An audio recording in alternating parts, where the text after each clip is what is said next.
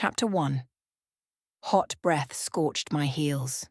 The growl vibrated through my bones before I even heard it, low, feral, and dangerously close. I wasn't just running, I was flying, my white paws tearing up the earth as the forest blurred into a tunnel of green and grey. Faster, the instinct screamed. Don't let him catch you. I locked my eyes on the massive oak tree ahead, my finish line, my salvation. But the beast behind me was relentless.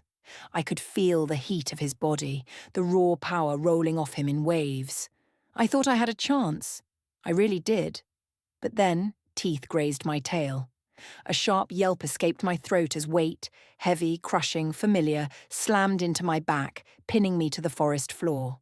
The world spun, leaves crunched, and then his voice echoed inside my skull, rich with amusement. Quitting already, Anna? You should know by now, you will never outrun me. Even in wolf form, I could feel Mason's smirk. It was infuriating. I can damn well try. I snapped back through the mind link. He nipped my ear. Gentle, teasing. A warning. Say it, he commanded, his weight pressing down, trapping me. Say Mason is the best, and I will never be fast enough to beat him. My wolf snarled, stubbornness flaring hot in my chest. No. Fine. Then we stay here. He nipped my neck this time, sending a shiver down my spine that had nothing to do with the cold. I squirmed, the position becoming uncomfortable. But before I could retaliate, a rustle in the bushes broke the trance. A rabbit! Unlucky little thing. My nose twitched, but Mason was faster. His dark brown wolf, bigger, broader, stronger, lunged. Snap. Hey! That was mine, I growled. But the wolf was gone. In a fluid, sickening crack of bones shifting and fur receding, Mason stood there, human, naked, and grinning like the idiot he was. It's been 19 years, Anna, he laughed, not even trying to cover up. I think you'd be used to the shifting by now. I rolled my wolf eyes, which probably looked ridiculous, and turned my head as he grabbed a pair of shorts stashed in the tree. He tossed a large t-shirt at my muzzle. I caught it darting behind a trunk to shift. Oh, shucks, Mason called out, his voice dripping with sarcasm as I walked back out fully clothed. And here I was hoping for a show. He reached out and pinched my cheek. I swatted his hand away. Keep dreaming, mosquito. This is as much as you'll ever see. Mason's playfulness dimmed for a second, his shoulders dropping just a fraction. But then the mask was back. He wrapped a heavy arm around my shoulder, guiding me toward the edge of the clearing. To our spot, the boulder. It was a secret slice of paradise we'd found 8 years ago, back when we were 11, and foolish enough to wander too far from the pack. It was the only place where the sunset looked like fire consuming the sky. Fine, he muttered, tracing a hand absent-mindedly over my arm. But one day, he trailed off. I rolled my eyes, but my heart did a traitorous little flip. He was my best friend, my brother in everything but blood. So why did his touch feel like electricity? And why was he flirting with me when he had a mate? I think, I said, tapping my chin thoughtfully. I'm going to have a nice little chat with Rose about your uncomfortable comments. The colour drained from Mason's face faster than water down a drain. He looked like a deer caught in headlights. Genuine panic. Please, Anna, I'm begging you, don't tell Rose. He actually wiped sweat from his forehead. I smirked, relishing the power. First person to the top of the boulder decides. I didn't wait. I scrambled up the rock face. Behind me I heard a groan, a slip, and the distinct thud of a werewolf falling on his arse. Mason might be strong, but he was lazy. 30 seconds later, I was lying on my back, inhaling the crisp forest air, listening to him grumble. When he finally hauled himself up, he shot me a glare that screamed, "Unfair!" then sighed and dropped his head onto my shoulder. We sat there, watching the sun bleed into the horizon. So, he broke the silence, his voice softer now. I was wondering, where should I take Rose on our date this Friday? I need ideas. The question stung just a little. Movies? Bowling? I offered, keeping my voice flat. I'm the wrong person to ask, Mason. Romance isn't my thing, he snorted. I want it to be special. 10 years from now, I want her to look back and remember exactly where we were. I looked at him then, really looked at him. The shaggy brown hair, the fuzzy stubble on his jaw, the hazel eyes reflecting the dying light. He was a complete idiot, yes. But he had a heart of gold. If Rose were here, she'd be possessive. And honestly, I couldn't blame her. He was handsome. He opened his mouth to speak again, but suddenly, his eyes glazed over. The playfulness vanished. His body went rigid. "What's wrong?" I asked. He didn't answer. The silence stretched, heavy and suffocating. Then, it hit me too. The mental commands sliced through my mind, carrying the absolute authority of the Alpha. Pack meeting, 10 minutes, everyone. Chapter 2. What do you think this meeting is about? I asked Mason as we ran to a clearing in the middle of the territory where the Alpha held meetings and such. He didn't reply, making me anxious. Who was speaking to Mason before the Alpha announced the meeting? As we passed by many fellow pack members, I couldn't help but feel frightened. Our Alpha barely held meetings. Actually, the last meeting we had was for the members of our pack who had died in a conflict that took place over 2 years ago. And even then, it wasn't worse than this. Kids were crying, clinging to their parents as if they were saying goodbye. The males, a bit older than Mason and me, had backpacks on with solemn expressions. The Alpha was up front with Beta George speaking to some trackers. "I'll be right back," muttered Mason as he walked over to the Alpha. I glanced around and found Rose looking around too. She caught my eye, and we both met halfway. "What is going on?" I shrugged, feeling quite worried myself. Rose must have noticed Mason wasn't with me, so she asked where he was. I nodded in the direction Mason was in, talking with the Alpha. Her eyes lingered on Mason before diverting her eyes to mine. "I think something concerning is about to happen," Rose trailed off, looking around uneasily. I gave her the curious eye. "Why would you say that?" "I heard my father and mother talking about something last night, something serious. The only thing I heard was, 'Everyone, settle down.'" We all gathered closer to Alpha Brayton. He waited until everyone was silent. 2 tense minutes later, he began addressing the anxious crowd. "As most of you might know already, the rivalry between Blue Bloods and Dark Moon's pack has been getting worse lately. To top it off, the Alpha of the Dark Moon's pack has requested my presence and make an agreement for the sake of the 2 packs. But I don't feel as if this would be safe for the pack, seeing as the Dark Moon's pack does not make agreements. I refused his offer, and he will most likely force his way into this territory for conflict." Everyone gasped at the thought of a conflict against the Dark Moon's pack. The population of that pack was about 300, while our pack had around 180 wolves. We wouldn't stand a chance against them. "Which is why we make a proactive move." The crowd roared in disbelief. Alpha Brayton crossed his arms over his chest as everyone around him spoke out about their complaints. "Alpha." "We don't stand a chance," exclaimed a woman near me. This was not right. Alpha Brayton always put his pack first and never put himself in danger. What is he trying to do? "Silence." His voice held a command. Every person stopped to hear him out. "I've already assembled the group that will accompany me to the Dark Moon's pack."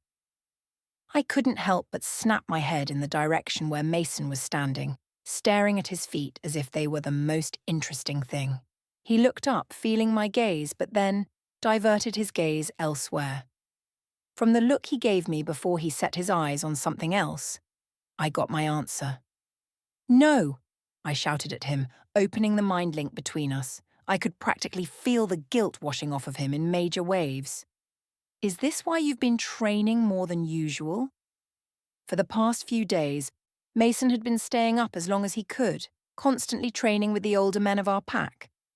I would ask why he wouldn't stop training because we were safe, but he would just reply with, "Better to be prepared rather than unlucky." "We leave tomorrow at sunset," he continued, interrupting our conversation. From the corner of my eye, I saw Mason nod. I knew fully well he was answering my question, but instead of listening to what he had to say, I shut him out. A wave hit me so hard when I realized that I might never get to see Mason again. I didn't know whether to cry or hit him for keeping this away from me.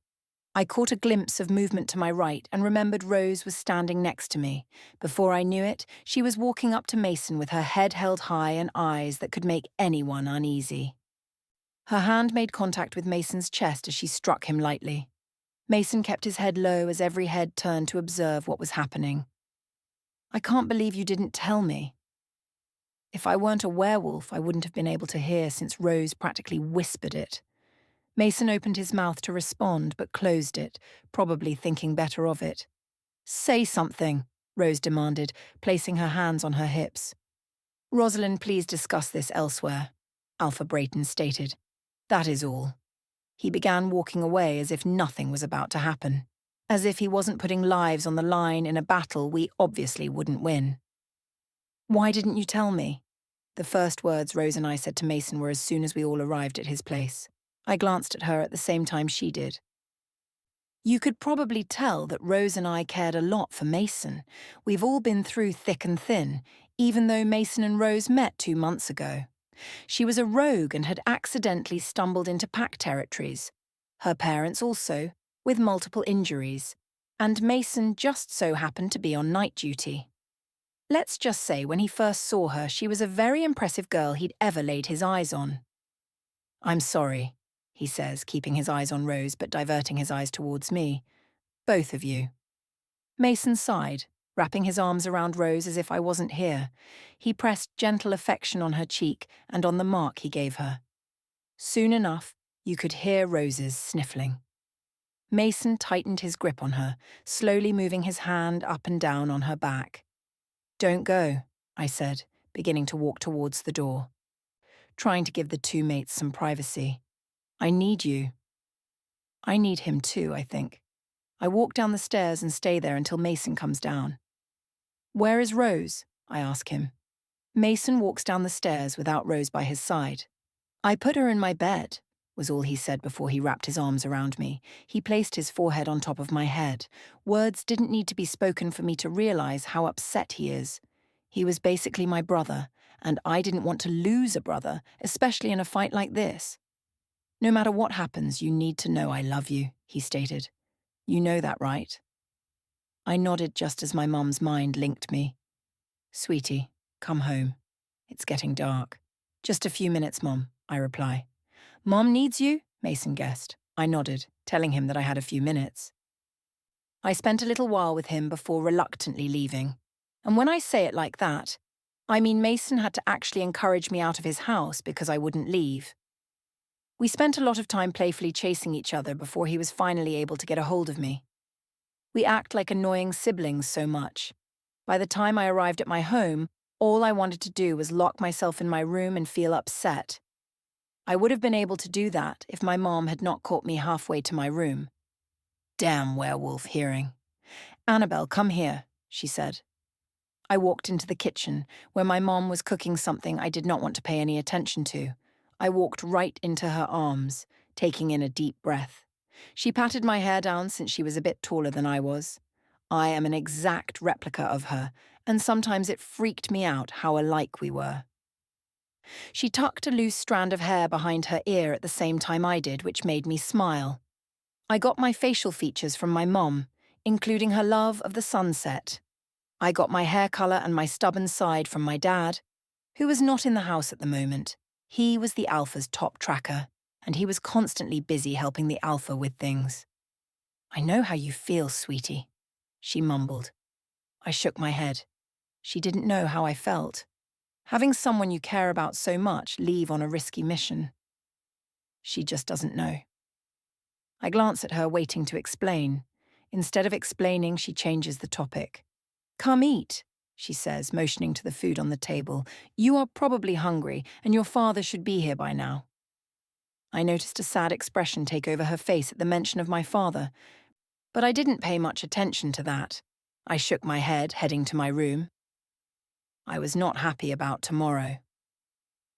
I changed into my nightclothes and glanced at the picture beside my bed. It was a picture of Mason and me when we were both 5 years of age. Mason had his arm over my shoulder while sporting the biggest grin possible. I was frowning, but I remember why. Mason was constantly putting his arm over my shoulder, and while our parents thought it was cute, I just thought it was annoying. I flipped on my side, resting my head on my pillow. Normally I'd be asleep by the time I even touched my bed, but now I was just dreading tomorrow. Chapter 3. It was dark out. I looked around me, but everything was just pitch black. But suddenly, a bright light ahead of me appeared. Against my will, my legs began moving in the direction the light was coming from. I built up speed somehow, and before I knew it, I burst through the blinding light. I don't know what was happening, but I felt this strange sensation take over my body. I couldn't describe how it felt, but it didn't feel good or bad. It just felt unique. And then I was falling. I didn't have enough time to think about this, but all of a sudden, I was thrust into the middle of the clearing where we held the meeting. The things I was seeing at the moment were awful. My pack was being overcome as more wolves from the enemy side surrounded us. A dark brown wolf leapt out, and in the blink of an eye, a much darker and larger wolf launched itself at the brown wolf. I wanted everything to stop, but my body was keeping me there as if I needed to see this. Everything happened in slow motion. 1 second I'm watching the conflict, the next a large brown wolf appears out of nowhere, and from the power radiating off of this wolf I could clearly tell it was an alpha. I squinted, trying to make out who it was, but I wasn't able to see. But for some reason I had a feeling it was Alpha Brayton. Suddenly, a larger wolf with pitch black hair appears too. From the power radiating off from this wolf, you could tell this was an alpha too. I didn't know who this was, though. The pitch-black wolf was growling at Alpha Brayton and vice versa. For some odd reason, I knew what was about to come. I opened my mouth trying to shout a warning at Alpha Brayton, but I wasn't able to. I had to watch this. Just as they both charged at each other, a bright light appeared again. I woke up panting in my bed. I was covered in sweat, and my heart was pounding. I glanced at the time on the bedside table and slumped back into the bed. It was 2:30 in the morning. I put my hand to my sweaty forehead, wiping sweat away. I sighed as I got up to get a cold glass of water. I stumbled down the stairs, and inwardly I repeatedly told myself to be quiet. My parents might have woken up already. I confirmed this as I heard heavy footsteps heading to the door from my parents' bedroom. I figured out it was my dad, but instead of calling out for me, he did it mentally. Annabel? Of course it is. Who do you think it is, Goldilocks? I'm almost 100% sure, he chuckled. Go to sleep, he demands. And watch your attitude, young lady. I need water, I tell him, feeling guilty about my sarcastic words. I should try to speak more carefully. I'm sorry, Dad. He walked back to his bed with a slight chuckle. I continued my way down the stairs, thankfully wide awake now. I grabbed a cup from the cabinet and filled it with cold water. I gulped it down without a second thought. I glanced at the window when something far caught my eye. From where I was standing, I couldn't tell what it was, but I decided to check it out. As I stepped out of the house, my wolf began pacing relentlessly. What's wrong? I ask her. Something is not right. Her pacing increases as I observe the area. What do you mean? She doesn't answer me, which makes me anxious. Everything she said was always true, so when she went mysteriously quiet, I felt as if this was really important. I closed the door behind me, waiting for a moment to hear if my dad would call me back up. When he doesn't, I continue my way towards, well, I didn't know what lay ahead of me, but I was determined to find out. My wolf couldn't stop pacing as I walked forward. Every step I took, she let out a whimper. I let out an exasperated sigh, but stopped by the time I reached the outside of the pack village. I was nearing the border, which made me nervous. By the time I reached the border, I glanced around, wondering what I saw. Everything was still and calm. Maybe I just imagined it. I sighed, turning around to head back home, when a rustle in a nearby bush made me stop short. I crouched low, getting ready to move as I held my breath. Just then, Beta George appeared with a stern look on his face. I smiled weakly while awkwardly waving at him. "Annabel, you know better than to be walking around past curfew." Yes, the Beta and I know each other. Because my dad was the top tracker, he usually spent most of his time with the Alpha and the Beta. Besides, they were all childhood buddies, so all in all, he saw me as his own daughter. He is married, though, but has never had a daughter, which is where I come in. He has 2 sons, Ethan and Blake. Ethan is next in line to become the Beta when he becomes 19. He is only 17 at the moment, but is already learning about how to become a proper Beta. Blake is 10 years old and the cutest little kid brother I've ever had. "What were you doing anyway?" He narrowed his eyes at me, trying to figure out what I was doing. He glanced around as if anything around us could give him his answer. "I couldn't sleep, so I came out here for a walk," I replied. I hope he believed me because, technically, I was telling the truth, just not saying the rest.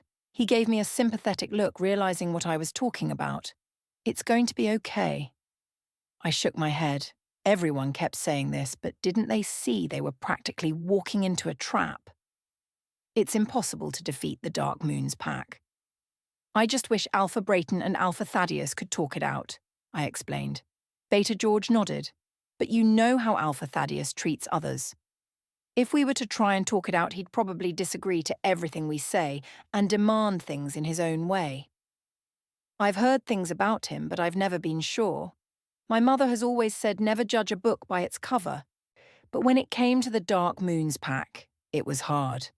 I mean, I guess the Alpha was probably harsh, but I've never met him, so I can't exactly say anything about him. But from what my father has said, since he went with Alpha Brayton and Beta George and some others to a meeting at that pack 2 years ago, Alpha Thaddeus at the age of 24 was a difficult person. He was constantly rude throughout the whole meeting, and his Beta wasn't much different compared to him. They, including their pack, were very aggressive. Excuse the pun. I should head. A vicious growl from behind me had me jumping.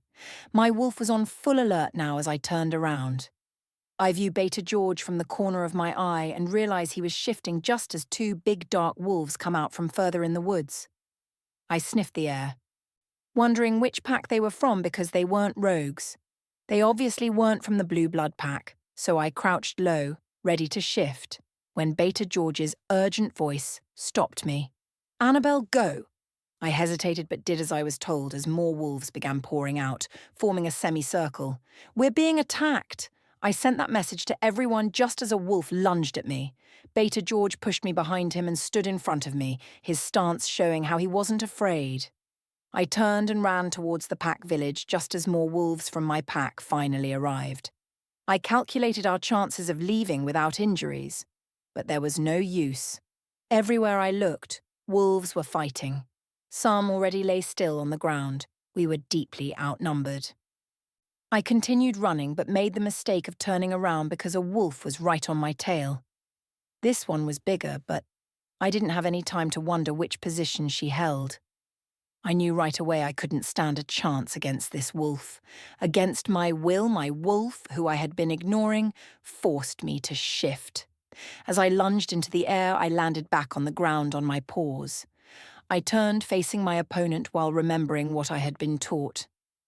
I crouched low and sprang at my opponent, who was watching my every move. As I expected, the wolf moved to the side, letting me try to grab her hind leg. The wolf whimpered, but let out an angry snarl. She pushed me off, and before I knew it, she was charging at me full speed. I tried moving to the side, but she caught me before I could move. She caused an injury to my shoulder. I let out a loud whimper just as the wolf disappeared. I turned to see Mason facing off with the wolf. He snarled and growled while crouching low. "Go to the safe grounds, Anna." I refused to do so and tried moving again at the wolf, but stopped short when my shoulder ached all of a sudden. "You are injured, Anna. Go." And then he blocked me out, focusing on his enemy. I let out a whine but turned around and ran as fast as I could to the safe grounds. The safe grounds were located on the opposite side of the pack village. So basically, the underground cellars are the safe grounds. I saw the doorway to the safe grounds and was about to shift back into my human form when something really hard knocked me on the head. I passed out on the spot. Are we dead? I tried communicating with my wolf, but she was quiet, as usual. I couldn't see anything. Everything was pitch black.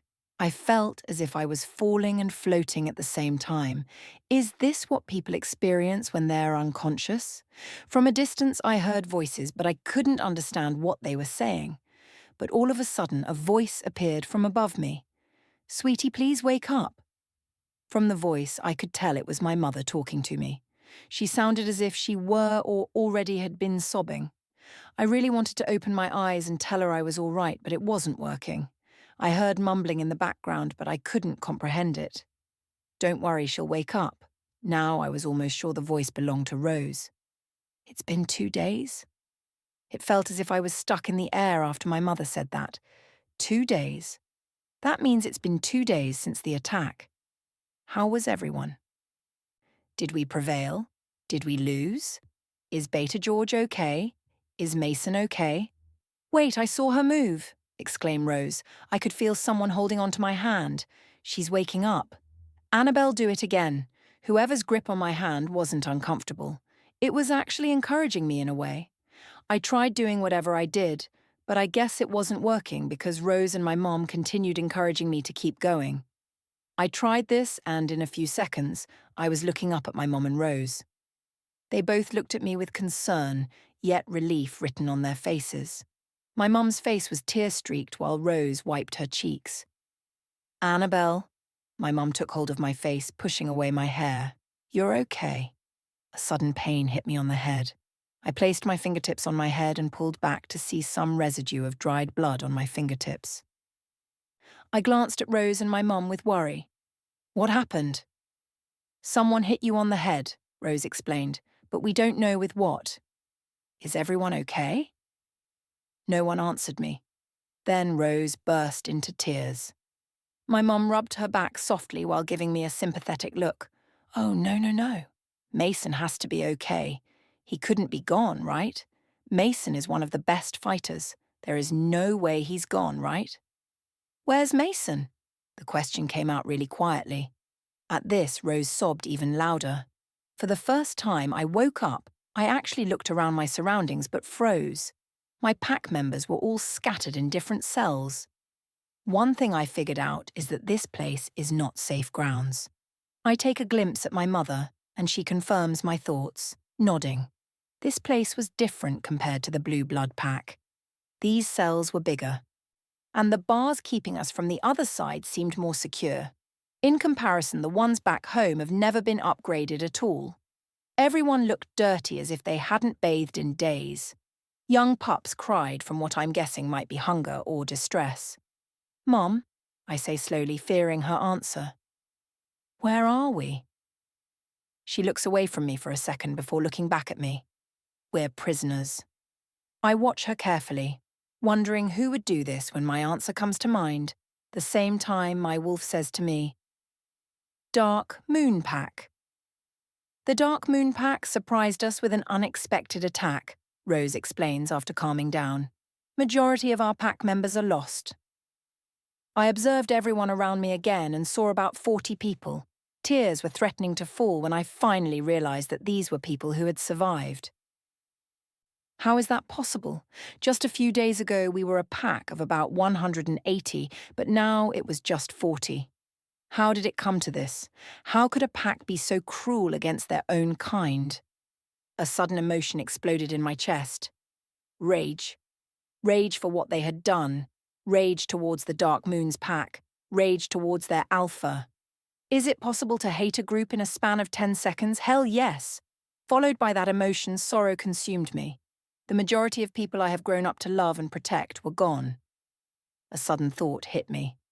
Where's Dad? My mum put her hands on my shoulders to calm me, but that wasn't working. Where is he? "I'm right here," came a voice that didn't sound like my dad at all.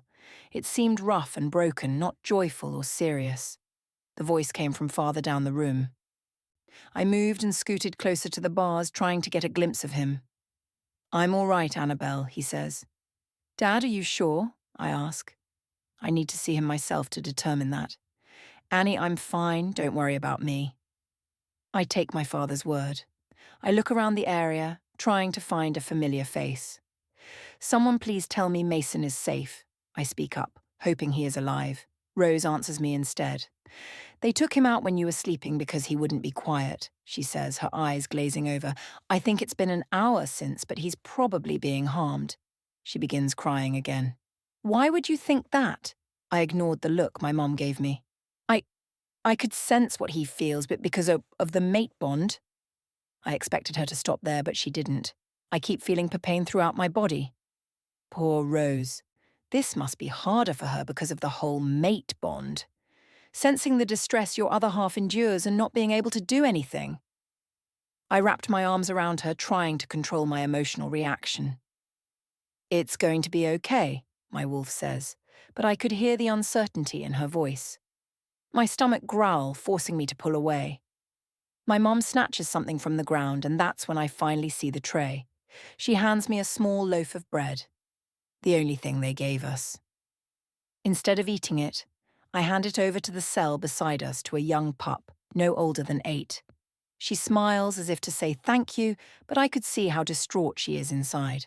No one else was in the cell with her besides another pup who looked to be about 3 years old.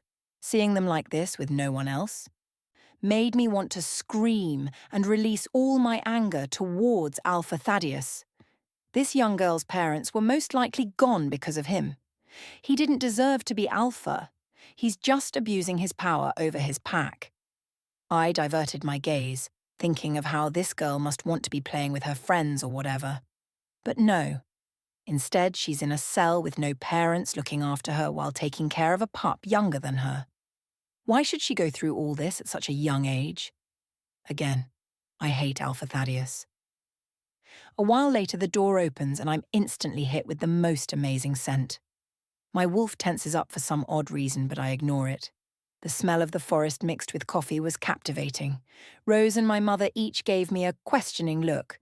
My wolf was pacing now, and I could feel her wanting to get out. "What's got you so excited?" I ask. She doesn't respond, but is muttering something I can't make out. It's official, my wolf is very active. I don't know why, but Rose suddenly has a look of recognition, but I didn't bother paying attention to that. The smell was getting stronger and stronger, making me unable to sit still. I hear heavy footsteps coming closer and closer. I look up only to see a tall man facing a cell on the other side, 2 cells down from me. He had to be at least 6'7", a bit taller than Alpha Brayton. From what I could see, he was talking to a guard in low whispers that was currently opening the cell. Another guard came in and pushed someone inside. The man turned around slowly, and that's when we finally met, eye to eye.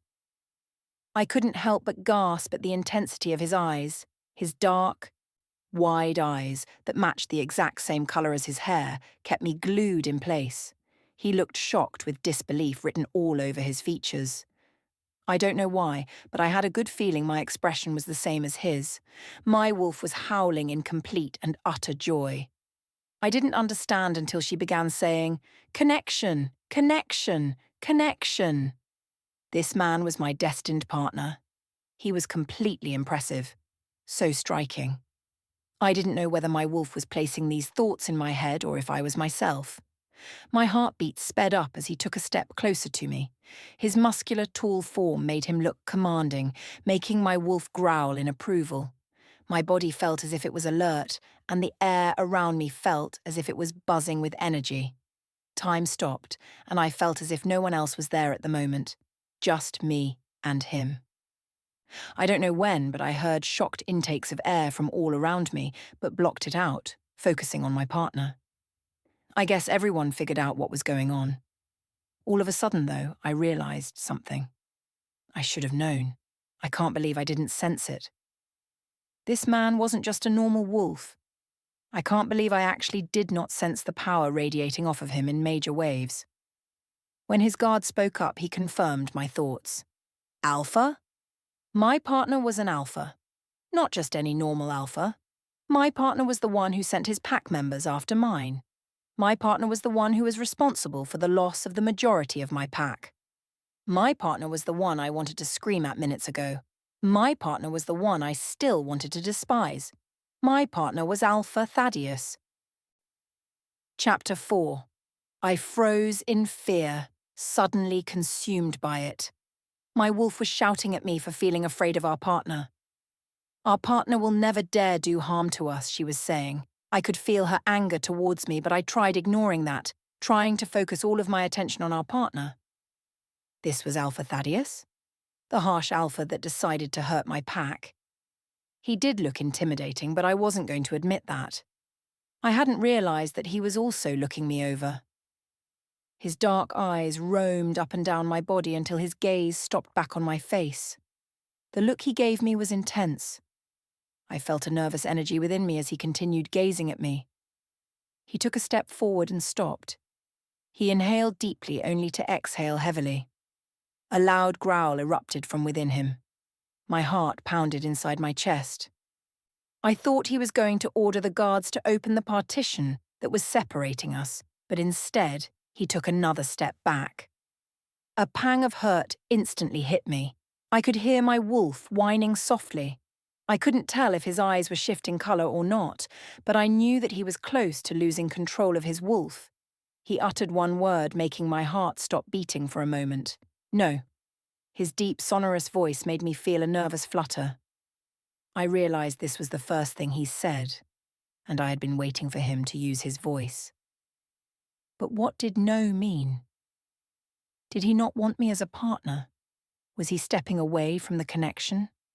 My wolf felt distressed at the thought. He wouldn't want to reject us, she said. I could feel his wolf wanting us. The human is resisting. With one last glance at me, he turned and walked away.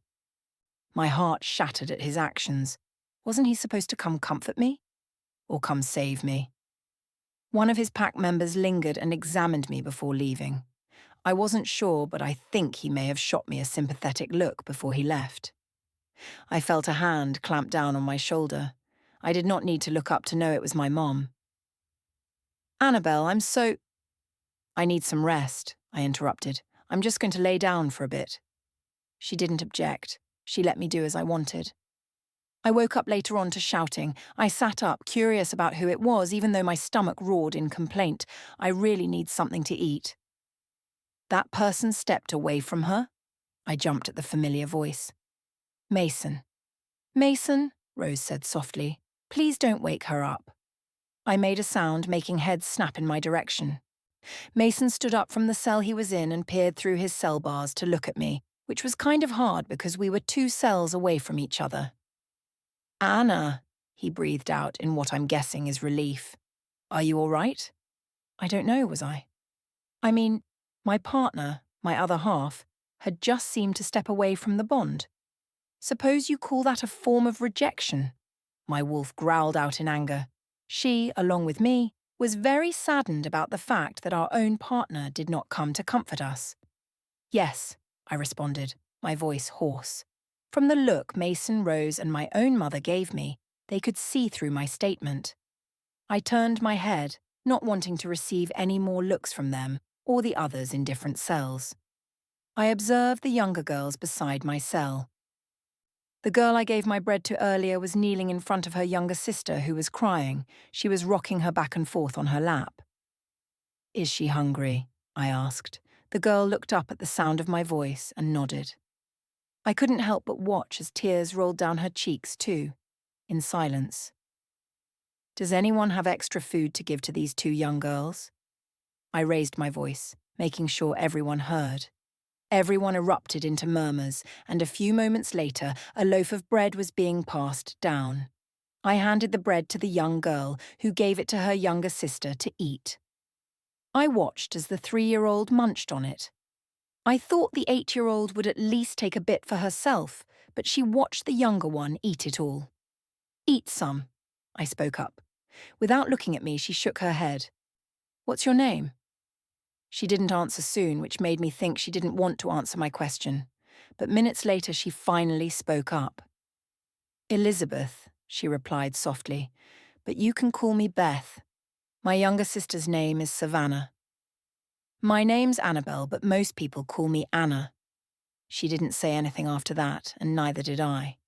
Everyone fell into a deep sleep a while later, but not me. I already slept, and I wasn't tired, so I simply replayed the past events this past week. I sighed, closing my eyes as I fought the sadness, preparing for conflict, then being attacked, getting locked up, then finding out my partner was the one who locked me up, and finally, the best part, he seemed to step away from the bond, all in less than 3 days. Wasn't the first one enough? I sighed again, lying down and staring up at the ceiling. I saw movement at the corner of my eye, finally realizing that I wasn't able to ignore the conversation I really dreaded. I patted the spot beside me, indicating for her to lie down beside me. "You aren't okay," Rose stated, lying down and shifting to get comfortable. I didn't bother telling her otherwise, so I kept my gaze locked on the bug crawling across the ceiling. "Hey, listen to me." She took a deep breath before continuing. "He wants you. Trust me, he does. That one word could mean anything. He probably just walked away because he was in shock from seeing his partner in a cell.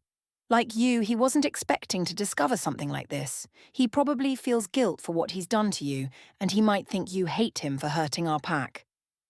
To tell you the truth, he might have just needed to clear his head." I nodded slowly, understanding what she was saying. "But I didn't run away after seeing him," I stated. Rose surprised me with a snort.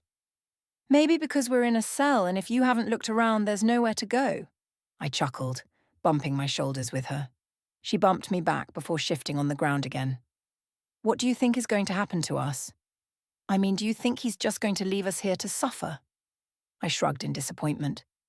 "I have absolutely no idea what is coming next, and I don't want to know." "Do you think it'll be difficult, though?" Rose's voice went high for a second, making me remember that I wasn't the only worried person here. Instead of answering, I stayed quiet. She turned to me, her eyes wide with concern and fear. She wasn't bothering to hide it. "I don't know," I mumbled out after a moment of silence. "When the time comes, we'll find out." She shifted again before sighing. "Hope you don't mind, but I'll be sleeping right here, so don't bother me." I rolled my eyes, turning on my side while staring into space. But even though I slept less than an hour ago, sleep was taking over me again. I couldn't do anything about it, so I let myself go. The doors slammed open, jolting people awake. Guards swarmed in like bees. I guessed about 30 guards, and from the look of it, more guards were situated outside. Everyone awoke at the sound of barking orders being thrown left and right. Guards opened the cell doors, making us all look at each other in confusion. Rose gave me a questioning look before our cell door was opened. 2 men came in with stern faces while gripping us by our forearms. I winced in pain, letting out a whimper. A distressed sound that was barely heard among all the commotion had me twisting my head in time to see Beth reaching out for Savannah, but being pulled in the opposite direction. "Let her go!" I exclaimed. The guard holding on to me received a kick to the knee before I made a sprint towards Beth and Savannah. I wasn't able to reach them, of course, because the guard I kicked was much faster than I. I whimpered when he pushed me up against the bars and gripped my wrists in a tight hold. My face was pushed against the bars firmly. I have no doubt that a mark was already forming. After this, I didn't try to run, I just let the guard take me to wherever. I couldn't see my parents, Mason, or even Rose anywhere. I have to say I was scared. My wolf felt distressed. "Find our partner. He'll protect us." She kept telling me this, so I responded. "They won't comfort us. Remember, he seemed to step away from the bond," she growled in response before going quiet. The guard that was still holding on to me tightened his grip, if that was even possible. The guards all led us to a giant room where a man, probably in his early 20s, stood at the front. From his stance, I knew he was possibly Beta or even third in command. My best guess was Beta. Everyone stopped talking as soon as the Beta cleared his throat. He stood tall, but not as tall as Thaddeus. He crossed his arms across his chest in an intimidating stance, but his eyes made everyone focus on him. His eyes, not as dark as Alpha Thaddeus though, had a commanding look to them. He didn't start talking until he was sure all attention was on him. The Alpha will be here in a short moment to discuss future plans for the prisoners. Everyone from my pack let out a gasp, including me. When I gasped, the beta glanced at me, making it hard for me to breathe. His eyes lingered on me for a few moments before I broke eye contact first. Whatever that was about, I wasn't anticipating the arrival of my partner. Chapter 5. I couldn't control my breathing one bit. I'm sure everyone could hear my anxious heart beating louder and louder as the seconds passed. I didn't want him coming at all. I was scared of what might happen to us. What if he harmed us all one by one? He was infamous for aggressive actions that I wouldn't be surprised. But what would he do to me? I was his other half after all. He can't exactly hurt his other half, right? That thought sent a shiver up my spine.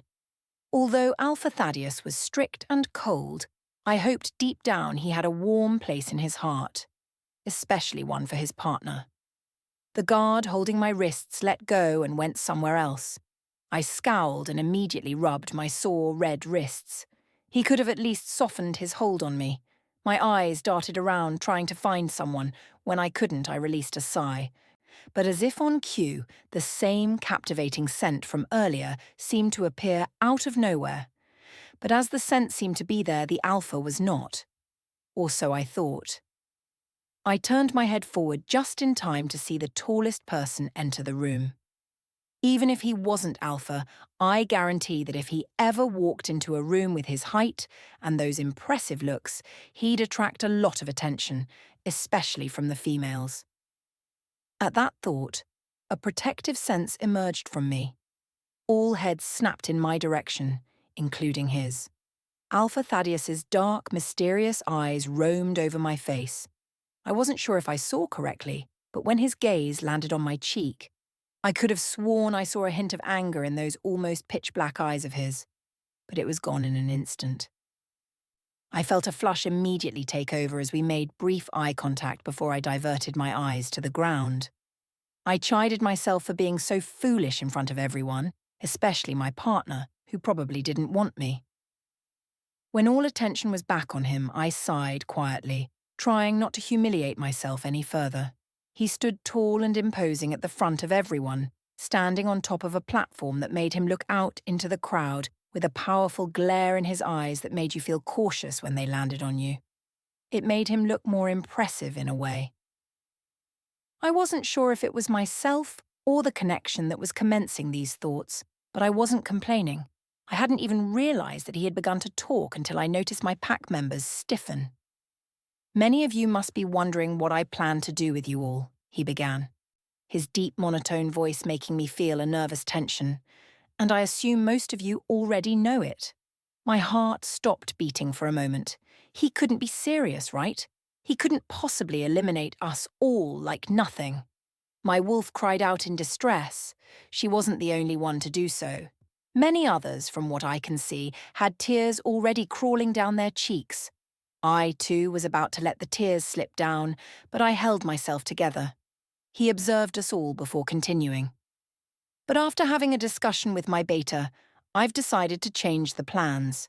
His eyes connected with mine as what he said finally registered in my head.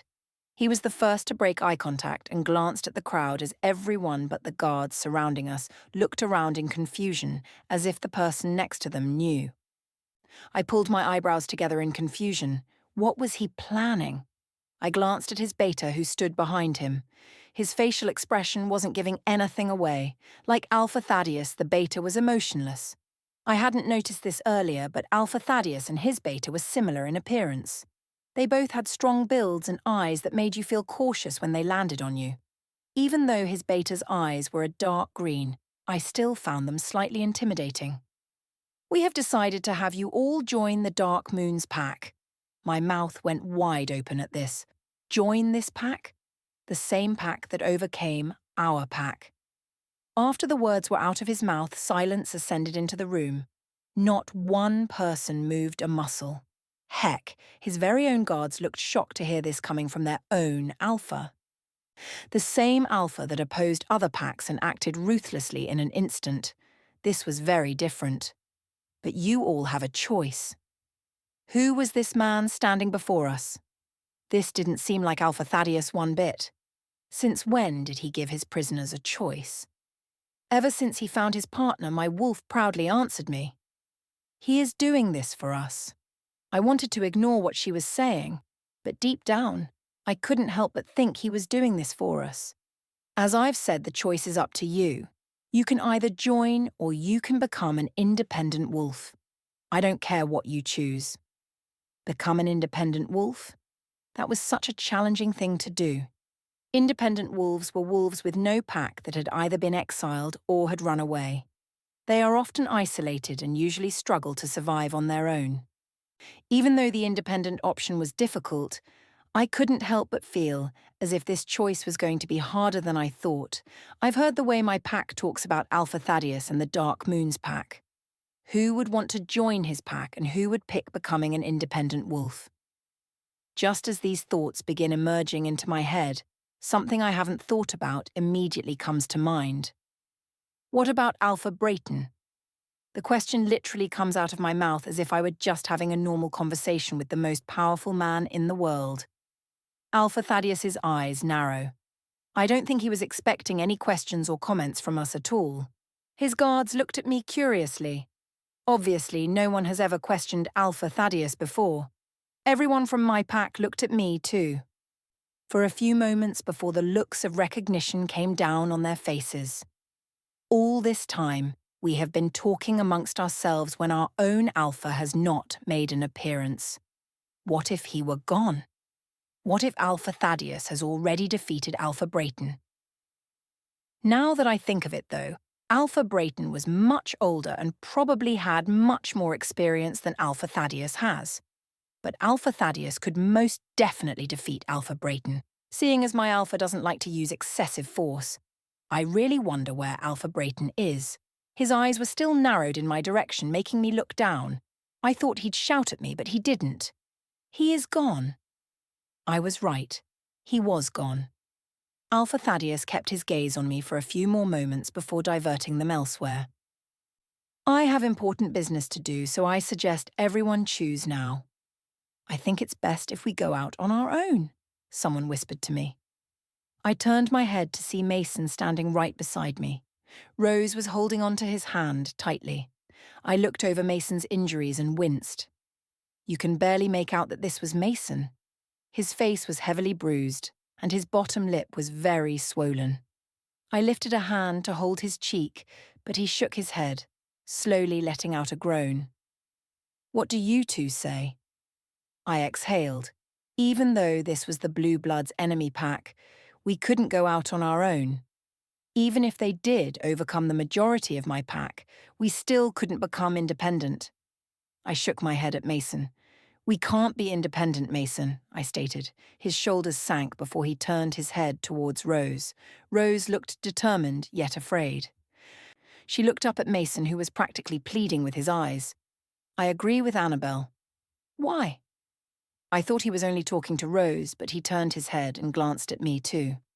Why should we join this pack? Why not just be independent? It's safer. We can't be independent because we can't manage on our own. Mason growled under his breath. Mason. The tone in Rose's voice made Mason look her in the eyes. Being independent is very challenging. I have first-hand experience. Do you want Annabel and me to get hurt, or even worse? Mason immediately shook his head. But this doesn't make any sense. Why would he offer us this? Last time I checked, he wasn't the type to offer his prisoners choices. There has to be something in this for him. There is, spoke someone from behind me. I didn't have to turn to know my parents were standing right behind me, or that my dad was the one who answered. My dad looked at me. He's doing this for you. I looked away from everyone as their piercing gazes observed me. A small hand interlaced with mine. I looked down to see Beth holding Savannah. I don't know what to do. I looked down at her and her baby sister who had tear stains on her pink, chubby cheeks. I glanced back at everyone else. I'm taking the safer option. I looked down at the younger girls. You two should join, it's much safer. But how do you know for sure it's safer? Asked Mason. I glanced up at my partner who was talking to his beta.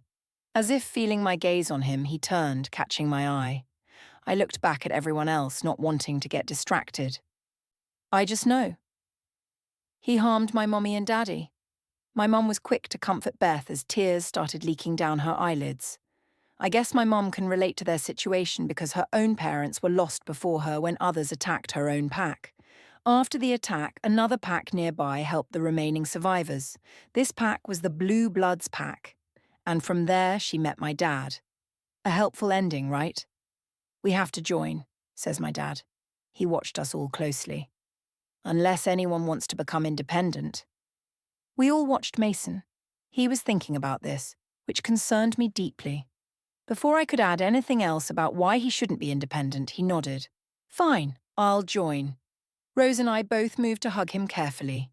He winced, making us remember that he was injured. I pulled back, smiling with relief when reality came crashing down on me. I was going to join my partner's pack. My partner, who probably didn't want me. But if he didn't want me, he wouldn't do this, correct? But the biggest issue came crashing down on top of me. He was an alpha, and I was his partner. If or when we bonded, I'd be Luna. I wasn't ready to take on such a role. Before I could think of this any further, a furious growl erupted throughout the room. I immediately knew who it belonged to. I looked behind me just in time to see my furious partner stomping toward me. Everyone in the room immediately stopped talking. People parted like the Red Sea for him to walk through. He stopped in front of me, all attention on us, but he wasn't glaring at me. I followed his gaze, which was on Mason, who had his arms still carefully around me. My partner spoke 2 words which sent a shiver up my spine. Step away. Those 2 words were just 2 words, but they had a very strong message behind them. Mason understood very quickly because he had already let go of me. Alpha Thaddeus was still glaring fiercely at Mason, who seemed very intimidated.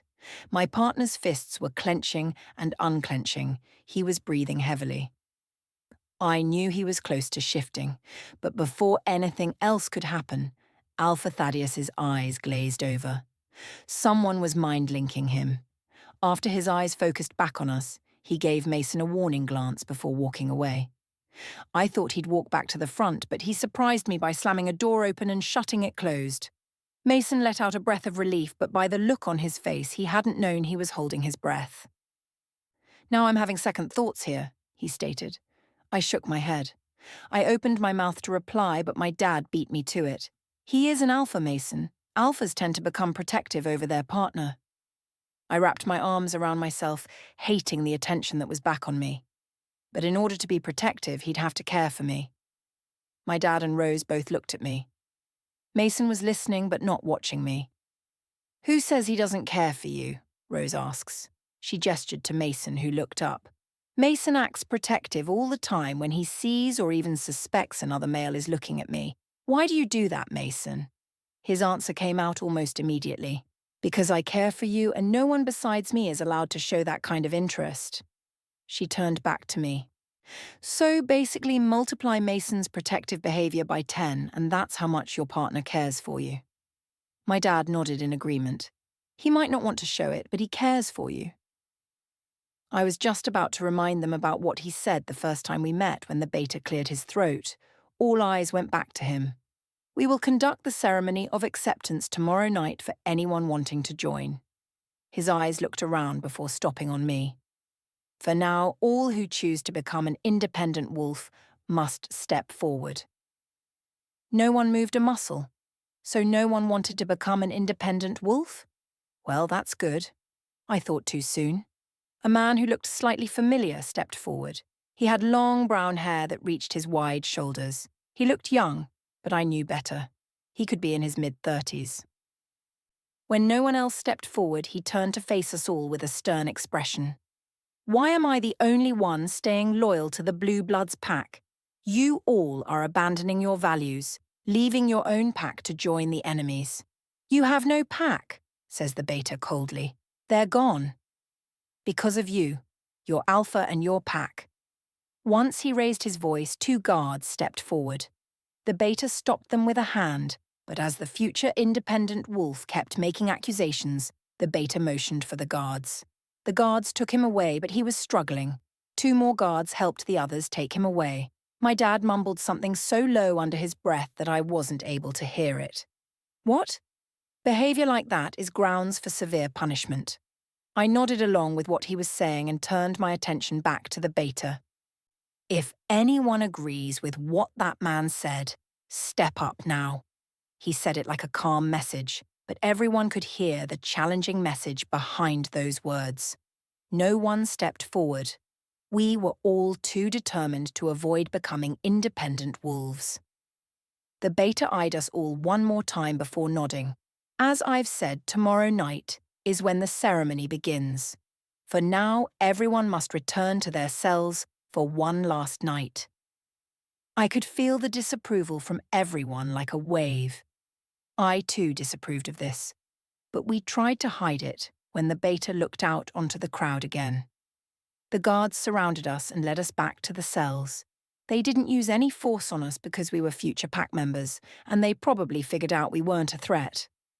By the time we reached the cells, the delicious smell of food filled the entire room. We were placed into our cells again, but this time food awaited us. It wasn't much, but still, it was food. My mum split up the bread and meat for Rose and me. There were only 2 water bottles for each cell, so I shared one with my mom while Rose had one to herself. I glanced to my left to see Beth and Savannah both eating their food. Beth caught me staring and shot me a small smile. I returned it before I continued eating my food quickly. Silence was all in that room besides the occasional quiet sounds. After we were all fed, most of us went to sleep, while others, like me, had quiet conversations with others. What happens during the ceremony of acceptance? I asked my mum this because she had to go through this when she joined the Blue Bloods pack. You're just sharing a ritual with the Alpha and you have to state your loyalty to him in front of everyone. I nodded, distracted by the quiet surroundings, before looking up at her in shock. Sharing a ritual? My mom nodded. Rose was looking at my mom the same way I was. How? You both will find out tomorrow, she replied before lying down to sleep. Both of you rest, especially you, Annabel. I was cautious and looked at Rose. She seemed frightened, but instead of saying anything, she lay down, listening to my mom. I lay down next to them and sighed. A ritual? It's not like I've never heard of it, because I have. But it was different. Most packs have different ways of accepting someone into the pack. But how are we being accepted? On Chapter 6. I awoke to the sound of guards banging on the cells. I jolted up, realizing that today I was going to be a part of the Dark Moons pack. I was going to be a Dark Moons pack member. A week ago, my pack and I were talking about how our enemy pack was aggressive, and now look. Almost 40 minus the independent wolf now, 39 people from the Blue Bloods pack were going to be official pack members for our enemy pack after the ceremony of acceptance. The thought made my eyes widen. Today I was finally going to find out about the ceremony of acceptance. I shuddered thinking of what could happen. Rose laid a hand on my shoulder, probably thinking the same thing.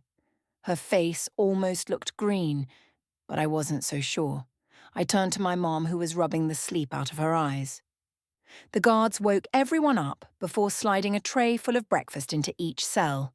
I inhaled the delicious aroma of food: eggs, bacon, sausages, and pancakes. Without another thought, I placed what I wanted onto my plate and sighed in pleasure. For the first time in 4 days, we were actually getting breakfast. I didn't care that we were still in a cell.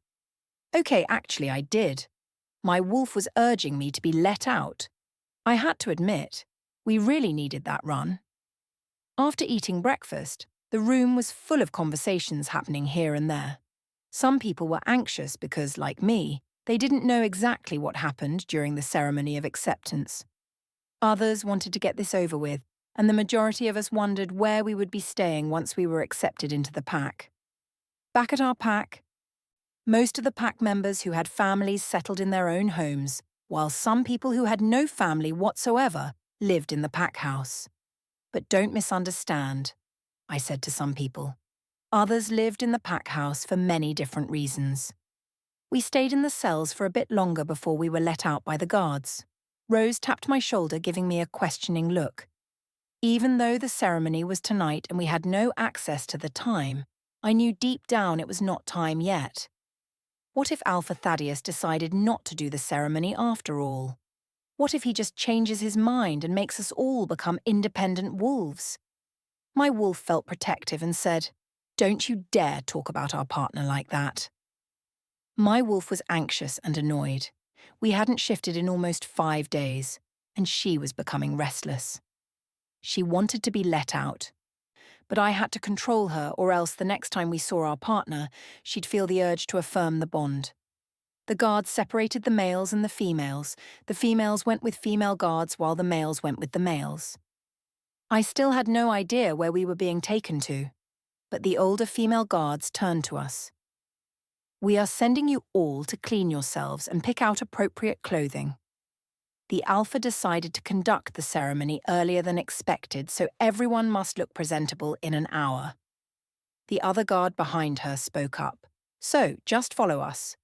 We will have to do this in order, so the young ones line up first." She stood in front and waited for all the younger girls to line up. Beth and Savannah went ahead with 6 other girls between the ages of 4 and 12. The majority of females here were adults or elderly. To see so many young and distressed females broke my heart. They looked at everything as if they didn't know what was happening. The other guard took the girls somewhere to clean and dress themselves. "All the elderly now may step forward." The elderly all stepped forward, so they moved fast and sent them off. "The rest may come with me." We followed her towards a big room where clothing was put out on the bed. They had at least 7 bathrooms to clean ourselves in. Immediately, some girls headed towards the washrooms, while most stayed to pick out the clothing. "God, I'm nervous," Rose said as she looked at the pile of clothing. "This is actually happening." I didn't say anything in reply to her comment. I mean, what was I supposed to say? Was I excited for the ceremony? I was far from it. I picked out a light blue summer dress, noticing Rose's look of approval. "It matches your eyes," she commented while continuing on her search for clothing. I waited near one of the doors to take a shower. Just thinking of finally taking a hot shower after these past few days made me shiver with delight.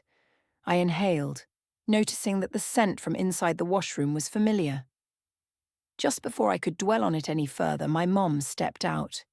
She looked alive and bright as day. The colour was finally back in her cheeks, which brought a smile to my face. Even though she was just in a towel in front of me, I wasn't bothered. Werewolves tend to shift around each other, and seeing a packmate in the nude wasn't unusual.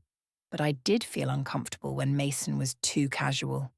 He honestly does that to annoy me. I stepped into the tub, leaving my clothes on the ground.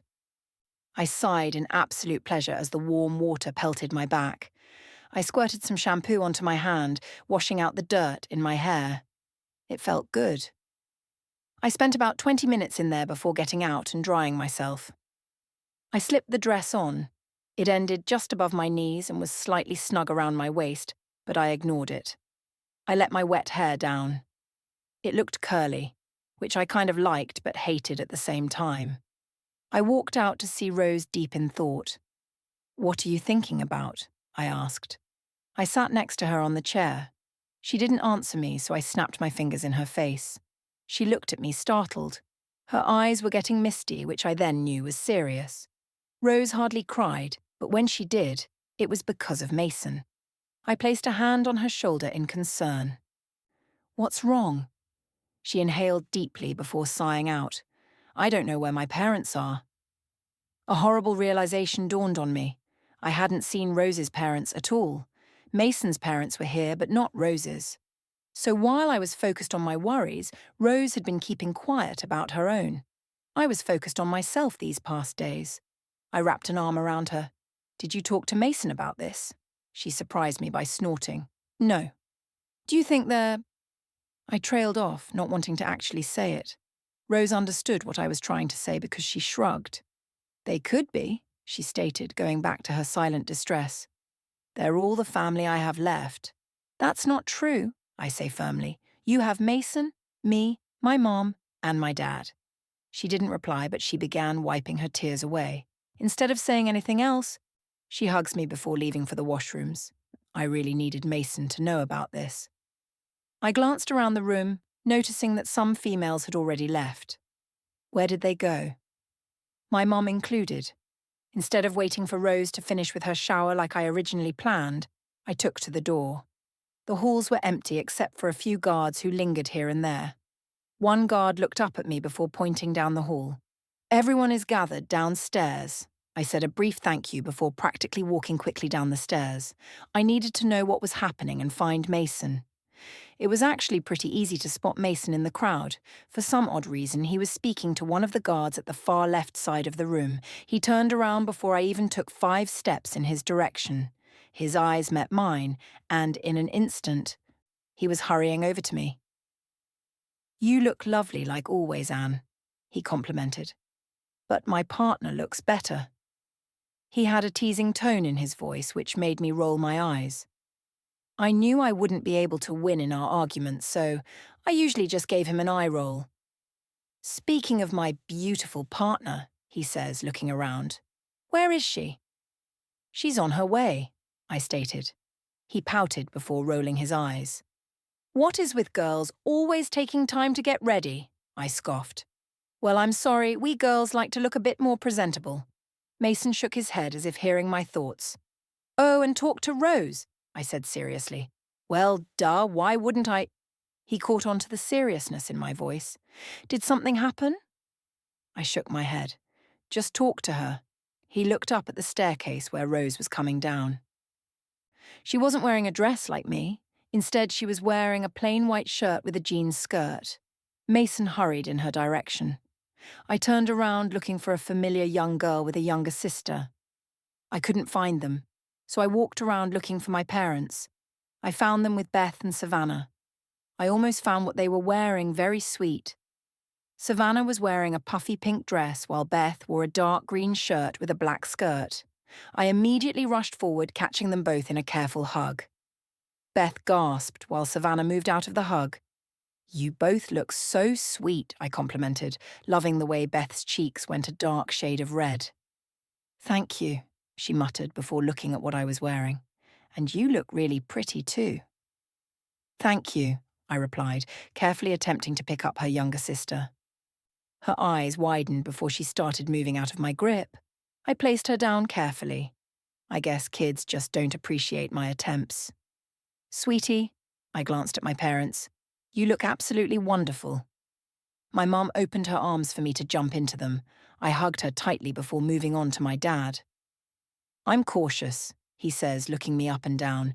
"You look amazing, and I don't want unbonded males showing too much interest." I chuckled along with my mom. "Thanks, Dad." "We are ready to start the ceremony, so everyone follow us, and when we get there, form a line." I walked with the crowd and breathed out. I was really feeling nervous now. When we got to a big clearing, I immediately wanted to hide from the crowd surrounding the clearing. No doubt these were pack members. There were nearly 300 people here, all observing the 39 people who were about to become a part of the 300. We immediately got into a line. I was in the middle, along with Mason and Rose. My parents were ahead of me, and Beth and Savannah were ushered to the front because they were kids.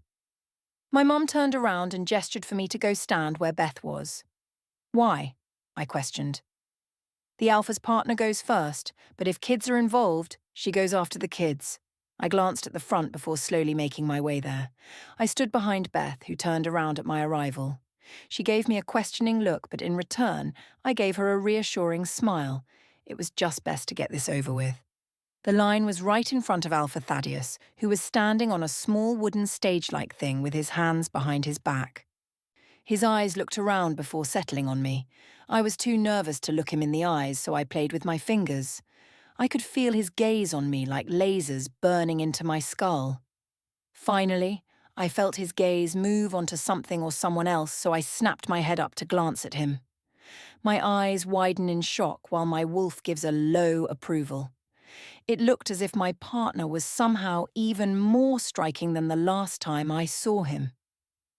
He was wearing a grey-fitted long-sleeve shirt, which emphasized his muscles. He wore dark blue jeans. Anyways, his hair was messily styled as if he ran his hand through it multiple times. I think I had a moment looking at his lips, but I quickly diverted my eyes elsewhere. I did not want him catching me showing too much interest. Finally, as everyone, aka some of the current Dark Moon's pack, stopped talking, Alpha Thaddeus began. As everyone may know, we will be having more pack members as of today. I bit my lip to keep from making a sound. His deep voice made me feel a nervous tension. I just couldn't hear enough of him, and now I just wanted him to speak forever. His voice was captivating. I sighed, the connection was getting stronger. As he continued talking, I didn't bother to listen to what he was saying. I just focused on his deep voice. I snapped out of it when the line began moving. "What's happening?" I whispered quietly to Beth. She looked up at me. "The ritual is beginning," she answered me. She looked back at the front. The younger kids were at the front with Alpha Thaddeus, who had a small knife in his hand. He made a small cut on the palm of his hand, making blood appear. I turned my head to the side, knowing what was going to happen even if this was my first ceremony of acceptance. I heard the slight expressions of discomfort from the kids as they were carefully guided to do the same thing. After that, everything got quiet. I turned my head back up to the front. One by one, each kid placed their hand on top of Alpha Thaddeus's. It lasted about 30 seconds for each kid until they were ushered away by some guards. Savannah was distressed, which made my heart break. I really wanted to reach out and comfort the little girl, but I couldn't. Next was a boy who looked 10 years old. He winced when he cut his palm, but otherwise made no sound. He placed his hand over the Alphas and stayed locked there like the younger kids. After Beth was up next, I squeezed her shoulders reassuringly before she walked up the steps to face the man who was responsible for the loss of her parents. She did the same thing as the others, and soon enough, she was walking down to where the rest of the kids were. I took a deep breath before I walked up towards my partner. I stood in front of him. The only thing separating us was the table. I hadn't noticed before, but a bowl with symbols on it was placed on the table. A little bit of blood was in there, which made me slightly cautious. Alpha Thaddeus coughed slightly to get my attention. I snapped my head up at him. His dark eyes flickered over my face. I couldn't help the flush that took over my face from his actions. "State your full name," he told me. I don't remember Beth or the 10-year-old boy doing this. Maybe they did. And maybe I just wasn't paying much attention. "Annabel Marie Hastings," I replied. "Annabel Marie Hastings." I almost felt a rush from the way he said my name. It was as if he was testing it out. "Do you accept your new Alpha?" "Yes, I do," I replied. "Do you promise to be loyal to me?" "Yes," I replied. "Let our commitment be affirmed, and let this mark remind you of your promise," he said. He picked up the knife and made a small cut on his palm again, handing the knife over to me. I did it fast, not wanting to look reluctant in front of everyone. He stretched his hand out over the bowl. I almost hesitated, but without another thought, I placed my palm onto his. The shock of our hands together zapped me like electricity. I gasped, feeling like I was vigilant. It felt so powerful. I'm guessing he had the same shock as I because he gave a low sound of approval. He tightened his grip on mine, making me try to do the same to his firm hold. It should have been purely physical, but it wasn't. It felt meaningful. But before I knew it, the time ended. He released my hand, and that was when I figured out that's probably the only time I'd be that close to my own partner. I turned my back on him and walked down the steps, where the guards showed me where to sit. We apparently had seating arrangements rather than sitting next to whoever we wanted. As I passed some of the Dark Moon's members, my new pack members, they gave me curious glances. Murmuring erupted. which made my partner stop what he was doing to look sharply at his pack. Immediately the murmuring stopped.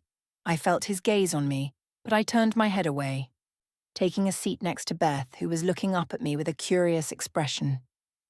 Everything went by the same way except without the Alpha making any sounds of approval. I tuned out everything until Alpha Thaddeus finally announced us as the new official members of the pack. He left shortly after that. Unfortunately, he had some packing to do. I was upset about that, but accepted it. I really wanted him to approach me or say something that could indicate his true feelings, but I guess that wasn't happening anytime soon. After he left, some people approached us one by one to say hi and introduce themselves. Soon afterwards, more people kept coming up to say hi. A few came up to me, but some lingered behind, listening to our conversations. I knew they were just curious, but I couldn't help but feel annoyed. I glanced around and found Beth holding onto Savannah's small hands while talking to one of the girls who had gone up first in the ceremony. She was probably around 6 years old. Well, at least she was befriending someone. I narrowed my eyes, looking for two certain partners. I found them both holding hands on my right side. Mason was talking urgently to his parents while Rose looked upset. I was about to check up on them when a hand on my shoulder stopped me. I spun around so quickly that it took me about 10 seconds to stop feeling dizzy. "Oh, sorry for that." I looked up at whoever it was and froze. "Oh, Beta," I started, but he cut me off. "You shouldn't call me Beta because you're the Luna," he commented, "or soon-to-be Luna." What was he going on about? Seeing the look of confusion on my face, he added on. "You're the Alpha's partner," he stated, "correct?" I hesitantly nodded. "How did you know?" He raised an eyebrow. "I was standing to the side watching everything, and I'm sure the sound of approval the Alpha let out wasn't from anger." "So that's how you found out we were partners?" I asked. It sounded sort of odd to me, but if he found out like that, then congratulations to him. "I was there when he told that guy to step away from you," he stated. "Must I go on?" I shook my head. "Oh, I forgot, I'm Jay." "Nice to meet you, Jay," I said. He nodded before turning around. "So anyways, I gotta go, but welcome to the pack." He was almost 5 feet away from me when he turned back around. "And Annabel, I know the Alpha hasn't been welcoming towards you, but in a while he will." I smiled at him before nodding. "Thanks." One thing I was 100% sure of at that moment was that Jay seemed like the kindest person I've met in the pack so far. Chapter 7. After we met some of the Dark Moon members, after we introduced ourselves to everyone, we were escorted to the pack house. We would meet the others at the run tonight, which apparently happens when new people are welcomed into the pack. Basically, from what I've heard, during the run, the whole pack, excluding children, elders, and those who haven't shifted yet, goes out in wolf form to hunt and run. I was more than excited for this. I was finally able to shift. And the even better news is that the run is led by the Alpha. And if he has a partner, it could be led by her too. This might even give me a chance to talk to him one-on-one. Anyway, besides that, I was feeling really nervous to go to the pack house. If Alpha Thaddeus lived in the pack house, was I going to be with him? We actually haven't talked one-on-one yet, and I was kind of wanting to do so. I walked alongside Beth and Savannah. They were both quiet, but I could only assume it had something to do with the change around them. I placed a hand on Beth, making her look up, startled. She interlaced our hands together before looking back at the front. I was surprised at the action, but went along with it. We were being led by the third in command, Ken. My old pack didn't have a third in command. I guess Alpha Brayton didn't think they were much use. I remember we used to have one about 10 years ago, but he mysteriously vanished. I don't even think Alpha Brayton knew what happened to his third in command, but since then, we haven't had one. We stopped in front of a beautiful, large mansion. Standing in front of it, I felt so small. I could see through the windows some people bustling around here and there. I was about to walk in but stopped when a hand touched my shoulder. I looked up, startled. Ken let go immediately. "The Alpha requested you stay in his house." I froze on the spot. He lived in a different house, and I was going to live in it. With him. Beth snapped me out of it when she pulled on my hand impatiently. I let go of her hand and motioned for her to my mum and dad, who were staring at me confused. I shook my head, trying to tell them I would talk to them later with my eyes. My mum understood, but my dad didn't. My mum pulled on my dad's arm, making them continue on into the mansion with the kids. I looked back at the third in command. "Let's go." I followed close behind him. He moved quickly, which made me wonder if he had other things to do. I sighed inwardly. Of course he has other things to do besides taking me to the Alpha's house. Speaking of that, I was completely nervous. What would happen once I get there? I decided to muster up enough courage and ask Ken. I coughed to get his attention. He turned around to face me. "Is there a problem?" I shook my head. Actually, I was wondering what would happen once we get there. I mean, is there anyone else living there besides the Alpha? "Please tell me other people will be living there," I chanted repeatedly in my head. "I'm afraid I do not know what will happen once you get there, but you two are partners," he said, looking away while scratching the back of his neck. It took me a full minute to understand what he was implying. I blushed deep red at the thought of them affirming the bond. I know it will happen sooner or later, but I did not want to think about it at the moment. A moment of absolute awkward silence descended on us as we continued to the house. Once we made it, Ken coughed to get my attention this time. "And no one besides the Alpha himself lives here," he responded, answering my earlier question. I was partly upset, yet excited and nervous. I was upset because Alpha Thaddeus must have felt really isolated living in such a beautiful, large house. And I thought the pack house was big. The Alpha's house looked much bigger. With a house like this, you would think more than one person lived here. I sighed before taking a step forward. Ken had already opened the door. He was waiting for me to enter. Without hesitating, I walked in and was impressed by the inside. 2 spiral staircases were on each side of the entrance. A large chandelier was in the middle of the room, hanging from the tallest ceiling I have ever seen. Ken coughed behind me again. "The Alpha isn't here, but I could show you your room?" I nodded, trying not to show my excitement. Ken walked up ahead and led the way. We walked up the beautiful staircase, and with each step I took, I felt like I was taking another step towards an opportunity. We walked past the walls full of pictures from back then. My eyes lingered on a family picture, but before I could even look at it closely, Ken was already opening the door to a room. I hesitantly walked in. I don't know why, but my excitement immediately flew out the window when I inhaled the air. This wasn't my partner's room. My confused eyes focused on Ken, who was not meeting my eyes. In fact, he looked uneasy. The Alpha specifically told me this was your new room. So he knew what was going through my mind. Where does he sleep then? The question came out like a mere whisper. "In another room down the hall." I nodded with my lips set in annoyance. "There are clothes in the closets for you, but I have to go now." Ken left without another word. I slowly walked to my bed in a dull state, not caring about the dress I had on currently, before collapsing on top of it. The soft material instantly drew me to a deep, comfortable sleep I hadn't known I yearned for. My eyes immediately closed as I let sleep take over me. I jolted awake when hands roughly pulled me out of bed. By the surge of energy that erupted, I knew who it was instantly. I snapped my sleepy eyes open to see my partner standing above me with cold, hard eyes. I sat up and coughed awkwardly. He had his arms crossed across his muscled chest in a manner that made me feel as if I was in trouble. "Change. The run is beginning in half an hour." And just like that, he was walking out of the room. Before I could even think about what I was going to say, I shouted for him to wait. "Wait!" He didn't turn around. Instead, his body stayed forward, but he moved his head at a slight angle. I knew from the tensed posture that he was uncomfortable being here with me, and that hurt. "Why am I—" He cut me off mid-sentence as he understood what I was talking about. "Because it is better that way." His monotone, deep voice held a hint of firmness in it. Was it directed to me? Alpha Thaddeus, we're partners, I stated.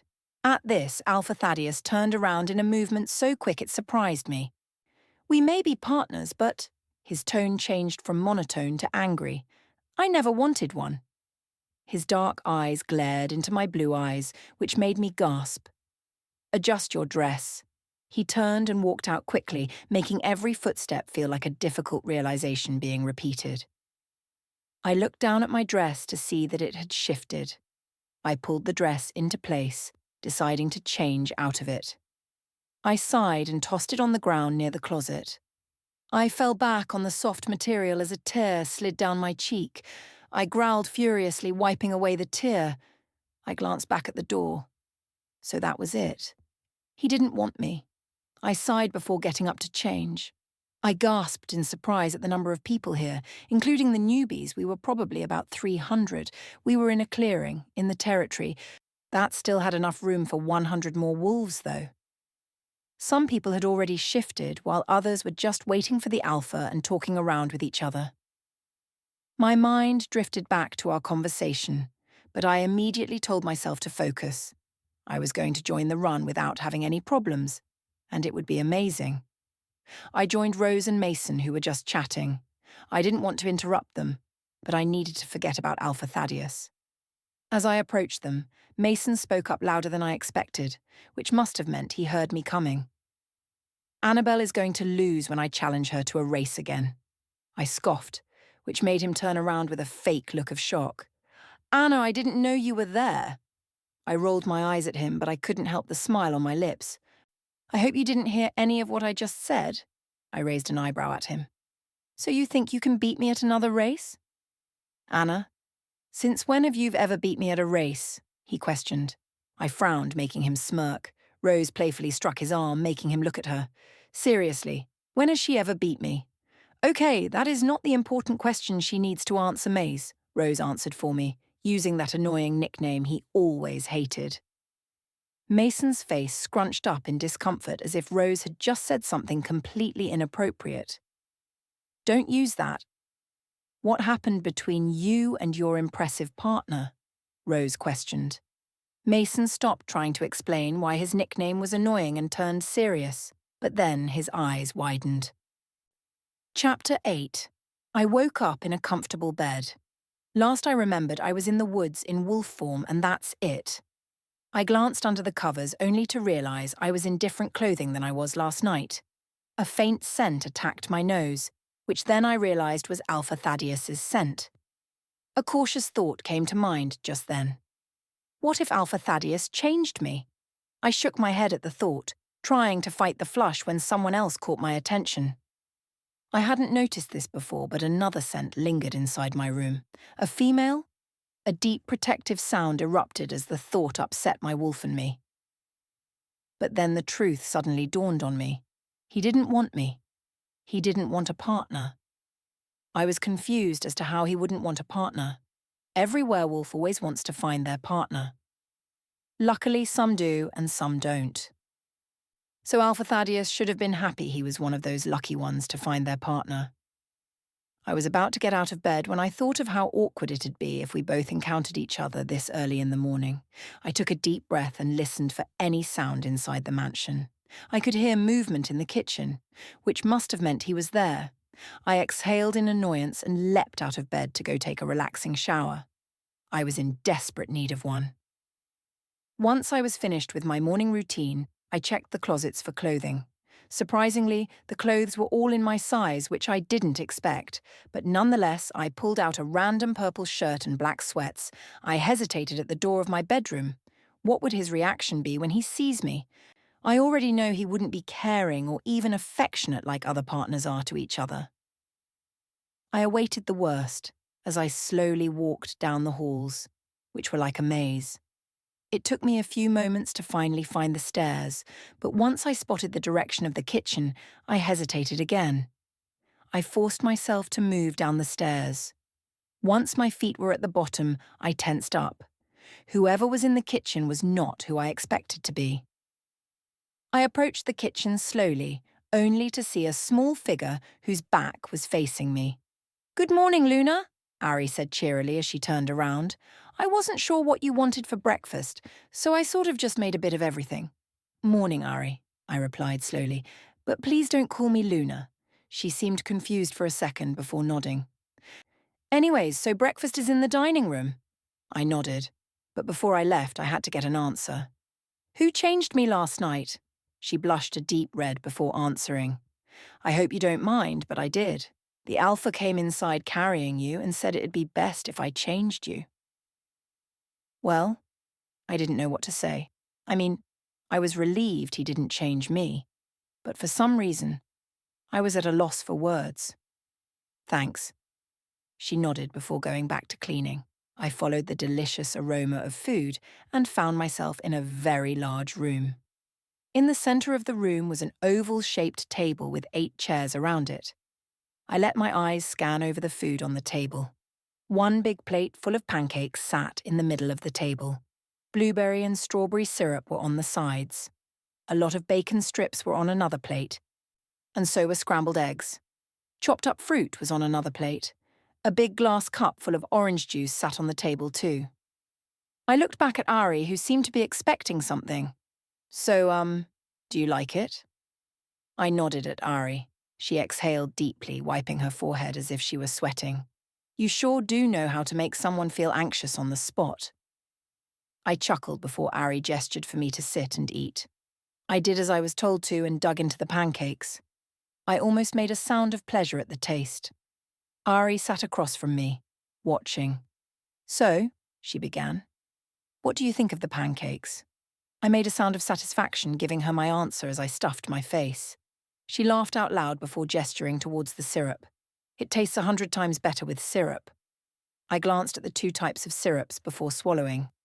Which syrup do you recommend, oh great cook? Ari pretended to think about this as she rubbed her chin. She snapped her fingers and pointed to me.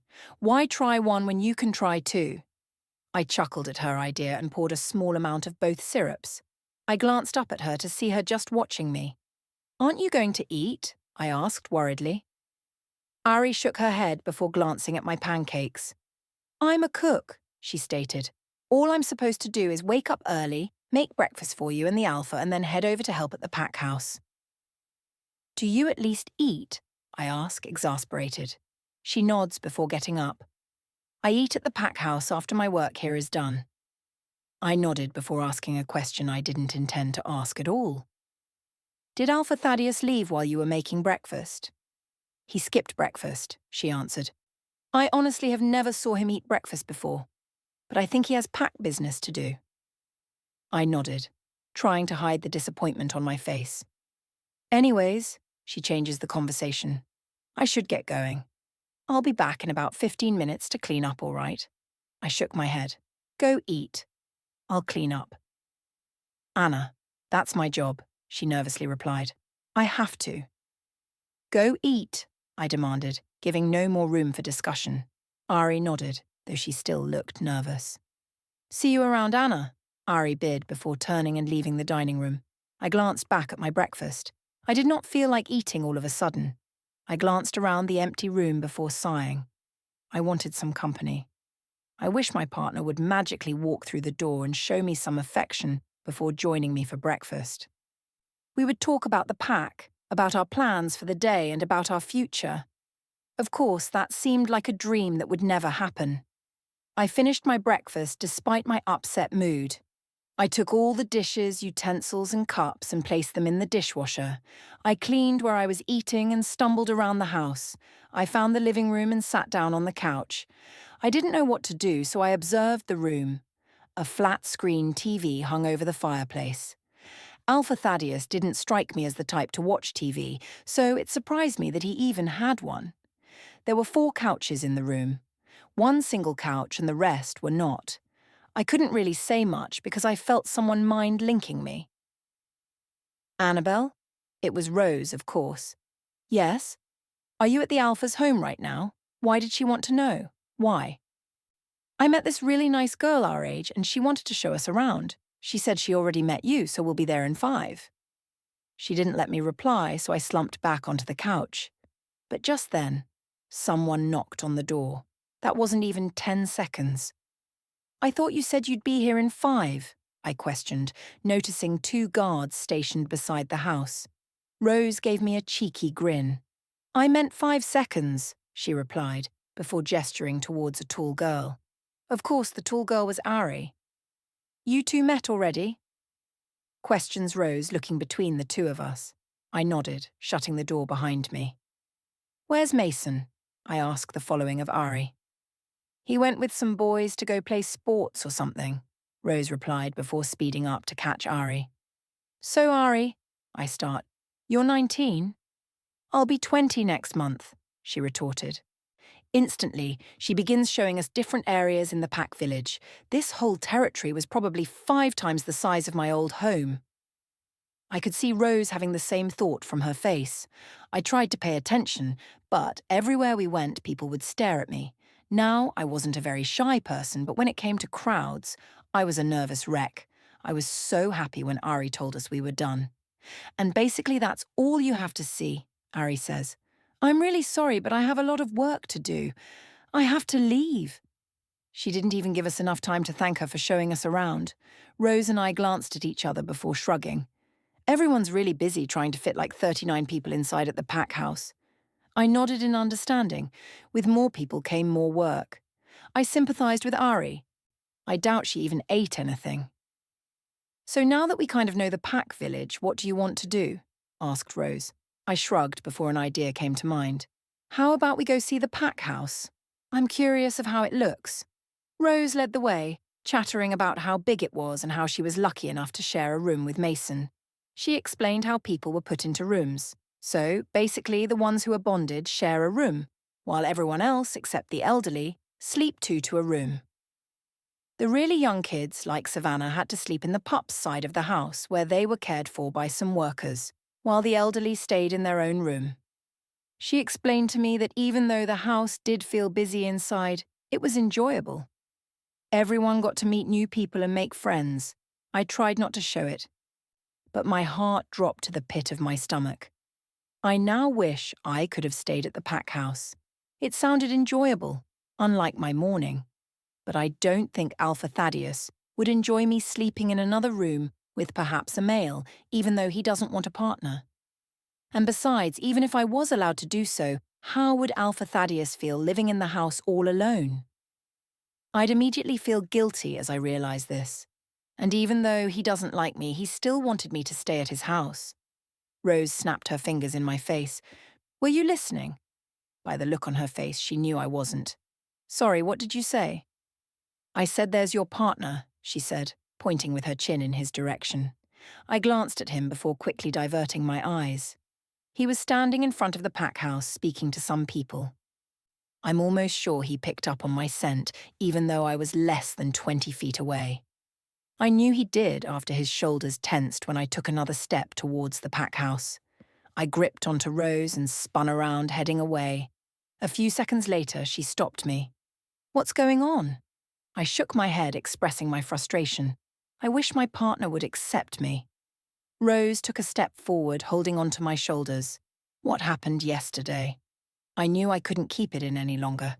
I needed to share with someone. I don't care if Rose doesn't have anything to say. I just needed someone to listen. And so I told her. I told her what he said before the run. What happened during the run? And how we haven't had one decent conversation. Rose didn't say anything as I shared my feelings. We walked near the territory borders but didn't pass them. Some guards would come up, and when they took one look at me, they walked away. After I was done, Rose and I sat in silence on the grass in a clearing. A few moments passed by before Rose spoke up. I don't know what to say, she says, slinging an arm over my shoulder. But I do know he wants and needs you. He might probably just be having a very difficult time accepting the bond. I mean, it surprised everyone when we realised you two were partners, and it might have shocked him even more. So what you're saying is the reason he's acting like he is right now is because he doesn't know how to express himself? She shook her head.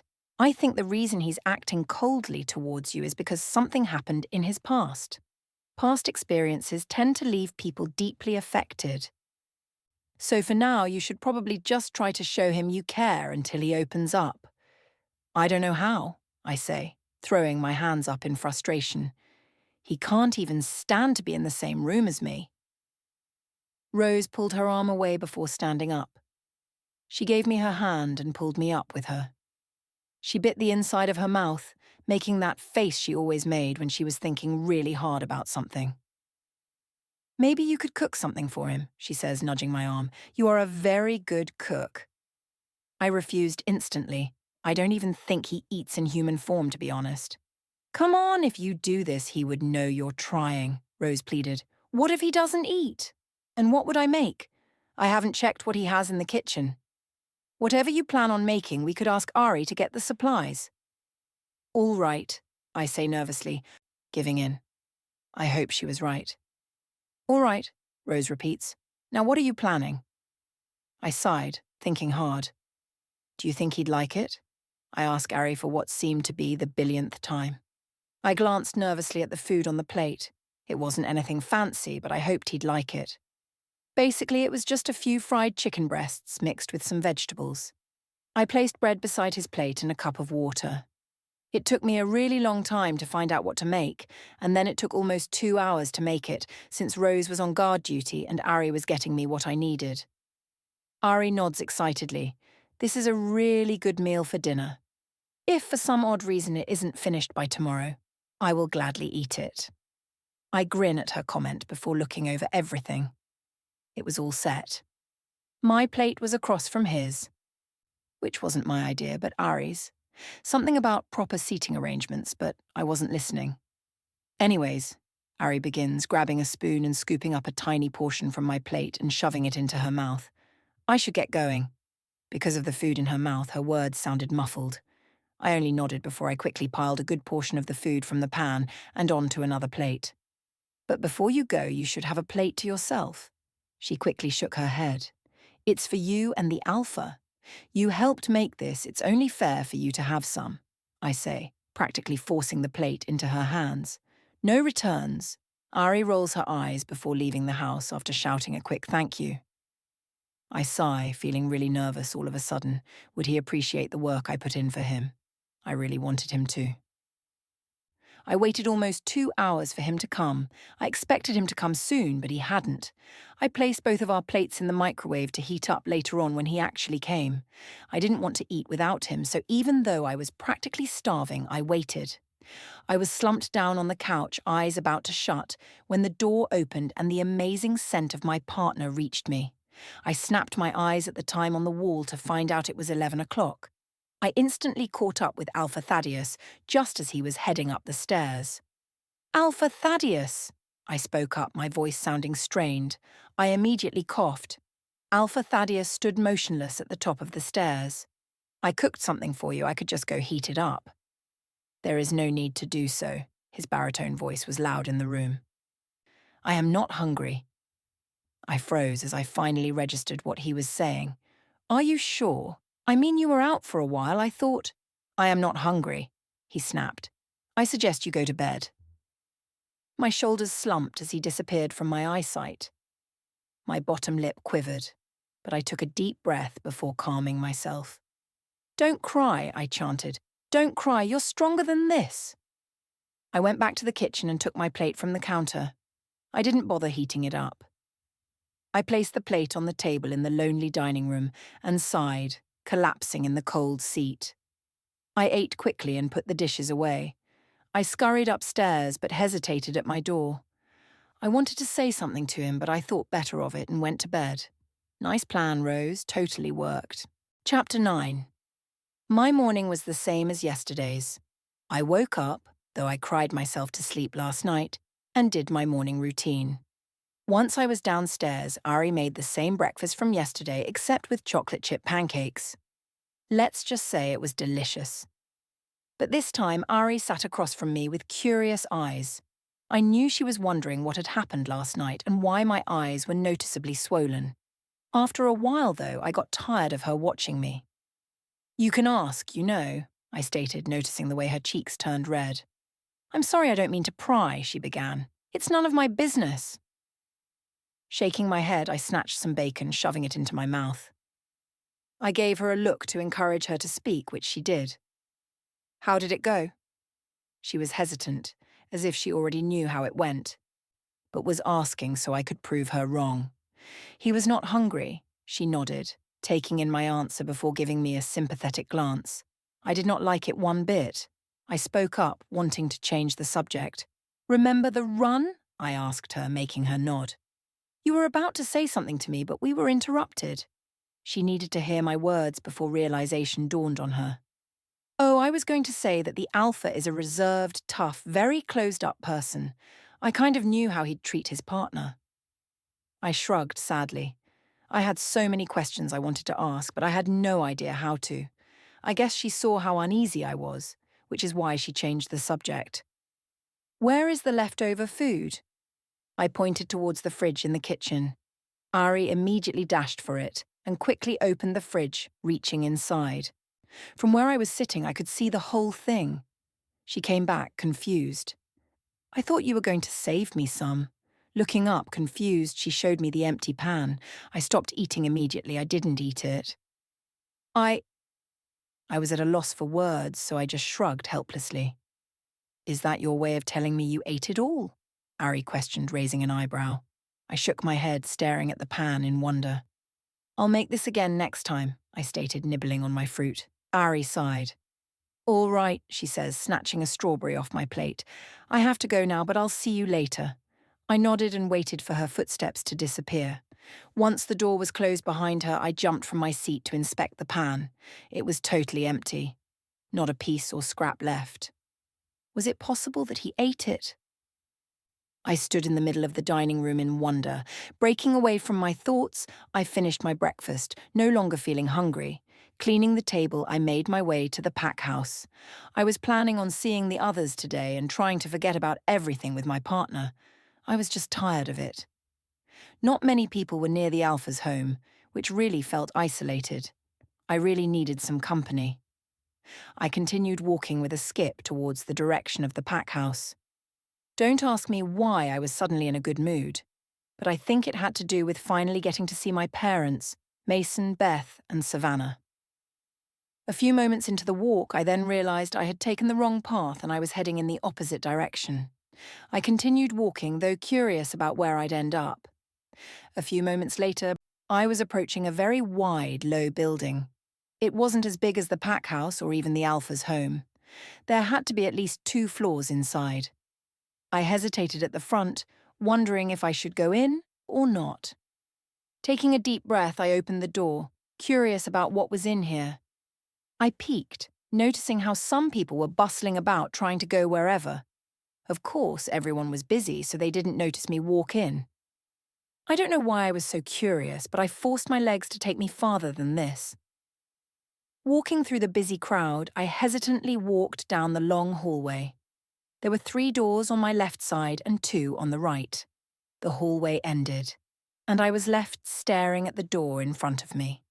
For some unknown reason, I felt like I was being pulled into the room, like I was supposed to be here. I pushed the door open only to be stared down at by almost 20 pairs of eyes. The pair of eyes I tried to ignore was staring me down intensely.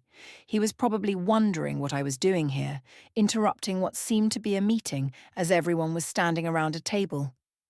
I opened my mouth to say something, but at the last second, I shut the door.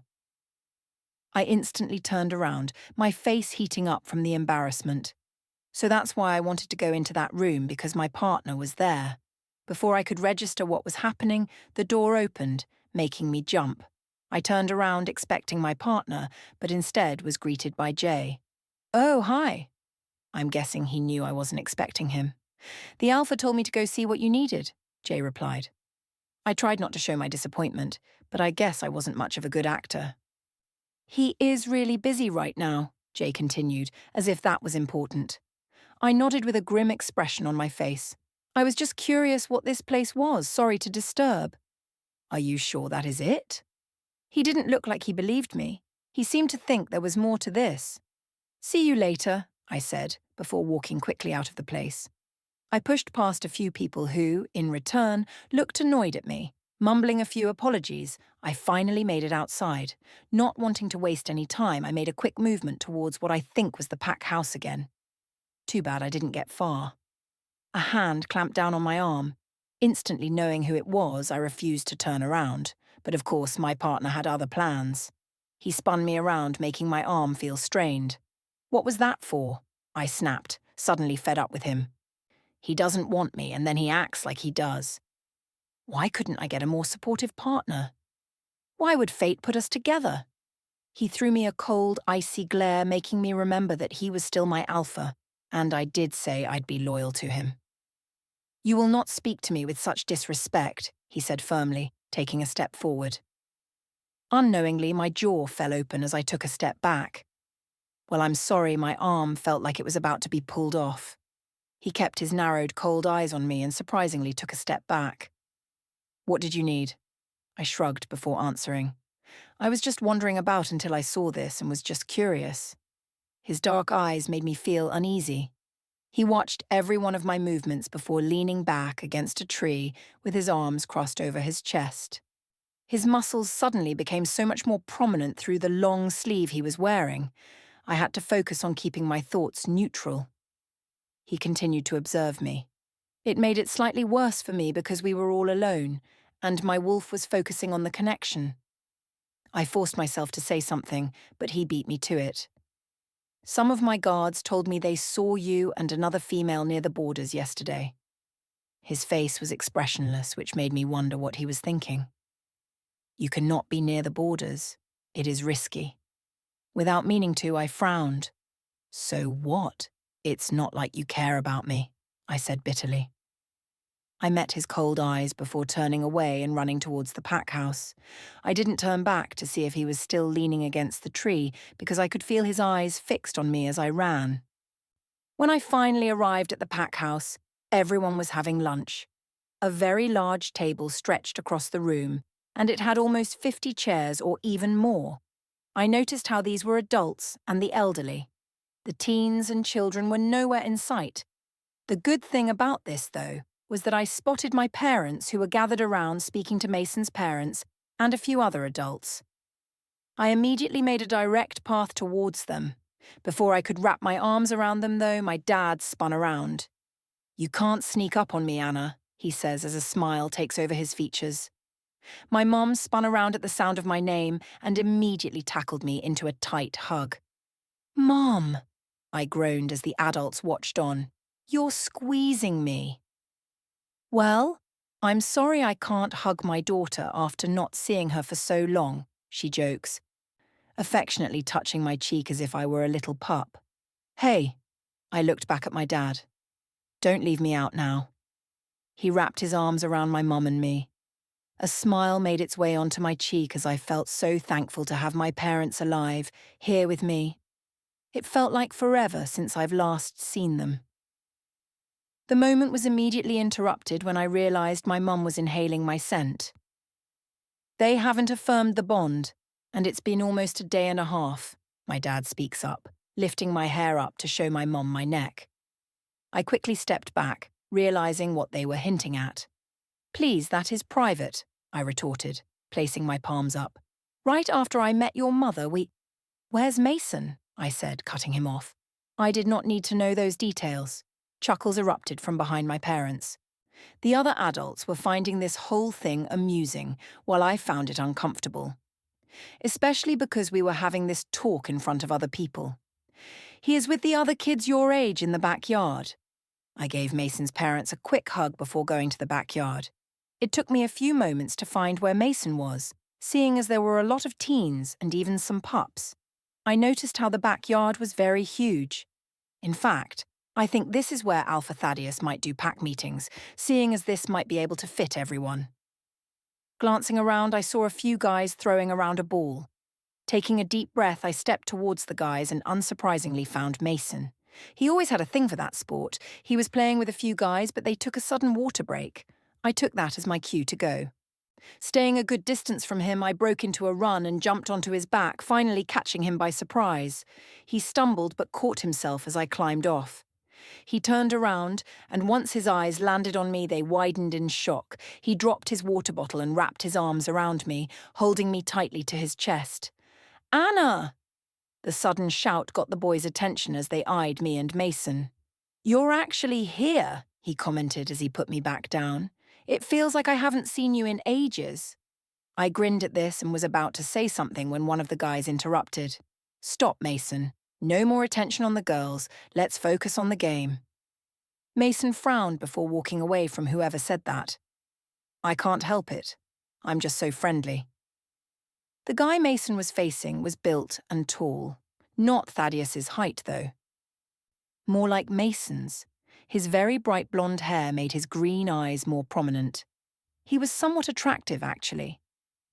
You're looking intently at him. I moved my gaze around my mouth, only for the guys to start laughing.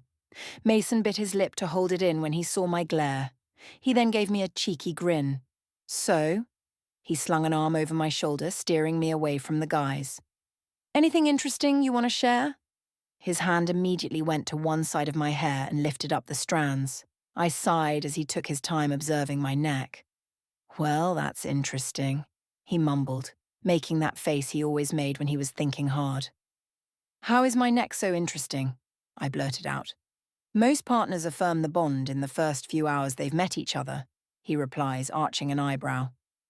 Which leads me to ask, why haven't you guys done anything yet? We aren't very close right now, I mumbled.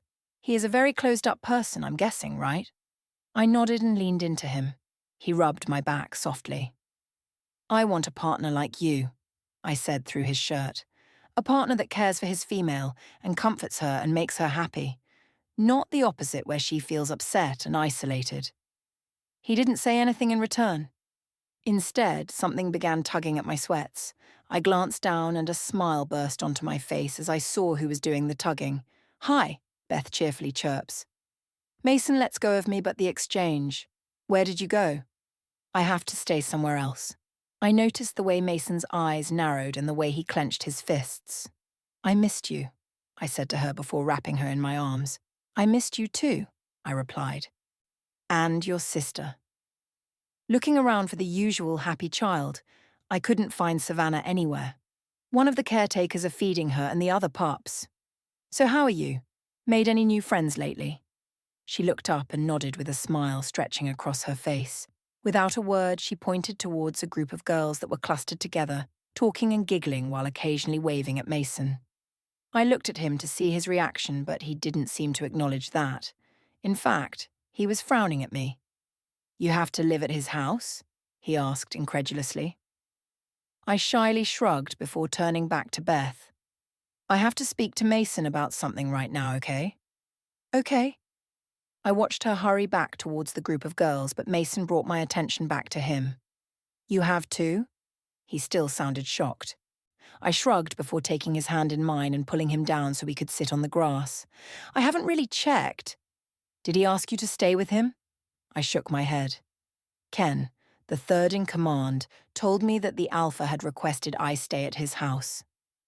Nothing else. Hey, Mason, one of the guys called out. We're starting. I'll be right there, he replied. He stood up, dusting his shorts, and then pulled me up too. We'll talk about this another time, all right? Mason looked like he was going to object, which he might have done if I hadn't interrupted him. I know you want to be with the guys right now, so go play, I urged, trying to push him towards the boys. Will you be all right staying here? I quickly nodded. It's not like I'm going anywhere. He exhaled in relief before patting my head and then jogging towards the guys who had already started the game. I sat down and watched the way they moved. They could be professional players if they wanted to, but that wouldn't be fair to the humans.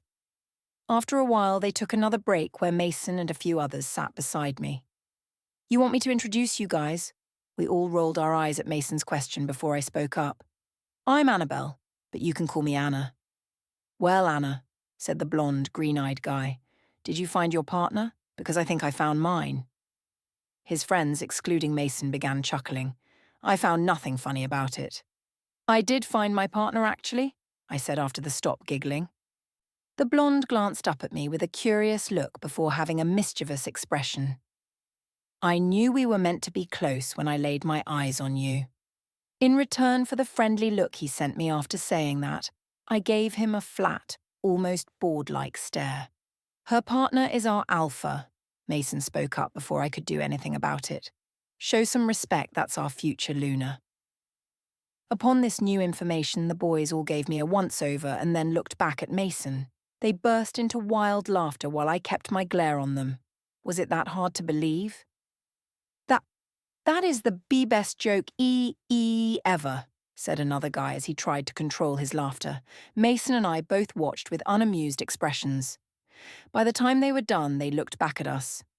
The blonde spoke up. "You're serious?" he asked, eyes wide.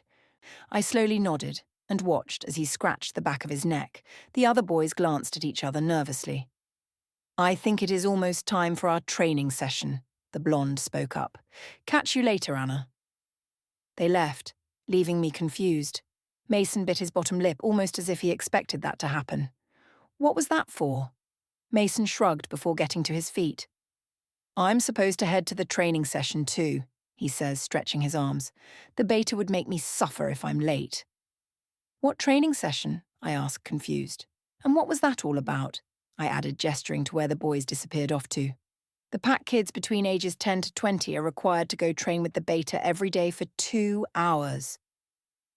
Why wasn't I informed of this? Seeing the look of confusion on my face, he quickly added on.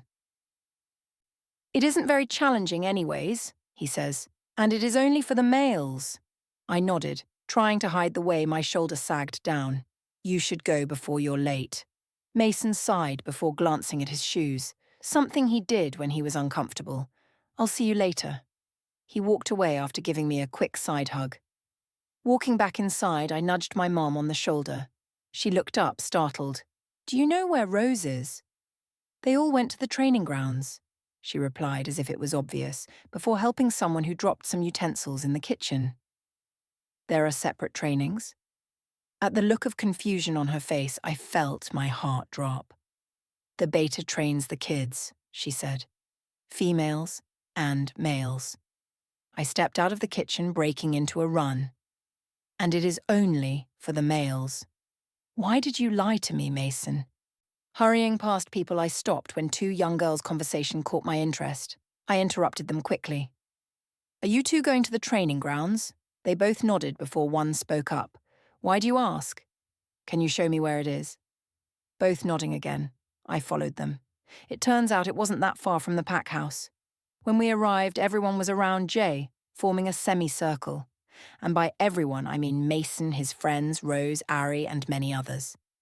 As we stepped forward, all heads turned to us. I ignored the looks from Rose and Ari, keeping my gaze on Mason, who was glancing at anything besides me. Jay walked towards me, scratching the back of his neck. Why are guys constantly doing that? "Luna, Anna," I corrected. He coughed again, and this was when I finally glanced at Rose and Ari. Rose began looking guilty under my gaze while Ari looked uneasy. "I'm sorry, and..." I blocked Rose out and diverted my attention back to Jay. "You are not to be here," he stated bluntly. Without asking for a reason, I turned on my heels and left, feeling the gaze of many people on me. I knew exactly why I wasn't wanted there. Chapter 10. Shutting the door to my partner's house behind me with an aggravated sigh, I walked heavily to the living room. I could just imagine all the fun everyone was having without me. While I stay isolated in this house, I had blocked everyone out minutes after I had started my walk here. And by everyone, I mean Mason, Rose, Ari, and even Jay. He wanted to explain, but I did not want to hear it from him. I wanted to hear it from the Alpha himself. Actually, I needed to.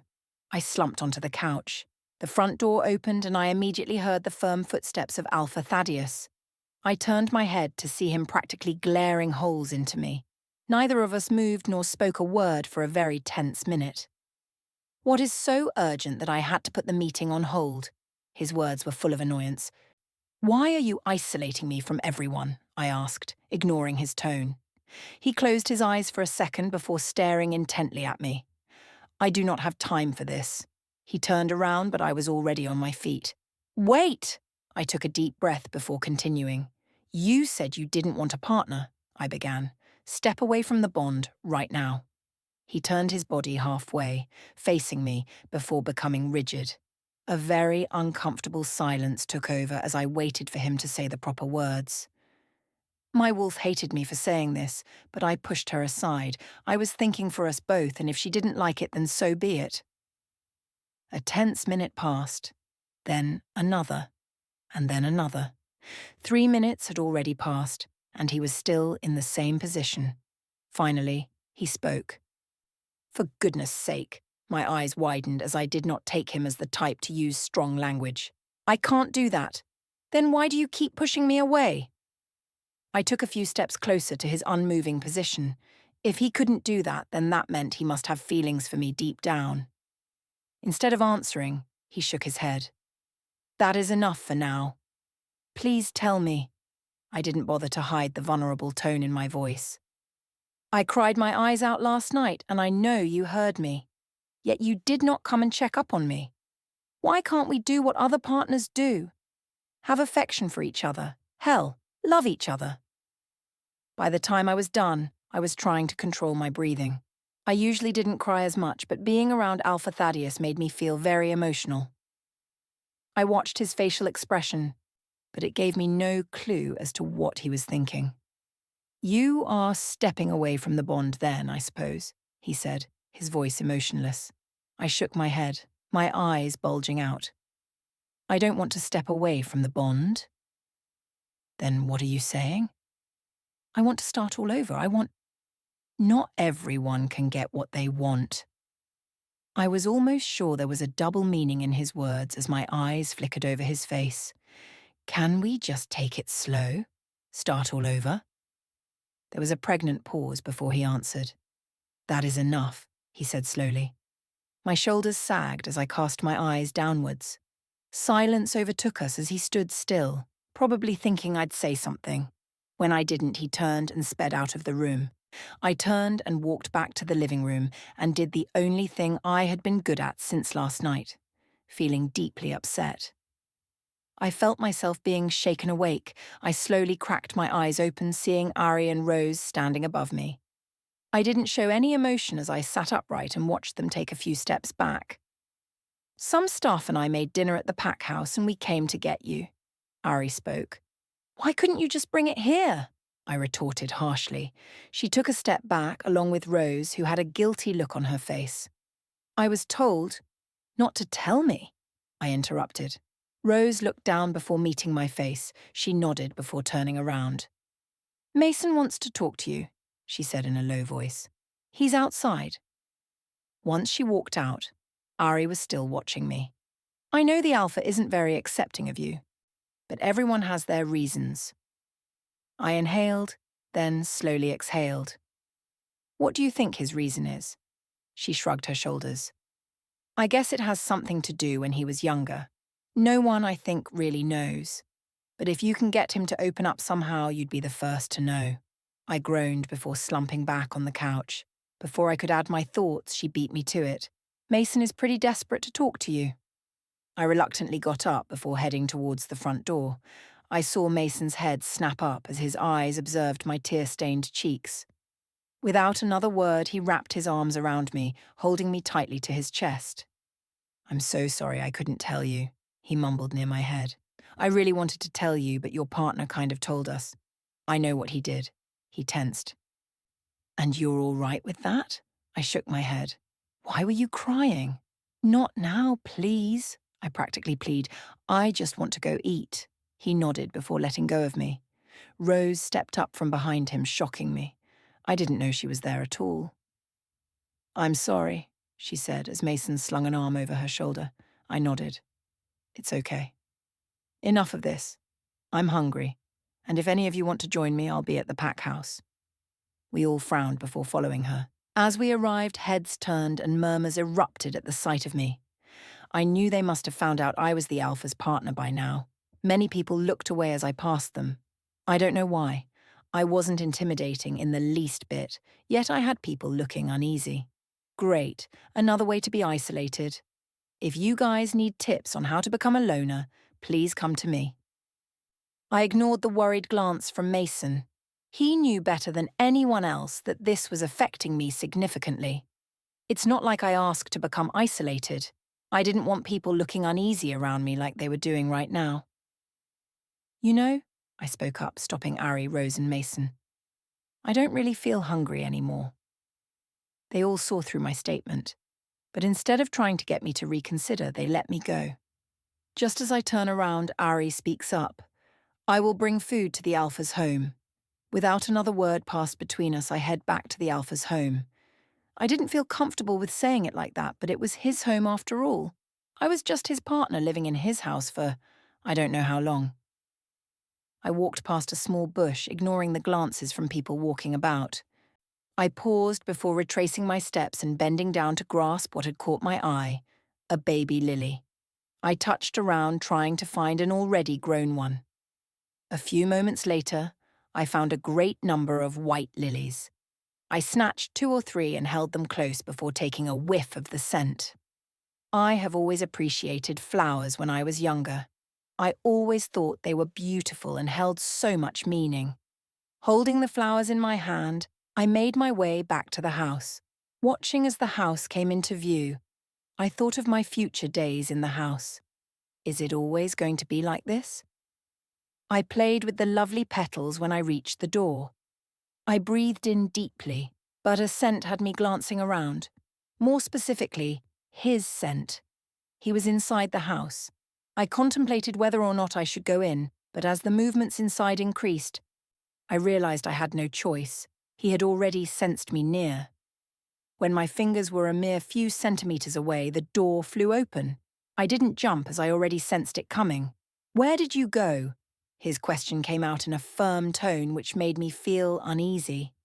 He didn't acknowledge my slight reaction. Instead, he focused on me. My eyes. For some odd reason, I knew he was trying to assert his dominance. And it worked.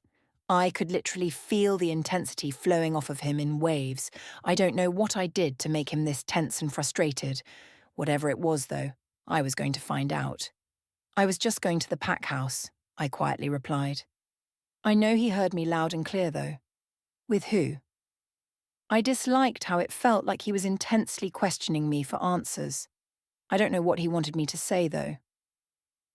"With friends," I calmly responded. His grip on the door tightened and I could clearly see the veins popping up. A deep sound of frustration erupted from within him. He was fed up with my answers. Why was there a male scent all over the front of my house when I got here? I knew what he was now hinting at, and I know I have no way out.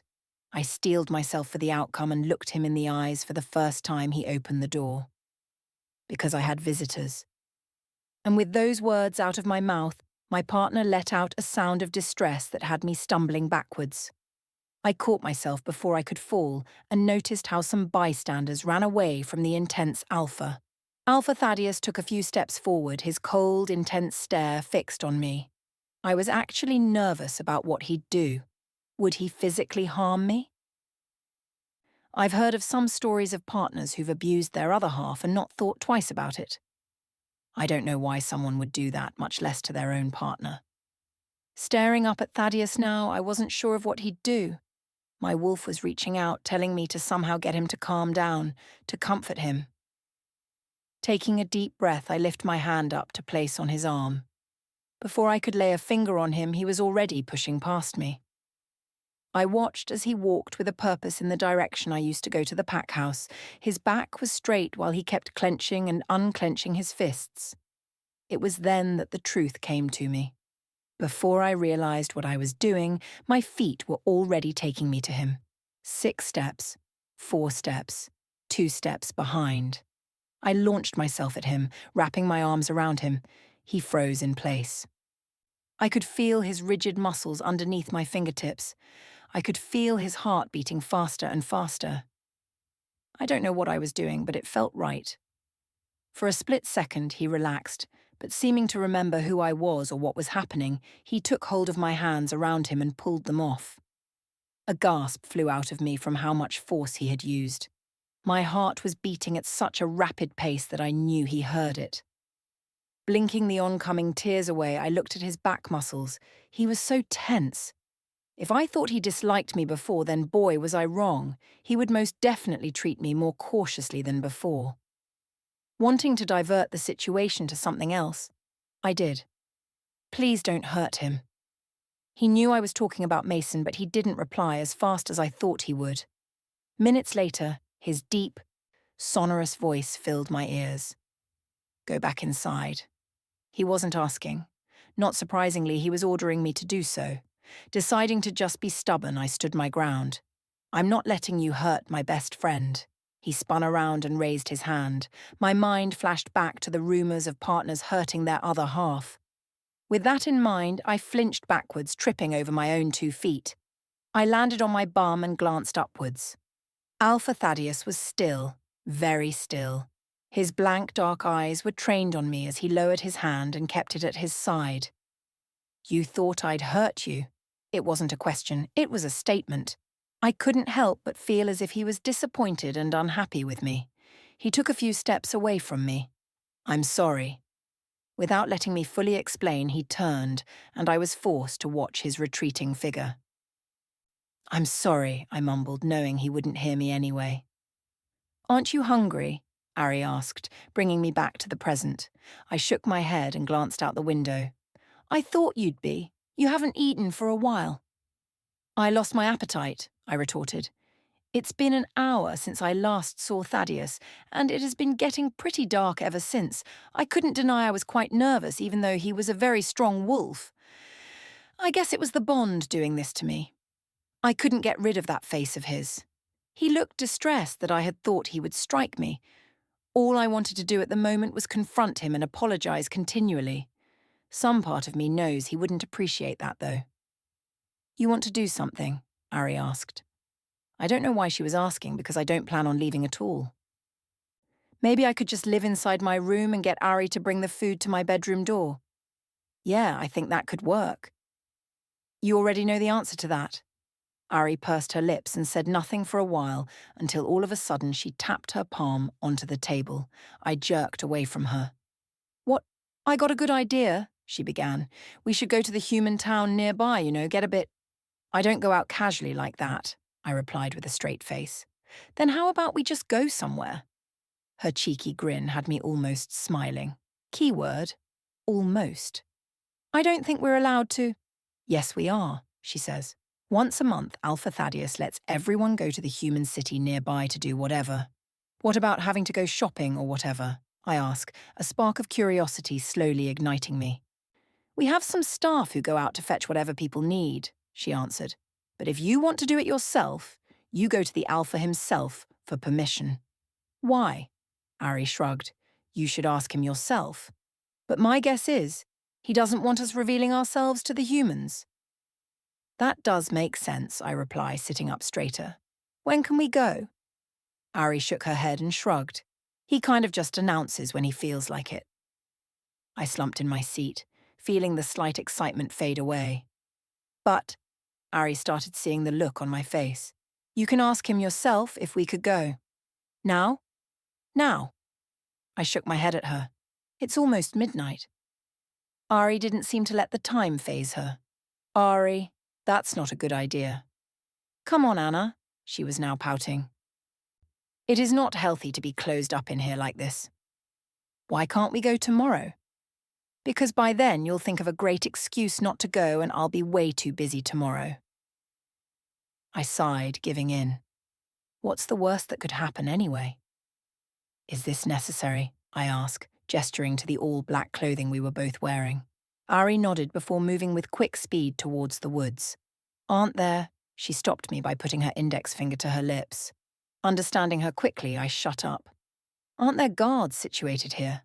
I glanced around as if we were about to be caught soon. Thankfully, there were no signs. Yet. Most left to go to dinner, and some have a meeting with the Alpha. I didn't ask how she knew this, but decided to keep my mouth shut. What's with all the meetings? I don't know.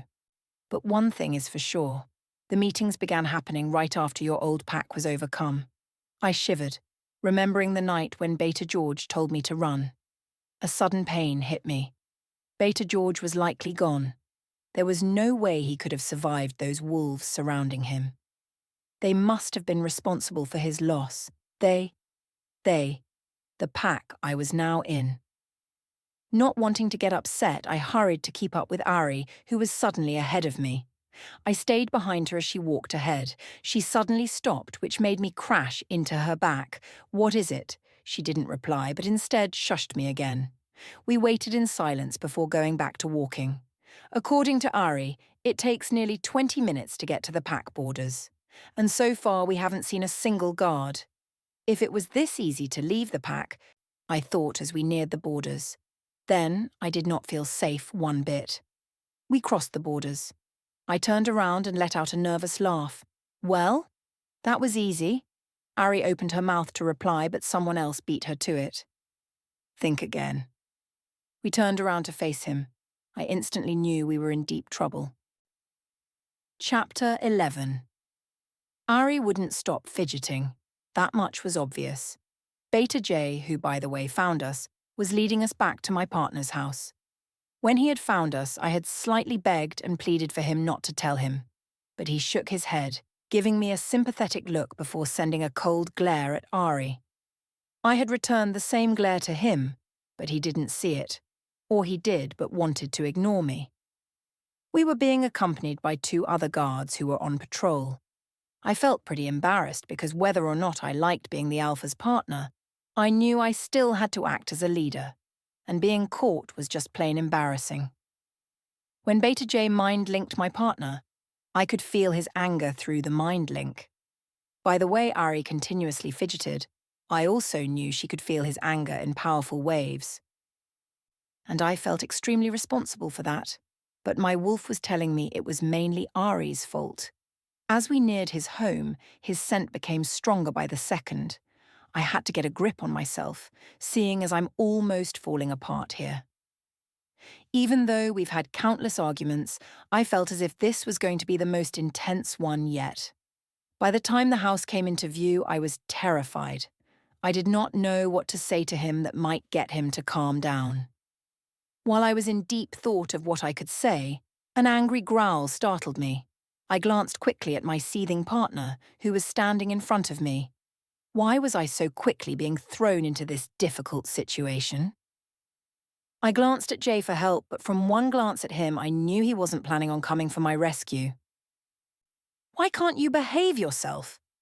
I knew better than to answer him at this point. "You should know not to leave the borders." I was currently rubbing my knuckles, trying to forget about the people around me. But as I did this, Alpha Thaddeus must have remembered. He turned to the Beta and the other guards. "You're all dismissed." Without another word, they shuffled away, trying to get away from the awkward atmosphere. Only Ari stayed behind, though. And she was currently tugging nervously on her hair. "Did you not just hear me? Leave, I will address you tomorrow." He didn't have to repeat himself because she was already hurrying away. Alpha Thaddeus's cold eyes glared intently at my head while I continued rubbing my knuckles and staring at the ground. "Damn it, what did I do to get such an immature partner?" he mumbled to himself. I snapped my head up to glare at him, feeling my anger and blood rise up to the point where I thought I would explode. "I'm being childish," I exclaimed, earning another cold stone glare from him. I didn't care that we were still outside and that everyone must still be resting. He needed to hear me out this time. "I'm being childish?" says the big angry Alpha who won't accept his partner. He clenched his fists, stalking closer to me. Before he could voice his thoughts, I continued. "You are the immature one here. You can't accept the fact that fate put us together. You can't change it, for goodness sake. Yes, I did something I wasn't supposed to do. Yes, I should have told you about it, but I didn't, because I wanted to actually do something." I stopped there to collect my breath, turning my back to him. I didn't want to look at him at all and see his reaction. "If you want to do something, then you can go help at the pack house. The cooks need some assistance."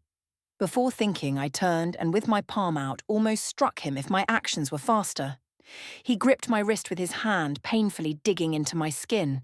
"Stop!" I grit out through my clenched teeth. "Stop, you're hurting me." As if I were on fire, he quickly let go and moved back. I stared down at my wrist where his fingers were just on. My wrist was throbbing painfully, and slight red marks were very visible. I held my wrist and glared hatefully at the man I never wanted to speak to again after my last words to him. "I hate you," I spat out, noticing some type of deep emotion in his eyes. Was he distressed? I had said that. I don't know the answer to that because I didn't linger to find out.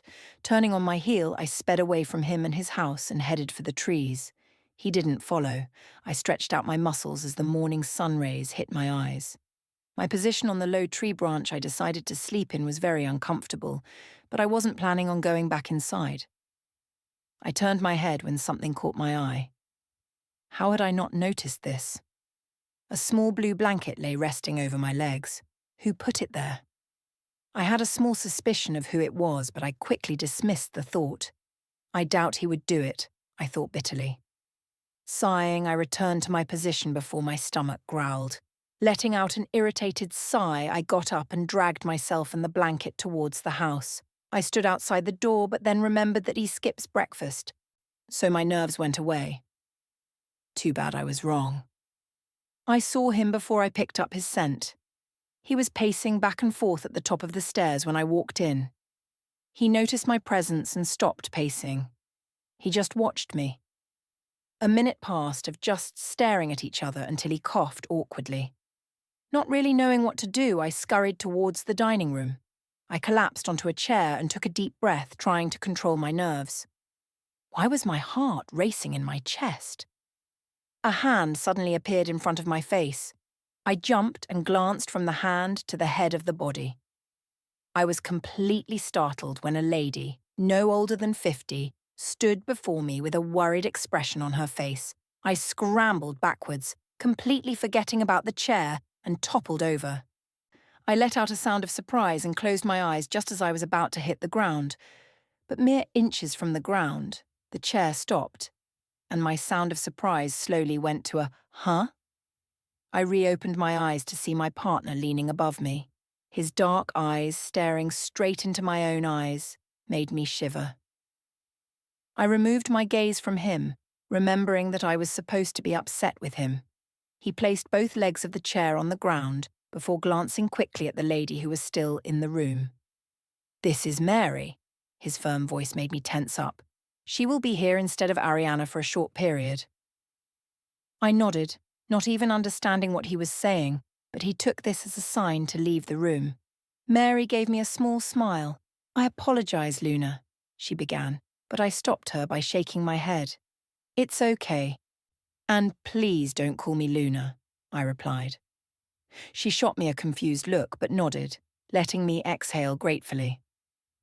"I will go bring out the food," she murmured before leaving the room and coming back a short moment later with large platters of food.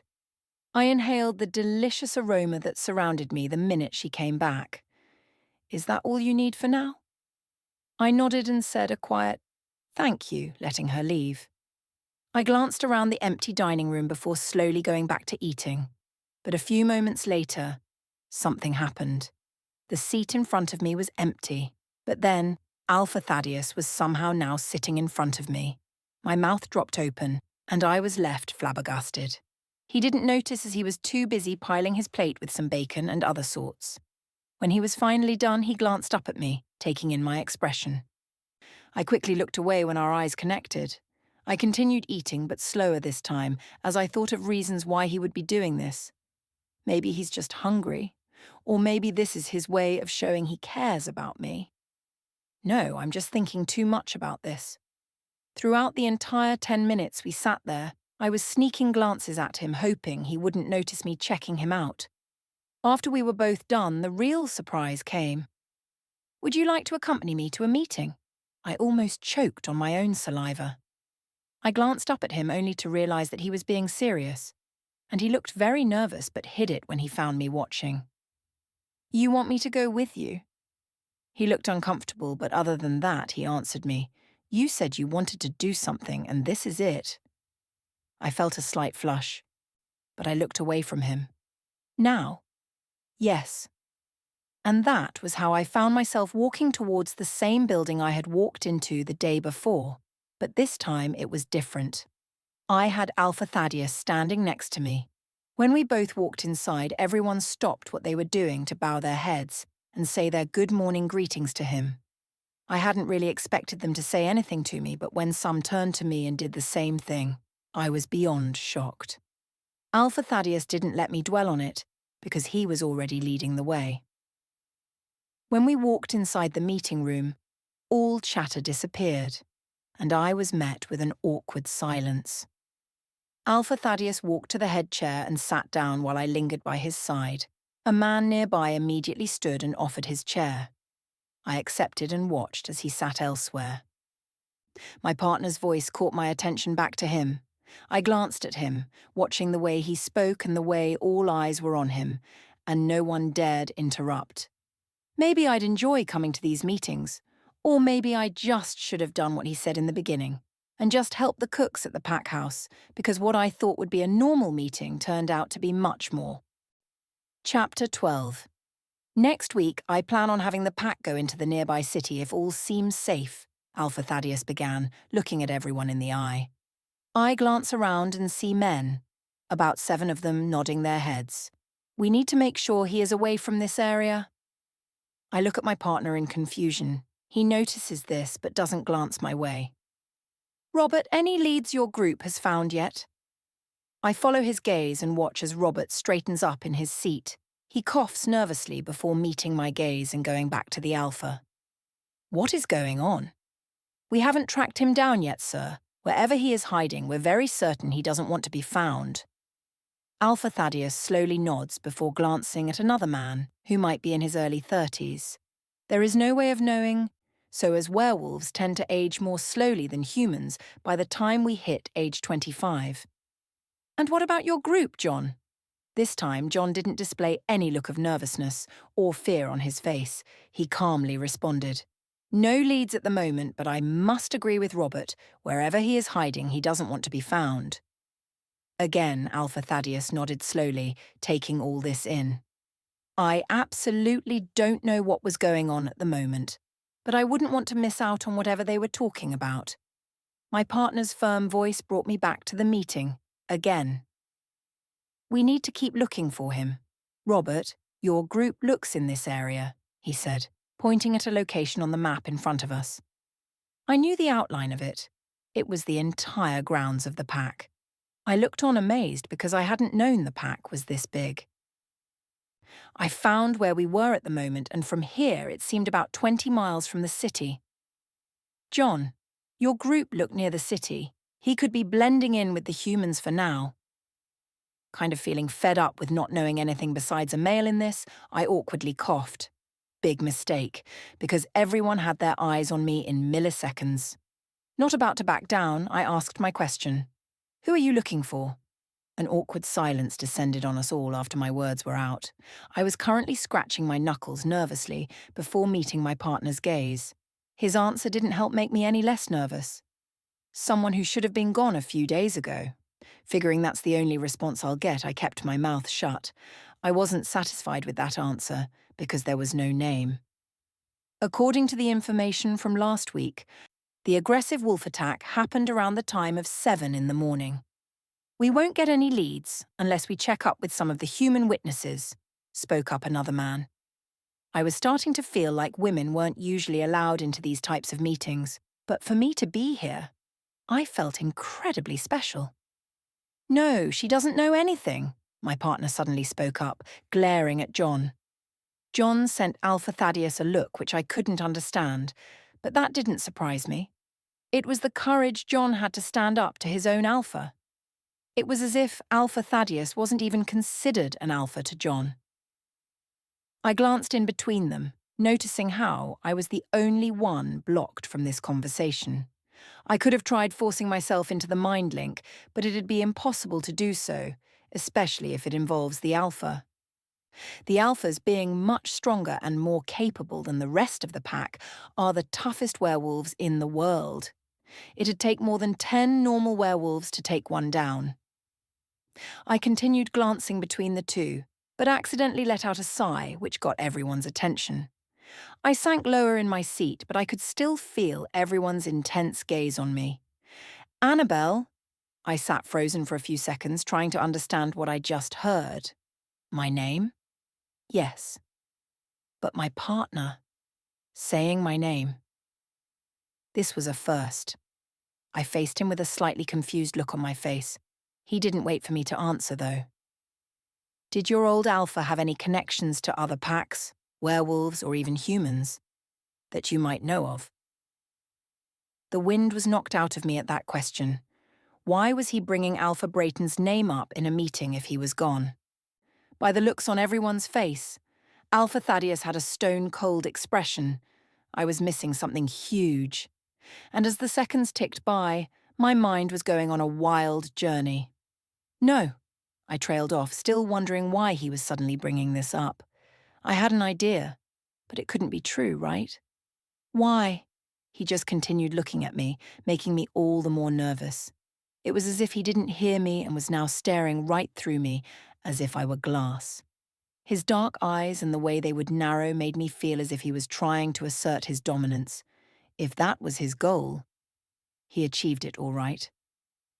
Trying not to show that he was winning, I put on an emotionless front. He probably already noticed what I was trying to do, but I didn't stop. Why are you asking me about him if he's gone? We don't know if he is actually gone, he replied calmly.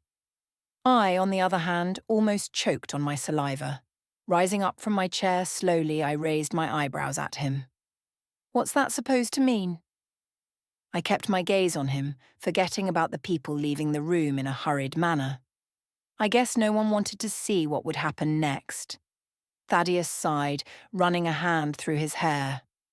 I have to admit that was a moment of intensity because his muscles flexed when he did that. Forgetting about the matter at hand, I unconsciously checked him out from head to toe. Just like the first time I met him. A loud sound had me jumping back into reality. I glanced up at Thaddeus, who was now standing over me. Unconsciously, I flinched back. Thaddeus wore a closed-off expression. I knew I had just made things even worse than they had to be. I'm sorry, He pushed past me without a word. I stumbled a bit from his firm push and rubbed my shoulder. Sighing, I left the building, aware of the stares I was now receiving. And I thought this day might actually be good. I don't know what I was doing or even where I was going. I just kind of let my legs take me wherever. They guided me towards the pack house, and from there I went on a search for Rose or Mason. Sighing, which is what I've been pretty much doing these past few days, I let myself inside the house. It wasn't much different from the first time I walked in. People were bustling around trying to get to wherever. I first checked the kitchen, but they weren't there. I tried sniffing them out, but it was almost impossible to do so with different scents everywhere. I debated going upstairs. I wasn't really sure which room was whose, but I guess I was willing to try. No matter how awkward it may be. I knocked on the first door I saw and waited patiently, even though waiting patiently was the last thing I wanted to do. No one answered or opened the door, so I let myself in. I glanced inside, but to my dismay, they weren't there. Shutting the door, I turned to face a familiar-looking guy. I backed up, but remembered I had a door behind me. My luck. Is there a reason you were in my room? He crossed his arms over his chest, making his muscles appear more defined. I refused to look at him, which probably made him frustrated, but I didn't care. I really just needed to find Mason. Suddenly his hand went out and gripped my chin, forcing me to meet his gaze. His narrowed brown eyes looked me over before a bewildered look crossed his face. He quickly let go of my chin. You're the Alpha's partner. He wasn't questioning me. He was stating it. Taking this as a great advantage, I stepped forward, making him back up a few steps. Yes, I am, I retorted, and that means that I'm your future Luna as well. The guy physically gulped. I hid the smirk on my face very well, even though I was slightly feeling proud at the moment. But the task at hand didn't leave my mind. I apologize, Luna. I held a hand to quiet him. Just forget it, I reply. But never make someone uncomfortable like what you just did to me, or there will be consequences. Yes, Luna, he stammered. Now, I began getting back on track. Where is Mason and Rose's room? His eyes widened. I guess he probably thought I hadn't recognized him. But I did. He was one of Mason's friends who left the day before to go to training, the boys who were playing the sport. After guiding me through countless halls, turns, and rooms, I finally found their room. "Thanks," I muttered to whoever the guy was. He stiffly nodded, and when I gestured for him to leave, he left quickly. I slammed the door open for dramatic effect before shaking my head. I heard movement and a groan, but moments later, they were both completely dressed. Having to encounter my two best friends in a private moment is something I never want to see again. I gave them both a disappointed look, watching as Mason rolled his eyes and Rose blushed until she resembled a tomato. "Well, knock," Mason says, leaning back onto the bed. "Is that so hard to do? Like, can't I have privacy with my girl without being interrupted?" "You didn't say you were going to be private with me," said Rose with a strange look on her face. "You said by the end of the morning I'd be tired and—" "Be quiet, please," I exclaimed, covering my ears. Mason smirked and reached to grab a shirt and put it on since he didn't have one on. "Your innocence surprises me sometimes, Anna," he teased. "You're 19 and haven't been intimate." "She will if Mr. Alpha finally comes around and shows her some affection." "Seriously." My face felt warm from what Rose just said. Mason howled in laughter and high-fives Rose, who has a smirk on her face. "I went on a search to find you guys, and now you guys are just making fun of me," I say with a little pout. "Sorry, Anna. But why were you looking for us?" "Because I have absolutely no one to talk to, and today wasn't as bad as yesterday because my partner actually included me in something this morning, even though it didn't end well." "What happened?" Rose asks with a curious expression. Mason had the same expression on his face. "He wanted me to accompany him to a pack meeting," I reply nonchalantly. Rose's eyes bulge out while Mason raises his eyebrows. "And?" they both ask, glancing at each other. "It's a meeting," I shrug. "I can't tell." Rose nods in understanding before gently moving Mason's hand away from her leg. "Anyways," I start, glancing at the clock beside their nightstand. "It is 8, and I was wondering if you two wanted to hang out, but I see I interrupted something, so I'll just go." I sigh dramatically and make a grand show of opening the door. Turning back, I toss them a quick glance before slowly closing the door inch by inch. Mason sighs dramatically too before saying, "Stop." I fling the door open and turn around to make sure he is talking to me. "All right, let's do something," I say, clapping my hands together. Mason gets up sluggishly and pulls Rose right up, off the bed. "What do you ladies want to do?" "Don't you think we should eat first?" Rose answers, putting on mismatched socks. "I was about to get my breakfast," Mason mumbled, looking at Rose. A moment of silence passed as we tried to make sense of his words, but then it came all too fast. "Mason?" Rose exclaimed, disapproving. Although her tone told me she didn't appreciate the comment, her eyes shone with amusement. I stood near the doorway watching the two mess around and just be themselves. Someday I'd love to have that. Chapter 13. A week later. Sometimes things change. No one knows why, but that's just something you need to find out yourself. Creeping down the stairs of my mate's home, I noticed two changes. One, the entire place was empty of people, not even the woman who served me breakfast for the past few days. Alpha Thaddeus wasn't here, unsurprisingly. That one morning when he allowed me to accompany him to a meeting was the only time he woke up early to talk to me. Ever since, he has been avoiding me. Anyway, I headed straight toward the kitchen, but it was completely empty. I opened the front door and slipped out. Two guards were stationed outside, and they both glanced at me before one came up to me. "Luna," the guard said calmly, "no one is to be outside of their homes until the Alpha and the trackers are done checking the perimeters." "Why?" Seeing the hesitant look on his face, I knew whatever it was must be confidential. Taking a guess, though, I looked him in the eyes and said, "Does this have anything to do with Alpha Brayton?" The guard flicked his gaze behind me, and as if to shoot a look for help, he raised his eyebrows and clearly looked nervous. "You know what?" "Whatever," I said, loving how the guard was so easy to read. "But may I please have breakfast?" The guard nodded before turning to leave. He hesitated at first, clearly afraid of breaking his Alpha's word, But as if he was having a personal talk with the Alpha using the mind link, he shook his head and walked towards the pack house. Walking back inside, I headed towards the kitchen, grabbing a water bottle. Breakfast might take a while anyway. I then made my way towards the living room. I grabbed the remote off the coffee table and made myself comfortable on the couch before flipping through the channels. I frowned in disappointment. He only had a news channel. He didn't even have entertainment. Only mundane news channels. I sighed before shutting the TV off and wandering around the mansion. Why was it that my mate had to be boring? He didn't even have games to play. An idea crept into my mind before I shook my head. I shouldn't, but I wanted to. Creeping to his room, I paused near the door. A fight was still happening in my mind, but then my wolf's voice spoke up. "Go in. What are you waiting for?" she asks excitedly, while I roll my eyes. So now she speaks to me, I thought. If wolves could eye roll, I swear I felt mine do an eye roll in my head.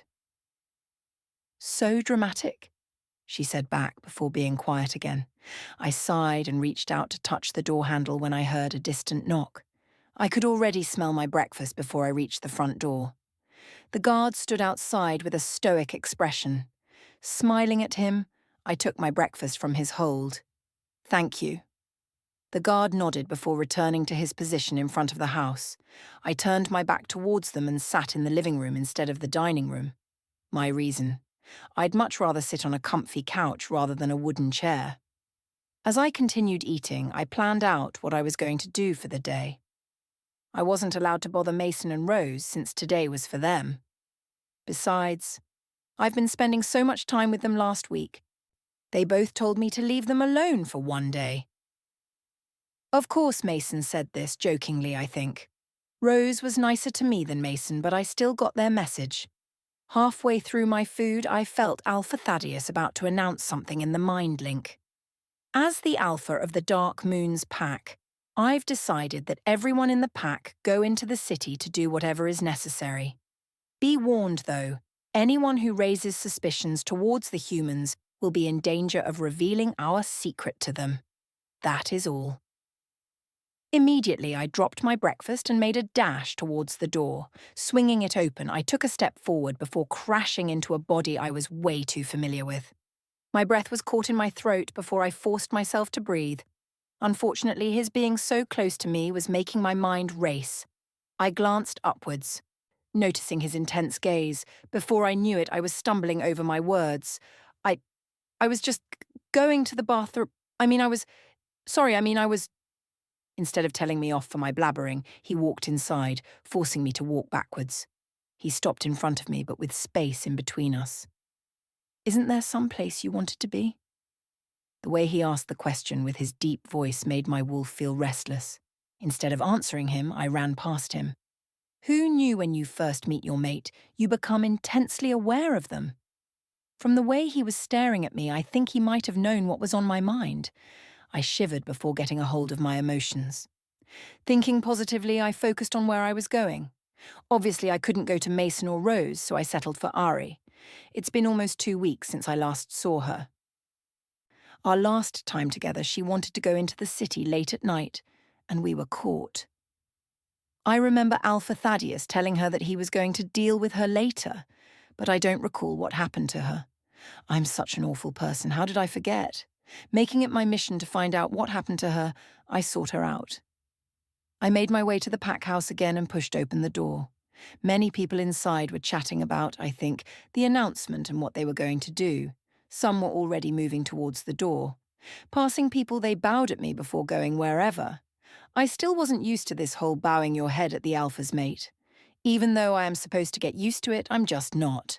I am not officially Luna until Thaddeus and I complete our bond. But that was most likely not going to happen for a very long time. I blushed hard. I did not know exactly where I should have gone, but I sort of just wandered about until I could smell her out. This was a pretty dumb plan since there are many people in the mansion. Finally, I asked one of the ladies in the kitchen. "I haven't seen her for a while," she said, tapping her chin, "but you could check her room.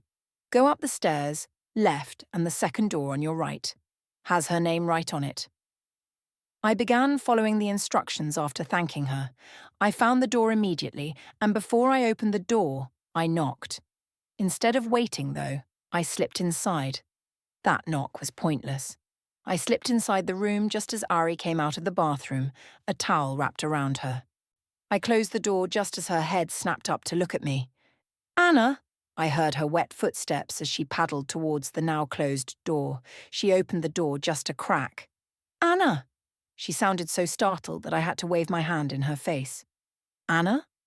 "Yes, it's Anna," I retorted, aka me. That seemed to snap her back into reality. "I'm sorry, it's just what are you doing here?" I shrugged. "Can't I visit a friend?" She didn't say anything, but the look on her face said it all. She was afraid. Of me? I don't know. "Oh, all right." We stood in silence before I coughed. Boy, was this awkward. "So," I began, "can I come in? After you put some clothes on?" I tried to add some humour to it, which worked. Ari cracked a smile, making me do one too. She nodded before shutting the door.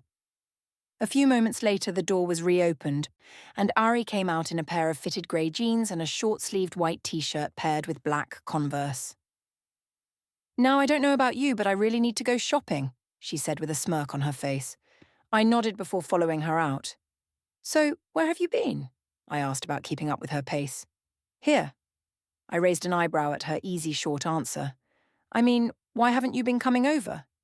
She sighed as if all this conversation was physically hurting her. She stopped walking and turned to face me. "I'm going shopping," she says. "If you're coming with me, then stop this nonsense."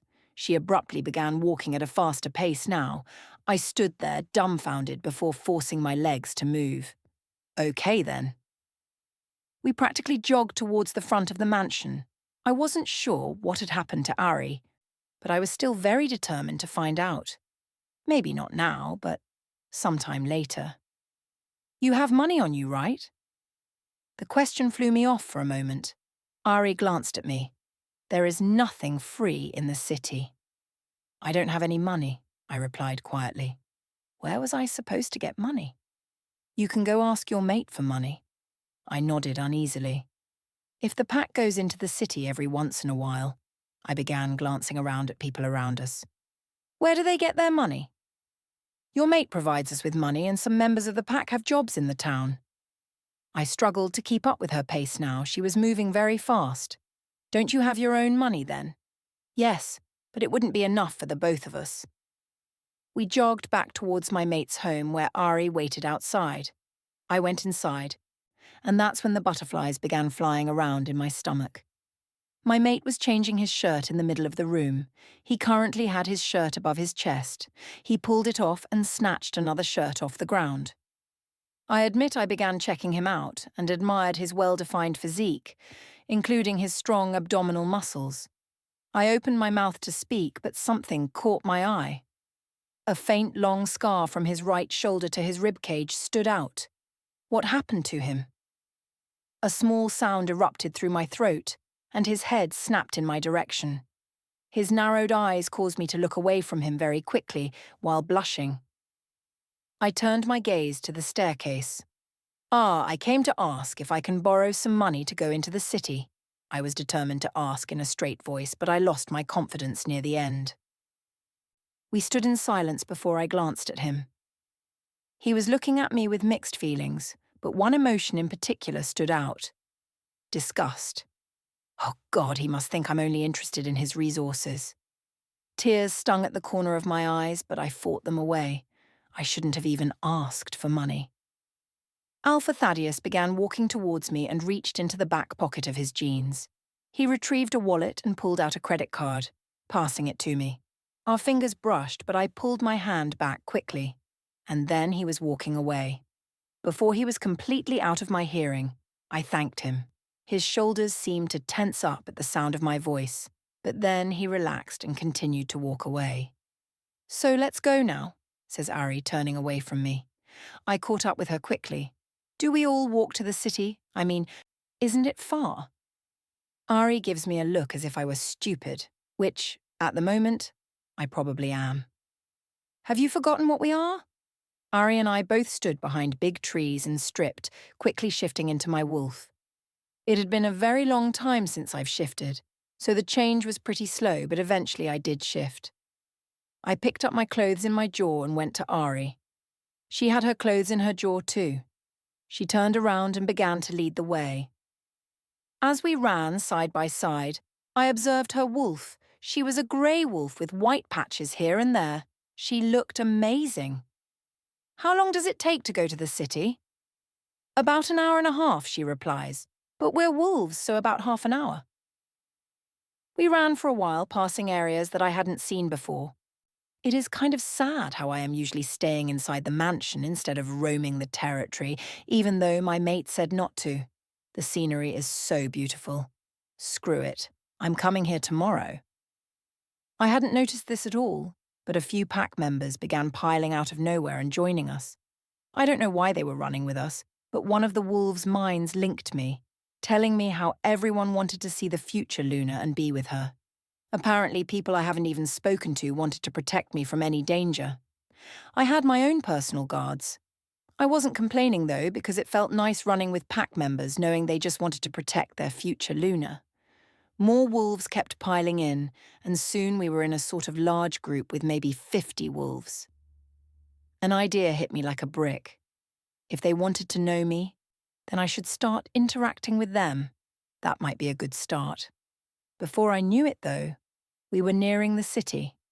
We stopped, and I took cover behind a tree, shifting quickly and covering myself up.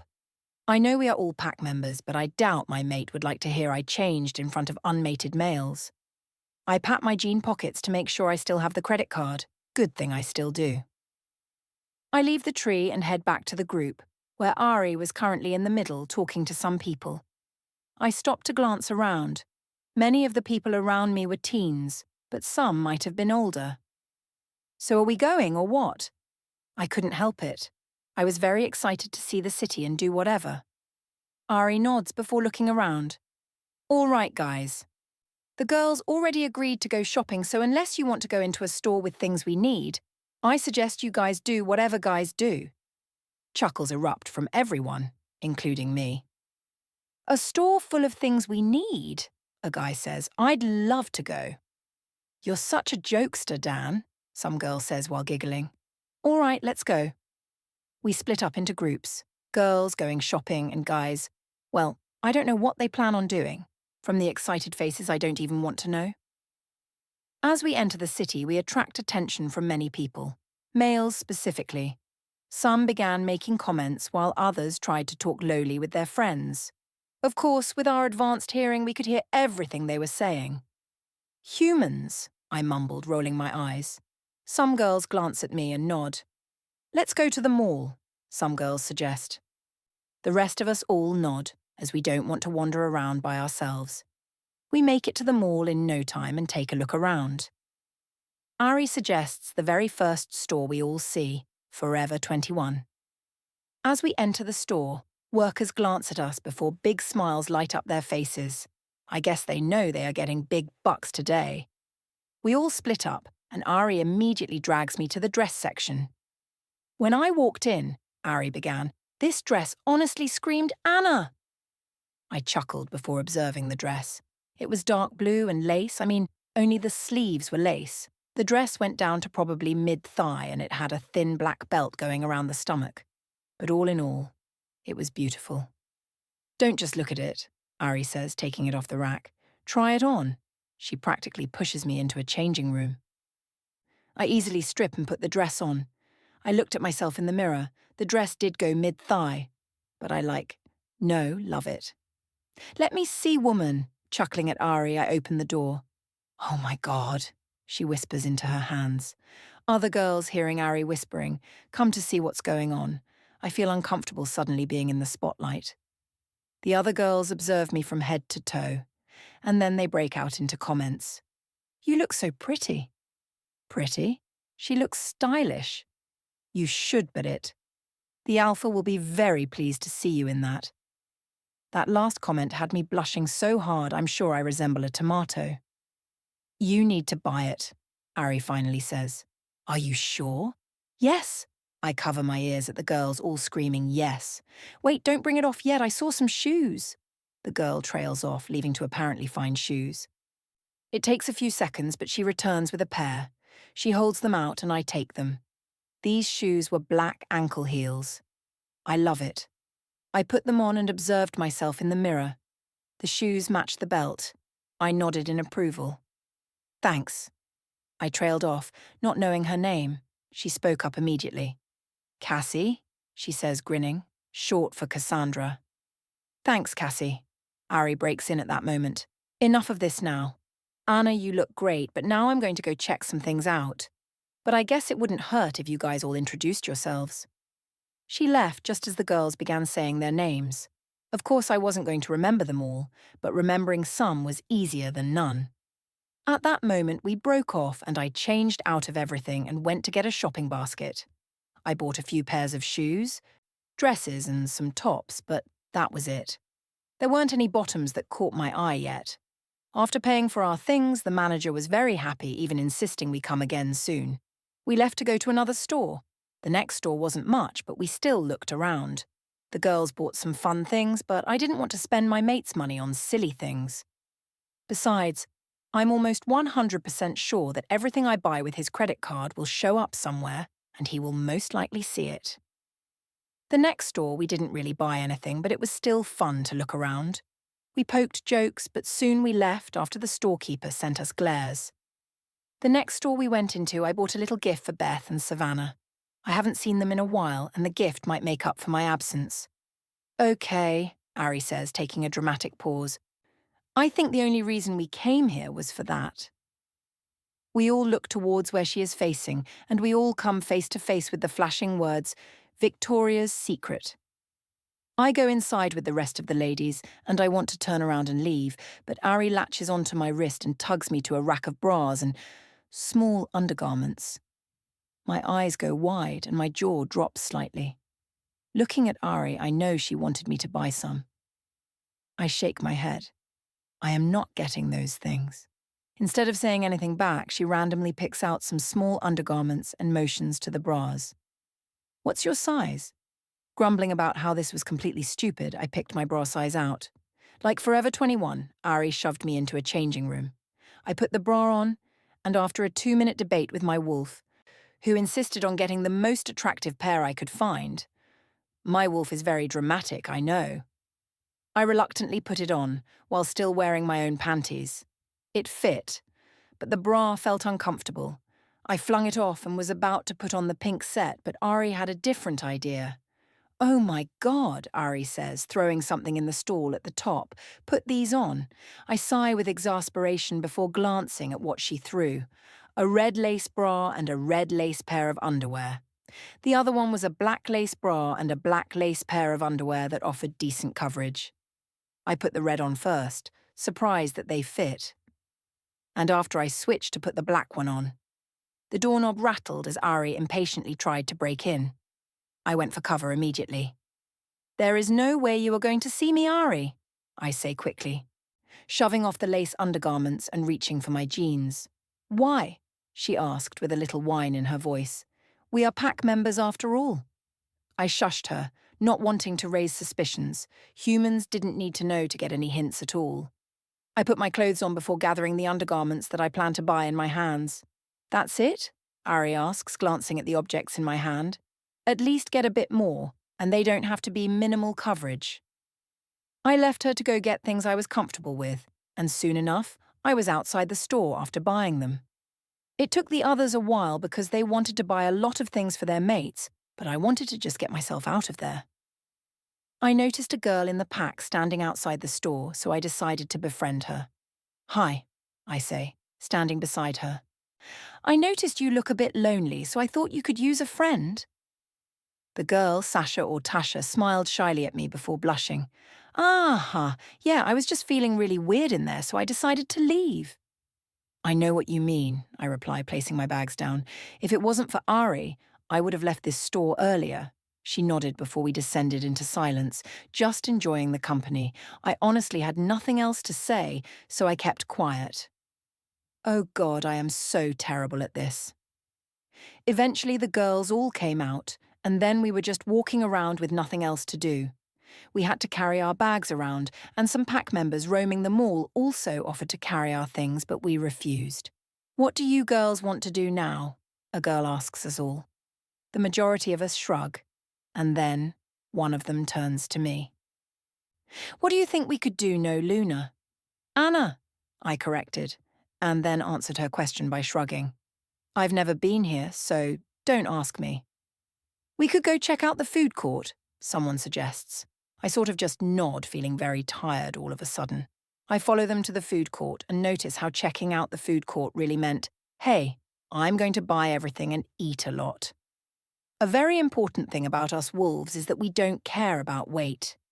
When you are in wolf form, you practically burn off all the energy. If you didn't know this, it's okay because many wolves still don't know this to this very day. I went to buy some Chinese food and a drink. I sat down with Ari, who was sitting to the left of the group of girls. She seemed to be deep in thought, but I waved my hand in her face. "Are you okay?" I ask, feeling concerned. "Yeah," she says, playing around with her food. "I kind of just wish I found my mate already." I don't really know what I was supposed to say, so I patted her back just as she shook me off. "Stop, you're being weird." "I am trying to be supportive here," I state while giggling. "Has anyone ever told you how awkward it is with you?" she teased. I rolled my eyes and began eating. "Hey," Ari suddenly speaks up, jerking out of her seat. "We should go to the club tonight." The girls all agree, but I am not in the mood to do anything but eat my food. "What about you, Anna?" Ari speaks up. "I'm kind of feeling tired," I begin, but she cuts me off. "Live a little," she says, practically bouncing out of her seat. I think about it for a second before reluctantly nodding, which makes the girls cheer me on. "It'll be fun." A few hours later. "What do you think I should wear?" Ari says, looking through her shopping bags. "Wear that purple dress you showed me earlier," I reply, shimmying into the lace blue dress and slipping on the ankle boots. "Which shoes?" she asks, stripping out of her clothes and replacing them with a no-sleeve purple dress that was closely fitted to her sides. "I don't know," I retort. There was no reason I should look overly glamorous, as I already have a mate. I don't need to draw attention. Ari slips on a pair of silver heels before slipping her arm in mine as we both walk to everyone else. See, because it would have been a waste of time to run all the way to the pack and then go to the club. So we waited until the last minute when the mall was closing to go change in the restrooms. The guys were with us. And luckily, one of them, who hadn't run with us earlier, brought a vehicle. We, the girls, put our things in the back trunk. It was getting pretty dark, but some people still wanted to go to the club. Most left and headed back to pack territories, calling it a night. In comparison, others argued that it wasn't a night until after the party. We all headed out, apologizing to the security guards waiting for us to leave. One of us takes the lead and we all walk towards a club less than 10 minutes away from our current location.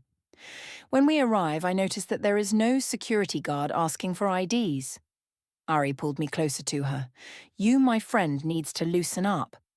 "Get us another drink," Ari screamed over the music to the bartender who was having the pleasure of serving the two girls who were currently giggling.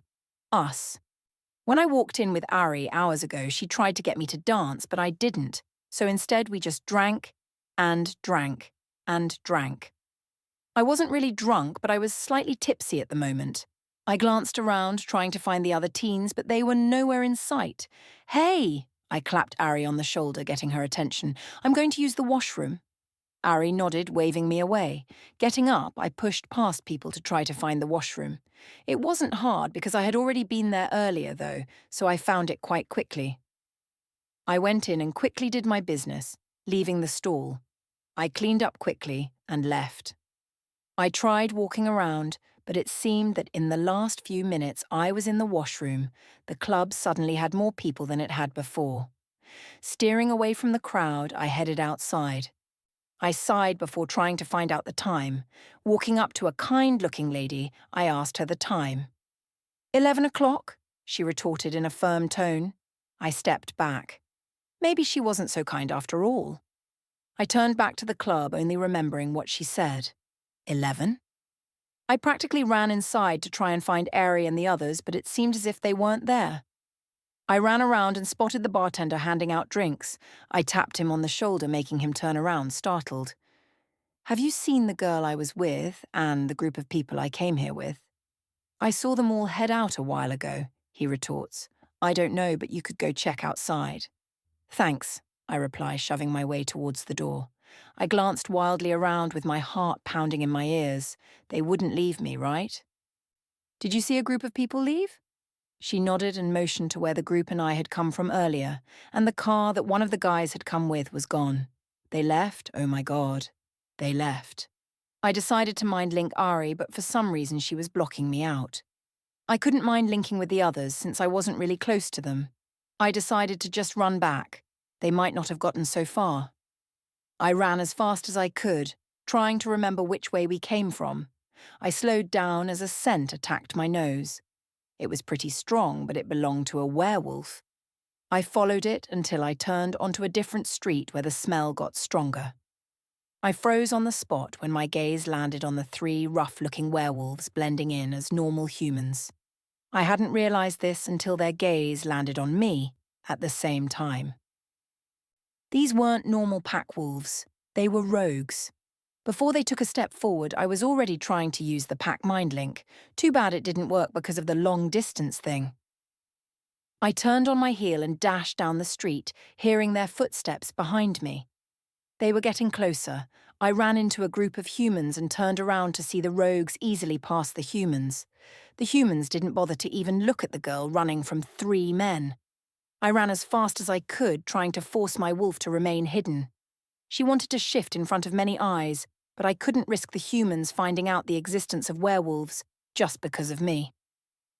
I turned onto a dark street, immediately trying to find ways to outrun them, but it was almost impossible. I hid in a backyard, realizing that I was nearing the way back to the trees I came from earlier.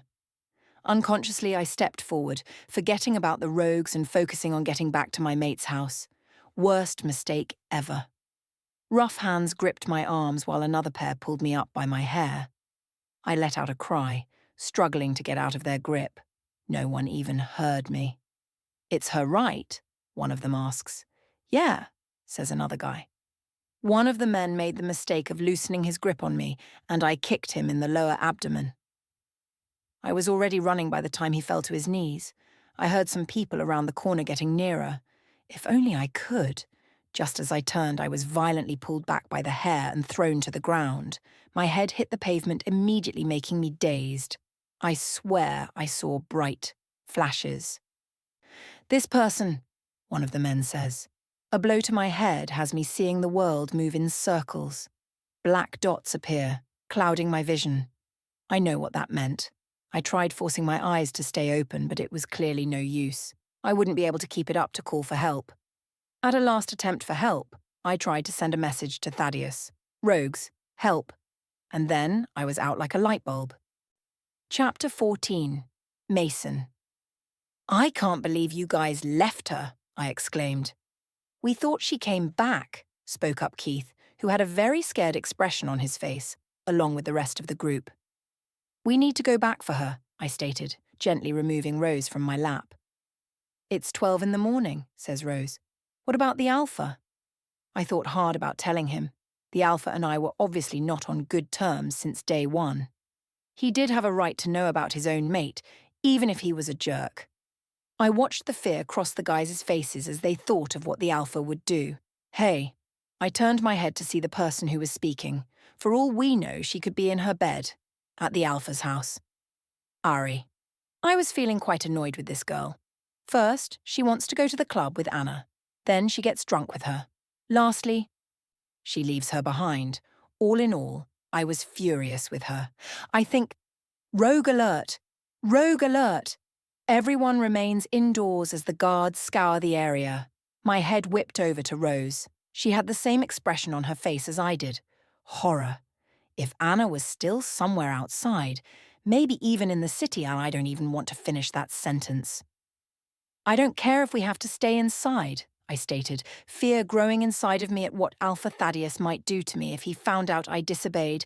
I'm going to go find her. Rose grabbed onto my hands. There is a rogue alert at the moment, Mason. Anna could be on her way here, or one of the guards could find her. Don't worry, she continued, cupping my face in her hands and gently pressing her lips to mine. Oh God, I love this girl. What if they don't find her? I ask her. They will. The determined look in her eyes made me believe that they could find her, that they will find her. Boy, was I wrong. The next morning, Alpha Thaddeus requested everyone to attend a pack meeting. That was how I knew they hadn't found her. The people in the pack house, especially the ones that went to the club, had nervous looks on their faces. We all knew this wasn't going to be good. Rose squeezed my hand, telling me how she felt through that one squeeze. I returned the same thing, wanting her to know I was very scared too.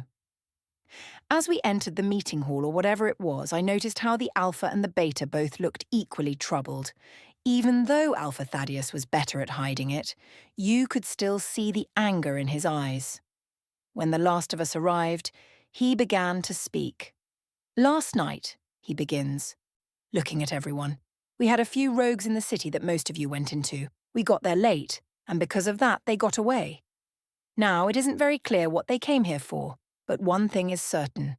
They took my mate, the Luna of this pack. There was a chorus of gasps and angry shouts. I murmured a few choice words. I knew it. I glanced at the guys and girls who were with her last. If I thought they looked afraid before, it was nothing compared to how they looked now. Even Ari looked like she was going to panic. I didn't feel sorry for her. As we continue to search for her, I want everyone to stay indoors just for safety reasons, he adds. And I want everyone who was with her in the city to stay behind. Everyone else is dismissed. Rose and I couldn't really stay as we weren't with her in the city. The Alpha used a command anyway, so anyone who tried to lie couldn't. I left with Rose last to see who was with Anna yesterday. There was a very large group. The door was shut before I could hear what he was about to say to them. Beta J. I looked around at all the faces of the teenagers who were with Annabel last. This was a pretty big group. I knew most of them since I taught them fighting techniques in the afternoons. Alpha Thaddeus stood at the front of it all. He had his hands crossed across his chest and a composed face, even though I knew he wasn't even close to that. This group is mainly of teens, he starts. Am I correct? A few slow nods here and there, but no one dares to speak. How is it that this large group of werewolves manages to lose their Luna's whereabouts? He loses his composed face. And now he just shows how he feels at the moment. Furious. The teens begin to shuffle uncomfortably, but I don't blame Alpha Thaddeus. His mate, our Luna, was just kidnapped by rogues under many werewolf noses. Even I was angry that they didn't watch her carefully. Whether she knows it or not, she is Luna. Or soon-to-be Luna. People are going to be targeting her just like last night. Everyone who is at the club with her stay behind. The rest can leave unless anyone has any information, he commands. The majority shake their heads and rush towards the door.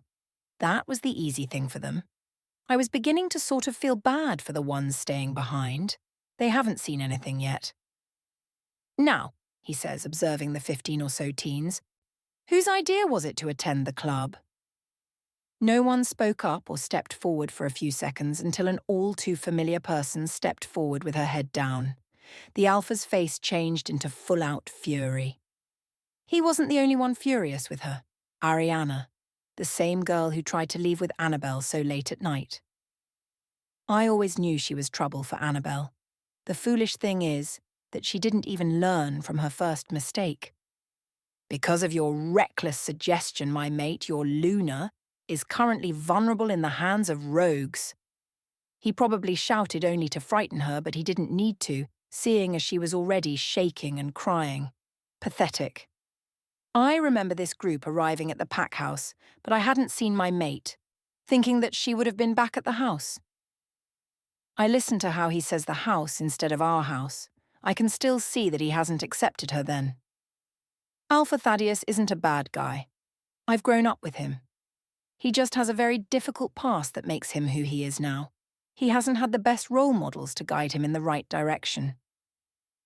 Why wasn't she with you? This question was directed to everyone, yet no one wanted to answer, in fear of ticking off their alpha. "Why wasn't she with you?" he demanded, but this time he added much more force to his words. One of the males, Daniel, stepped forward. He cleared his throat before answering the question. "We thought she came back without us, sir," he said in a quiet voice. "Well, you thought wrong," he exclaimed. "I want to know how you all overlooked her." "Well, we went to the club," Dan swallowed, "and we all split up. Last person who was with her was Ari." My fists clenched and unclenched, seeing Ari stand there still crying. The Alpha walked to her. "Of course, of course." I decided to step in before the Alpha physically harmed the girl. Even though our pack was known for being intense and imposing, we never physically harmed females at all. That was one of the biggest rules Alpha Thaddeus made when he first became Alpha. "Ariana," she looked at me at the sound of my voice, "what were you and the Luna doing? Tell us exactly what happened." Even though I was using a calm voice, I was far from that. "We were drinking," she began, instantly making the Alpha growl in anger. And then she told me she had to use the washroom. I stayed behind but went to one of the girls that were dancing and asked for the time. Seeing the time, I rushed to get everyone so we could leave, but Annabel still wasn't back, so I checked in the washroom, but she wasn't there. I left and even went outside, but she wasn't there.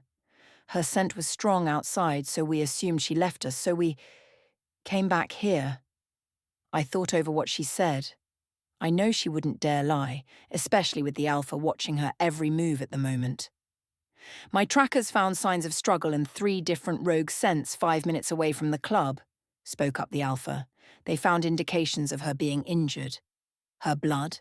And many humans report seeing a large number of very large animals entering the woods. And hearing a female cry out near the area we found evidence of her injury. So, not only did you manage to lose the Luna, but you all managed to raise the humans' suspicions about the woods," he growls. I knew he was close to shifting, so I mind-linked him. "Alpha, I could handle this. You might want to cool off a bit." Alpha Thaddeus turned around and nodded once before leaving the room. "I don't want to see the girl's face for a while." And then he blocked me off. I turned back to the teens who were now looking at me. "I want her out of here," I said to the guards, motioning to the still crying girl. She was quickly removed from the room. "Where do you want us to take her?" asked one of the guards. "She's on lockdown for now," I retort. Looking back at the group of kids in front of me, I heard her faintly cry out. I internally sighed. She shouldn't be crying over lockdown. That is not the worst thing that has happened. She could be taken to the cells. Anyway, lockdown is just being kept inside your room with one guard stationed outside for a very long period. Like I said, it wasn't really bad. As for the rest of you, I state, each and every one of you will be cleaning whatever is necessary for the next month and a half. I was slightly kinder than Alpha Thaddeus. It's just always been like that ever since we were kids. He was always the tougher one, while I was much quieter and more laid back. Knowing him, though, he might have sent them to cells for a maximum of 3 days. I'm letting them do chores and one girl is on lockdown. As they walk out, I try to mind-link the Alpha, but he still has me blocked out. Instead, I head to the building where all the trackers are at the moment. Hopefully, we'll find her soon. "Mason, what happened?" It was the first thing I asked as Keith and the others walked through the front door of the pack house. Keith looked shaken up and so did the others. "The Alpha is furious. If it wasn't for the beta, we would all be in cells." "So no punishment?" I ask, bewildered. Keith shook his head. "We do get punishments," he states. "Chores for the next month and a half." "That's unfair." Rose put a comforting hand on my shoulder and whispered into my ear, trying to comfort me. Unfortunately, it wasn't working. Much. "Hey!" Keith shouted back. "I'm feeling so guilty and so are the rest of us. Don't keep shouting at us, as if we hadn't had enough of that. Boys," one of the older ladies says, stepping in between us, "there are children here, and it would not help anyone if you both stand here arguing." I look around, noticing a crowd around us. I sigh and apologize, as does Keith. Rose pulls me to our room. That is when I start to feel guilty. While Anna was out there, not knowing that she was about to be kidnapped by rogues, I was here, focused on spending time with Rose. If I hadn't insisted on a day with just Rose and had just gone with Anna to the city, she would still be here. Rose shuts the door and cups my face in her hands. I know you feel guilty, but Mason, it wasn't your fault. No one knew Anna was going to be taken by rogues. I shake my head and remove her hands from my face. If I hadn't insisted on a day with just you, I would have been there with her, protecting her, I'm sure. You regret our time together, don't you? I sighed and shook my head. I don't regret it, I tell her, wrapping her in my arms. I'm just scared of what the rogues are planning to do with her. Probably use her as a bargaining chip, she murmurs against my neck. I was about to ask her how she knew, but I remembered that she once was a rogue. How do you think her parents are holding up? Oh, I completely forgot, I say, stepping back. I pull open the door, interlacing my fingers with Rose, and rush to find her parents. I knock on Anna's parents' bedroom door. There is shuffling and sniffles inside, but the door is eventually opened. Oh, Mason Rose, says Anna's dad. We're not doing so good at the moment. I looked past him to see his wife weeping on the bed. Kleenex tissues lay scattered all over the bed. Rose lets me go to comfort Anna's mom. I focus on the way she sits beside Anna's mom as if she were her own mom and softly rubs her back, mumbling soothing words to her. I watch as she continues to do this. My mate. This was just simply Rose. Even though her own parents were most likely tragically lost, she still put on a brave face for others, no matter what. Rose taught me that you could get through difficult situations no matter what. The Alpha will find her, I say to Anna's dad. I hope so. Chapter 15. I woke up feeling quite dizzy. I think I have a hangover, but I'm not sure if werewolves get one. Besides, I hadn't drunk much. I tugged on my wrists, but a sharp burn had me flinching back and crying out loud. The same thing happened with my ankles. I finally glanced down to see silver chains. I growled in anger. Footsteps from far off suddenly head in my direction, and the realization of where I am suddenly attacks me. I try to calm my beating heart, but taking deep breaths doesn't work. The door opened just as my head snapped up. The wind was knocked out of me by what I saw. Ethan. Ethan. I remember him. He was my old beta's son. We hung out a lot back in our old pack. He and Blake, his younger brother, were like younger brothers I've never had. He smiled his usual crooked smile. But something was different about him. First of all, it was that noticeable scar from his lips to his chin. And secondly, it was the way he had a hard look in his eyes. Before, he had such kind eyes, but now he had such a hard look in his eyes, even though he was smiling. Hey, Anna. I shifted a little, resulting in the sharp burn of the silver chains. I winced, making Ethan send me an apology through his face. I was sent here to see if you were finally awake, he spoke easily. You're working with rogues? I asked, mortified. He shrugged as if that wasn't important. Hell yeah, that is important. I don't really have a chose now, he spoke the next few words bitterly. Your mate destroyed everything I ever loved. What happened that night, Ethan? I asked gently. At my question, he looks at me, confused as if to say, You were there. I was out cold 2 minutes into the attack. All I remember is my mom telling me to get Blake and go with the other kids to the underground hideout, Ethan began, getting a distant look in his face. I should have listened to her. I wanted to help the pack. Shit. I should have listened and not let my pride get in the way. I told Blake to go with the other kids and that I would meet him there. He ended up safe, but I wanted to help my dad. I ran into the battlefield thinking that I could do it, but I became overwhelmed at what I saw. Casualties everywhere. From our pack. Not one person from their pack had died. My dad. I saw him wounded and bloody, yet he was still fighting. I tried to go help him, but that made it even worse. Tears stung the corners of my eyes, but I didn't bother to force them away. I couldn't anyway because of the silver chains. He turned away from the werewolves around him and made eye contact with me, mentally telling me to leave. By now, Ethan was fully distressed. That was enough time for one of the wolves from the enemy pack to grab hold of his neck and— "Stop," I demanded, tears flowing down my cheeks. "Please stop." "Right in front of my own eyes, Anna," he continued on until we both eventually calmed down. We stopped being visibly upset and just sat in silence. There was obviously nothing I could say to him that could ever make him forget what he had witnessed. "I need to go," Ethan suddenly says, jerking away from me.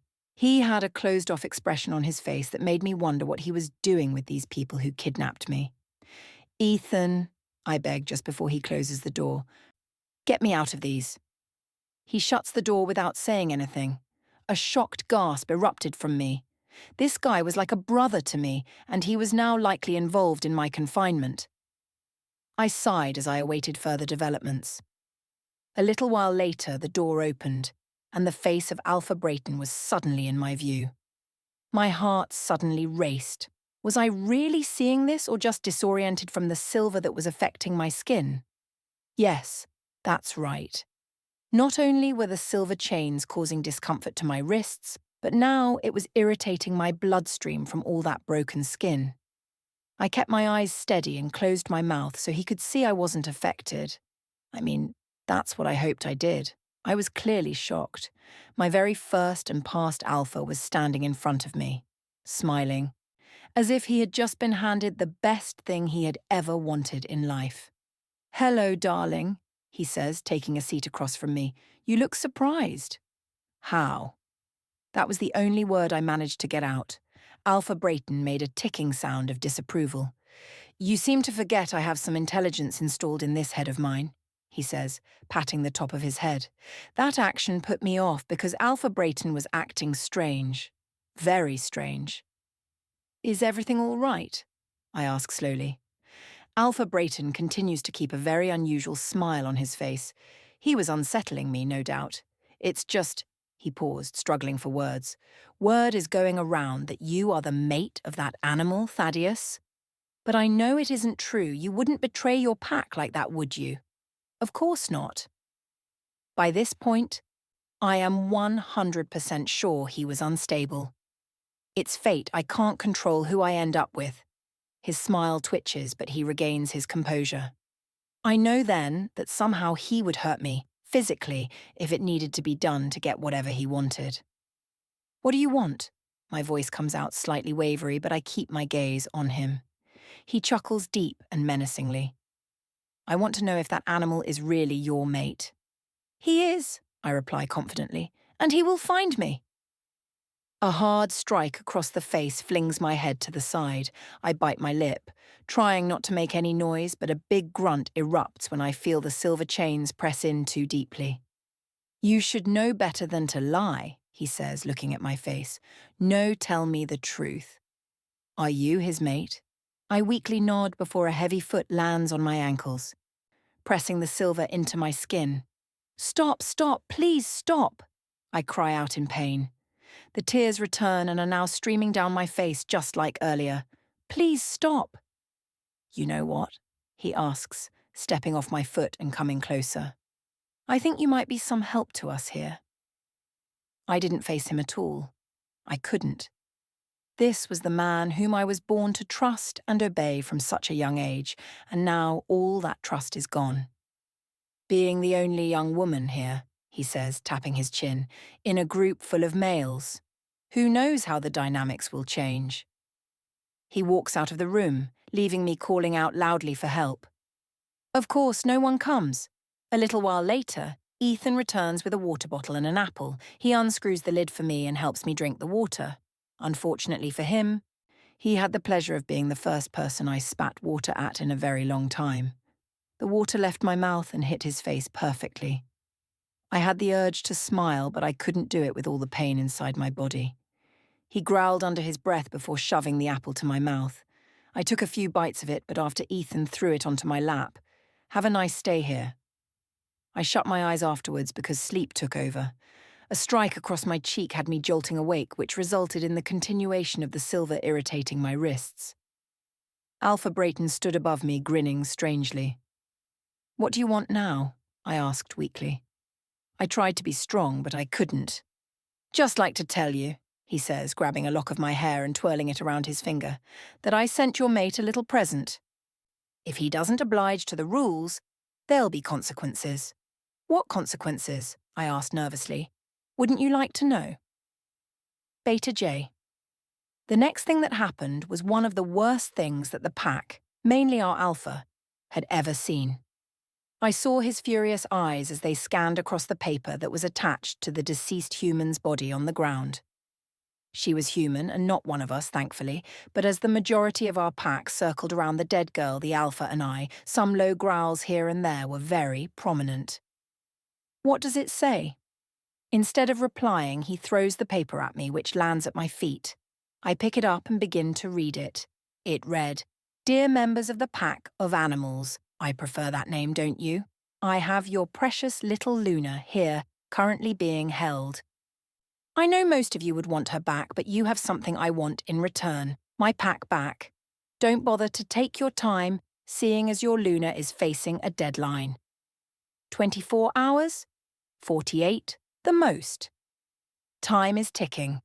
If you do not do so, I will declare war. But this time I will succeed in having the pleasure of striking you down, Mr. So-called Alpha. Sincerely, ABPS, I hope Mr. So-called Alpha does not mind my men and me making her uncomfortable while she is here. It has been a while since we've had any action. PPS, I would apologize for the body, but frankly, I do not care. And I know you do not care as well, as long as she wasn't part of your pack. I threw the paper away in disgust. And he calls himself an Alpha. I glanced at the female body lying on the ground. I don't understand why he would do this to a normal human. Glancing at Alpha Thaddeus for any clues, he immediately blocks me out as I begin to telepathically speak to him. Take the body elsewhere and bury it, he finally speaks up, addressing the 4 guards behind him.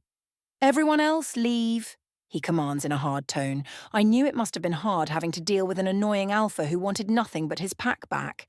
And knowing your mate is somewhere suffering in the hands of this sociopath with only a day or 2 to spare, that was some pretty messed up stuff. To top it all off, he and some other men were threatening to mistreat her.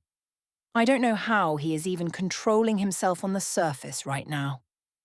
Alpha Thaddeus turned to me then. We need to find out where he is hiding her now. I nodded and followed him, turning and heading towards the buildings. I sighed. I had actually thought things might get better today, but no, they go from worse to extremely worse. The Alpha and I and many other people were now all gathered around, trying to think of what we could do now. Alpha, how was that body found so close to the pack house? Someone finally asked the question I want answered too. Others nodded in agreement. And why kill an innocent human? Another one asks. He killed the human, Alpha Thaddeus began, observing the map spread out on the table, because he wants to send me a message. I sent our fighters to go destroy his pack, and in the process, many lives were lost. He killed that female because he wanted to show me that I caused the loss of innocent lives. Silence overtook the room as we all stared at our Alpha. He was angry, no doubt. But it was obvious he held no remorse for those who died that night. I thought over what he said too. It made sense. This all made sense, but it was still twisted. As for the body being so far into the territory, he exhaled slowly, we could have a mole in the pack, someone helping him.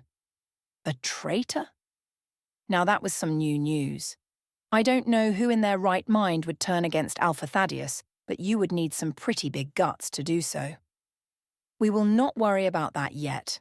Our first priority is getting my mate back, he says. Ken, I want you to stay here, and if any new information come up, contact me immediately. Jay, you gather 10 trackers and scour the town in case he went there. I, alongside some trackers, will go into the city and look around. For now, I want the pack on lockdown. No one leaves their homes until we all get back. Understood? Understood, we all repeat. I go gather the 10 trackers and head south to the town. The town was situated on the opposite side of the pack village.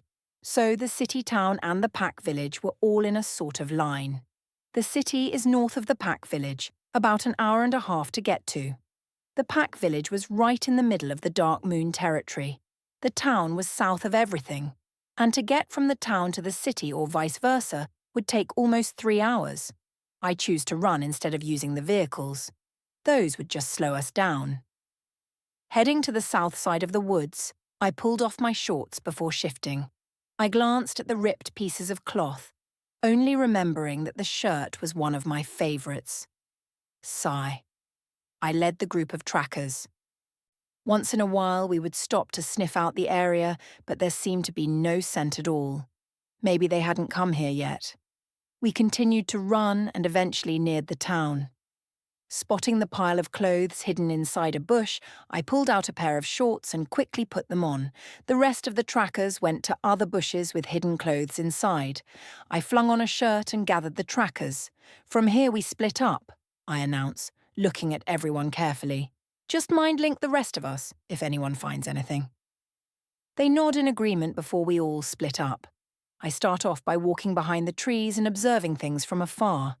After a while, I went in. I kept my ears open just in case I heard something regarding the rogues. I walked around a bit before deciding to check with some people. Walking into a store I've always known of, I looked around for the human who might have some information. Uh-huh, look what the cat dragged in. I raised an eyebrow at the man in front of me. It's been a while since you've been here, Jay, he spoke up. He turned towards the people in the store. All right, guys, store's closed. Come by sometime later. A few people groan and leave the store while others go silently. The man, Walter, takes a seat at one of the tables after shutting the doors. Walter was one of the few humans who knew of our existence. He is like our human ally, who helps with situations like ours and even helps cover up our tracks. Only Alpha Thaddeus, Ken, some trackers with high status, and I know about our human allies. I was waiting for you to get here, he says, taking a cigarette out of his pocket and lighting it up. There's been some pretty weird stuff happening. I sit across from him, feeling curious. Like what? Walter inhales deeply before exhaling all the smoke. A few men came by a few days before. I attempt to stay calm, but I need to get answers. What happened? And describe how they looked. Well, for starters, they were pretty damn dirty, he begins, scrunching up his nose as if he had just eaten a full lemon. You wolves need to make hygiene your #1 goal in life. A low growl escapes, but all Walter does is grin. Anyways, they didn't do much but stay at Martin's motel for a few hours and then leave. He inhales and exhales again, making me annoyed. Once in a while, some of them would still head to the motel and then suddenly leave. I nodded, registering the new information. Approximately how many did you first see? About 10. Maybe less. Maybe more. I begin to stand up. Is that all? Walter nods before getting up as well.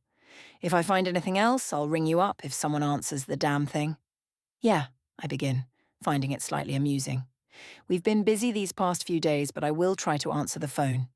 I head out, noticing the same people Walter kicked out standing outside. Finally, one of them says, shooting me a glare.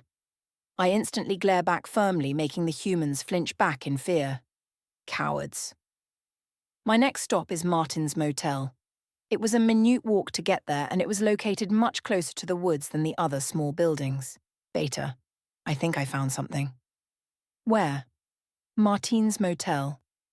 I roll my eyes before rushing towards the motel. I slam the door open and the scent of a rogue catches my attention. I instantly begin growling and notice that some of my men have also arrived. We all head forward, keeping a good eye out for a trap. I head up the stairs first before I spot the rogue. He was being held by one of my trackers. Keeping my guard up, I approach the two before halting. What is this? I ask, confused. Rogue, the tracker replies before letting go of the rogue.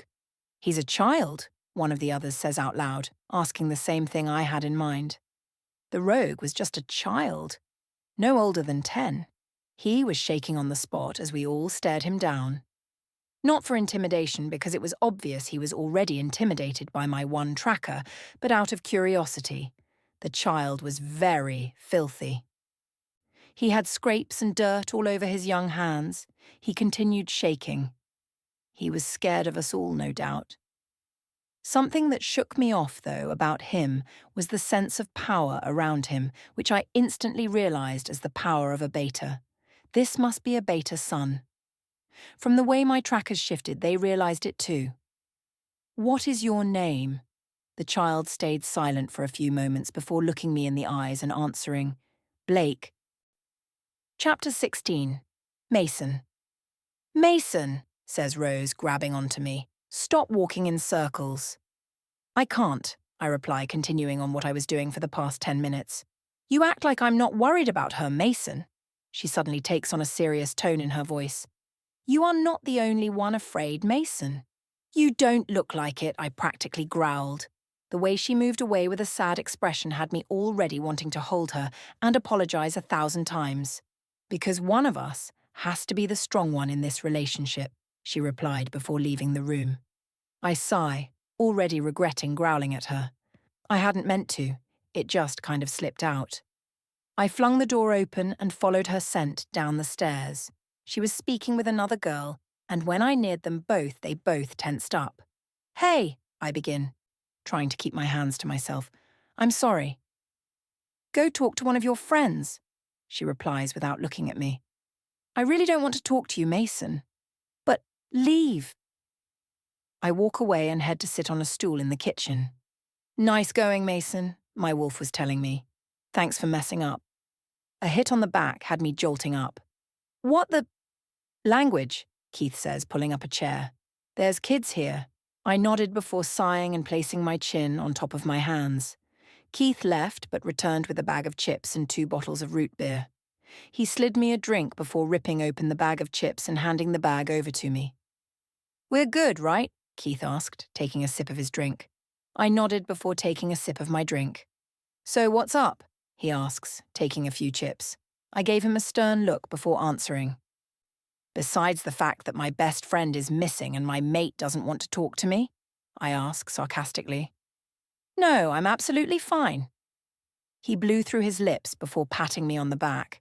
"You got it hard, man." "But come on," he continues, standing up. "I don't plan on talking about feelings. I'd rather throw a football around." I shook my head. "I'm not in the mood." "Dude," he says, "this is unhealthy. Just chill a bit and stop worrying. They will find the Luna and your girl probably just needs some time with her friends. Hanging out with you is boring." "Shut up," I jokingly state, shoving him. I stand up and follow him to the back, where all the toys are stored.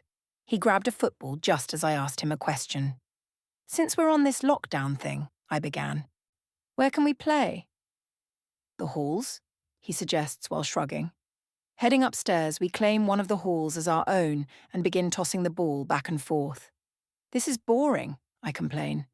"My wolf feels restless in this hall." "Same here." We toss the ball back and forth before I slam the football down in annoyance. "Hey, go long," Keith suddenly says. Instantly knowing what he meant, I rushed down the stairs and crossed the living room, jumping to catch the ball. "Boys," one of the elderly women states, "not here." "Okay," I murmur, annoyed. Right when I was kind of having fun, I just had to be told not to do the thing that was making me happy. Great. I go upstairs with the ball and toss it to Keith, who was looking rather annoyed. "Now what?" "No idea," he replies. "Want to get the others and go watch a movie?" I asked. He nodded without even thinking about it. He ran down the hall and kicked the doors of the teenagers' rooms. He was followed with some frustrated sounds and moans of annoyance as they realized who it was. Keith was always the funny guy who bugged everyone. He wasn't annoying. He knew when to stop before a problem arose. "All the teens report to the big screen room. We are having a gathering." I groaned at what he called a get-together. "Don't worry, he means a get-together," I exclaim, running behind him. I sent Keith a signal of annoyance. Beta J. Blake. I froze, remembering the name on a folder I read weeks ago. Blake. Blake. Blake. He was obviously a beta's child, but the Blue Blood Pack, or what is left of it. I read about him in the Blue Blood Pack folder before the attack. The folder was divided into sections. The Alpha and her family, the Beta and her family, and some very important people in the pack were mentioned too. Blake, 10 years old. There wasn't much to say about him other than he had an older brother named Ethan who was soon to be Beta, and his parents were Julie and George Hunt. He, along with his family, was declared missing, but we had never actually seen their bodies. Something we need to start doing. I'm going to ask you a few questions and you're going to answer truthfully, okay? The way he nodded fast had me realizing that this kid was very lost. He didn't have a clue what to do. I started off slow. Why are you here? To take a shower. His response came so quickly I wanted to smirk. I nodded before coming up with another question. Are you with Brayton? His young eyes widened before he nervously shook his head. I was starting to pity this child as I observed him. It was obvious that he was confused, tired, and afraid. Brayton isn't here right now, I begin, narrowing my eyes at him, so he can't hurt you. I can't say, Blake replied as his voice shook with terror. I sighed. Listen, Blake, I begin, choosing my words carefully. I don't mean to pressure you. But if you do not answer these questions, we will be forced to take you back to the Dark Moon's pack, where you can answer to the Alpha. No, he said, his eyes wide with absolute fear. But how do I know you won't harm me after I tell you what you want to hear? Smart kid. You have my word, I reply, putting my hand out to shake on it. Blake looked at my outstretched hand distrustfully before reaching out and suddenly pulling it back. He'll hurt me, though, his young voice blared out. I watched the way he continued to stare at me. He was very afraid. If you tell me some useful information, I will talk to my Alpha about letting you join our pack. What about my brother? He could join the pack too. Blake inhaled before sighing in what seemed like relief. Anyways, deal. Blake looked at my hand and, without any hesitation this time, he shook it. Deal. Mason. So, what movie? I question as I glance at all the teens Keith and I managed to gather, scattered all over the room. Just put something in Mason, someone replied. I nodded and put on a random movie just as Keith came in with the snacks and a few other people. Once everyone was quiet, I pressed play. The guys all cheered while some girls scoffed at my choice of movie that was currently playing. Change it, some girl complains. No one wants to watch a sports movie, Mason. Sports are great, Daniel replies, earning a few high fives from the other guys. Some girls immediately get up, but Keith buds in. Mason, just change it. We want everyone to get along. I narrow my eyes at him before reluctantly getting up to change the movie. Fine. What movie? Horror movie, Keith suggests, glancing around. In the afternoon. Just put it in, Cassie says. That's what she said, Dan replies, making the guys chuckle. I rolled my eyes at their immature behavior, but I couldn't wipe the smile off my face. I put in The Evil Dead, but the new version, and relaxed into the sofa. I was currently kind of squished. But there was no way I was going to sit on the ground after being one of the first people to claim a spot. I was sitting between Cassie and another girl whose name I kept forgetting. Stacy, Macy, or Daisy? I shook my head, telling myself to ask later. Snacks and drinks were being passed around and eventually we were in our own movie theatre. About 30 minutes into the movie, the door opened and a few more people came in. Keith immediately shushed them all before focusing back on the movie. Don't do it, someone whispers. I lean in closer to see if the girl would actually injure herself. Don't do it, you fool! Don't do it, the possessed girl says. I had never actually watched such an intense movie before like this, but it was getting interesting by the minute. A chorus of startled sounds erupts from us all as the girl, Natalie, cuts her arm.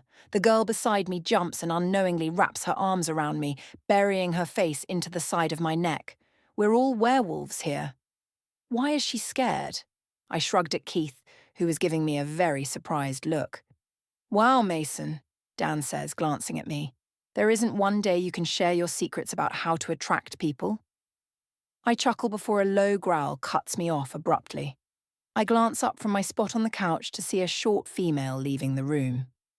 Man, Keith says, pausing the film. You might want to go get your girl before she breaks something. All eyes are on me as I jolt off the couch suddenly. That was Rose? Keith and a few others nod, making my heart race faster. Without another thought, I leave the room racing after my girl. Shoot. Beta J. Now it's pretty obvious you're with Brayton, so? I began. Where is he? My men stopped surrounding Blake and have now left me to deal with the kid. I didn't want him to feel nervous with everyone crowding around him. I don't know, he answers. I sighed.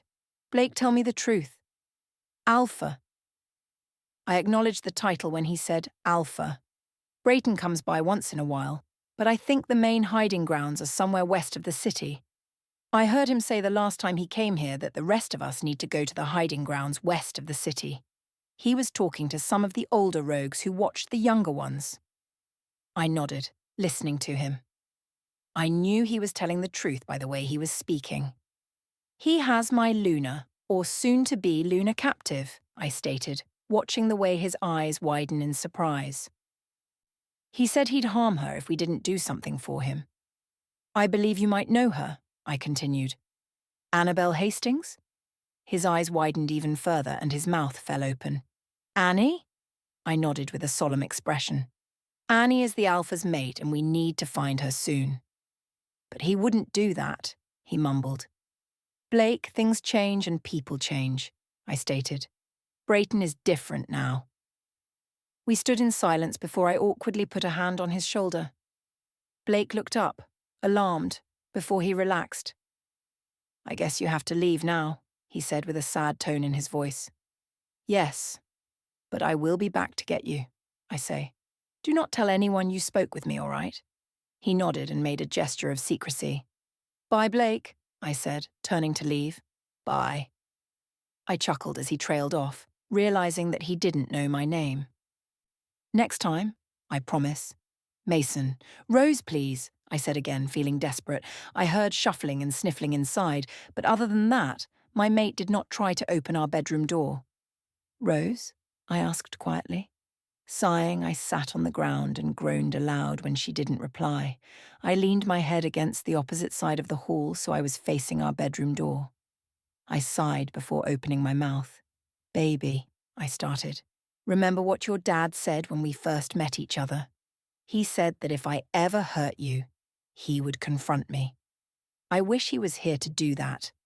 I've been inconsiderate these past few hours, and I've been using Anna's kidnapping as an excuse, which I shouldn't be doing. I'm the most foolish mate ever, and I know that if you could switch mates, you'd probably do it quickly. Rose, I love you, and I'm so sorry. Please just let me hear your beautiful voice. Nothing. Please.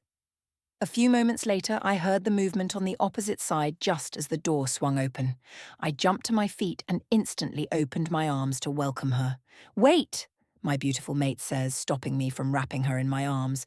Just because we're speaking doesn't mean I forgive that girl who practically sought your attention. She ends her sentence with a firm growl of possessiveness. I smirked, loving the way she was acting. Don't worry, Rose, I begin, leaning near her neck where my mark on her will forever be. I only have eyes for you. A small smile makes its way onto her lips. Maybe you should show me how much you care about me, she says, wrapping her arms around my neck and pulling me into our room and locking the door. Hey, I wasn't complaining. Chapter 17. Stop! Stop! Please! I continued calling out as the man ran his hands down my waist and all over my still-clothed body. I wanted this to be over with. I wanted my mate to rescue me from the hands of this man. Not everyone can get what they want. Crying out loud, I called for my mate. Thaddeus! Thaddeus! My voice was hurting, but I continued calling until he came. I didn't want to be violated. Trying to move away from the man who was wearing an unsettling smile, I continued calling out. The silver chains were taken out by someone earlier, and my energy had left my body. Even though the chains weren't on me, I could feel the silver weakening my system. I know that if help didn't come soon, I'd be in serious danger. I swallowed before continuing to put up a struggle.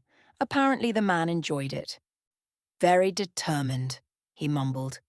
I like a girl who can resist. He neared me, and his face moved close to my neck. I jerked back in disgust. This man was likely older than my own dad. He should be respectful of me. Tears sprang to my eyes as the man tore off his shirt.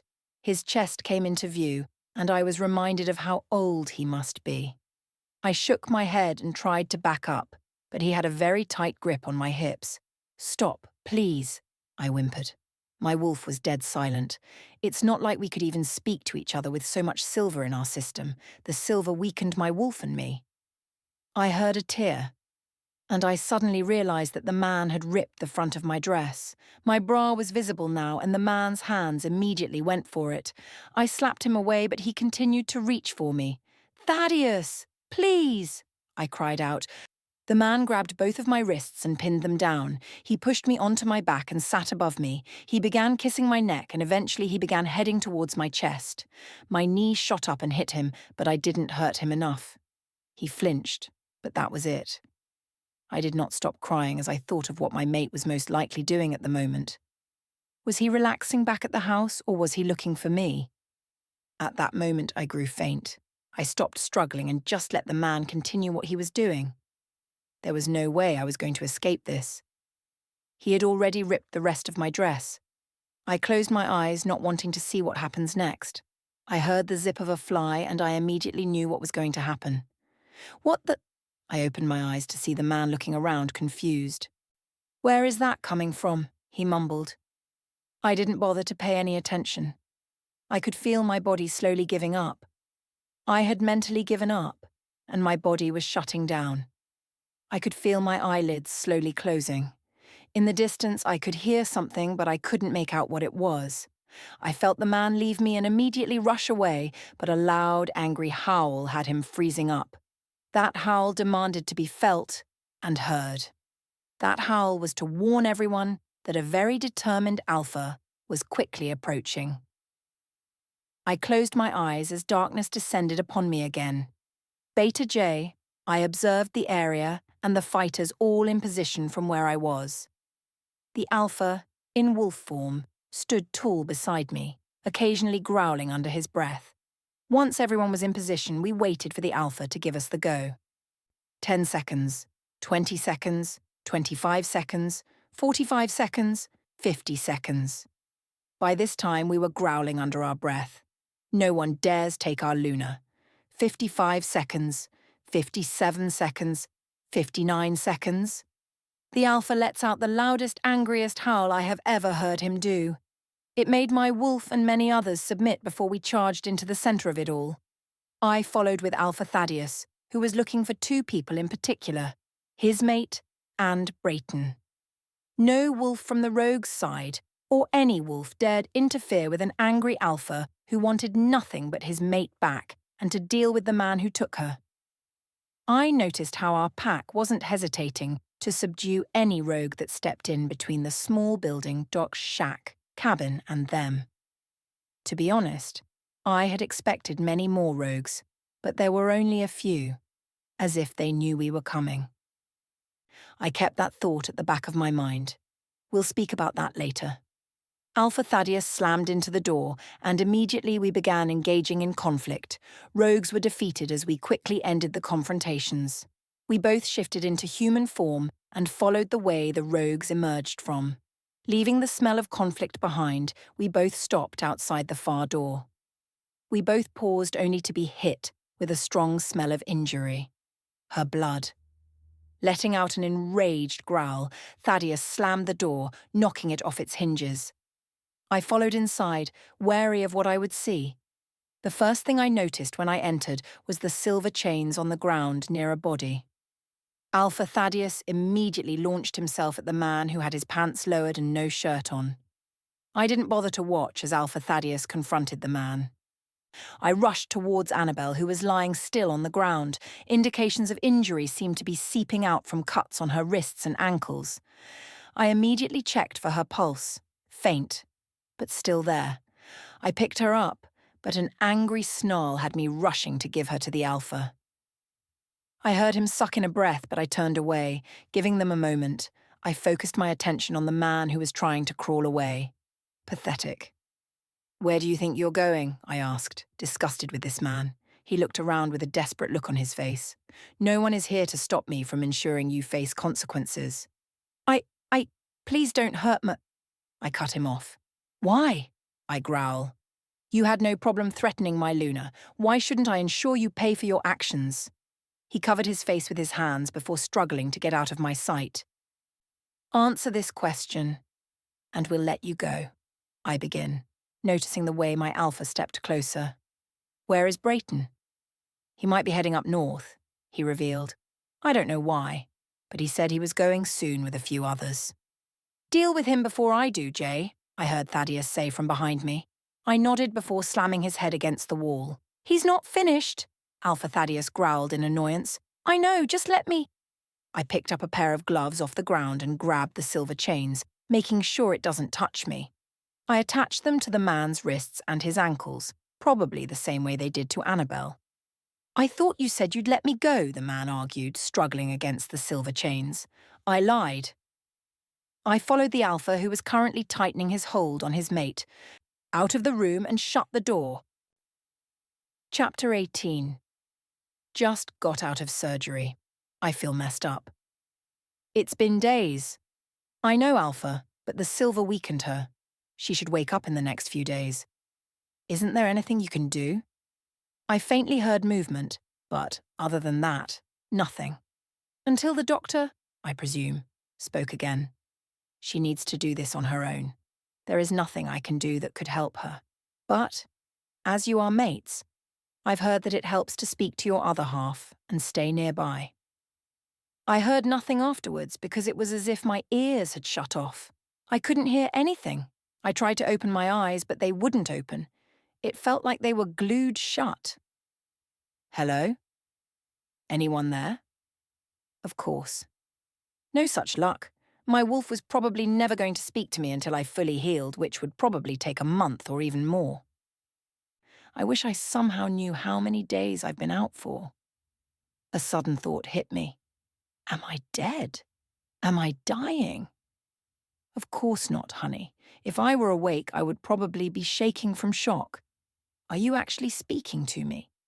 Shut up. I need to tell you that the silver hasn't done much damage, my wolf begins.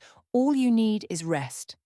By the rate we're going, we should be healed very soon. And, to help the healing process, our mate needs to stay with us. He needs to speak to us and be near us. How do we do that? No reply. Figures. She does this all the time. I don't know how long it was until I felt and heard something. My ears were suddenly opened, and my sense of feeling came back. This must mean something. I could tell that whoever was holding my hand was not my mate. The sparks just weren't there. Soon enough, I began hearing voices. What did the doctor say? Mom. She should wake up in the next few days or so. Dad. I felt something wet touch my hand. What was it? Tears. Honey, my mom began, please wake up. Everyone wants to see you up and healthy. You've got the whole pack focused on you. A chuckle escaped from someone. It was deep and manly, so I instantly noticed it was my dad. You should wake up and see the flowers and letters they sent you, he says. That whole corner is full of them. Silence descended into the room after. My mom held one hand, and my dad held the other hand. I wished nothing but to wake up and make them smile. After a while, though, they left. I tried to open my mouth to tell them to stay, but my lips felt like they were sewn shut. I don't know how long, but I was somehow alert when my mate's scent attacked my nostrils. I might wake up soon. That thought and my mate's scent had me wanting to call out in joy. I was finally going to see everyone and talk to them. Hopefully soon, though, sparks shot up my hand as a sigh escaped from my mate. Shockingly, I realized this was the first time he's ever touched me, and I wished to be able to open my eyes right now. I'm not sure if you can hear me. Yes, I can. But you need to wake up. Gee, only he would say that. No, I miss you. Or, please wake up. Just straight to the point. Even while I was in this state, he refused to show me his true feelings. I sighed in, wait. I sighed? By the way, Thaddeus's hold on my hand tightened. He noticed it too. With a lot of painful work, my eyelids fluttered open, and I was met with my mate's dark, intense eyes. "How do you feel?" asked the doctor, whose name was Richard. He flashed the light thing in my eyes, making me flinch back. Beside me, my mate let out an annoyed growl, making Richard flinch in fear. He sent me an apologetic look before asking me a different question. "Any headaches?" "No." My voice came out raw and scratchy. The doctor handed me water and I greedily gulped it down. When I was done, I held it out, asking for more. I drank the second cup in a good few seconds and eventually I was feeling hydrated. Richard asked me more questions and I tried to answer as much as I could. "I'll be right back," said Richard before leaving the room. Thaddeus stood as he had been doing for the past 10 minutes before taking a step forward. I ignored him and glanced around the room, noticing the corner my dad was talking about earlier. "The pack was worried," Thaddeus says, noticing what I was staring at.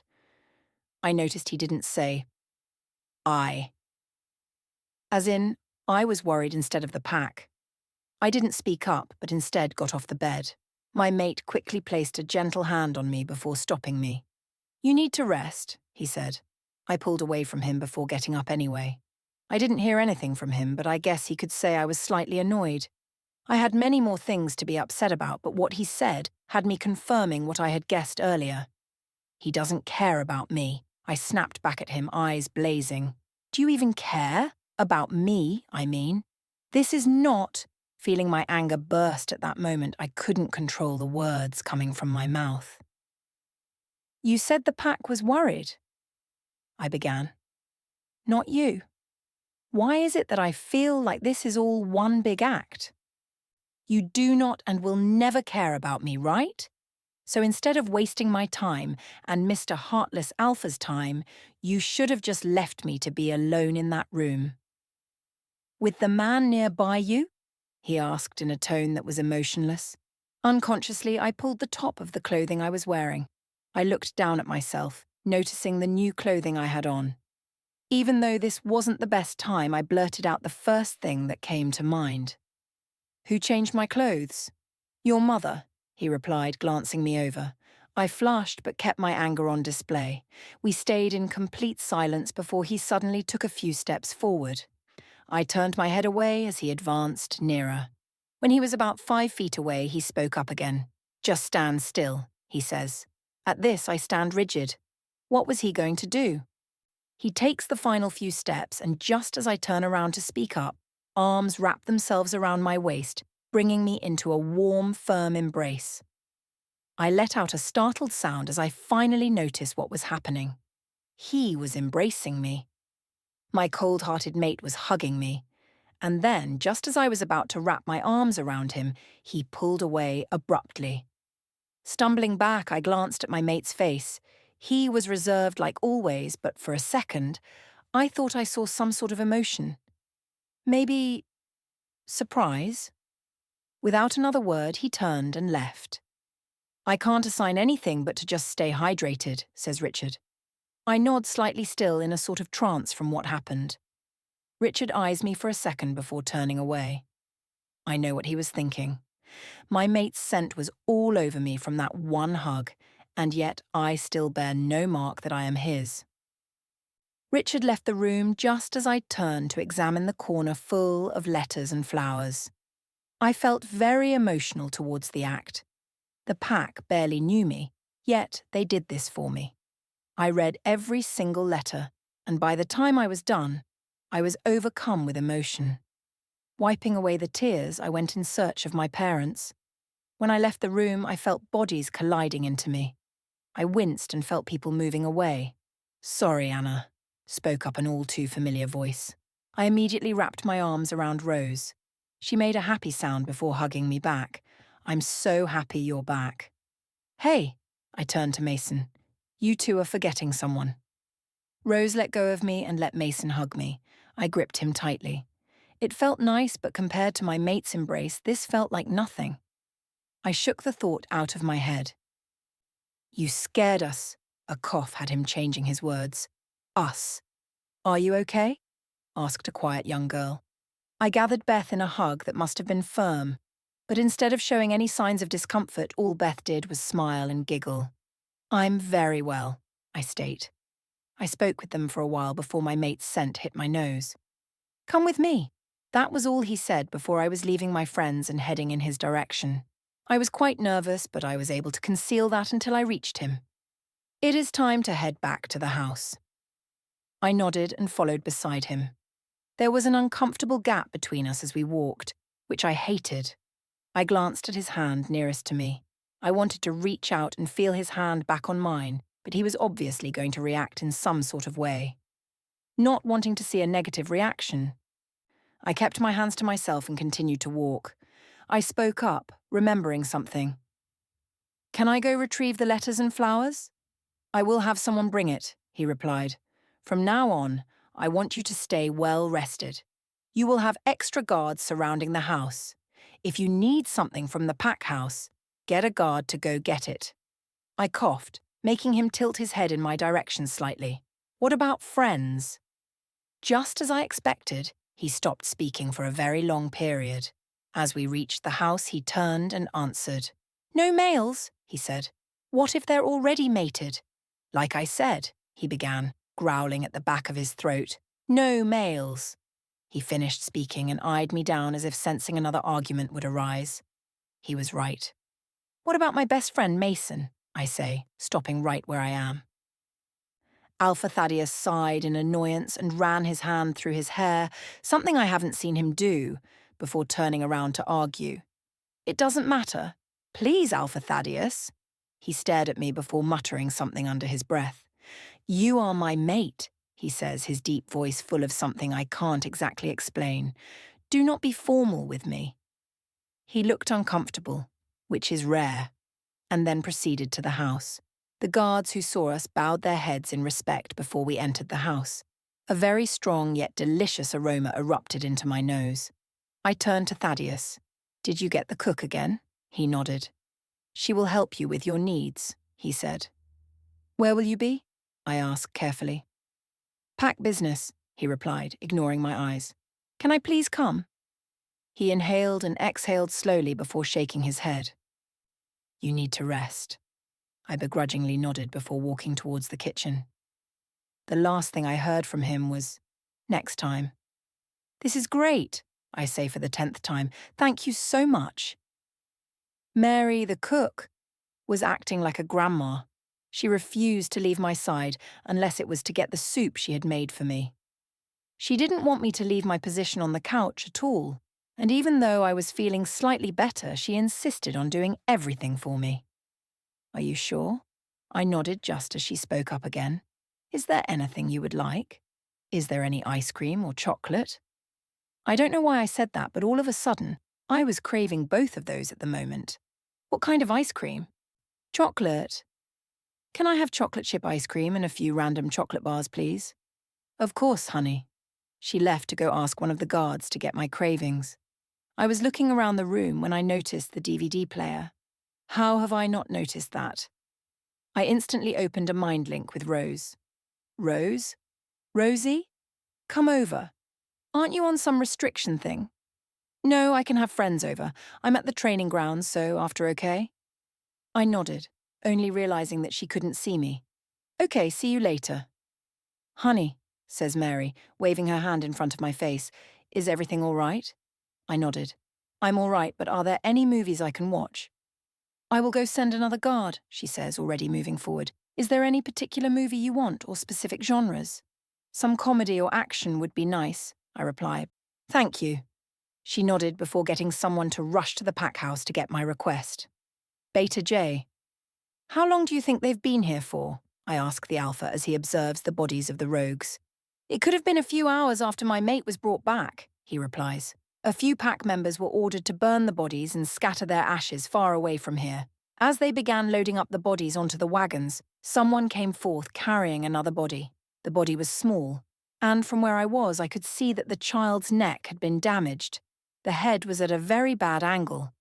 Only when I finally saw the child's face did I begin moving forward. No, it can't be. I rubbed at my eyes, realizing that I can't and will never forget Blake. I sucked in a breath, making Alpha Thaddeus turn and glance at me. What is it? That's the child who gave me the information to find your mate. His name was Blake. We can't burn him, I state. Alpha Thaddeus was now looking at Blake with a newfound interest. We need to bury him, I state. Alpha Thaddeus took a deep breath before releasing it. You know we can't do that. I promised the child he and his brother could join the pack after we got your mate back. Alpha Thaddeus growled because I hadn't spoken to him about letting Blake and his brother join the pack. Before he could argue, I spoke up quickly. He led us to Annabel, I state, diverting my eyes back to Blake's still body. The least we could do is give him a proper burial. He wasn't a pack member. Thaddeus, without him we wouldn't have gotten to Annabel in time. Alpha Thaddeus sighed and ran his fingers through his hair. We'll bury him. I nodded and sighed. You really have a bad habit of arguing. I really don't understand how your mate can handle you, he growled in annoyance before shutting me out. Which movie? I shrugged and randomly pointed at a movie. That one. 21 Jump Street, Rose asks. I nod as she puts the DVD inside. She hesitantly sits down beside me. Mary had gone to get some popcorn for both of us, so it was just the two of us. Are you sure I'm allowed to be here?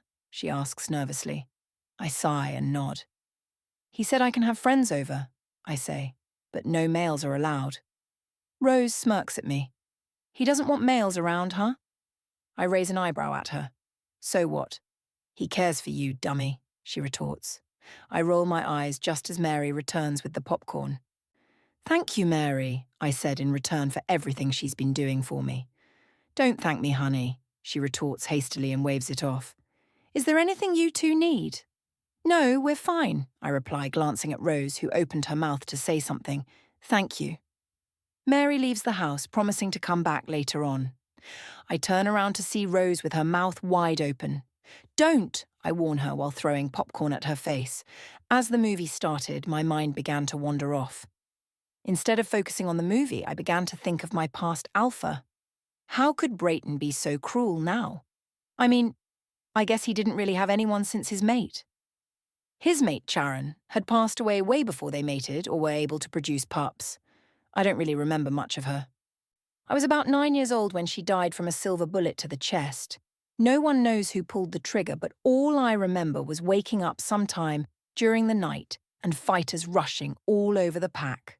Afterwards, Brayton had a terrible emotional reaction and harmed many people in the nearest town.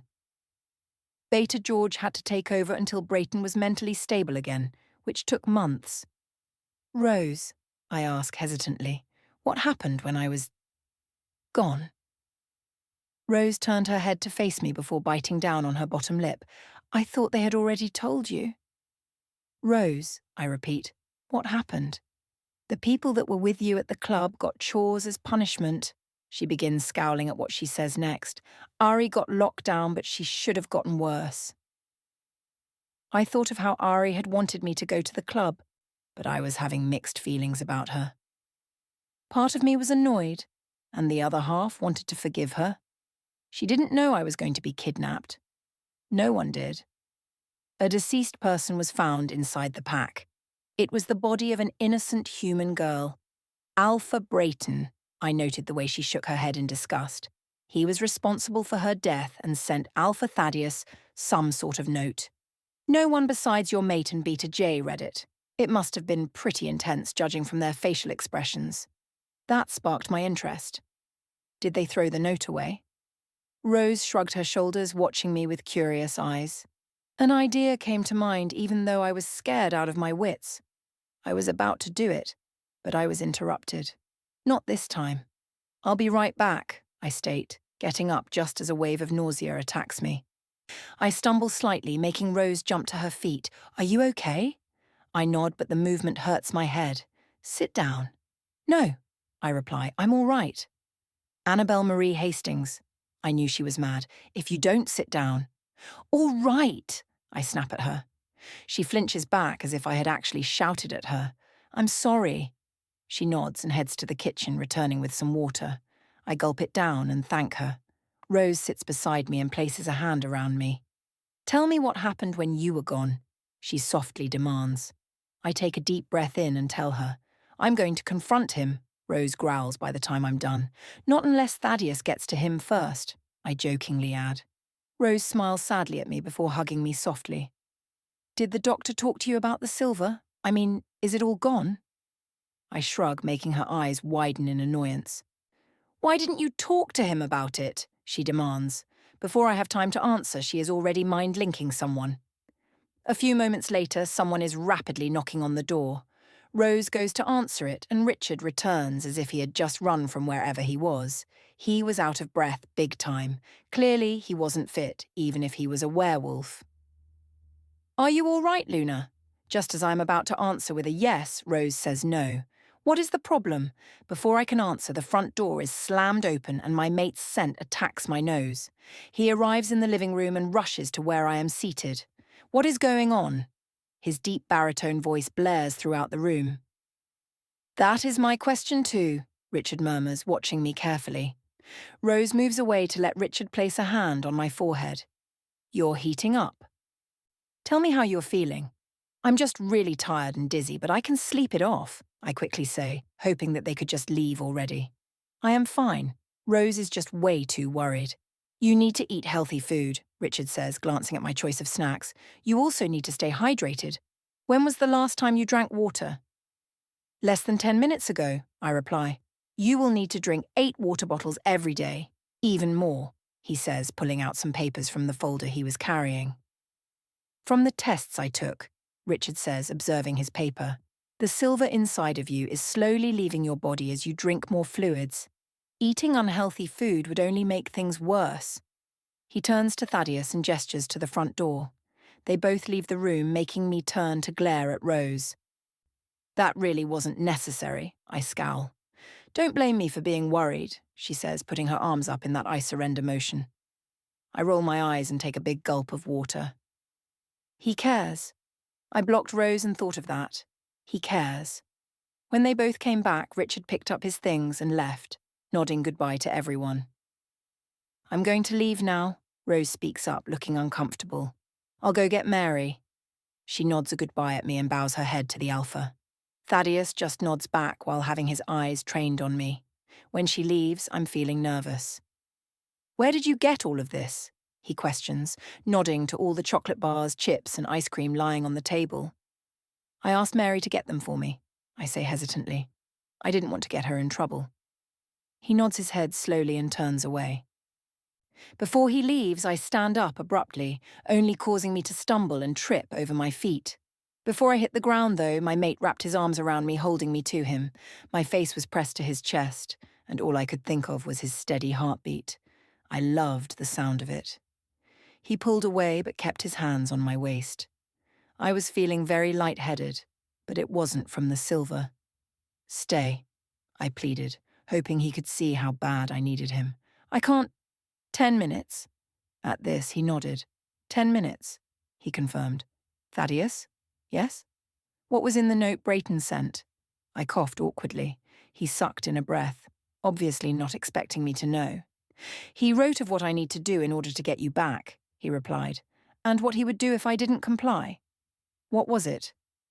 How did you guys find me? Jay found someone who gave him information of Brayton's whereabouts. He had an emotionless expression on. Who was it? He glanced at me before looking away. A child named Blake. Wait, Blake, the youngest son of your past beater. Thaddeus focused his attention on me. Do you know him? I nod quickly. He's like a younger brother I've never had. Where is he?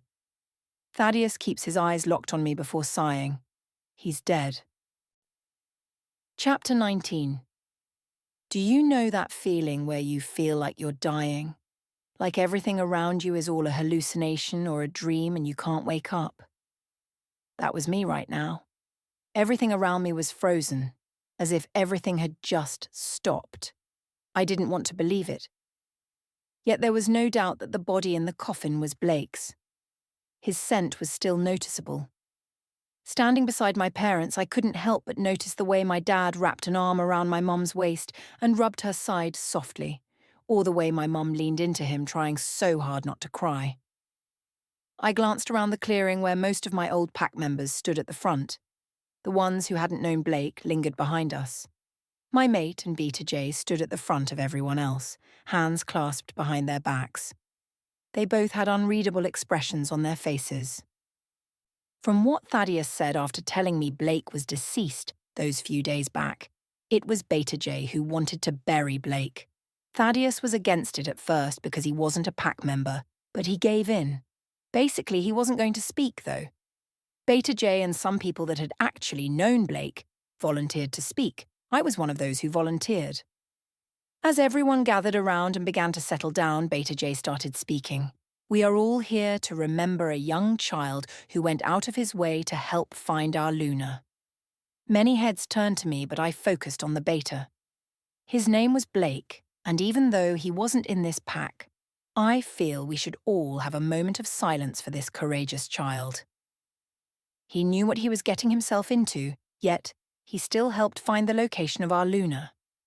If it wasn't for him, our Luna would have been in greater danger before we could have rescued her. I could feel the piercing eyes of many people, including my mate. I couldn't tell what he was thinking, but I knew he was relieved that I was still alive.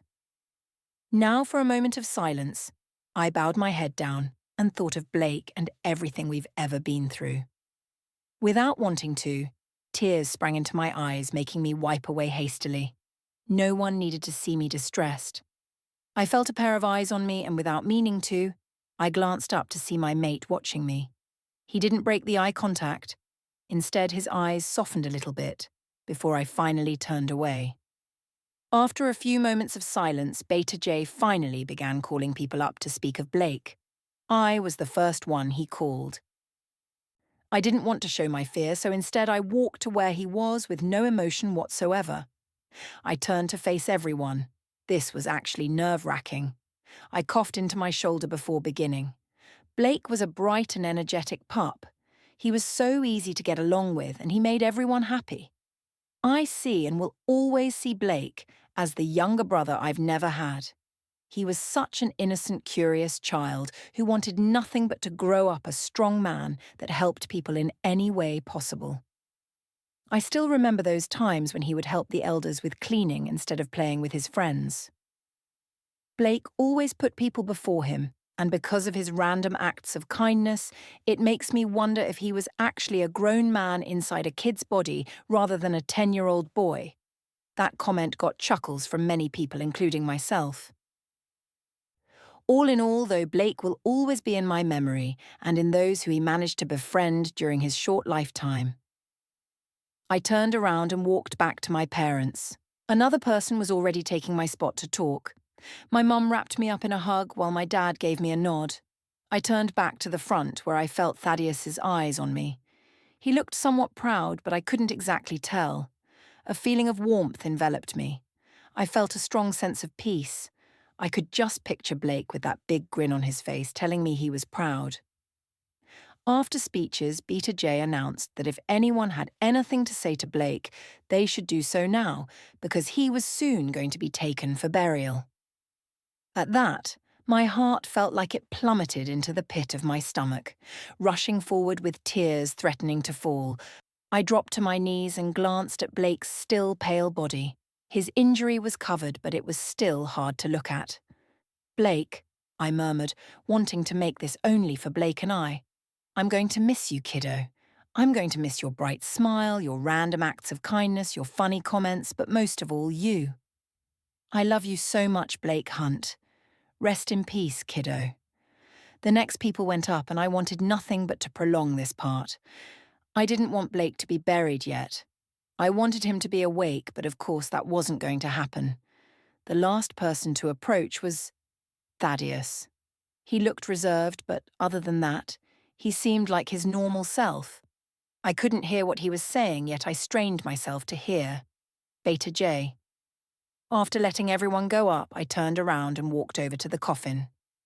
I glanced at the small child and kneeled down. "My name's Jay," I murmur, remembering what Blake had last wanted to know. I know it's late, but I needed to get it off my chest. After the funeral, I head to the pack house where I get to meet many pack members up close. I walked around the pack house with people, kids, teens, adults, elders, greeting me and asking if I'm okay. I simply nod, and I end up striking a random conversation with them. By the time I make it to the kitchen, I introduce myself to the adults in there. "Oh, we know," one of the adults reply. "She's a woman with blonde hair and kind hazel eyes." For some reason, I turn an embarrassing shade of red. The woman laughs and walks over to me. "Your parents can never stop talking about you," she explains. I playfully look at my parents, who in return just smile at me. The lady watches me for a few moments, making me feel awkward. Then she turns to my parents. "You guys are right, she is a lovely person." I blush slightly before she glances at me again. "My name's Nancy Luna." "I'm not Luna," I argue, but she silences me by putting her hand up. My wolf was growling at the back. "Be assertive," she was telling me. I decided to just ignore my wolf since I did tell her I wasn't Luna. Yet. "Nancy," a male said, speaking up. He sounded as if he was warning her. She immediately looked bewildered by what she had done moments before. "I'm sorry, Luna, I do that a lot when kids are arguing, and I hadn't meant to do that." "No, it's okay," I reassure her. She looks guilty, but I smile brightly to show her that I am not affected. Too bad I had to continuously tell her to stop apologizing. I stayed with my parents, and when dinner came around, I helped around the kitchen. I helped make sloppy joes, and by then the first group pups and teens had already sat themselves at the dinner table. "Oh dear," one of the elders cried out while rushing to me just as I was about to go around and pass out the food. "You don't have to do that. Sit and eat if you may."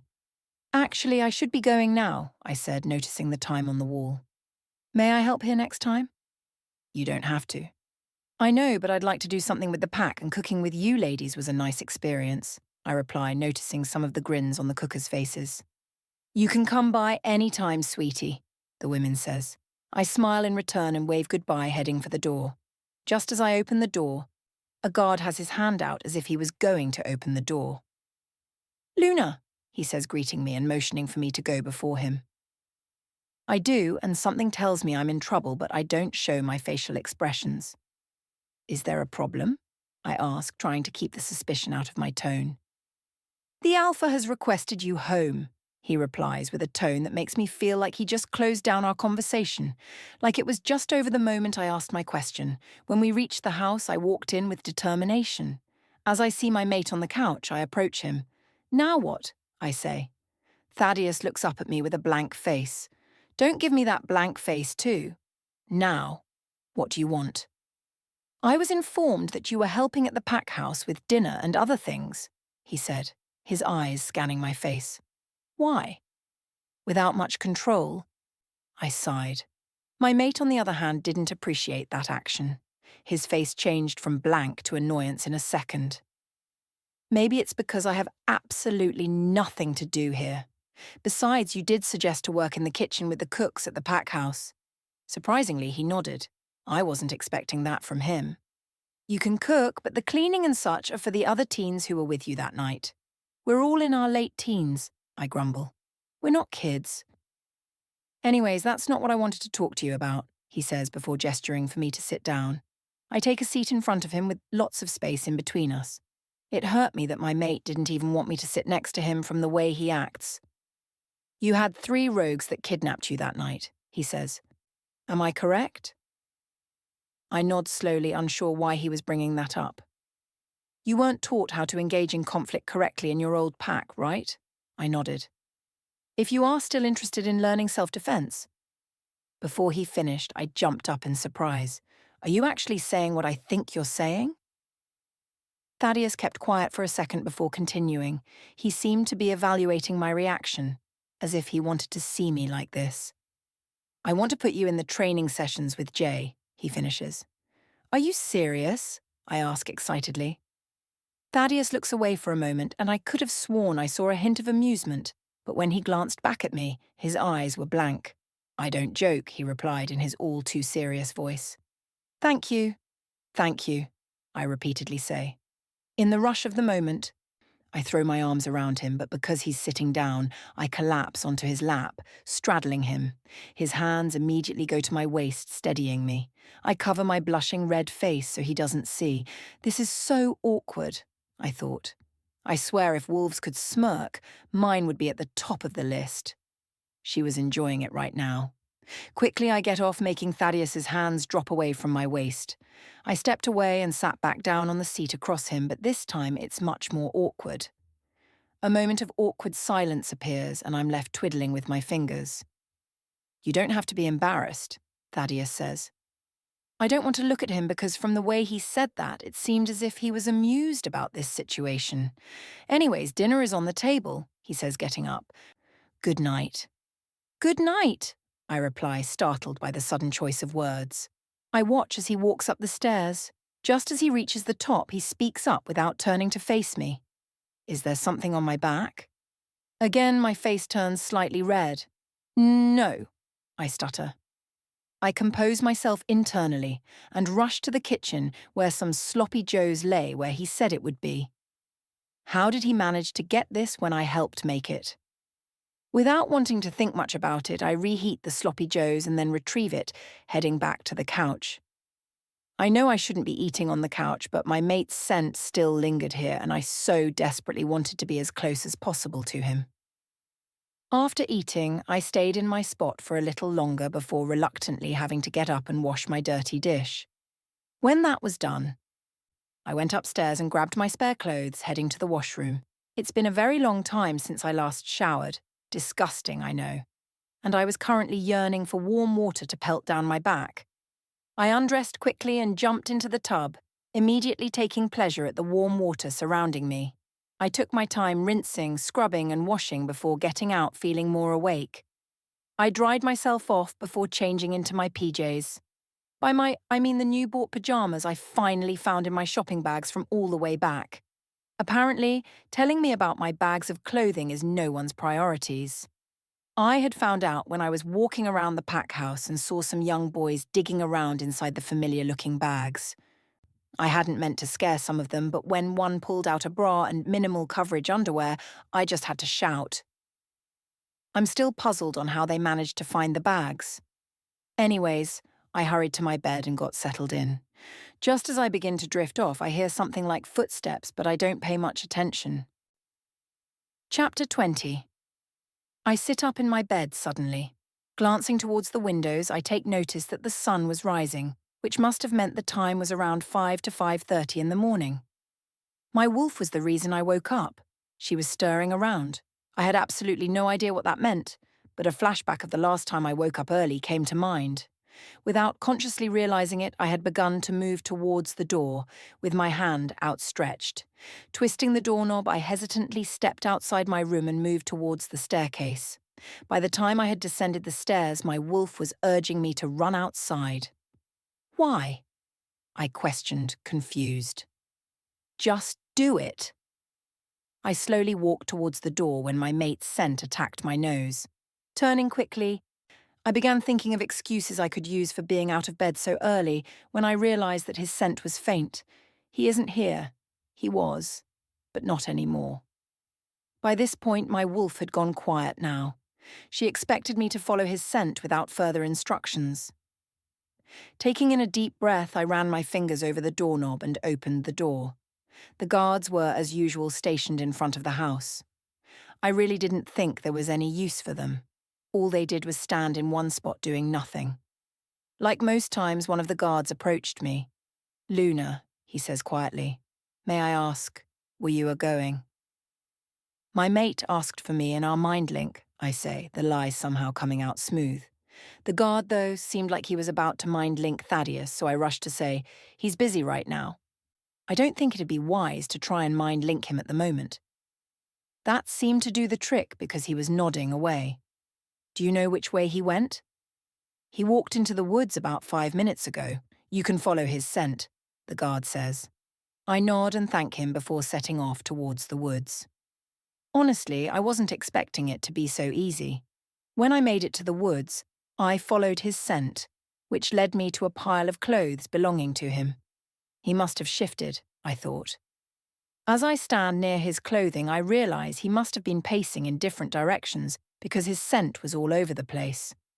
I walked around trying to find the correct direction he went into.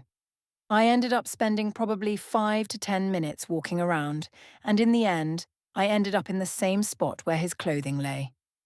Feeling fed up and completely frustrated, I headed back to the house when a low growl had me freezing up. Another memory of that night when I was speaking to Beta George and growls suddenly appeared came to mind. I tensed up and turned around slowly. A sigh escaped my mouth when I noticed it was just my mate. I observed him before understanding why I couldn't find him. He was almost hard to see because he was lying down near a bush. With his pitch-black fur, he could have been invisible if it weren't for my being watchful. I must have been walking past him this entire time. I blush in embarrassment. I stay in my spot before moving my legs. Moving towards him, though, he doesn't do anything but watch. His dark eyes pierce mine as I move until I am standing in front of him. His wolf was probably an inch taller than me when he was lying down. For some reason, my hand began moving towards his head, and in a few seconds I noticed I was stroking the side of his face. He didn't seem to mind, though, because he didn't make a sound as I continued to stroke his face. Eventually, my hand began to wander to his side, where I gently rubbed him. He turned his head to glance at me, and I swear I saw some sort of emotion in his dark eyes. A few moments later, he opened the mind link with me. "Shift," was all he said. He nudged me towards a tree, and instead of complaining, I did as I was told. Rushing to a tree to take cover, I quickly stripped and shifted. I stretched out my wolf limbs and dashed towards my mate, who was still in the same position as before. I tilt my huge wolf head up to stare at him before my wolf lets out a playful yelp, and I dash off. I could hear my mate behind me taking his time to catch up to me. To him, I must have been a slow runner compared to his alpha speed, but that fact didn't slow me down one bit. I loved the feel of the wind that just seemed to tickle my fur. I loved the sound of my mate's paws hitting the ground behind me. It felt real that I was having a run with my mate, who I've always thought had disliked me. Maybe he still does. Maybe he doesn't. But I was almost 100% sure I had a special place in his reserved demeanor. After a while, when we had stopped running, Thaddeus nudged me before taking off. Now I was the one who had to follow him.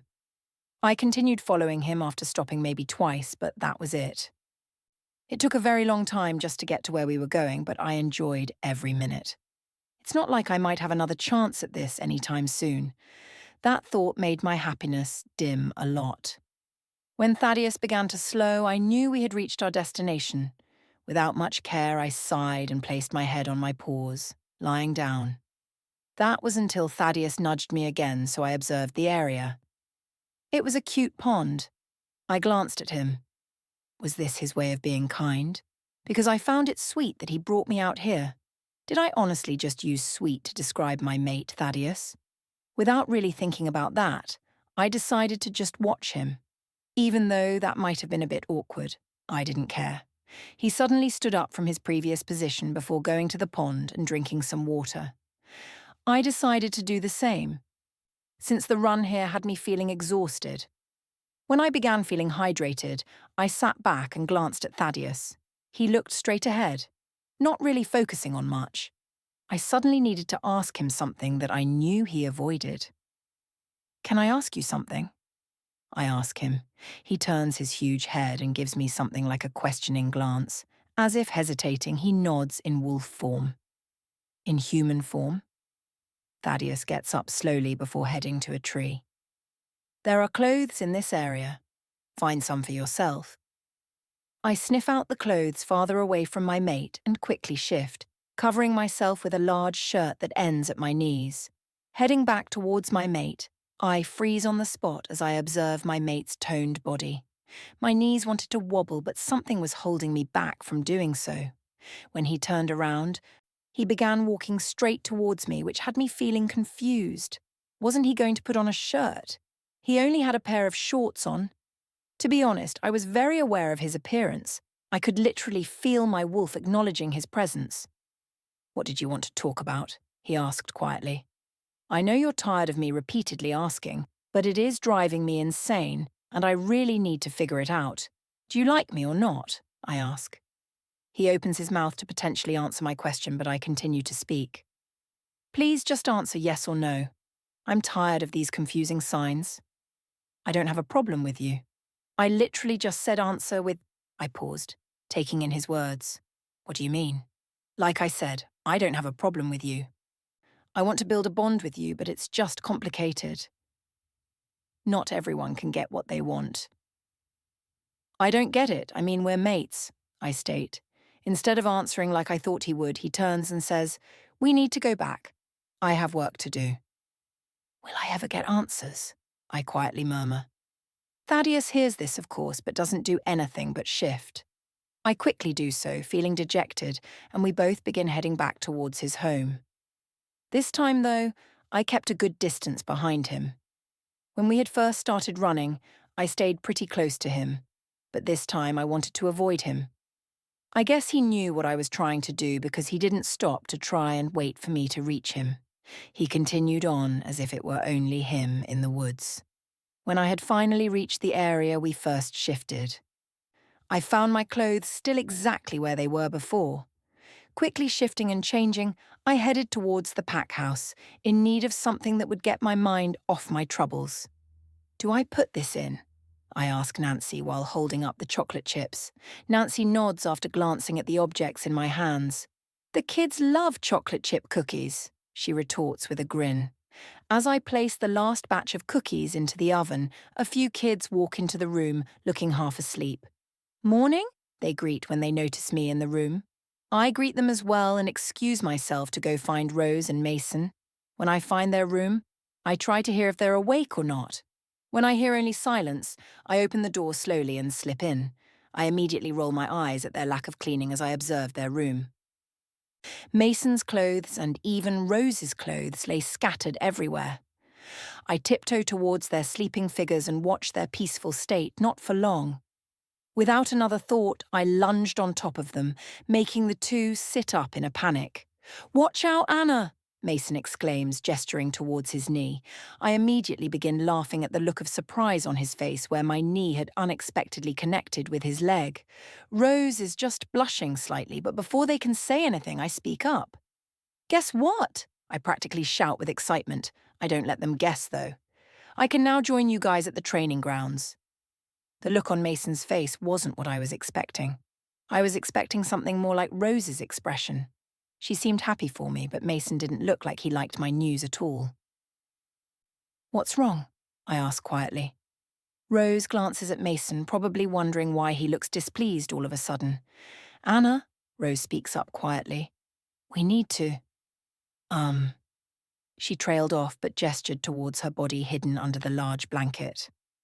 Understanding dawned on me, and with a slightly red face, I exited their room and headed downstairs. As I head towards the kitchen, glasses shatter and loud distress calls erupt. With my heart pounding hard, I rush towards the kitchen. I can distinctly hear other footsteps from upstairs, rushing towards the loud voices in the kitchen. A crowd of people was blocking the entrance by the time I got there. "What's going on?" I demand as I try to squeeze my way through the people blocking the door. "Sorry, Luna, but you shouldn't go in there," someone tries to say. "Let me in now," I growl. The crowd parts and I make my way through. I freeze on the spot as I finally realize what I'm looking at. A gasp makes its way out, but I'm already on my knees, checking for pulses.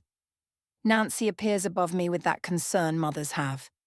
"What happened?" I gasped out. "They were just drinking and then they just collapsed," she explains. "Where's the Alpha?"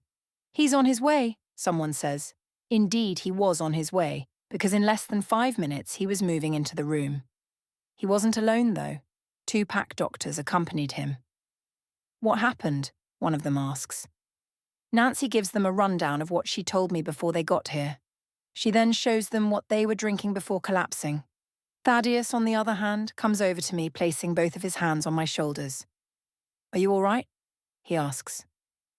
Before I get to answer, one of the doctors turns to Thaddeus in a hurry. "Alpha, we think someone contaminated the milk and juice cartons with something," she says. Thaddeus takes the same milk carton the kids were drinking from before, smelling it. "It smells like silver," he growls out. "Nancy, I need you to remove everything in that fridge right away." "Yes, Alpha." Thaddeus places the milk carton on the table a bit harshly before identifying the kids the pack doctors were currently taking away. I stay frozen on the spot as different things come to mind. Who did this and why? How did they do this? Thaddeus turns back to me. "Are you all right?" he repeats. I nod solemnly. "What about food?" "I'll send some people to the city to get more," he replies calmly. Just then, Beta J walks into the room with a grim expression on his face. He glances at me and gives me a nod as if to say hello. He turns to Thaddeus, and from his expression, I know they're both mind-linking each other. I stood awkwardly to the side as they communicated with each other. After a while, though, I got tired. "Can I be included in this as well?" I murmured.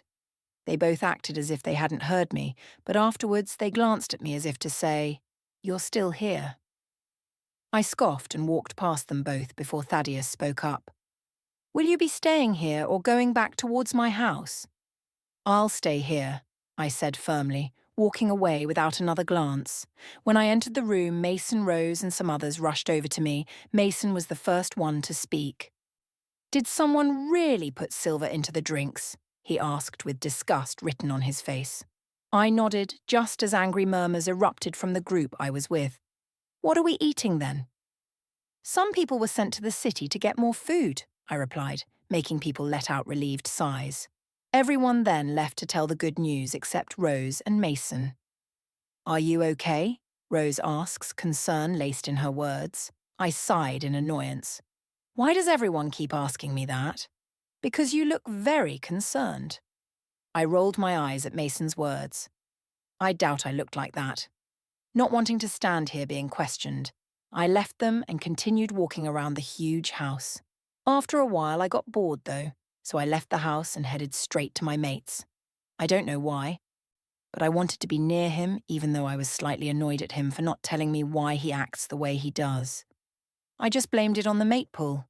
It was getting stronger every time we were together, and every time he hadn't made a move, my need for connection was getting stronger. By the time I reached his house, I kind of expected him to be inside, but the house was completely bare. Not a living soul was inside. Making my way upstairs, I paused at my doorway before coming to the conclusion that I had yet to see his room. I made my way to his door. I softly gripped the handle and took a deep breath. I don't know why I was so nervous. I mean, it was just my mate's room. Turning the handle, I held my breath and counted to 3 before pushing the door open. I don't know why I gasped, but I guess the shock of being in my mate's room hit home. It wasn't anything like I had expected. I expected black curtains, black sheets, black closets, and even a few intimidating pictures hanging on his wall, but no. His room looked normal. His bedroom walls were a nice shade of beige, and his bed was a king size. The sheets were plain white, but his comforter was solid brown. His pillow was also white. Beside his bed was a nightstand the same colour as his comforter. He had nothing lying on his floor, which had me assuming that he was a neat freak. Hesitantly, I walked in. I simply observed his room. For some reason, my eyes began shifting towards his huge bed. Was it wrong that I felt a strong longing for physical closeness with him? With a slightly red face, I diverted my attention to something else. After taking everything in, I realised my desire to find out why my mate doesn't really want me, but at the same time, will not fade unless I find out why. With that in mind, I opened his drawers and sniffed out anything unusual. I know that seems a bit foolish, but I really needed to know. I checked his nightstand, and my eyes almost fell out as I saw what was inside. "He's probably concerned about being prepared," my wolf says neutrally. I acknowledged her comment. With slightly warm cheeks, I shut the drawer full of preparedness items before taking a seat on his bed. I wonder where he would keep important things. An idea came to mind, but I didn't really think it would be true. I checked under his pillow and then under his bed. Who knew he'd be the type of guy to keep things hidden under his bed? I slowly removed one of the boxes from under his bed. It was wide and slightly big, but I held it in my hands anyway. I sat crisscrossed on the floor and slowly removed the lid, feeling very guilty all of a sudden. Was it right to be looking through things I shouldn't be touching? Don't you want to find out why he's so confusing? My wolf questioned. It feels wrong, though. I reply, glancing at the box in my hands. You already have the box, it's too late to turn back, she says. With that in mind, I glance inside at the contents. It wasn't much besides a notebook, a few pictures, and some other things. But that was it. I took the notebook out and softly turned it around, observing it. When I was done with that, I took a deep breath and exhaled. Softly opening it, I noticed that it was in fine yet rough writing. I skimmed through it before realizing it was a journal that Thaddeus had written in. I read the entry before turning and reading the date on the first page. May 10th, 1999. I hesitantly began reading. May 10th, 1999. It happened again. I don't know what to do about it, though. I hid in my room as he continued to injure her, hurt her. She cries but tries to hold it in. I know it. She doesn't want me to hear any of this, but it is impossible not to hear. I'd wish he would stop. She's suffered for too long. Yet he continued to hurt her. I don't understand why anyone would want to harm their mate. Maybe everyone is right. My father is really a terrible person. I sucked in a breath as thoughts began clouding my mind, but I forced myself to focus and continue reading. May 26th, 1999. This time he confronted me. I don't know what I did wrong. I was eating breakfast in the kitchen with my mother when he walked in. I immediately knew something was off. Instead of walking over to my mother, who seemed to brace herself, he came to me and struck me across the face, knocking me off the chair. My mother cried out, and from the corner of my eye, I saw her get up and reach for me, but he pushed her away. Still, she continued reaching for me until he got tired of the interruption and began hitting her. I was curled up on the floor, helplessly watching her. I can't do anything about this. June 1st, 1999. My mother is in the Pack Hospital being treated for her injuries. They say it was a rogue attack while she was in the nearby town, but I knew better. He did it. The terrible person I call a father did this. I stayed by her side as she lay still on the bed. My father once came in, acting as if he was concerned about her, but I knew he wasn't. He was a terrible person who cared only for himself. The doctors told me she was in a coma and that they wouldn't know when she'd wake up. I hated that. Now I was going to be alone with that man as my mother lay in a coma. I stopped reading. I was so confused. A mate harming his mate. That was just so cruel. That, though, hadn't answered all of my questions. I wanted to stop reading and leave the room, but I continued reading. This time, though, I skipped to the last page he had written in. March 6th, 2006. Tomorrow is the day of my birth. I plan on challenging the Alpha. I know he won't hand over the Alpha title to me unless I prove myself to be worthy. I will for myself and my mother. I know she will be watching over me as I do this for us. A picture flew out of the book all of a sudden. I jerked back before picking it off my lap and flipping it over. A gasp flew out as I observed the picture. It was of a young Thaddeus about age 6 and an older woman who was smiling brightly. She didn't seem to have any negative emotion in her eyes. She looked stunning. Thaddeus looked annoyed as she wrapped her arms around him. At the look on his face, I burst into quiet laughter, yet I felt immense sadness. No wonder he never spoke about his life or his family. His childhood and early teen years were difficult. I glanced at the picture again, only to realize something. In the picture, a wrist was visible near Thaddeus' mom's shoulder. I then noticed how the edge of the photo wasn't the same as the other side. The photo was cut. The wrist on the woman's shoulder must have belonged to Thaddeus's father. I'm guessing he was the one who cut his father out of the picture. Having fun there? A calm yet serious voice asks. I immediately stiffened and, Without knowing why, I threw the journal away, too late since he had already seen me reading it. I turned around slowly, watching as Thaddeus walked in. He seemed calm, but one look in his dark eyes had me wanting to leave quickly. Walking over to me, he picked up the journal and placed it inside the box along with the photo, which landed on the bed too. He covered the box and then put it back where it was. He straightened up and eyed me down, a dark, cold look in his eyes. I immediately looked away and tried to shuffle past him, but he didn't want any of that. He gripped onto my arm, making me feel intimidated. "I don't want you in here ever again. Understood?" I quickly nodded, forcing the tears away. He not too gently released my arm as if he was avoiding prolonged contact. When I left his room, I immediately ran down the stairs and out of the house. I couldn't bear to be near him for another second. Chapter 21. These past days we've been practicing in our human forms. Today you'll be sparring in your wolf forms for now. But in a few days' time, everyone will be tested. And similar to what we did last class, I will begin to keep score of those who lose and win their matches, clear? Announced Jay when everyone settled into the clearing.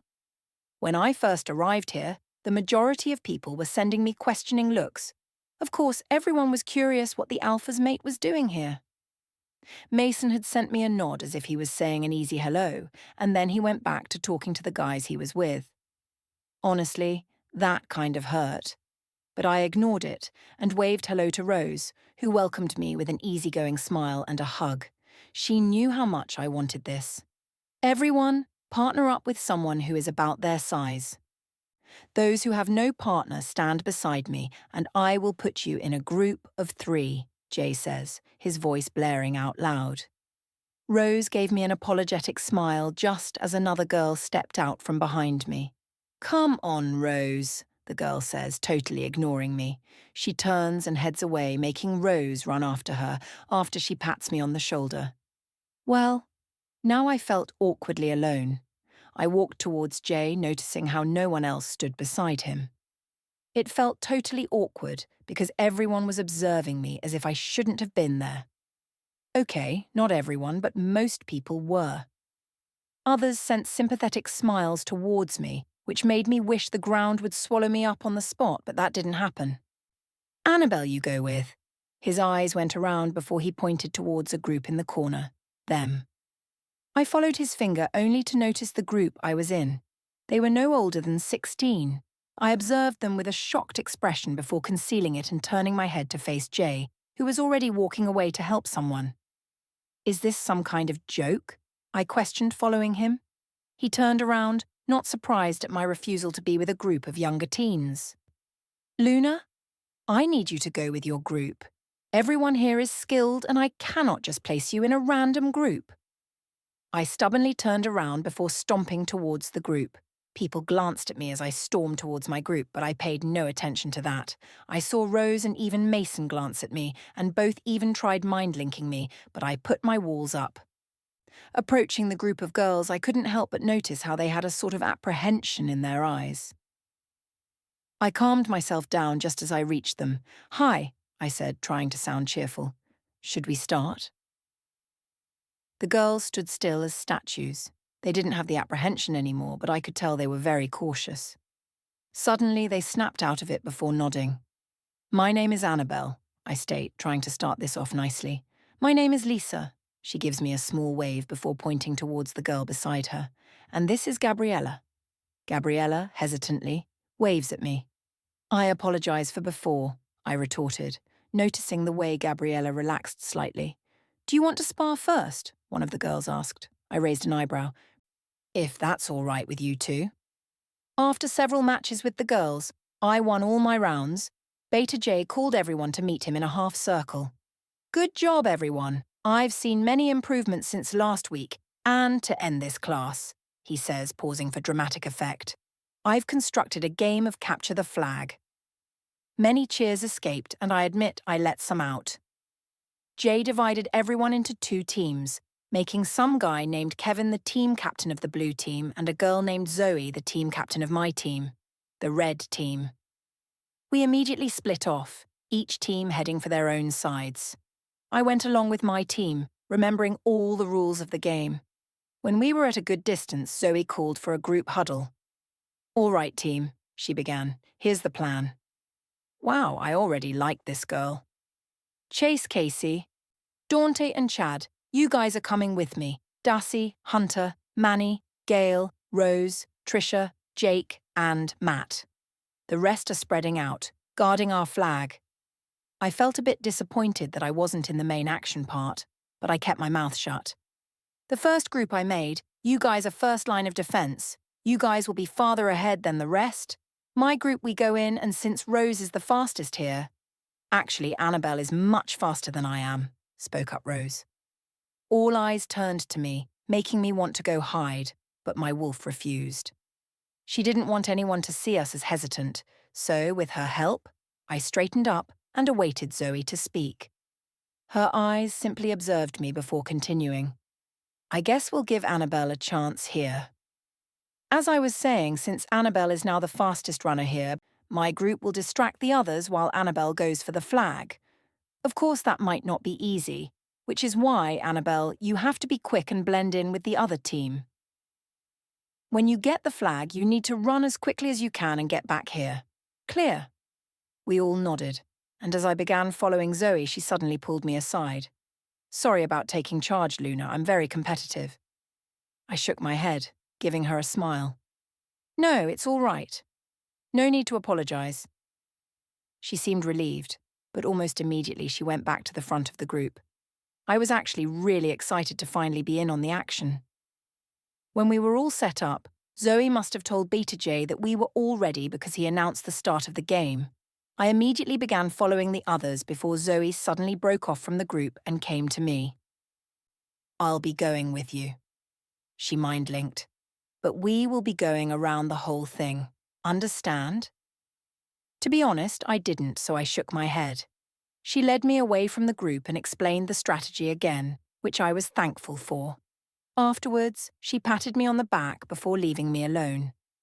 I crouched low and observed the area before finding a climbable tree. I quickly climbed as high as I could and observed my surroundings from the top. Sitting in silence, I waited for Zoe and the others to go ahead of me. I took a deep breath and tried to spot trees where I could climb, just in case the other team made it so far in. When I spotted a few good trees, I jumped from my spot and hit the ground hard. But good thing I landed on my feet. I immediately began a slow-paced jog, keeping my guard up. When I stepped on a broken branch, I cringed at the loud crack that broke the silence. When nothing happened, I immediately moved faster. Zoe and the group could have already been near the other team's flag while I was still here. I rushed until I reached the other team's base. I didn't try to step any closer. I just found a tree and began climbing it. When I got to the top, the blue flag was nowhere to be seen. I raised my eyebrows in confusion. Where was their flag? I glanced all over the clearing before mind-linking Zoe. "I can't see their flag anywhere," she replied instantly. "Are you sure? Check everywhere. Up, down, left, right. Tell me when you find it." I did what she suggested, and my eyes instantly zeroed in on a piece of blue on my far left side from the top of the tree. I found it, but it might take me a few moments to get it. I guess Zoe took that as a go because moments later, the group was charging into the center. The other team tried to take us down, but I didn't focus too much on this. I was reaching towards the blue flag that was obviously being hidden. Wasn't that sort of against the spirit of the game? Anyways, I retrieved the flag, not believing how no one was guarding it from up in the trees. Too bad I wasn't paying attention. When I retrieved the flag, I wrapped it around my fist and turned just as someone beside me spoke. Did you expect it to be that easy? Without any thought, I jumped from one tree branch to another and jumped onto the ground. I could hear loud feet catching up to me, but I tried blocking that out and ran as fast as I could to the first line of defense. My side, seeing me with the flag, immediately engaged whoever was behind me. I didn't stop even as I heard efforts to stop the chase as people collapsed. One of the guys on my team ran beside me, guarding me. I was thankful for it because I was afraid of getting stopped when we were so close. Surprisingly, we both make it back. And just like that, the game is over since we won. I got pats on the back from my fellow teammates, and even Beta J nodded at me. I felt really proud of myself. I walked back to the pack house with Rose, and she even introduced me to some girls. Of course, I wouldn't remember most of them. When we got to the pack house, I noticed some people cleaning. I remembered Thaddeus telling me that the people who left me at the club were going to be doing chores for a while as punishment. Thinking of Thaddeus had me wincing, which made Rose suspicious. "Is everything okay?" "Later, please," I replied. Unexpectedly, she took my hand and squeezed it. "I'm here for you. Remember that always." When we arrived at the pack house, we all suddenly remembered there was no food in the kitchen. That made everyone, even Beta J, indicate some sort of sign of annoyance. He sighed before turning away and heading somewhere. "Don't you have food at the Alpha's home?" asked one of the girls. I shook my head. He got rid of everything just to be cautious. That might be true, I suddenly thought. The girl who asked, and everyone else who was listening in, don't need to know that I just lied, though. One of the workers said that the ones who were sent out to get things wouldn't be back for another 2 to 4 hours. Everyone grumbled and left to do whatever they could to pass the time and try to ignore their rumbling stomachs. During this time, Rose and I left the pack house, and just like the first time we were here, we ventured into the woods, leaving everything behind us. At first, when we left the pack house, I was thinking of taking her to the small stream where I had gone earlier, but I thought otherwise. I didn't want Thaddeus getting mad at me for showing someone something he wanted me to see. I felt like I was special in a way. Anyways, we ended up walking for a bit until I sort of just gave up and leaned against a tree before sitting down and letting the tears out. Rose didn't say anything. She simply wrapped her arms around me before comforting me. When I had settled down, she stopped comforting me and moved back to give me some room. She placed a caring hand on mine and waited for me to say something. "I think I'm done with him," I finally stated, shocking not only Rose but myself. "What do you mean you're done with him?" "I mean exactly that," I retort. "I wait every single day for him to accept me, but it never happens and I'm just done with waiting. I can't believe I'm saying this, but I want to sever the bond, but I think it's too late to do so." Rose spoke firmly. "Annabel, if he doesn't make it clear to you how he feels, then just wait longer. I don't care how long it takes for him to make it clear, but I don't want you to even think about doing what you just said. Everyone deserves a mate, and some people don't even get one. Be thankful that you have yours." "It hurts, though," I say, glancing up at the sky. "Every time he seems distant, I feel a rush of fear. I'm struggling with my own mate." "The bond shouldn't cause such distress," she says. "There must be something else." I was stuck in the middle. I want to tell her about what I read about Thaddeus in his journal, but at the same time, I don't want him to get upset with me. Rose just didn't know my predicament, and I couldn't tell her. "Can I stay with you at the pack house tonight? I really need to clear my head." "Will the Alpha like that? I really don't need him suddenly showing up at my room." I made a face at the thought. For some reason, I could see him doing that. "By the way, actually, you should clean your room," I state, getting to my feet. "Yeah, I know." Rose and I continued to walk around before someone mind-linked everyone about the food arriving here. "Race back?" I asked her. Rose simply shrugged before suddenly taking off. I smirked, knowing that even though she just had a head start, she still won't be able to win. "That wasn't fair," complained Rose. "You had a head start," I argued before rolling my eyes. "I should be the one saying it wasn't fair, but I still beat you." Rose huffed before we fell into a silence as we both walked into the pack house. I stiffened when I noticed his scent nearby. Rose was slightly ahead of me, but when she noticed the Alpha, she turned and watched me for a while.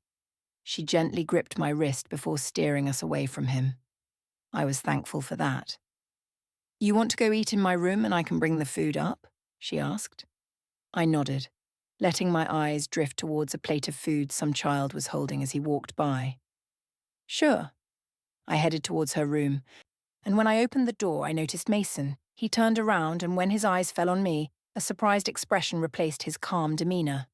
"Hey, what's up?" I shrugged nonchalantly. "Not much, just my best friend seemingly avoiding me." "Anna, I'm not," he replied gently. "It's just, I don't want you to get hurt." "What do you mean you don't want me to get hurt? You're my best friend, and I'm so used to protecting you. I guess I just didn't want you training with us because I still wanted to look out for you, if that makes sense." I raised an eyebrow. "Honestly, it doesn't, but knowing you, you're probably just dealing with some mixed feelings." He rolled his eyes before coming over to me and wrapping me up in his arms. "So, you're not mad at me?" he questioned hopefully. I pulled back slightly. "I can't be mad at someone as silly and valued as you," I joke. "But Rose and I are having a sleepover in here tonight, so you should find somewhere else to sleep for the night. Preferably a male's room, seeing as Rose obviously wouldn't want you sleeping with another girl." Just then, Rose walked in holding 2 plates of food. That's right. Mason smiles at her before heading out after giving her a quick kiss on the head. She hands me my plate before settling down on the small carpet surrounding the bed.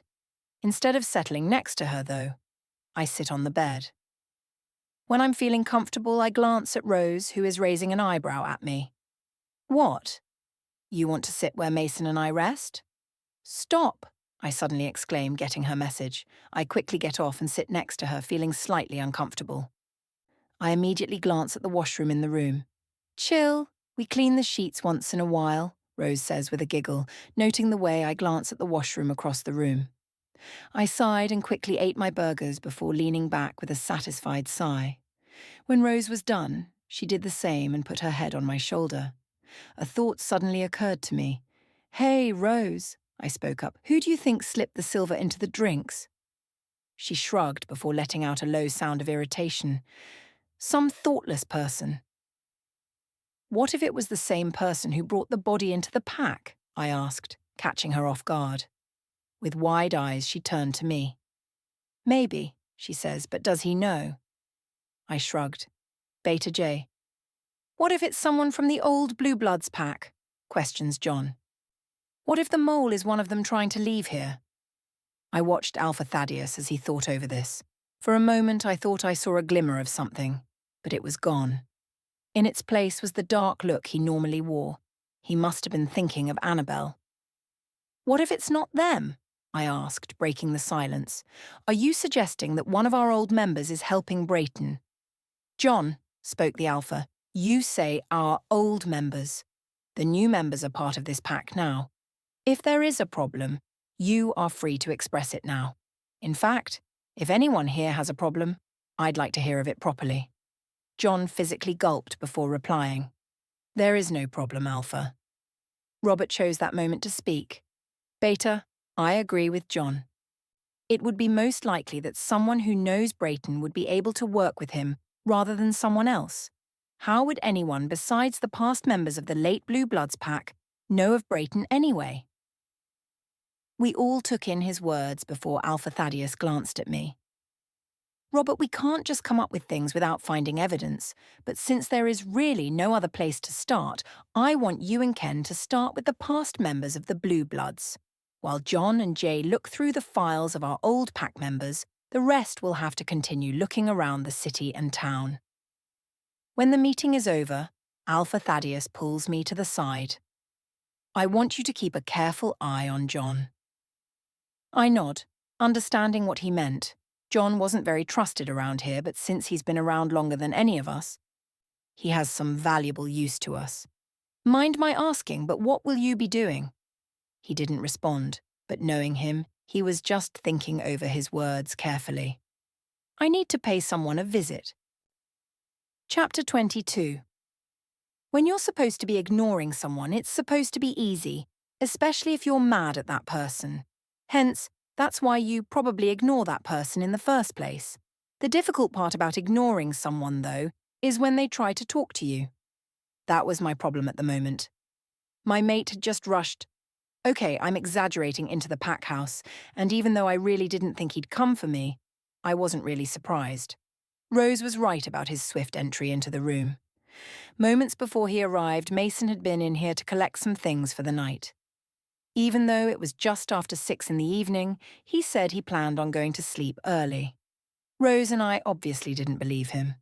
Anyways, the moment Mason left was the same moment I picked up on my mate's scent. I guess Thaddeus had noticed a male's scent with mine, but hadn't noticed Rose's. And with the closed door, I'm assuming he was suspicious. When he entered the room with eyes full of annoyance and surprise, I immediately stood up. When he glanced inside the room and noticed that it was just Rose, who was looking extremely pale, and me, he calmed down, but not by a lot. "What are you doing in here?" he asked with a hard tone. "I should be asking you that," I retorted. "Why can't I converse with a friend?" "What was the male doing in here?" I rolled my eyes and sighed. "He shares this room with his mate," I say, gesturing towards Rose, who still looked tense. "And he just came to pick up some belongings." Thaddeus, I guess, seemed all right with my answer. I, on the other hand, was completely annoyed that he would rush in here and not explain why. "What are you doing here?" The question slipped out of my mouth. "I'm going somewhere and I need you with me," he replied. I admit I felt shocked by his bluntness and that he needed me. "Where?" "You'll find out when we get there," he replies, turning on his heel and leaving the room. I turned to Rose, who calmed down. "Why are you still here? You heard him. He needs you." I dashed out of the room and after my mate. "I didn't know the pack had vehicles they share," I mumble. "Well, we need to get to and from places, but we can't always be in wolf form," Thaddeus replies. I nodded, feeling absolutely confused. Wasn't he just annoyed at me this morning? Now here we were having a road trip to some place I don't know. "Can I ask where we're going?" He didn't respond. The car ride was completely silent after I asked him about our location. He sat in the driver's seat with one hand on the steering wheel and the other on the armrest. I was sitting beside him, moving around. It was hard to sit still when all I could think of was my emotions towards him. When we neared our destination, I was relieved to finally be out of the car. I could see where we were clearly, but I didn't understand. I turned to him with a confused expression, but he didn't look at me. He kept his eyes on the road. When he pulled over, he sighed and ran a hand through his hair. He sighed before turning to me. "Do you trust me?" His question caught me off guard. I hadn't really expected this from him, but I thought over it. Did I trust him? The answer was pretty obvious, but I didn't know how he'd react. I played with my fingers for a few moments before answering him. "No." His response surprised me. "I didn't really expect you to." He opened the car door before climbing out. I stayed inside, not really sure if I was supposed to follow him or not. "Just trust me this once," he said as he watched me, watching him. I reluctantly got out and slammed the door shut. I followed closely behind Thaddeus as he led me somewhere. I didn't glance down or anywhere for that fact. I kept my eyes on Thaddeus's tense back.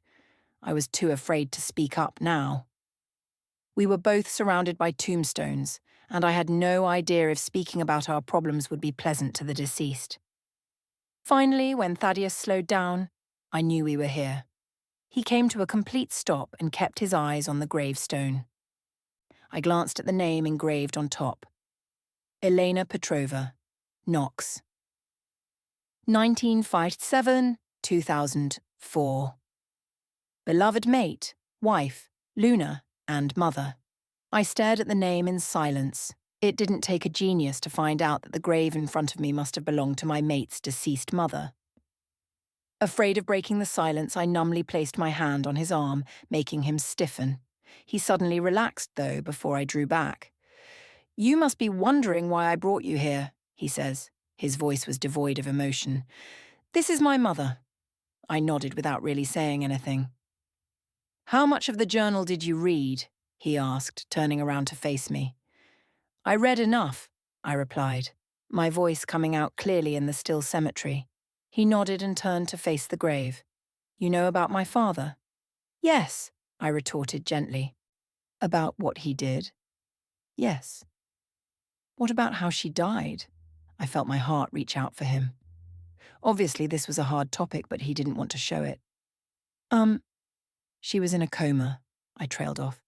He turned to me, a serious look in his eyes. And? That's all I know, I gently replied, turning away from him.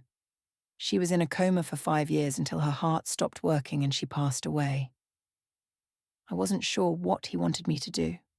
My wolf, on the other hand, wanted me to offer comfort, but I couldn't bring myself to do it. Anyways, if you didn't know about that, I'm guessing you don't know about the curse. He said this casually, and I thought he was lying. What curse? I ask, taking a bold step forward. The reason why he acted that way, he says. The reason why he repeatedly hurt his mate to the point where she passed because of him. Curse? I softly echoed. Family curse from my father's side, he retorts. Curse. I didn't believe in such things. I wasn't sure what to think of this new information. It was hard to believe for me. Are you sure? I hesitantly asked. How do you know that you're cursed? Instead of speaking up, he rolled up the bottom of his trousers. I watched him nervously. When he turned to me, I saw what was on the side of his right ankle. A small pale circle surrounded 3 long pale lines that seemed as if they were cut into his skin and healed. I knew this had to be made by something strong because werewolves hardly get scars. In the middle of this, though, another line, unlike the other ones that were at a 45-degree angle, went straight across the other lines. I sucked in a breath, suddenly very nervous. Joseph, my father, had the same mark as did my grandfather and before him and so on, he muttered. My grandfather had hurt his mate, but she didn't pass. He died from hunters after Joseph turned 16. This curse was placed upon one of my ancestors for something he did. I don't really know the details, but the curse works like a switch. The moment we mate is the moment where it begins. The problem, though, is the timing.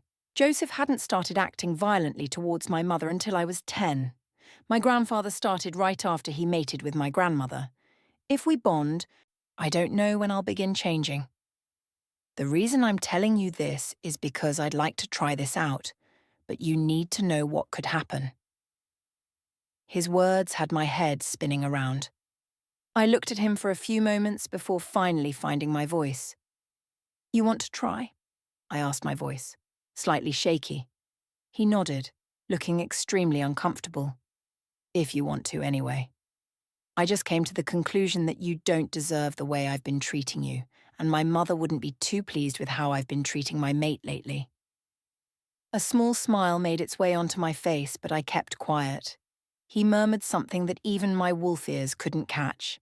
He noticed my raised eyebrow before turning away and sighing. We're done here, his deep voice spoke out. He stood up and began walking towards the car. I took one last glance at his mother's burial before following after him. You said your grandmother didn't pass, I say. Is she still alive then? Thaddeus merely glanced at me. What I meant was she didn't pass like my mother. She is most likely gone now anyways. What if she's not? I wouldn't care, he flatly replied. I stepped in front of him, stopping him from continuing on. How could you say that? She's your grandmother. No, she's not. I don't remember her at all, he said, stepping to the side to pass by me. Maybe she could help you with your curse if you sought her out. Drop it. Thaddeus, Annabel, stop, he demanded, eyes blazing. There is nothing I can do about this. I took a bold step and continued. How do you know? He narrowed his eyes at me. A warning growl came out of him, and this time, he stepped towards me. Drop it. My mouth dropped when I noticed the Alpha command behind his words. Turning around, I headed towards the car, planning the way I was going to ignore him now. I don't care now that he wanted to try the whole mate thing out. Okay, maybe that was a lie. But this was not a good way to start. I heard him sigh out before he gripped my wrist and spun me around. I, being startled, flinched away from him. Again. This has got to be the 5th time, I thought, seeing the frustrated expression on Thaddeus. I knew this wouldn't work, he said. I pulled away from him, hurt by his words. Didn't you just say you wanted to try the mate thing out? I can't do that when you constantly move away from me as if I'd hurt you, he retorts. I wasn't sure, but I thought I detected a sad tone in his voice. Admit it, you're afraid of me. I'm not afraid of you, I gently answered. Yes, you are, he prodded, looking down at my small height. No, I'm not. Prove it. And that, ladies and gentlemen, is why Annabel Hastings wrapped my arms around my mate's neck and kissed him. I pushed myself away from him, cheeks warm. I wasn't sure if it was because I had just kissed my mate or because he didn't kiss me back. I meant to prove that I wasn't scared of him, and without a thought, I embraced him, pressing my lips onto his. I didn't want to look him in the eye for fear of seeing disapproval in his dark eyes. Turning around hastily, I blinked away oncoming tears. After a moment of awkward silence, I began walking towards the vehicle. Confound it, I heard Thaddeus mumble before yet again he turned me around just as I opened the door. Please! He cut me off by placing his lips over mine. Sparks instantly erupted all over me. I couldn't think or process what was happening. I actually felt intense emotion. Everything just felt surreal. I realized I was standing still as my mate expressed what I hoped was strong affection. I stood on my tiptoes and wrapped my arms around his neck like I had done previously. I don't know why, but this felt natural to me. It took me a while to keep up with Thaddeus's lips. He had a strong focus on mine, which had me thinking he truly wanted me. I hadn't realized this until I felt it behind me. Thaddeus had pressed me up against the side of the vehicle, but before I could dwell on it, he somehow managed to press his lips even more firmly to mine. His hands found my sides as I intertwined my hands in his hair. I hadn't thought of this now, but he had extremely soft hair. His hands went from slightly hovering over my sides to clutching my waist as if I'd run away.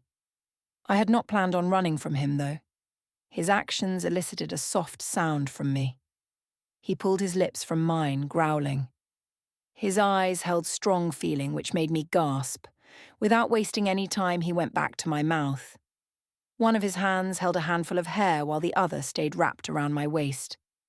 I felt completely absorbed in the moment. Thaddeus was my focus, my strong desire that made me satisfied. I was feeling uplifted, and I never wanted this to stop. Thaddeus moved his lips to the side of my mouth and then my jawline. And finally, where he placed them over the spot he planned on marking. These actions of his had me running my hands up and down his back, and unfortunately, he was still clothed. My hands crept up the inside of his shirt as he made a low sound against my neck. The closeness from that had me shaking before he repeatedly touched the side of my neck. I held onto his firm chest, which must have been a strong grip, but all Thaddeus did was growl lowly as he continued to show affection on the side of my neck.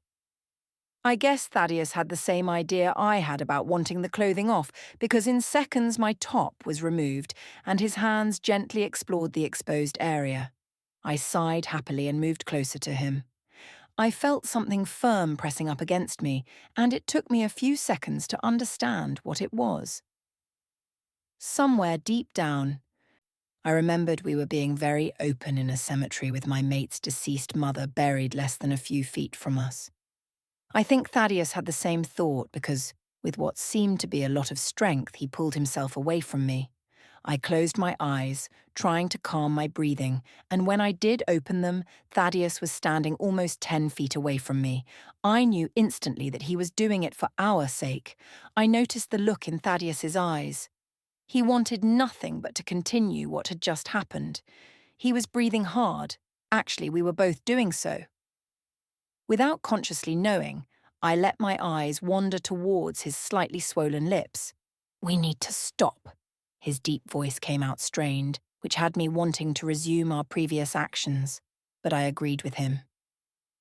We needed to stop unless I wanted to have an intimate moment in a cemetery near his deceased mother in a vehicle.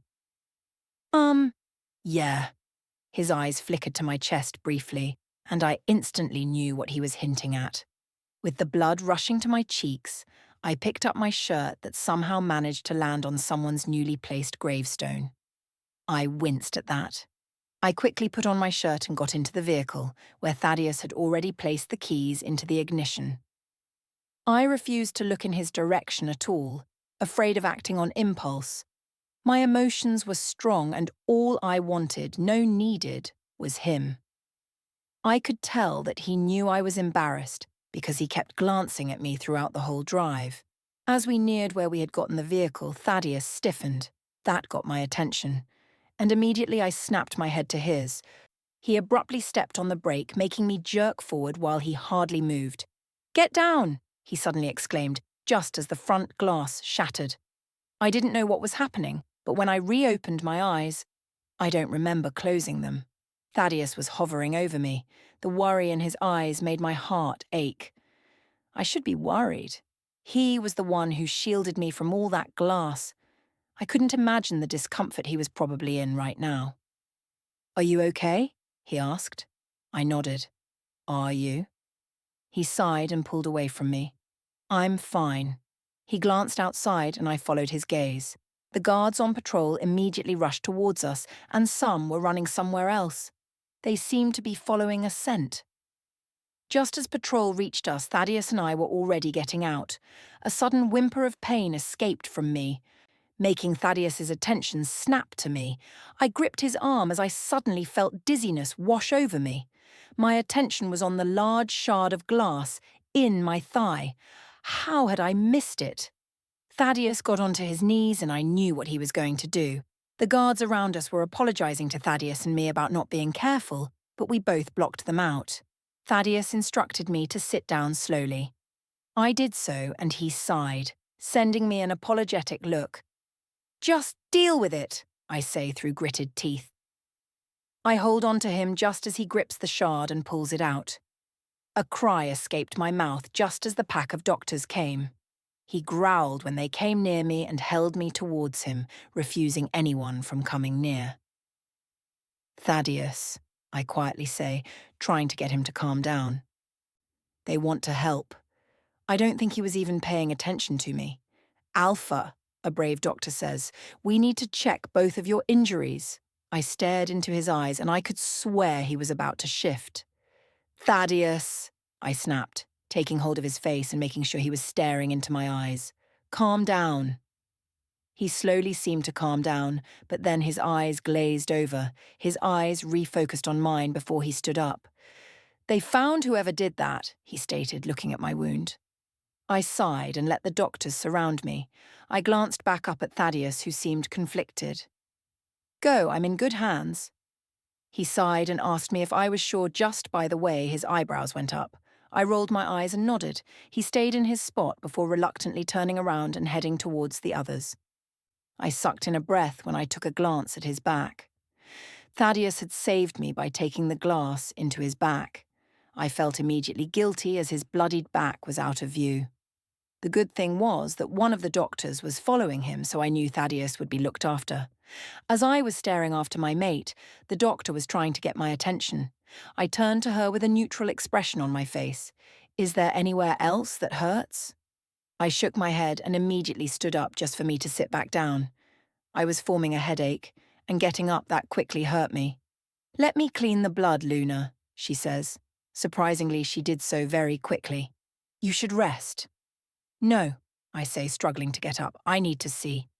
"The Alpha told us to make sure you stay here," someone says. "Please stay down," I growled, but it affected no one. I had to wait an agonizingly long time, which might have honestly been more than 5 minutes before Thaddeus returned. I felt myself burst into relief when I saw his handsome face. He immediately reached for me and without pausing he picked me up into his arms. I was very conscious of the way everyone was looking at us, but then diverting their attention when Thaddeus saw them watching. I held my face close to my mate's chest. I didn't want anyone watching me at all. I sighed, pulling back and letting my eyes wander over my mate's facial features. Sensing my gaze, he looked at me curiously. "How did the day go from you being frustrated with me and me wanting to avoid you to this?" His eyes narrowed before he sighed. "I don't know."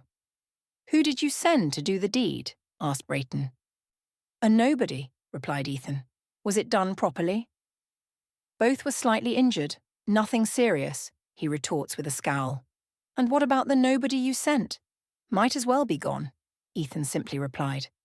Brayton nodded with a grin on his face. Soon, child, that pack and its alpha will get what they deserve. Ethan nodded, feeling rage burst into his veins. They will pay for hurting Blake and my father. Brayton nodded, not really paying attention to what the younger man was saying. He just wanted him out of the room. When do we leave? When I say so, Brayton said firmly. He dismissed Ethan with a wave of his hand. When he left, he leaned back in his chair with a grin that was unsettling. Soon, very soon.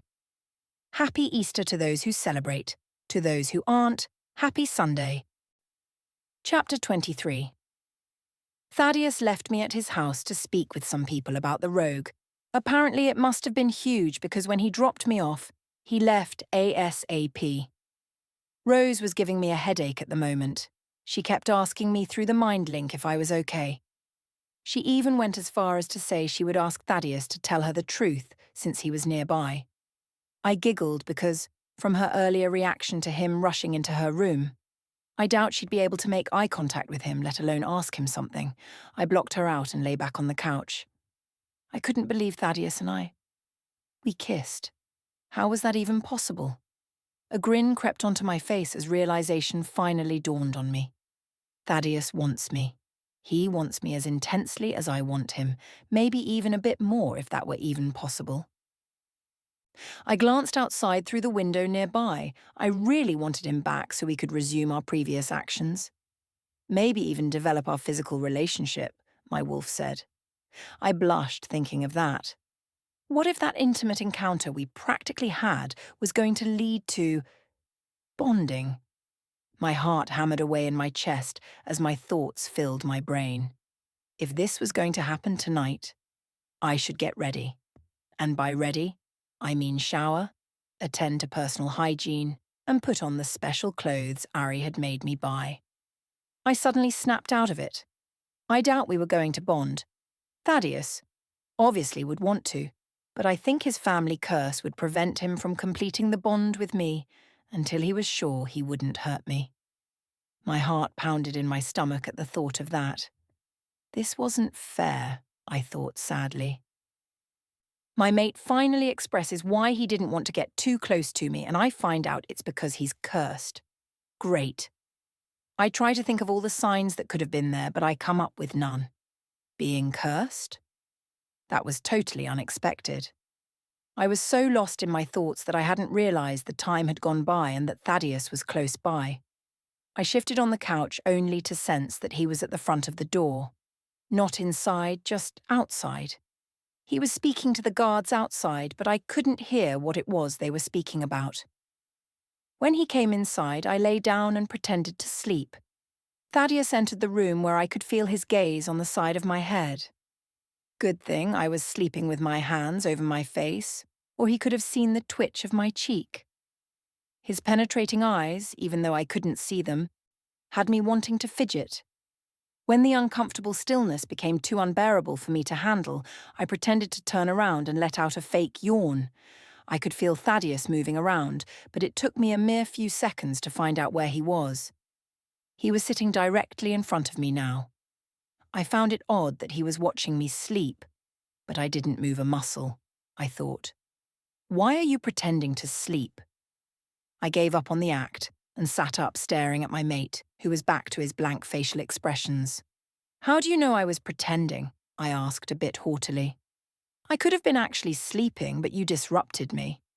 His eyes darkened at my tone before he let it slide. He simply leaned back on the chair and watched the way I was acting. Avoiding his gaze, I suddenly whispered softly, "What did you find out from the rogue?" Did he have information on Brayton's whereabouts?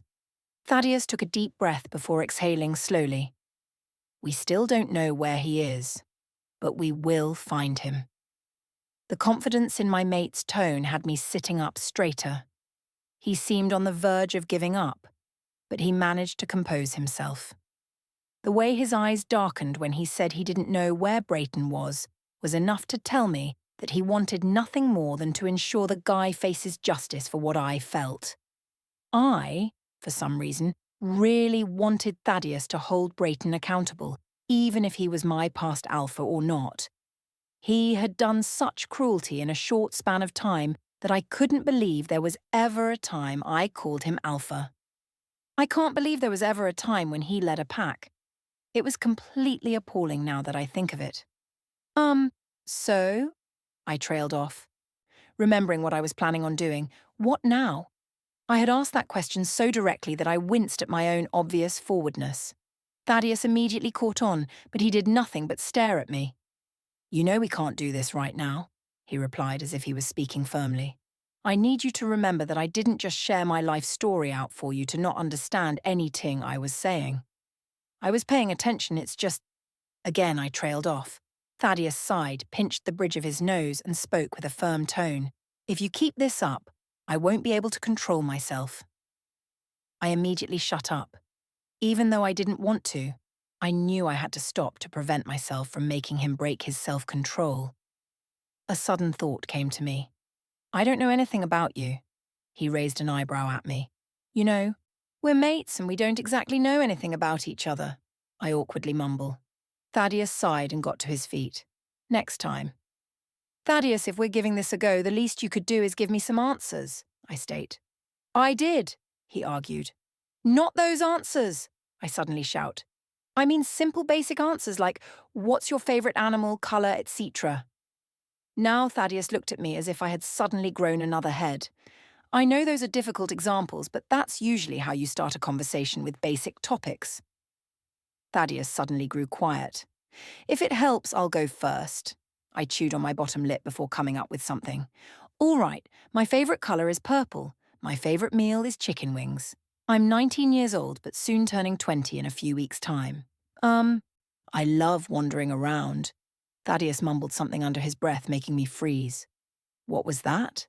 He raised an eyebrow, but I swore I saw amusement in his dark eyes. It must have been from something I said. "Continue." "As I was saying," I give him a curious glance, "I love exploring and my favourite animal is a wolf, obviously." Thaddeus took all these in, thinking them over.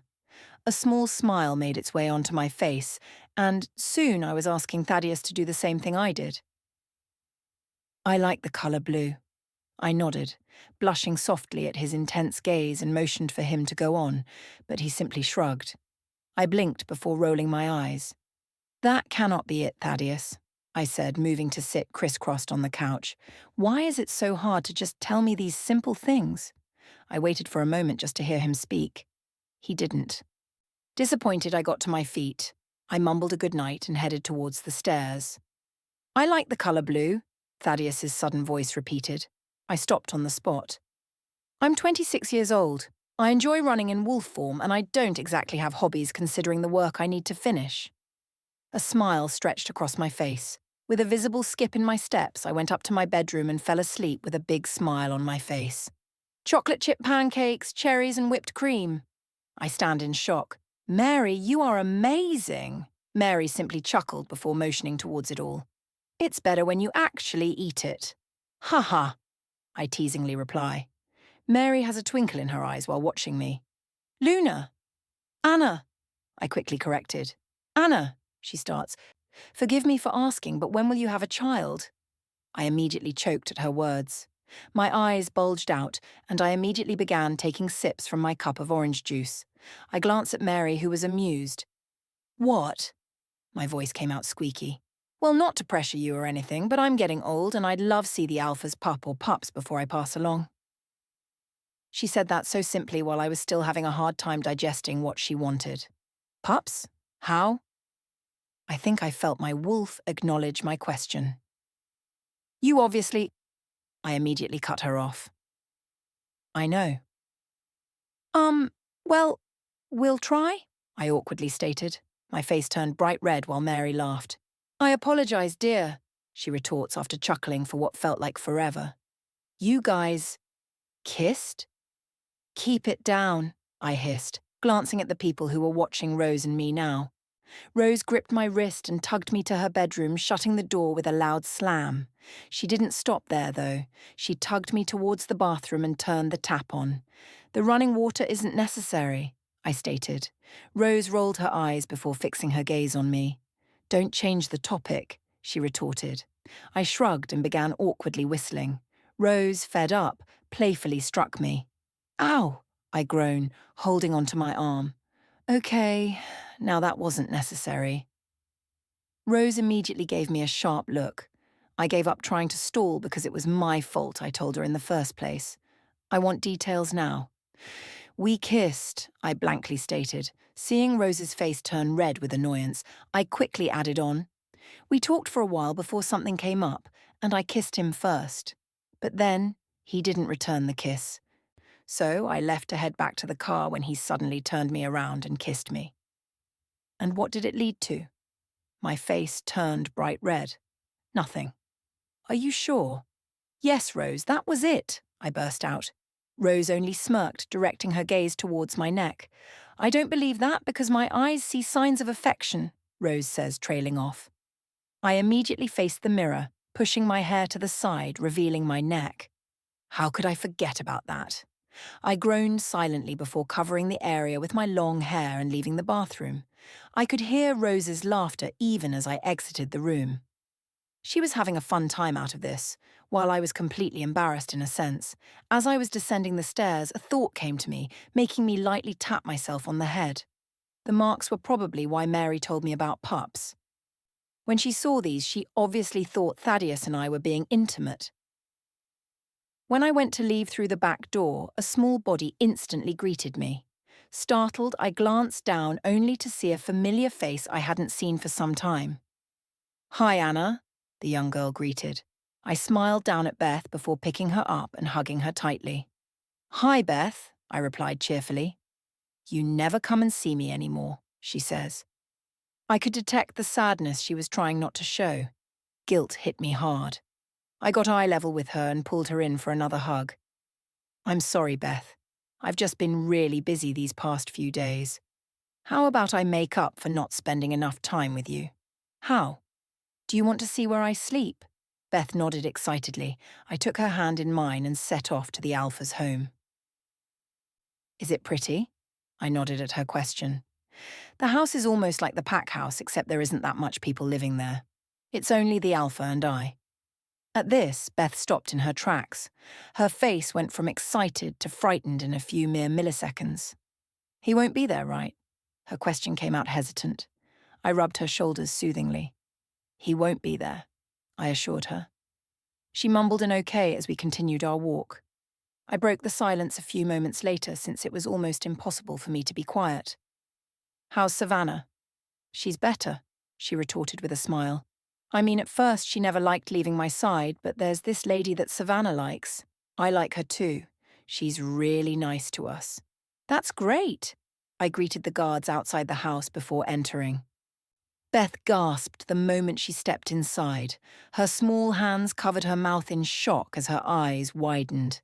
This is really pretty, she said after a moment of silence. Where's your room? This way, I state, waving for her to follow me.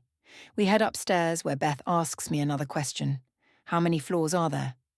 There's actually another floor upstairs, I reply. I don't bother going upstairs, though. I enter my bedroom, followed by Beth, who immediately jumps on my bed. I chuckled at her playful actions as she continued to jump. Finally, as she settled down, I nestled next to her. I'm guessing you like? Yes, it's so big. I like the colour too. Afterwards, we both spoke about random topics. We laughed a lot, and I could tell she was having fun. Eventually, we both got hungry and made our way downstairs. I pulled out some frozen pizza and instantly heated it up. By the time it was done being heated, I pulled it out from the oven and let it cool off. Hey, I speak up suddenly. How old are you again? 8, Beth replies. Why? I thought you were of age to get your wolf. You usually shift around the age of 12. Beth and I then descended into silence. It wasn't long, though, because the front door opened, making Beth tense up. When footsteps came in our direction, she moved closer to me. He won't hurt you, I murmur into her ear. That doesn't seem to help her at all. In fact, her heart beats faster. Thaddeus, can you stay by the door, please? His response was short and simple as he stepped into the room. Why? Beth keeps her gaze on the ground. Thaddeus, on the other hand, pauses at the entrance and leans against the wall. His eyes stay on Beth before diverting to mine. The question he holds in his dark eyes is clear. Instead of answering, though, I nod towards the front door. Thaddeus stays where he is before reluctantly leaving. When he is gone, Beth lets out a relieved sigh. He wouldn't do anything to you or anyone in the pack, Beth. I tuck a strand of hair behind her ear. I want to go back to the pack house, she says, not looking at me. Sighing, I nod and take her back. Did you need me before? I ask Thaddeus after dropping Beth off. My mate and I are just walking to wherever now. Are you feeling better? He asks in a quiet tone. Though his question did slightly surprise me, I answered anyway. Yes, thank you, by the way. I'm sure he knows what I'm referring to because he just nods once. I know I don't really know you that well, but I can tell when someone is holding back, I muttered, waiting for a reaction. Thaddeus, being himself, stays emotionless. Sighing, I wait for a while until I press myself against him, soon getting a reaction. He growls lowly, but I know he just doesn't like what I'm doing. I went to get you, he speaks up, moving away from me, because I need to speak about something. And? Sooner or later, Brayton is going to try and do something harmful, like attack this pack. He probably already knows what to do in order for this pack to surrender. And what is it exactly? Taking a deep breath, he exhaled slowly. He might try and get to you. He tried it already and probably knows how the pack reacted from the first time. I felt sick to the stomach all of a sudden. All of this, just to get his pack back. There must be something else here. I mean, it probably could just be his alpha pride getting in the way. But my gut tells me there's something I'm missing. I'll have to find out later. Glancing at Thaddeus, I notice his hands are clenched into fists. Hesitantly, I grab his closest fist, making him tense up. Gently, I massage his still clenched fist before he begins to relax. Just when he isn't tense anymore, I surprise him and myself by pressing my lips to his rough knuckles. He tenses up again, but only for a few seconds. You need to be careful for the next few weeks until I know for sure you won't be in danger, he says, suddenly interlacing our fingers together. I'm assigning a few guards to stay close by. They'll be watching in case something happens again. My heart flutters at his action. I don't think he knows the effect he has on me from this. I turn away, blushing before I feel his fingers tightening on mine. Be careful, he murmured. I will, I replied softly, glancing at our clasped hands. I spoke with Jay, by the way, he says, suddenly changing the topic. We know, that there is someone in this pack we cannot trust. I glance at him, confused. What do you mean? There is someone working with Brayton here, he says coolly, making me shiver. Thaddeus, you're the most respected alpha in this country. No one would dare to try and go up against you unless they're Brayton or just plain foolish, I stated, annoyed with the thought of someone who was supposed to be loyal to the pack going and making plans with someone else to hurt our alpha. It was unbelievable. Are you even sure about this? Thaddeus growled lowly. Who else knew that I was letting the pack go into the city and town? Who else knew that I was coming to get you? Who else placed that body so far into the pack? So then, we have a two-faced person on our hands. Great, I say, sarcasm dripping on my last word. Do you have anyone in mind right now? He shakes his head before he suddenly tugs me into his firm chest. He wraps one arm around my waist while our fingers stay together. We stay like this for a while, inhaling each other's scent, before I feel Thaddeus's arm become loose. I pull away without another word but keep our hands interlocked. Afterwards, we walk around in silence, lost in our own thoughts and worries, but somehow finding comfort in each other's presence. Chapter 24. Is that all you've got, Daniel? Jay roars at him, making me slightly wince. Daniel, on the other hand, looks like he was on the verge of exhaustion. Jay wasn't gentle anymore. Since a possible conflict might be coming, Thaddeus decided that the older teens should try to learn a few more self-defense techniques. He even told Jay not to be so kind anymore. That actually hadn't bothered me because I didn't think he actually meant it until I saw the proof earlier. Now I'm just nervous. I glance at my opponent and wait for the signal to begin. When Jay shouts out, "Next!" my opponent and I slowly begin approaching each other, but then end up circling around each other. We do this for a couple of moments, just looking and waiting for the other person to do something. Finally, the other girl, tired of the lack of action, takes a step forward and, with her hand in the form of a fist. Ducking, I spin around her and aim for her left shoulder. She easily moved out of the way, and then we were back to circling each other. I'm not sure, but I think Beta J sighs in boredom at the show we are giving him. Action, ladies! You won't be circling around your opponent if this were real. You'd both be in trouble by now. Sighing in annoyance, the girl quickly steps forward again with the same technique she did before. Just as I am about to duck, her left fist makes contact with my face. I glance at her, seeing the look of guilt plastered on her face. Of course, she didn't want to hit me. She just had to, though.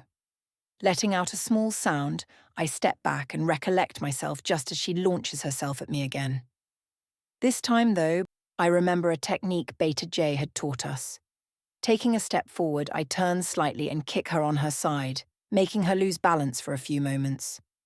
I swing my fist at her shoulder and send my other fist to her stomach. She falls down with a cry. Counting down from 5, I silently chant. She doesn't stand up. When I hit one, I release a breath. I hadn't realized I was holding. "All right, next," Jay shouts. I turn and glance at him, only for him to nod once at me. Satisfied, I walk away with a small bounce in my step before I realize what I'm doing and compose myself. The next group goes up while I practice different techniques with Rose. The girl I was fighting before is sitting to the side, nursing her side.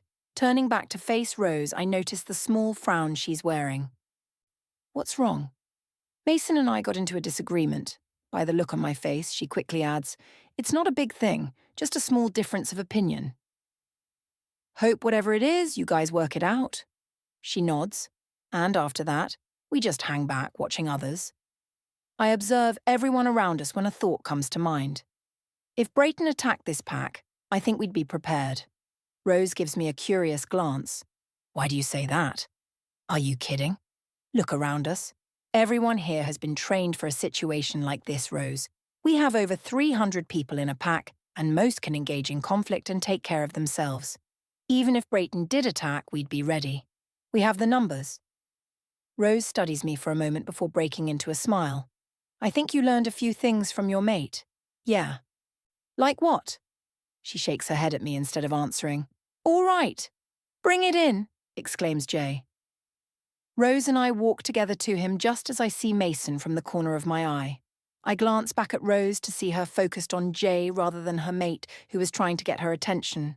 Sighing, I turn my attention to Jay, who was finished speaking already. "It'd be best if you all attended to hygiene soon," he says, wincing at our exertion. Chuckles broke through, even though we were all nervous during our evaluation with him. Walking with Rose, my mate suddenly appears in my head. I blush slightly at the thought of him and realize I haven't seen him this morning. I mean, I rarely see him during the mornings, but I tried sniffing him out, and from the lack of his scent, I concluded he didn't sleep in his bed last night. Great. Now I might have to do a bit more investigating. I stop making Rose turn and glance at me strangely. "I need to speak with Jay for a sec. I'll meet you at the pack house." She nods once and turns away to leave just as Mason comes over. "Rose, we need to talk." "I have nothing to say to you," I hear her respond as I walk away. Whatever their problem is, I hope they just make up quickly. Jay?" I speak up when I reach him. "Yes?" His voice is cautious. "Do you know where Thaddeus is?" He watches me cautiously before responding. "He will be gone for a while. He went to go look around the city and then he'll be in the town." "But I thought you guys checked those areas already," I question. "Something new popped up. For now, he wants me to watch over you. Please don't try to leave on my watch." I chuckle. "No promises." "Oh, and," his voice suddenly becomes secretive, "don't tell anyone else that he's gone." I look at him before he opens the mind link between us. Pack Mole doesn't need to know. Understanding what he meant, I nod and begin walking in the direction of the pack house. He follows along. "So you're going to follow me everywhere?" "Not the washroom." he responds. But think about it this way. We get to know each other more. I mean, you're my best friend's mate. I think I should know something's about you. That statement surprises me.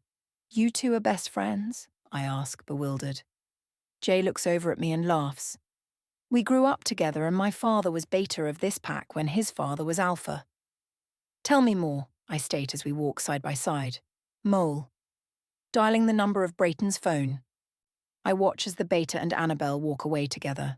Who's this? Who do you think? I retort. Miss you too, the voice on the other side replies. Put him on the phone, I speak. Can't, he's busy, the guy says. Why'd you call? The alphas are not here, I say, looking around me just in case people are nearby. What do you mean? I've slowly gotten his attention now. The alpha is not here, as in, he is not in the pack territories. He's in the city, and most likely be going to the town afterwards. And from what I've heard, he won't be back for a while. I heard a deep chuckle. I think you've got your facts mixed up, kiddo. We've had people in and out of the city and town, and there are no signs of the alpha. You do know what will happen if I find out you're lying, right? Please, I'm telling the truth. Listen here, kid. Is the alpha in the pack territories right now? I think about this and how I haven't seen him today. Hesitantly, I shake my head only to remember he can't see me. No. That's all I needed to know, he replied with a slight tone of malice. Will you guys be coming now? I ask, trying to control my tears. Most definitely. A sudden silence breaks out between us. We won't harm them, you know. The moment we get there, you three can do whatever families do whenever they haven't seen each other in a long time and leave. I exhale slowly. Get it over with quickly. And with that, I end the call immediately, letting a tear slip from my eyelids. So, tell me more about you and Thaddeus, I ask. Where do I start? I rolled my eyes. I hate when people ask that question. Just start from the beginning. He chuckles lightly before tapping his chin. Well, one day my mother and father mated and not that far, I scowl. But seeing the grin on his face, the scowl turns into a small grin. So like I said before, our parents both knew each other. I guess you could say they were best pals, just like Thaddeus and I now. I nod with a small grin on my face until I remember what Thaddeus had told me about his father being an abusive person. But that was all because of a curse. Who was he before the curse took effect? So anyways, we were both born, but with a 1-year age difference. Thaddeus is obviously older than me. So to start off, we never really liked each other back then. I blink at the sudden change of words. Our parents were on good terms, and they tried to get us to befriend each other. But it wasn't working. Even as a 5-year-old, Thaddeus was stubborn. His lips tilt up in a smile as he relives the memories. A small smile makes its way onto my face as I imagine a stubborn 5-year-old Thaddeus. It isn't very hard to imagine, honestly. Thaddeus was annoyed with me because I took his toy car from him, and I disliked him because he took my toy train. I burst into giggles. Jay watched me as I became visibly amused on the couch. Yeah, I know that's silly. It took me a few moments to recollect myself, and by then, tears were streaming down my face. Continue, please, I say with a smirk. Anyways, we were competitive for a while and fought over silly things like that. But then his father was affected by the curse years later.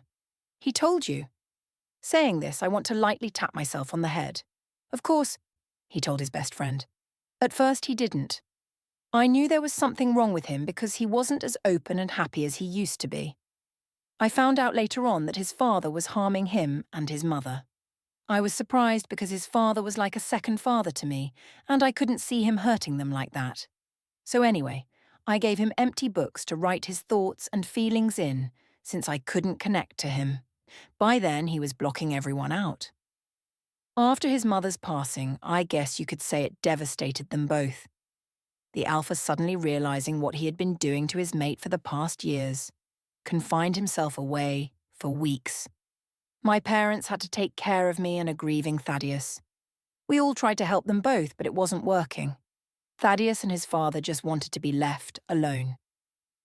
Soon after, Thaddeus began doing different things to try to cope with the loss of his mother. The Alpha returned from leave and resumed his role, but it wasn't quite the same anymore. He had this strong desire to engage in conflict and would do anything to go into battle. Sort of like Brayton. A gasp escaped me. I think he only did that so he could forget about the loss of his mate. That was horrible, though. No matter what, you can never forget your mate. So afterwards, Thaddeus trained himself very intensely. That was the only positive thing he did back then. He trained and trained and trained while Joseph was out fighting pointless battles. His last battle was against a pack that lived peacefully. There was no point in fighting, but he tried one last thing before he was challenged by Thaddeus. What was it? He caused the death of the Luna of the pack. My eyes widened, and my lips parted. What? How? He took her life. I leaned back in complete horror. My hands shook while I felt lightheaded. I was sure I looked pale. What was her name? I struggled getting the words out as thoughts formed in my head. What was her name? Karen. This is the reason Brayton hates this pack and Thaddeus so much, I murmured. Jay nodded. But he must know that Thaddeus didn't kill her. He does. Joseph wasn't so secretive about it towards Brayton. He enjoyed causing pain and making people suffer. But I don't get it. We were told it was a silver bullet to the chest. I'm guessing he didn't want anyone to know, Jay replies. We sit in a long silence, just thinking. I don't know for how long, but my eyes begin to flutter shut. I feel myself being lifted up and off to someplace, but I don't pay attention. As I succumb to sleep, I have only one wish, to have my mate say goodnight to me. But he doesn't. In fact, he doesn't come back at all. Annabel, a voice says, urgently shaking me. Get up! What? What? I sit up, annoyed, but instantly I'm on alert when I see the distressed look on Jay's face. They're here. Who's here? Fear is slowly creeping up on me as Jay rushes me out of the room. He is holding onto my arm as he guides me downstairs. He continues to go down without saying anything. Suddenly, he speaks up. Who else would be foolish enough to attack the Dark Moon Pack, Annabel? My throat constricts just as we reach a door. He slams the door and without wasting time, he pushes me into an unfamiliar room. Get the painting off the wall. I do as I am instructed with shaky hands. I gasp at the small door in shock. Jay returns with a set of keys soon, though, holding a pale grey key up. This one opens the first door. The black one opens the next door. Keep going straight and you'll be in a guarded safe house where everyone else is. Where is Thaddeus? I ask. He is not here. By the way he says that, I know there is something he isn't telling me. Where is my mate? He left Annabel. He went to your old pack territories because he thought Brayton was hiding out there. He isn't here. Now go. Be careful, I tell him just as I open the first door. I will, is all I hear as I shut the small door behind me. Chapter 25. I followed the direction that Jay gave me. I don't look back at all. With my heart full of worry and nervousness, I enter the last room. Faces turn to me, but I wasn't paying attention to that. All I was thinking about was my mate, who, in a last attempt to protect the pack and myself, went all the way to the remains of what used to be the Blue Bloods pack. He probably didn't think that an attack would come soon, or he wouldn't have gone. Luna, one of the many guards surrounding me calls out. Are you all right? Yes, I reply while nodding. Suddenly I am dizzy. All I want is my mate here. I am tempted to cry, but the faces of my pack members watch me closely. I have to be strong for them. Luna, a young child calls out. Where is the Alpha? I don't want to worry them any more than they are, so I stand up tall and take a deep breath in. He was in the nearby town, but he is here now. Relieved sighs escape from many. Glancing around the room, I notice my parents huddling in the corner with other people. They both glance at me before observing me from head to toe. Just to make sure I'm okay, I presume. I then notice Beth with her sister. Savannah seemed oblivious to the danger outside the room, which made me feel comforted. Beth, on the other hand, was watching me intently as if she was trying to convey a message. She suddenly mouths, Rose. Rose? What about... I suddenly stop right there when I notice she isn't here, and so was Mason. I turn to the guards around me. We need to count everyone here. I think there are people still outside. One of the guards glances at the other. Turning back to me, he answers solemnly.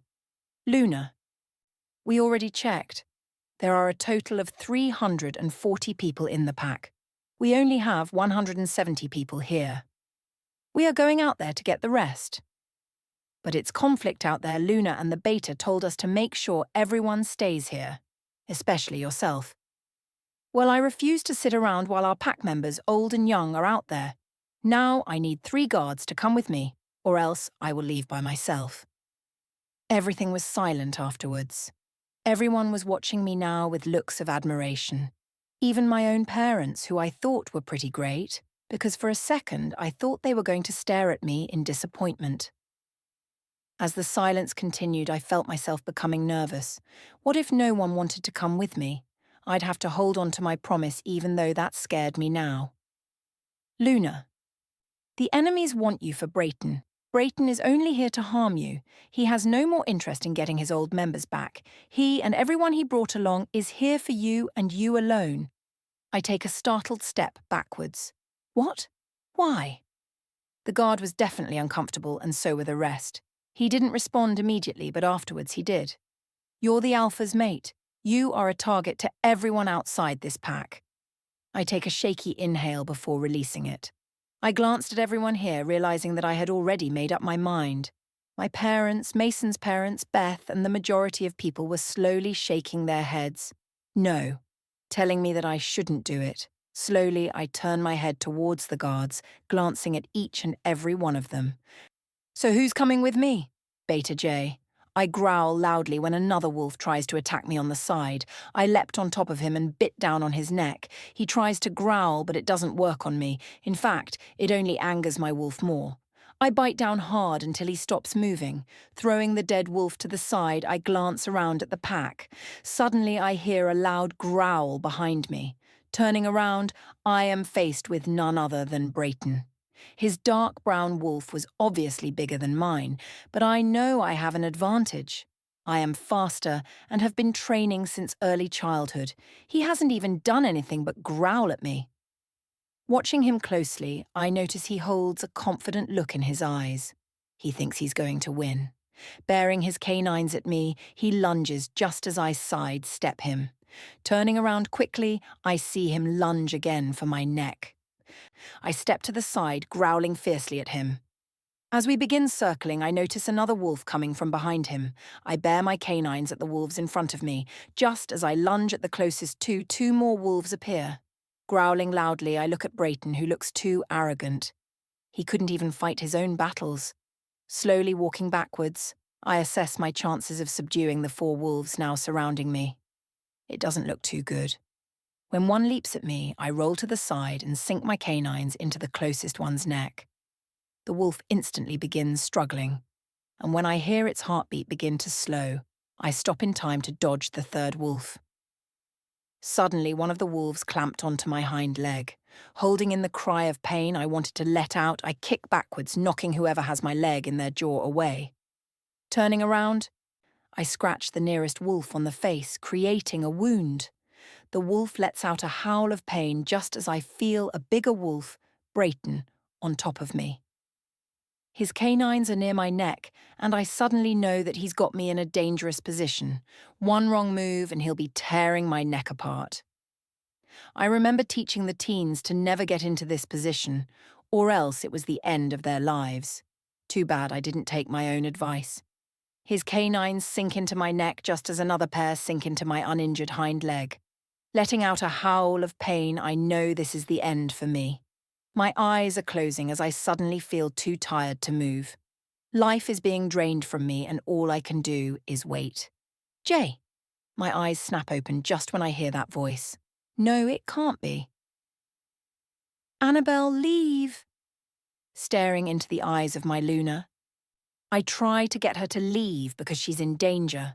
With all the energy left inside of me, I growl at the guards who were supposed to keep her safe. I feel Brayton climb off of me and growl at the new party. His main focus was on Annabel, and Annabel alone. Get her away from here. I stare towards the guards. With her were 4 guards, and they were now all trying to get her back inside, but she wasn't having it. When I try to stand, I am shamefully taken down again. One wolf on top and another tearing at my fur. I growl in warning, but that just sends a message to Brayton because he charges straight to Annabel. Before he reaches her, though, I see a blur of movement, and the wolves surrounding Annabel are now lying dead. Thaddeus stands tall with his canines bared between his mate and Brayton. I take a deep breath before moving around the two and go to Annabel, who is shaking in obvious fear. Nudging her side with my nose, I tilt my head towards the front door of the Alpha's house. As she gets up, I take notice of our pack members engaging the rogues. Satisfaction blooms inside me, but thinking of the casualties on our side has me drooping my shoulders in despair. Just then, a howl full of anguish and pain tears through the night, a sign that means someone lost their mate. With one last glance at the conflict in front of me, I suddenly collapse on the steps in front of the house. Mole, I run as fast as I can away from all of the violence. I didn't want this to happen, I just didn't. I go straight towards the location he sent me to. I was finally going to see my parents again. A small smile escaped from me at the thought of seeing them again. How would they look? And are they excited to see me again? Coming to a slow stop, I notice the footsteps behind me. Turning around, a hand is suddenly wrapped around my neck, constricting my breathing. See, I knew you weren't going to succeed at leaving without anyone following you, the man in front of me now says, letting go of my neck, which is why I followed you here. I thought you said you were going to meet me here, I asked, taking a ragged breath in. I'm here now, he replies, taking a step backwards with his arms stretched apart. Where are they now? I question nervously. Don't worry, kiddo. Nothing happened to them, he says. Yet. My eyes widen in fear. That wasn't the deal. I know, but kiddo. I want you to make this even more interesting. I watch him curiously. How? He doesn't need to hear my words of curiosity because he is already explaining. Pulling out something from his back pocket, I stumble away when I see it. What do you want me to do with that? I ask quietly, staring down at the weapon. 2 silver bullets, he says, holding up 2 fingers. One for the Alpha and one for the Luna. Shaking my head, I try to distance myself from him. He already knows what I am trying to do, and before I could blink, he has his hand fisting my hair and slamming me to the ground. He motions to something behind me. I hear a gasp and a cry, and before I turn around, I know who they belong to. I see the faces of my parents. My mom is crying, begging for him to release me, while my dad is bleeding from his head. Tears attack my vision, and soon I am crying as well. It's either the Alpha and Luna, or your parents, kiddo, he mumbles against my temple. Choose wisely. When Jay collapses, I see Thaddeus turn his head briefly just as Brayton attacks him with full-out fury. I am afraid of the outcome of the fight, which is why I turn away with a heart full of hope and focus on Jay. I feel my hope diminish when I see the blood everywhere. Jay was losing way too much blood, and I need a doctor soon. I glance around the intense area and notice that everyone has stopped fighting except for Thaddeus and Brayton. I caught the eye of one of the guards, who I beckoned forward. He saw Jay, who was still in his wolf form, and rushed towards us with a few more people in tow. I was relieved when I saw a pack doctor amongst them. We need to get him inside Luna, she states. The people around me each help with picking up Jay. I lead them towards the only surface big enough to accommodate Jay's wolf, the dining table. I cringe at how Thaddeus might react when he finds out. Thinking of Thaddeus, I bolt out of the room and towards my mate, knowing Jay is in good hands. My breath is knocked out of me when I see him lying there completely still. I hear no beat from his heart. I know right then and there that he is defeated. Somewhere inside of me, though, I feel no emotion towards his demise. Brayton knew what he was going up against when he came here, but he still tried to challenge the most feared pack in the country. I removed my gaze from Brayton's body and towards my mate, who stood a few good feet away from me. He was trying to figure out how I might react to all of this. His dark eyes scanned my face as I scanned every inch of him, ignoring his large build. He put some clothes on that someone handed him from the side. He was hurt, no doubt. As he placed his clothes on, I could see the bloody rips and bruises all over him. He wasn't gone, though, which was all I wished for. After he is clothed, he walks the last few steps towards me and wraps me up in his arms, exhaling in relief. I relished the feel of his body so close to me and the rhythm of his beautiful heartbeat. I was cut off by the sound of something preparing to fire. Thaddeus turned his head and growled at whoever he was staring at. When I tried to get out from behind him, that only seemed to anger him more. "So you're the mole?" His words made me pale. Here was the person who betrayed the pack, and I couldn't seem to see him or her because of my mate's large body. I'm not the only one. That voice. I suddenly found it hard to breathe. No, it can't be, I thought. Thaddeus stops trying to shield me from her and moves slightly away. He gives me enough space to see her, but is still situated in front of me. "Rose," I breathe out. "Why?" I demand. I ignore the weapon she is pointing towards us. Rose has a sad look plastered on her face. Her hands are shaking as she holds the weapon. "It's complicated," she replied quietly. "How is what complicated?" "You betrayed this pack." "He had my parents. How was I supposed to ignore that?" A flicker of surprise crosses my face. I take a step forward as she is overcome with emotion, but Thaddeus pulls her back quickly. He gives me a stern look before pushing me behind him. I don't know what happens next, but I guess Thaddeus's mind links some people because, in a matter of seconds, Rose is surrounded. "She won't hurt anyone, Thaddeus," I say gently, but I know deep down she might. "I'm sorry, Annabel," she says sadly, just as she points the gun at me and pulls the trigger twice. Everything happens in slow motion afterwards. Frozen on the spot, I watch as she mouths sorry. I close my eyes and wait for the impact. I don't feel it, though. I open my eyes in time to see my mate collapse in front of me, eyes trained on me. But then, they close. Chapter 26. Happy Canada Day. To all my fellow Canadian listener, a loud scream rippled through the air. It takes me a while to understand where it's coming from, but when a guard puts her hand on my shoulder, that's when I know. It was me the whole time. Dropping to the ground, I urgently grab onto my mate. Blood is streaming from the corner of his mouth. Biting down on my bottom lip, I cradle his head on my lap. "Thaddeus, don't do this to me," I cry out. My strength is broken inside of me, and all I do is cry. My tears fall all over his face. Hearing cries from the one who pulled the trigger, I turn my head and glare at her until she notices the daggers I'm sending her way. She has no reason to cry. "Take her to one of the most secure cells and lock her up," I demand, keeping my eyes locked on hers. "Annabel, please, I'm sorry." Rose continues to scream. "I didn't mean to hurt him." "Of course, you meant to kill me instead," I think bitterly. Focusing on my mate now, I let my hands trail over his face.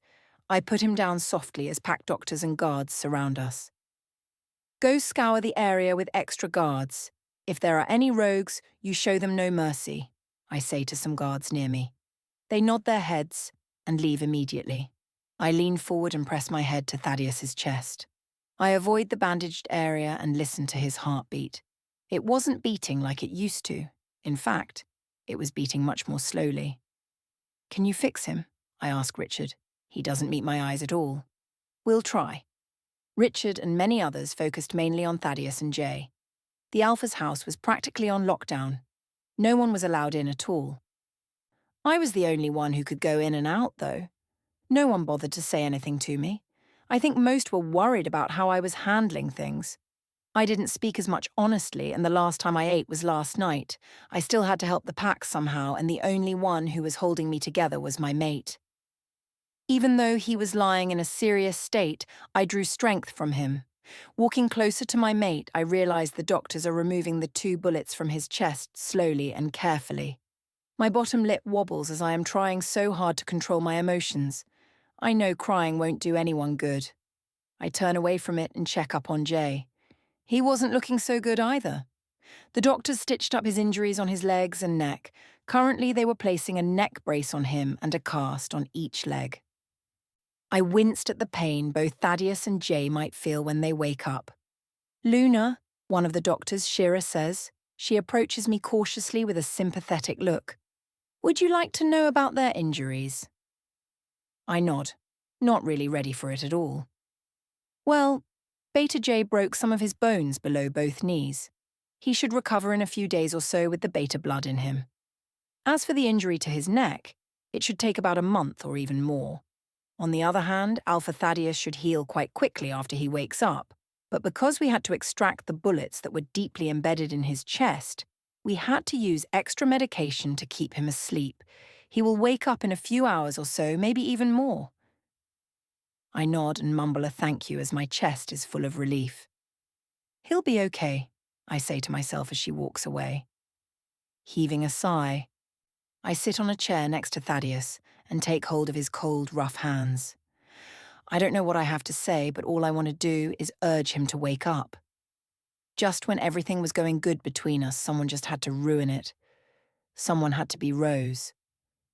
Out of everyone else I would have expected, it just had to be her, my best friend's mate. My eyes widen as I think of how Mason must be handling things. His mate, who betrayed the pack, is locked up in a cell right now. I frown all of a sudden, though. Mason should be relieved I didn't have his mate dealt with immediately, but my mind suddenly thinks over what Rose first said. I'm not the only one. What if Mason is in on this? He has been distant lately. No, he can't be in on it. I sigh, looking at Thaddeus. Anyway, I know what he'll do to Rose once he wakes up. I don't know much about the rules in this pack, but trying to severely harm your future Luna must result in the highest punishment there is. I glance at Thaddeus's injury before gently placing my hand on his exposed torso. Rubbing his stomach in a gentle manner, I disappear into my troubled thoughts. I don't know what time it is, but I feel myself begin to drift off. Gentle hands shake me awake. I open my eyes, feeling suddenly alert. My mum moves back. Hi, sweetie, she says, giving me a small smile.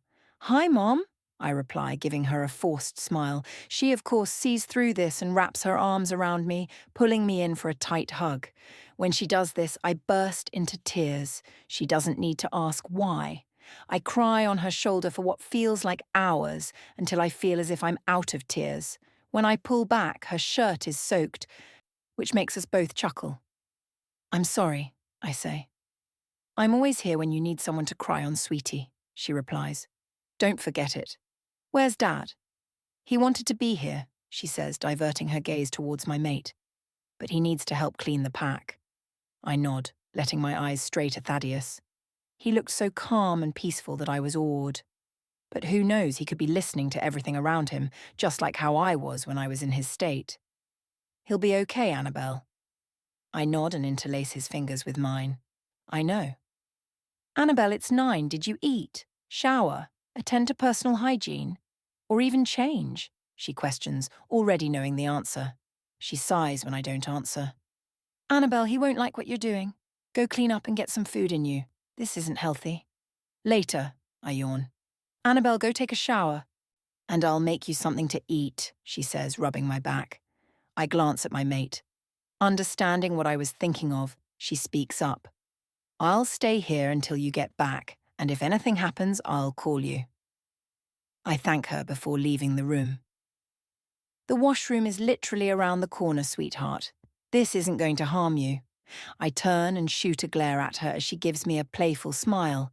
Rolling my eyes, I take the stairs 2 at a time and head into the washroom in my room. I grab what I need and jump into the washroom. Glancing at my reflection, I automatically cringe. Now that I think of it, I'm glad my mum told me what she did because I look a mess. My eyes are puffy and red while dried-up tears are visible on my cheeks.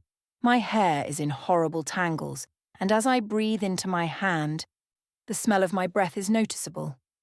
I hop into the shower and scrub my body clean. I wash my hair before letting the water touch my head. Afterwards, I get out, drying myself. Wrapping a towel around me, I reach for my toothbrush and toothpaste, quickly brushing my teeth. I do everything else that is necessary before putting on a new, clean set of clothes. Soon after, I am rushing back to my mate. When my mom sees me, her face brightens. "Look at you. So much better, sweetie, no offense." "It's okay. I winced when I saw my reflection in the mirror," I retort, giggling slightly. I turn to my mate, grasping his hand. "So anything?" My mom shakes her head, giving me a sad look. She places a hand on my back. "I'll go make you something to eat." When she leaves, I run my fingertips across his face, hoping to wake him up or do something. "I miss you." There is no reaction on his face at all. I remember the words of Shira. She said he'd wake up in a few hours or so. I glance at the time, noticing it is 9:34 p.m. Well, hours have passed since she told me this. "Thaddeus, please wake up." My voice cracks before I can finish. "Annabel," my mom says, "time to eat." I nod and press my lips to his temple. I know he was going to wake up, but I felt so lost without him awake and moving. I didn't know how badly he affected me until now. When I leave the room, I feel tired and hungry as I glance at the sandwiches my mom prepared. As I sit down, my mom sends me a worried glance. I raise an eyebrow, questioning her. "Some cooks need me at the pack house." "Mom, go, I can take care of myself." She frowns at me. "That's not what I saw when I got here." I shoot her a playful glare, but she only gives me a smile in return. "Mom, go." She seems to be fighting herself on this, but when she hears my voice, she just nods. "I'll be back very soon. Eat everything on that plate, and if for a second you want more, don't you dare hesitate to eat more." I roll my eyes at her, kissing her cheek. "Mom, I'm nearly 20. I'm not a child anymore." Mom's eyes widen in shock. "Your birthday? Oh my goodness, I almost forgot my own daughter's birthday. It's in 2 days. My baby girl's going to be older." "Not as old as you," I reply cheekily. It's her turn to shoot me a glare as I continue smiling. "No offense, Mom, but I don't need you right now. I'll talk to you later." "All right," she replies, leaving the room. "Bye, kiddo." "Bye, Mom." As I begin to eat, one thing hits me hard. I do need my mom. After I am done eating, I clean up and head back to my mate. Same old. Nothing has changed at all. I suddenly think of Jay, who probably doesn't have anyone right now. I feel guilty as I think of how Thaddeus has me, but who has Jay? I squeeze my mate's hand before leaving to check up on Jay. When I see him, my heart literally drops. Jay looked extremely pale. I glance all over him and sigh. I doubt he'd be able to do anything anytime soon. I pull up a chair next to him and sit down. "Hey, Jay," I start off, "you don't look too good." I internally slap myself on the head. "Great," I thought. I force out a chuckle. Sorry about that. And I'm sorry for not coming to talk to you sooner. And I'm sorry for not listening to you. I know it's my fault that you have way more injuries than you would have gotten if I wasn't there. You were trying to protect me and I wasn't listening. I'm sorry. Again." I continued talking to him about random topics other than the conflict that was shared hours ago. I take in his relaxed face and compare it with Thaddeus's. Just like Thaddeus, I absolutely liked the way he seemed so peaceful. They are both mostly reserved and expressionless, but right now, they seem at peace. I smile at the thought. One more thing before I leave, Jay. I can't wait for you to get your mate. She will absolutely be lucky to have someone as brave and kind as you in her life. Anyways, you better wake up soon. With that, I leave him and head back to my mate. I sigh when I realize he is still sleeping. I interlace our fingers as I sit on the chair next to him. Glancing at the time that has 10:56 p.m. plastered on it, I gently squeeze his hands before falling asleep again. I wake up yawning and stretch my sore back muscles. The first thing my eyes focus on is Thaddeus. He was still in the same position as before. As my eyes trail over him, I feel tears begin to well up. Thaddeus, I thought you should have woken up by now. I practically cry out. No response. Thaddeus, please just wake up. I need you. Again, no response. This is what I do for what feels like hours. I cry, beg, plead, but nothing happens. Finally, someone walks in. I turn on them, blazing with anger. Get out! I scream as I see it is one of the doctors, the same doctors who said my mate was going to wake up soon. I said, get out! I practically shout when she doesn't move. Finally, she nods and rushes out of the room. I'm seething. I need to release my frustration. I see a cup full of water that someone must have left for me once I wake up. The next thing I know, I'm hurling it across the room. The cup shattered into pieces, but that's not enough for me. I need to release my anger. All of a sudden, I am throwing things across the room, smashing them into the wall. I don't stop. I just continue until I feel as if my anger is diminishing. I don't know what happens next, but I feel a slight prick on the back of my neck before I black out. Some people are already cleaning up the mess, someone says. She really misses him, my mum says. A silence descends, but it is broken by someone who sighs. Was it necessary to do this? Dad, of course. You didn't see the way she was acting. My mum is saying this. I peel my eyes open and sit up instantly, glaring at my mum. You knocked me out. The words come out, but not the way I expected them to. My throat is dry and the way I said my words made me sound hoarse. My dad comes over to me with a glass of water. I take it from him greedily and drink as much as I can to soothe my throat. He takes away the cup as soon as I am finished with it, almost as if he was worried I was going to throw it at the wall across from me. I roll my eyes and move to stand up. My mom reaches out to me to try to help, but I don't want help from her. I glance around the room, only realizing that I was in my room and Thaddeus was downstairs. How long was I out for? I ask my dad. He shifts uncomfortably before glancing at my mom for obvious help. 35 minutes, she answers. As I grip onto the doorknob, I notice that it won't open. I yank on it harder, but when nothing happens, I spin around on my heel. What did you two do? Annabel, you need to get food into your system. We hate to do this to you, but no one is taking care of you. Dad, I need to see my mate. He might wake up now, I exclaim. I've spoken with the doctors and they've told us that they will call you if something happens to either of them, my mum answers. You can't do. Annabel, just eat what the cook's made, and you can go see your mate, my dad voices out, pointing towards the plates beside my bed.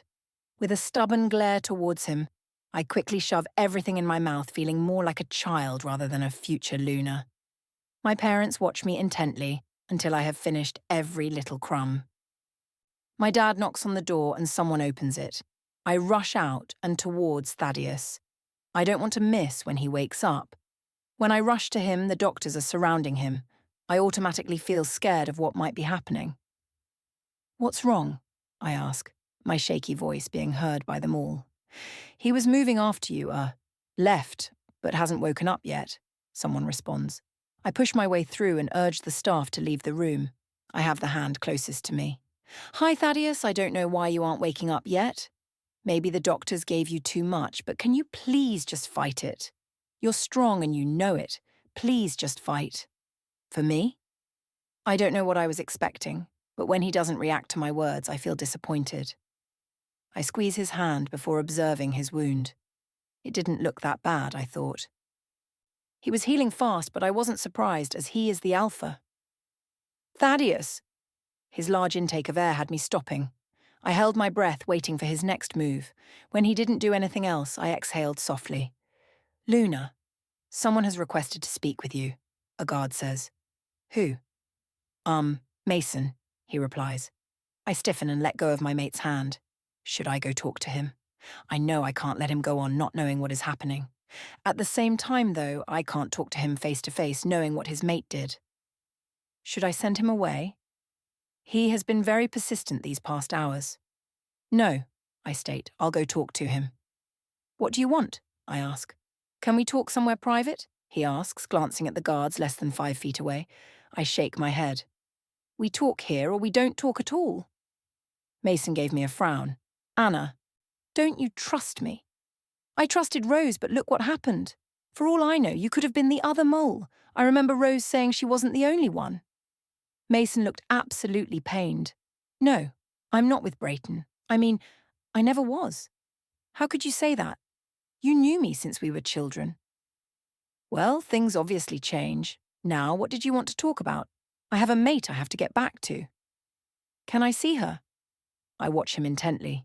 He was in obvious pain. He had bags under his eyelids and wrinkled clothes that seemed as if he hadn't changed at all. I sigh, knowing that I am already giving in. You can talk to her for only 5 minutes. There will be 4 guards escorting you to her. After your 5 minutes are up, you need to leave, or the guards will have to use necessary force on you if you don't listen. Understand? Mason stares at me wide-eyed before nodding his head. I understand. I turn away to head back inside, but he calls out to me again. Yes? When he took a deep breath, wakes up, will he severely punish her? I could see the scared look in his eyes as he asked this. I already know what the answer is. And from the look in his eyes, he knows too. Without a response from me, he tilts his head down in a nod before the guards escort him away. Walking back, I hear the murmurs of the doctors to my left side. They stop talking for a few moments as I walk past them and continue on. I can feel their eyes on me, which makes me turn around, annoyed. Is there a problem? They stop talking immediately. What is the problem? I ask again. Finally, Richard steps up. Luna, when we had to remove the bullets, we had to put him on some type of general anesthetic. We miscalculated the dosages that he needed at the time. In fact, we put in way more than what was necessary. They were all looking at me as if I was going to become furious at them. I must have looked like that at the moment, but I kept a calm voice. So what are you saying? We don't know when he'll wake up. Hearing his words, I lost control and shifted into my wolf. I know I wasn't in the correct state of mind. I was growling at everything and everyone, especially the doctors. I couldn't hear what they were saying. I could see their mouths moving, but no sound entered my ears. All I could tell was the way they were backing up slowly, seemingly afraid. Then Richard's eyes darted behind me, and for some reason he nodded. I quickly spin around only to see my dad. In his hand was a syringe. I growled louder than I've ever growled.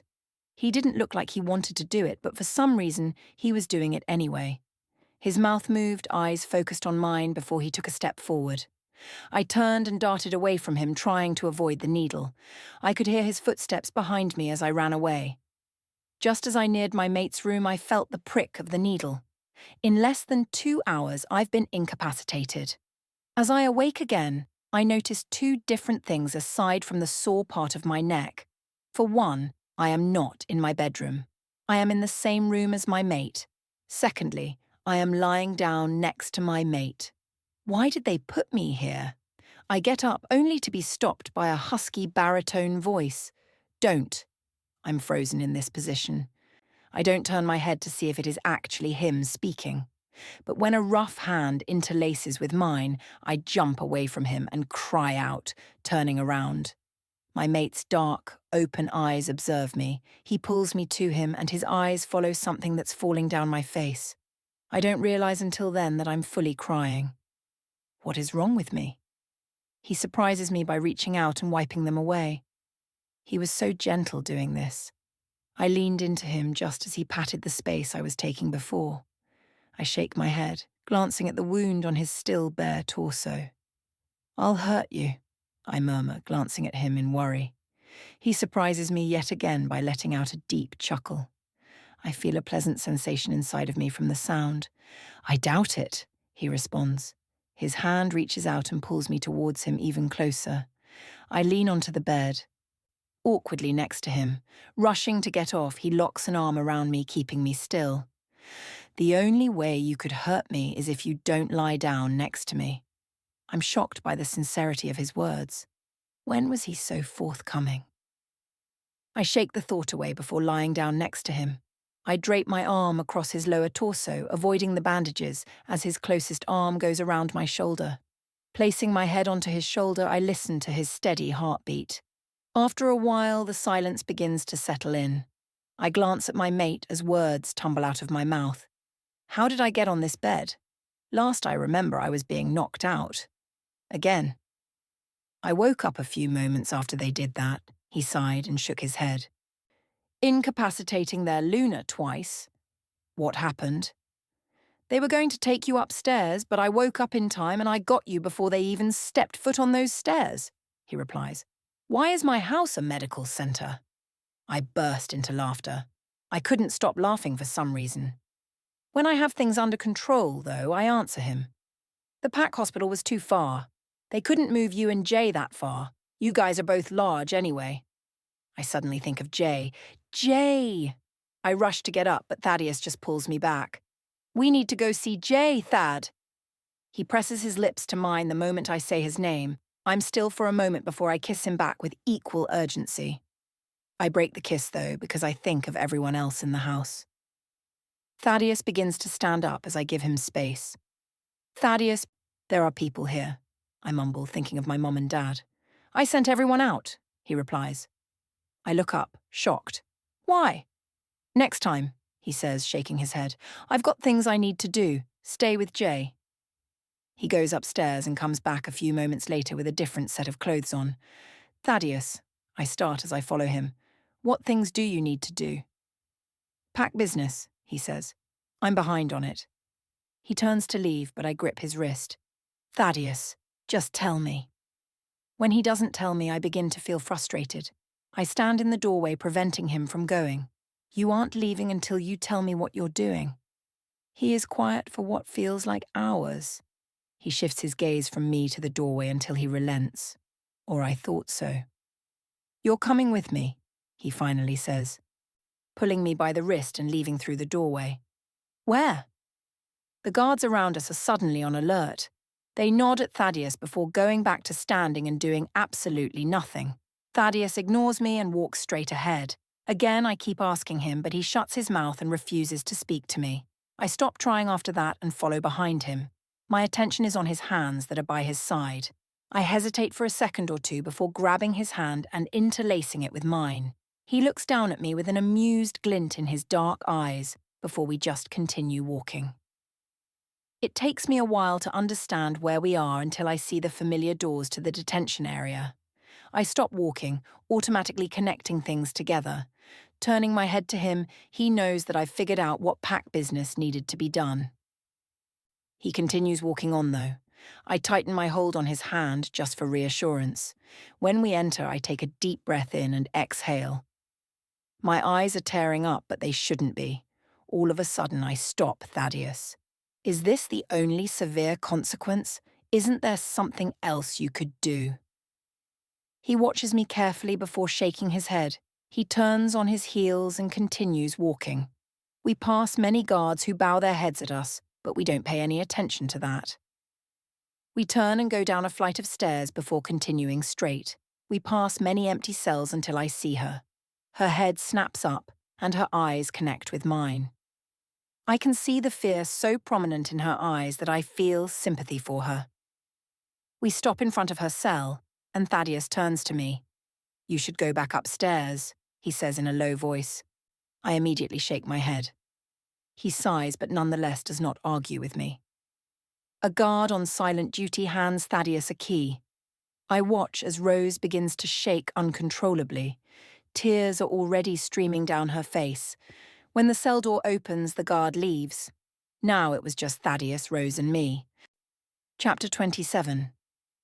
Stop crying, Thaddeus practically growled at Rose. It took a while, but she calmed down. I did it for fam. I don't care why you did it, my mate replied in a deadly tone. Who else was involved? She was shaking when he asked this question. She shook her head. I can't tell. I speak up just as Thaddeus takes an extra step closer. Rose, we need to know who else was involved. It isn't fair you get caught, but the other or others don't. She stays quiet, but when my mate begins to walk closer to her, she starts speaking quickly. Ari and John. Why am I not surprised? Thaddeus says out loud. Not really to anyone, more so himself. Wait, how? I ask, confused. Thaddeus throws me a flat, annoyed look. But Rose answers me. John went along with Brayton because he doesn't think Alpha Thaddeus is a proper alpha. Brayton promised John that he was going to seriously harm the Alpha and Luna and make John Alpha. In return, Brayton had people that was in on the Alpha's plans. Ari was promised something if she got you to Brayton, or Brayton's rogues. And the same thing like John, Ari was someone that had the opportunity to work from the inside. And you did it because he had your parents, and in return, Brayton had someone that was close to me and could tell him things, I concluded. I honestly felt bad for her. I mean, I've known her for a while, and she is Mason's mate. Even though she did it for her parents, I feel like she is still at fault here. Rose, you tried to shoot me. My mate ended up taking the impact for me. Even if you still did all this for your parents, you're still a traitor, Thaddeus finished off. I don't need traitors in my pack. I'm sorry, she responded quietly. I looked away just as noise erupted from the entrance. Many footsteps were rushing towards us, but I didn't see anyone yet. Thaddeus stepped out of the cell, closing it behind him. Just then, in came rushing Mason. Thaddeus growled and watched as Mason ran over to me. His eyes were trained on me. Before he could reach me, though, Thaddeus had wrapped his hand around Mason's throat. Mason's hands reached for me, but he was trying to convey a message. Thaddeus pushed him against a cell door. My eyes widened as Thaddeus managed to lift Mason off the ground. Mason was struggling to breathe now. I didn't intervene until Rose started screaming. Thaddeus! I put my hand on his shoulder. Thaddeus, stop!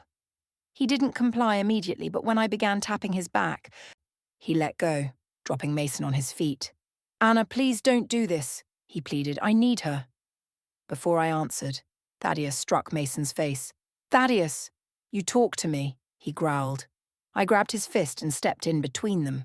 Pushing on his chest, I tried to put as much distance as I could. The guards had already been here, but they stopped mere feet away. I think they were on silent duty. Don't hurt her, please, Mason begged. That only seemed to anger Thaddeus. He pulled himself from me before opening Rose's cell door. He turned to Mason, who rushed inside to his mate. Thaddeus locked the door as guards walked away. I watched the couple for a moment before turning to Thaddeus. Can we talk for a sec? He looked absolutely frustrated with all of these interruptions that I had to hold in a small smile. His eyes narrowed at me when he noticed what I was trying to hold back. Without another word, he turned on his heel before walking to the exit. I threw one more glance at them before running after my mate. When I reached him, he turned around, facing me with a frown. What? Isn't there another way? I know he was expecting something like this from me because he didn't look surprised that I had asked. You know there is no other way. What if instead of taking their lives, they turned rogue? The suggestion rolled off my head so easily that after it was out, I was considering it. Being a rogue is difficult, but at the same time, Rose was one. I glanced at Thaddeus, waiting for his reaction. He thinks about this for a few moments before shaking his head. Thaddeus. Your friend betrayed this pack. He says, she deserves the ultimate consequence. That is one of the biggest rules here. I grabbed his hands, squeezing them. If you harm them, you distress me, Thaddeus. Just let them go rogue. You said so yourself. You don't need traitors in this pack. Why don't we just let them go? Because that's not how it goes. His sudden increase in tone and anger had me moving away from him slightly. He noticed this but didn't comment. Instead, he turned away from me. This is how the rules are in this pack. Learn them and come to terms with them. Thaddeus, please, I beg again. I know about the rules, but this just didn't feel right. You're potentially ruining an innocent life. She is not an innocent. She tried to shoot you, and if I didn't intervene when I did, you would have been severely injured. Now he was livid. He was clenching his hands into tight fists, and his eyes were beginning to show his anger. I place my hand on his fists, instantly feeling him calm down. That's not what I meant, Thaddeus. The innocent is Mason. If Rose is severely punished, he is practically devastated. They are mates, Thaddeus. You can't take them away from each other. Thaddeus shakes his head, making me want to express my frustration, but at the same time, I want to calm his anger. Please. Do you not know how I'd look in front of my own pack? Annabel, sometimes you have to put the pack first. Sometimes you have to put your mate first, I retort, pushing myself away from him. Thaddeus, no one needs to know. We can expel them and make sure they are never close to the border. Please, think about the effect it might have on me. I know what Rose did was awful, but Mason didn't know anything about this. We can't punish him for something he never did or knew about. Being a rogue would be much better than the alternative. What about the pack? What happens when they want to know about them? He was testing me. He wanted to catch me saying something he didn't like and switch it around, using my own words against me. We'll say that you had to execute the punishment and that you sent their bodies to be dealt with. No one will try to look for them, or even expect this. Thaddeus hesitated, thinking clearly over my words. Minutes dragged on in silence, which made me want to know what he was thinking of inside. Finally, he sighed, glancing up at the ceiling before he muttered something I didn't even get to hear. We do it how I say, though. I immediately hugged him, thanking him over and over again. We'll need to do this fast. I nodded and followed him back to where the mates were holding each other so tightly as if their own lives depended on it. Thaddeus was tense as he opened the cell door. Mason immediately stood up, blocking Thaddeus's way to Rose. That wasn't a very smart move because, in my eyes, it seemed as if he was trying to go against his alpha. Seeing as we are still all in the same pack. Move to the side, young man. Thaddeus snarled the words out with so much firmness and anger that I shivered. Mason threw me a look for help, but I didn't do anything but stand there. He instantly glared at me, which kind of surprised me. I mean, this was Mason. The guy who was generally gentle but somehow had the nerve to try and stand up to his alpha. He moved to the side but was still watching Thaddeus cautiously. You betrayed this pack and tried to harm the highest rank in a pack. You broke 2 rules, and for this I should severely punish you, he started. Mason dropped his head, but his hand reached for Rose's. But the same person whom you tried to harm has changed my mind. Instead of the ultimate punishment, you are stripped from this pack. You will no longer be part of the Dark Moon's pack. You are now a rogue, and so is your mate. If you disagree on this, your other choice is the ultimate consequence.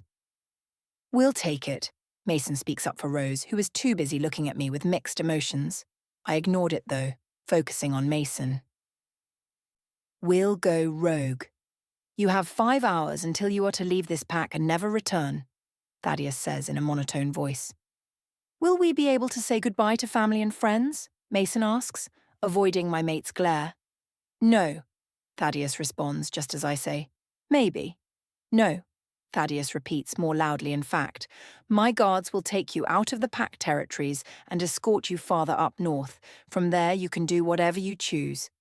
He turns around and leaves, locking the cell behind him. I don't follow him yet. Instead, I stay to observe their reactions. Anna, thank you so much, Rose blurts out. I am so sorry again. I didn't do it for you, I reply, looking away from her to Mason, who gives me a small smile. And I don't really value your apology right now. I sigh and leave them, following my mate, who stopped by the exit. Thank you, I say. He firmly nods once before walking away. Thaddeus? He turns his head to the side, indicating that he is listening. Do they take anything along with them? I'll get my men to pack some things for them, he replies. I nod as we drift off into silence. Thaddeus and I are standing side by side as we watch Mason and Rose pick up their bags, and the guards pass them. I glance around us, realizing that there are only 5 guards. I thought there might have been more, but I guess Thaddeus really didn't want this getting out. When everything is ready, I glance at Mason and Rose. One last time. Mason nods at me while Rose tries to pass on a sad smile in my way. I try to ignore her, but it seems almost impossible. I focus on Mason and smile at him. Beside me, I could see Thaddeus begin to get impatient with the exchanges. Rolling my eyes that are now wet with salty tears, I take a few steps toward him, but only to be pulled back by my mate. "Thaddeus, please let me go for a few seconds."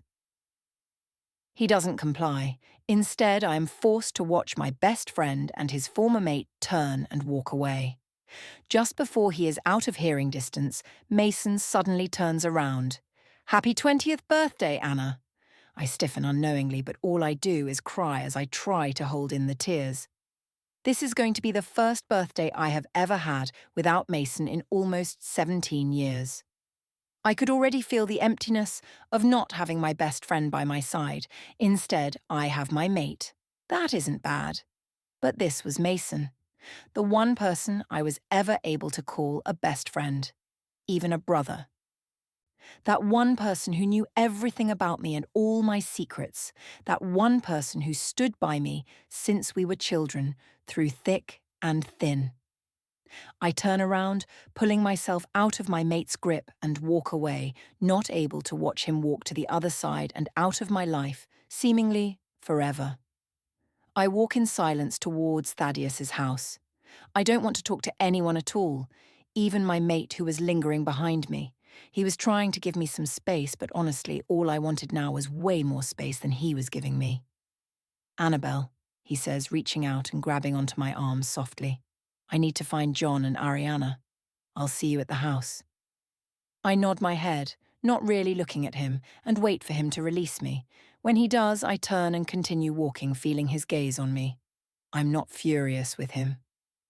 I'm just slightly upset that I won't ever see Mason again, but this was my idea. I know what would have happened if I didn't say anything. Thaddeus would have severely punished Rose, and Mason would have become one of those devastated mates who find no joy in anything. I came across those mates a few times, and it is not a good sight at all. In the end, they usually end up suffering deeply. I wrap my arms around myself, lost in a memory of the past. I don't know how to stop thinking about this at all. When I reach the house, I think of everyone who must be wondering what happened to Mason too. The pack already knows Rose was involved. What do they think happened to Mason? I suddenly think of his parents who might be talking with the other parents about their son. I squeeze my eyes shut, trying to get rid of the image in my head. When I enter the house, I notice the medical equipment that was being used earlier is gone, and so is Jay. I guess they took him to the pack hospital. Heading straight to the couch, I collapse on it. I would go upstairs, but right now I just need to lie down and forget. I don't know how I'll forget, though. I don't know how long I lay down staring up at the ceiling, but after a while my mate's footsteps sound to the right of me. He stops right beside me, not doing anything. I want to talk to him, but at the same time, I don't know what I've got to say. This was an uncomfortable silence, and someone needed to break it. It goes on for a few more moments before Thaddeus sits to my right. "We found Ariana and John," he says. "They were trying to sneak out, but my guards found them." I only nod without looking at him. He sighs before looking away. I suddenly speak up. "Thaddeus, I need to forget what happened.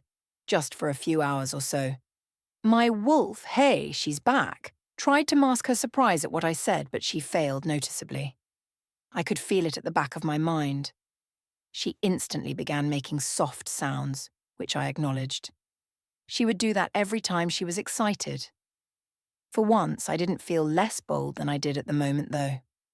From the corner of my eye, I could see him staring at me in confusion. That quickly changed to realization. I was being so forward about this that all Thaddeus did was stare at me. The thing is, I felt his gaze travel all over my body. By doing this, I had to fight the blush on my face as I sat upright. I could tell I wasn't the only one affected by this. Thaddeus's eyes were dark but held strong feelings. Desire, apprehension, and longing standing out. "Thaddeus, in the end, we're going to have to complete the bond anyways," I say, holding firm eye contact with him. Putting it off like this isn't doing us any good. Standing up, I walk to him and sit down next to him. His eyes haven't diverted from mine yet. I place my hands on his arm closest to me and interlace our hands. "It'll happen eventually," I murmur, keeping my gaze on him. I let my eyes drop to his lips just as he pulls back. "I'll hurt you and I don't even know when or if I'll be able to stop," he retorts, standing to his feet and running a hand through his hair. He walks to the kitchen as I get up and follow him. "Thaddeus, I am so tired of postponing this. One day, maybe not now, but soon, all those feelings we have are just going to intensify and all that resisting will be pointless by then. Which is why we'll wait," he states, grabbing a glass cup and... "Alcohol?" I stare at him with the obvious question in my eyes. He doesn't respond. Instead, he pops open the bottle and pours the liquid into the cup halfway. I thought he was going to down it, but instead he hands it over to me. I stare at him and then at the drink he has in his outstretched hand. "It won't do anything to you. You're a werewolf." "I know," I scowl, but I still refuse to take it. "You know it's kind of rude to just randomly pull out a bottle of alcohol while someone is trying to have a conversation with you." He ignores me and turns around, downing the drink. "Thaddeus, I know." "Know what? What can you possibly know?" "I know that you want me as much as I want you, but you're fighting yourself. You think you'll hurt me right after we mate, which is the only thing holding you down," I say in one big breath. He doesn't turn around. Placing my hand on his arm like I did earlier, I wedge myself in between him and the kitchen counter. I immediately press my lips to his neck and run my fingers up and down his chest. The bottle of alcohol is forgotten as his hands cup my chin, tilting upwards. "Are you sure?" I nod my head, keeping eye contact. His thumb traces my bottom lip just as we connect our lips. It's slow at first, and I can tell we were both a bit hesitant, but somehow we get into it. Our lips are both moving in sync, and all I can think about is his bed. He had the same thought in mind. He doesn't break the kiss at all as he lifts one of my legs and wraps it around his waist. I do the same to the other, and his hands cup my backside. He starts walking somewhere as I gasp for air. His lips meet the base of my neck, making me moan out loud. He smiles softly against my neck as he continues on what he is doing. If this were any other situation, I would have pointed out that he acknowledged me, but my main focus wasn't on that right now. I don't know how long it took, but in a matter of moments, I was on my back on my mate's bed as he lay over me. His arms were on either side of my head, caging me. The rhythm of my heart was beating at such a fast pace, I was afraid of becoming overwhelmed right before we even completed the bond. Thaddeus saw the concern clearly displayed in my eyes and stopped. "What's wrong?" he asks about moving back. "What if I become overwhelmed?" I question, just realizing how unexpected that sounded. "How?" He looks at me with a curious question in his eyes, making me look away. "Never mind," I mumbled, observing his nightstand. I suddenly remember the last time I was here and the objects I found in there.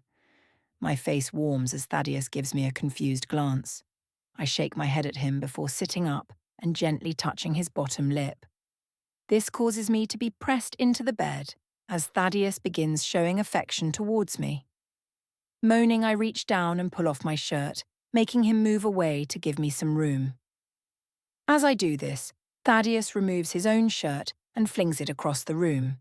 His beautifully sculpted body comes into view. My hands explore him. The sounds coming from him have me wanting him even more. I trail my fingers down his muscled torso and even down his scar. He tenses, suddenly taking a large inhale and growls, catching me off guard. Gently holding my sides, he softly touches me. I gasp, arching my back into him as his lips descend on the top of my chest. Suddenly his tongue moves gently. I moan as loud as I can, but cover my mouth afterwards. Thaddeus is staring at me with a mixture of amusement and desire. Covering my face, I hear him chuckle above me before he softly removes my hands. "Too late to be embarrassed," he says as my bra comes apart. He pauses, observing me. I begin to feel slightly shy about my body, and as I begin to cover up, he stops me. "You're beautiful," he says, gently touching my lips once. "You don't need to cover up." A smile blooms on my face at the same time a hesitant expression crosses his face. "Are you sure you want to do this?" I roll my eyes but nod anyway. He doesn't make a move as he just watches me. I sigh, wrapping my legs around him. That seems to prompt action because Thaddeus is moving quickly in seconds. He stops, though, making me shoot him a surprised expression. He smirks again, making me feel captivated. His hands go to his pants and quickly remove them. My eyes notice his arousal. My mouth goes dry at the sight. I'm slightly hesitant. Thaddeus starts laughing all of a sudden, and oh my goodness, it sounds like music to my ears. When he stops, I stare at him as if he is crazy. "Don't worry, it will be fine." I cover my face again. "I'm so glad you find this amusing." Without any other words. Thaddeus tugs at my sweatpants. I quickly get them off as he openly admires my underwear. Thankfully, I changed into a nice new pair earlier. He shows affection towards my thighs before heading straight for my abdomen area. I feel his fingers trace the top of my underwear, making me bite down on my bottom lip hard. He looks at me one more time. "If you don't think you're ready, tell me now." I am ready. "The question is," I trail off, reaching for the hem of his boxers. "Are you?" The following is a modified, non-explicit scene, prioritizing the emotional and bonding elements, as per YouTube guidelines. When Thaddeus and I rest onto the bed, breathing heavily, I feel different. I mean, I was tired, but at the same time, I felt a deeper connection. I glance at Thaddeus only to see him staring at me. He wraps his arm around me and pulls me close to his side. I don't mind, as all I do is lay my head on his chest. I sling my arm across his torso and keep my gaze on him. I smile and touch the mark I made at the base of his neck. He closes his eyes for a second, making a low sound before reopening them. Just by the way he was staring at me, I knew the physical intimacy was going to continue for a while. Chapter 28. Yawning, I stretched my arms out as I awoke. I placed my hand on the opposite side of the bed only to feel an empty space. I glanced at the spot Thaddeus should have been in and frowned. Where did he go? Sitting up, I noticed the side he was sleeping on was warm, which meant he had left not too long ago. I turned my body about to get out of bed, but that wasn't going to happen. In a matter of seconds, I was on the floor in a heap. I groaned softly as footsteps thumped my way. The door was pushed wide open as the smell of bacon entered the room. I then realized I wasn't dressed. "What are you doing?" I blushed and looked anywhere but at my mate. His tone told me he was amused and curious. "Nothing," I replied. "You can leave now." He didn't listen to me. Instead, he walked over to me and stuck his hand out. I shyly took his hand and gasped as he pulled me up, holding me close against him. He then let go of me and I wobbled slightly. "Ow," I muttered. Thaddeus was looking at me with a mixture of concern and amusement. "You're tired," he says. "I should have let you sleep longer." I scoffed, fighting my blush. "Actually, I'm fine." He leaned down, pressing a kiss to the mark on my neck. I sighed, but my mind was still racing. He softly guided me back toward the bed. "How about you rest a bit more?" "Oh no," I state, pushing on his chest. "I'm tired, hungry, and I need a shower." He sighed, stepping back. "I'll be right back." He went into his bathroom, and a few seconds later I could hear the shower tap running. He came back and picked me up into his arms before carrying me into the bathroom. Setting me down on the closed toilet seat, he checked the temperature of the water before ensuring the tub was ready. I sighed in relief, loving the warmth from the water as I settled in. Thaddeus hadn't left yet. Instead, he was checking the towels behind me, but I paid little attention, closing my eyes as I relaxed. Suddenly, my mate's warm hands began washing my back gently. I bit on my bottom lip, grateful for the help. But when he lingered, I felt my face heat up. Snapping out of it, I waved him off, giggling. "Thaddeus, go away and let me take a bath in peace." He sighed and kissed my cheek, leaving me blushing all over again. I tilt my head back before thinking of last night. My wolf was happy and satisfied, finally feeling truly connected to her mate. I roll my eyes, remembering the way Thaddeus was so gentle, when the bond had finally snapped into place. It was overwhelming at first, but Thaddeus took his time, letting me get used to the intensity of the connection.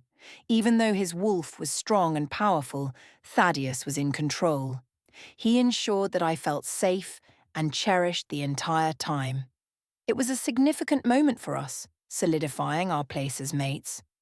Stepping out, I wrapped a towel around myself before exiting the bathroom. Thaddeus, thankfully, had left not only the bathroom but his bedroom as well. I sigh, realizing that I didn't have any clothes in his room other than the ones I wore the day before.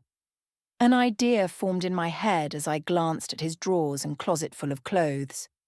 Maybe he won't mind. I drop the towel on the bed before going into his closet. I pull out the first shirt I see and slip it on. My mate's shirt smelled just like him, which is why I inhaled the scent deeply before finding a pair of shorts to wear. I giggle, wondering what his reaction will be. I put my messy hair up in a bun before walking towards the kitchen. Thaddeus picks up on my scent before he sees me. "I made you breakfast." He turns around but stops and raises an eyebrow at what I'm wearing. I walk up to him, picking up a cherry from the plate of pancakes he was holding out for me. "What?" I ask nonchalantly, biting into the cherry. My room was way too far to walk to. His eyes soften as he looks at me. "Thanks," I say, taking the plate away from him. Moving to sit down at the dining table, I fail to notice Thaddeus trailing behind me. When I sit down, Thaddeus is across from me. I have a piece of pancake halfway to my mouth when I notice him staring at me. "What?" I'm slightly nervous from the intensity of his stare. "We have to go to the funerals for everyone who passed during the fight." "Oh," is all I say as I eat my food. I glance at him in surprise, but then blush when he simply watches me. "I didn't know you could cook." He leans back in his chair. "I learned at a young age." I nod. "Then why do you have these cooks?" "I just don't have time to do it myself," he replies, tapping a finger on the table. This is kind of random, but remember that night I made you dinner?" He nods slowly, his expression shifting. "Did you by any chance eat it?" "It was good," is all he says before changing the topic and standing up. "The funeral starts soon. Get ready." I nod before finishing up and changing out of my mate's clothing, quickly changing into different clothing. I take a look at my reflection. The mark on my neck is visible, symbolizing our bond. When I turn around, I see Thaddeus leaning against the doorway. He nods to the door. I put my hand in his as we descend the stairs. "You know what to say if anyone asks about your friends, correct?" Thaddeus says, looking ahead as we leave the house. I nod and tighten my grip on his hand. I knew what I had to say. During the funeral, I watched everyone there. I kept my distance from the caskets because I knew I'd probably get too emotional. The people who had died were 3 male fighters and 4 females. From what I heard about each and every one of them, they were dedicated pack members who passed too young. A memory of Blake occurs.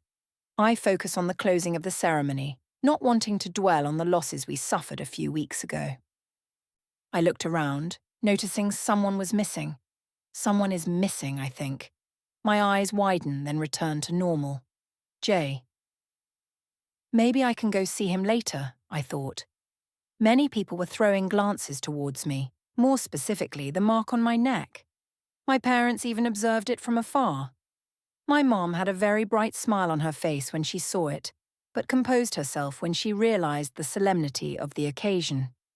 After we were finished, some people just walked away while others stayed and spoke with the families. Thaddeus, being the alpha, stayed and did just that. I didn't know exactly where I was to be, so I stood nearby before Thaddeus motioned towards me. I walked over to him. Thaddeus wraps an arm around my waist, offering support. I blush when some ladies, older ladies, observe us with warm smiles. "When do we get to see the next generation?" My jaw drops slightly as some people nearby come closer, wanting to hear our answer. Thaddeus answers calmly. "That's in the future." I nod along with his words, even though I feel a mix of emotions. I understand why he was saying that, but at the same time, the idea of a family wasn't terrible. Thaddeus and I excuse ourselves from the growing crowd before he leads me off.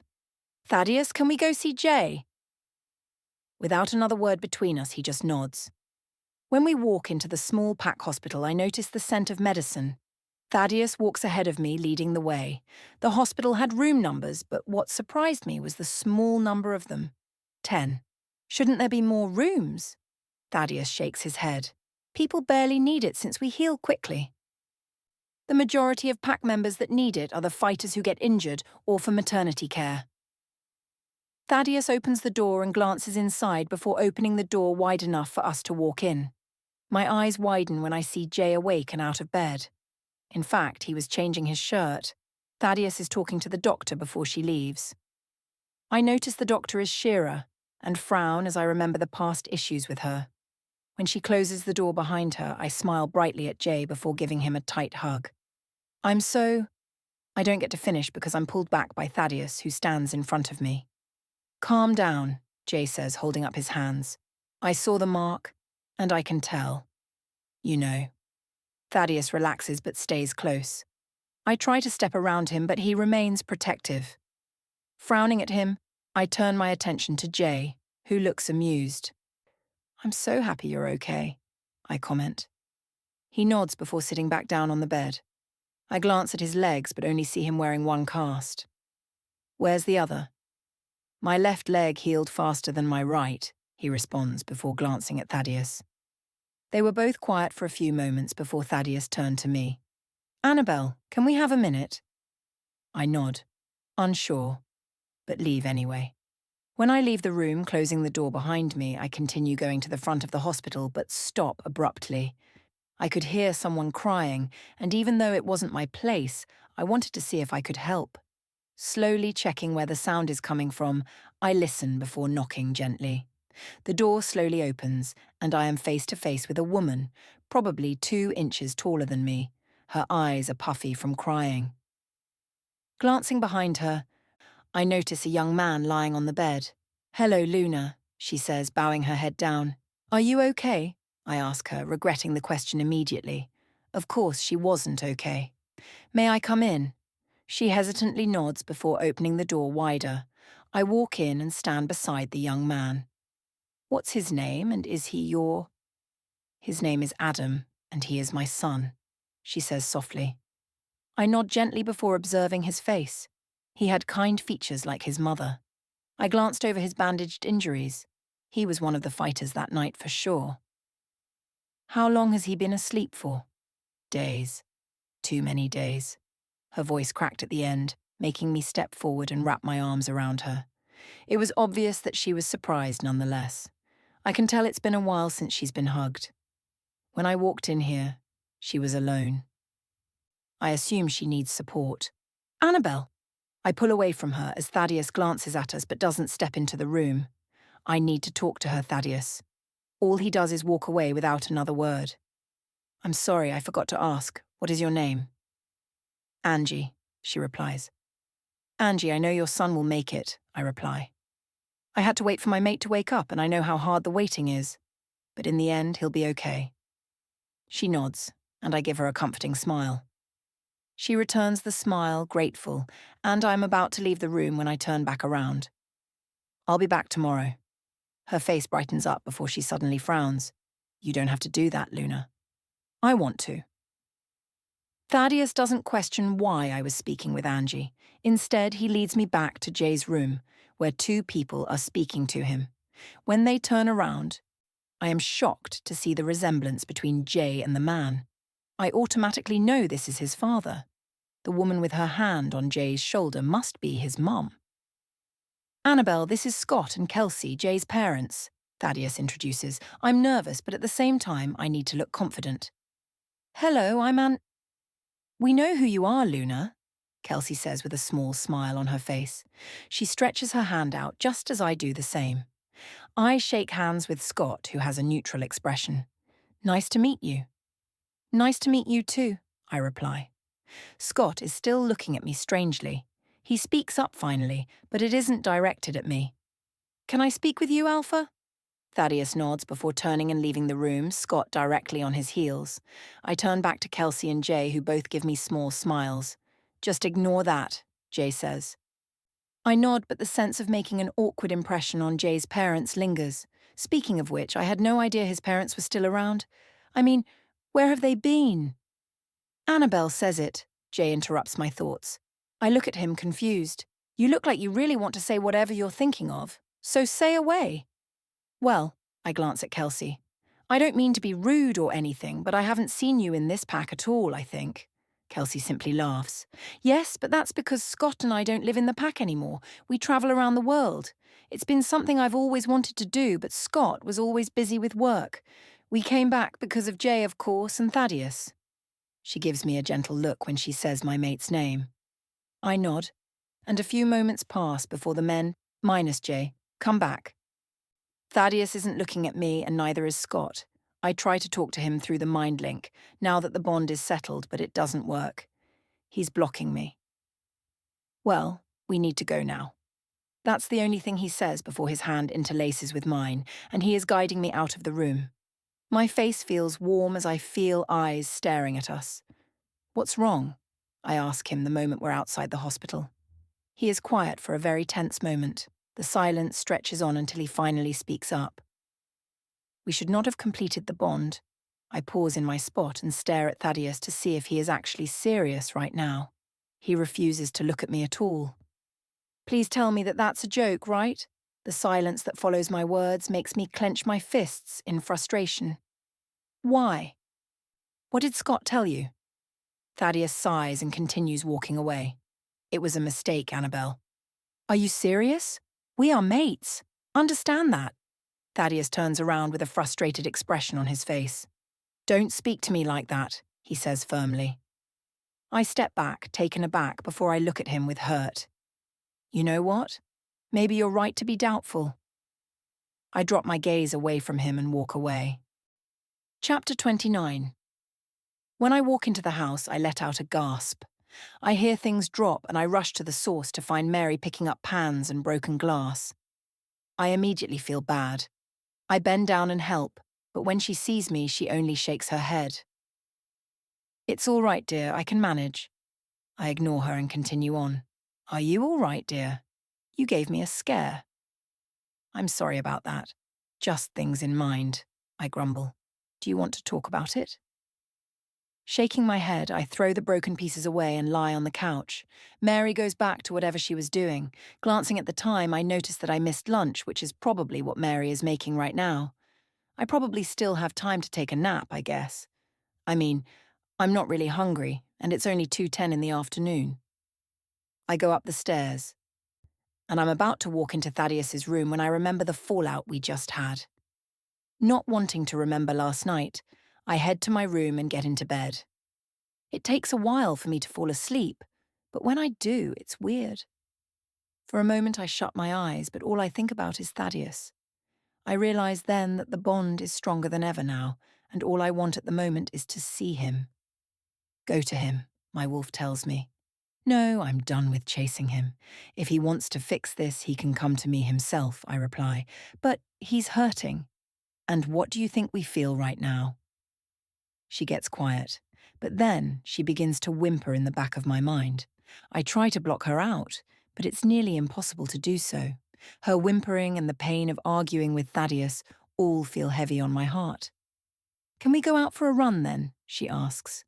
I sigh, but agree with her needing something to get my mind off the current situation. Walking out of the house, I glance cautiously so I don't run into Thaddeus. Sensing that the coast is clear, I begin to walk into the woods. I find a good spot to secure my clothes and do so quickly, shifting. I stretch my limbs out and slowly pad around in a circle. I then begin to increase in speed and run throughout the woods. As I breeze through, I take pleasure in the wind brushing through the tips of my fur. My enhanced senses make me pay attention to everything around me rather than the situation at hand. I love it. I drowned myself in the beauty of nature for a long time. I don't know how long I've been running for as I pause at a familiar-looking scene. I paddle closer to the clear blue lake and sit there staring at my reflection. I swipe my paw out and across the water, watching as the water ripples in front of me. Slowly and surely enough, the water stills again, giving me a chance to observe my reflection. Though I just do the same thing over and over again. After what feels like an hour but really could have just been no more than 20 minutes, I lower my head and drink from the pond. After a few minutes, I feel a nearby presence, but I huff in annoyance when I notice who it is. He steps closer to me, but I don't do anything but stare straight at our reflection. I accidentally meet his gaze through the mirror-like reflection and turn my head away from him. My wolf whines as I walk farther away from him, but I shut her out. Stop. His voice is loud and firm. I turn my head and glance at him before walking away. Please, I'm sorry. Now this is different. I pause and slowly turn around, facing him now. He takes a deep breath now that my full attention is on him. He looks really nervous, which is also different, but it somehow satisfies me. I need you to shift to talk to you. When I don't make a move to do so, his eyes flash in realization before he removes his own shirt and tosses it to me. It lands in front of me, and I step behind a tree to shift and dress. I pick the shirt up and step out, hiding the grin I want to express when I hear my mate swallow rather loudly. What do you need? I ask after putting the shirt on. I don't want to fight with you. I know what I put you through ever since you first got here, and I don't want to hurt you anymore, he says. My heart swells up at his words. Somewhere deep inside of me, I feel as if I should still be mad at him. It's like in the movies when the main character has to make an important decision. Should I still be annoyed with his actions?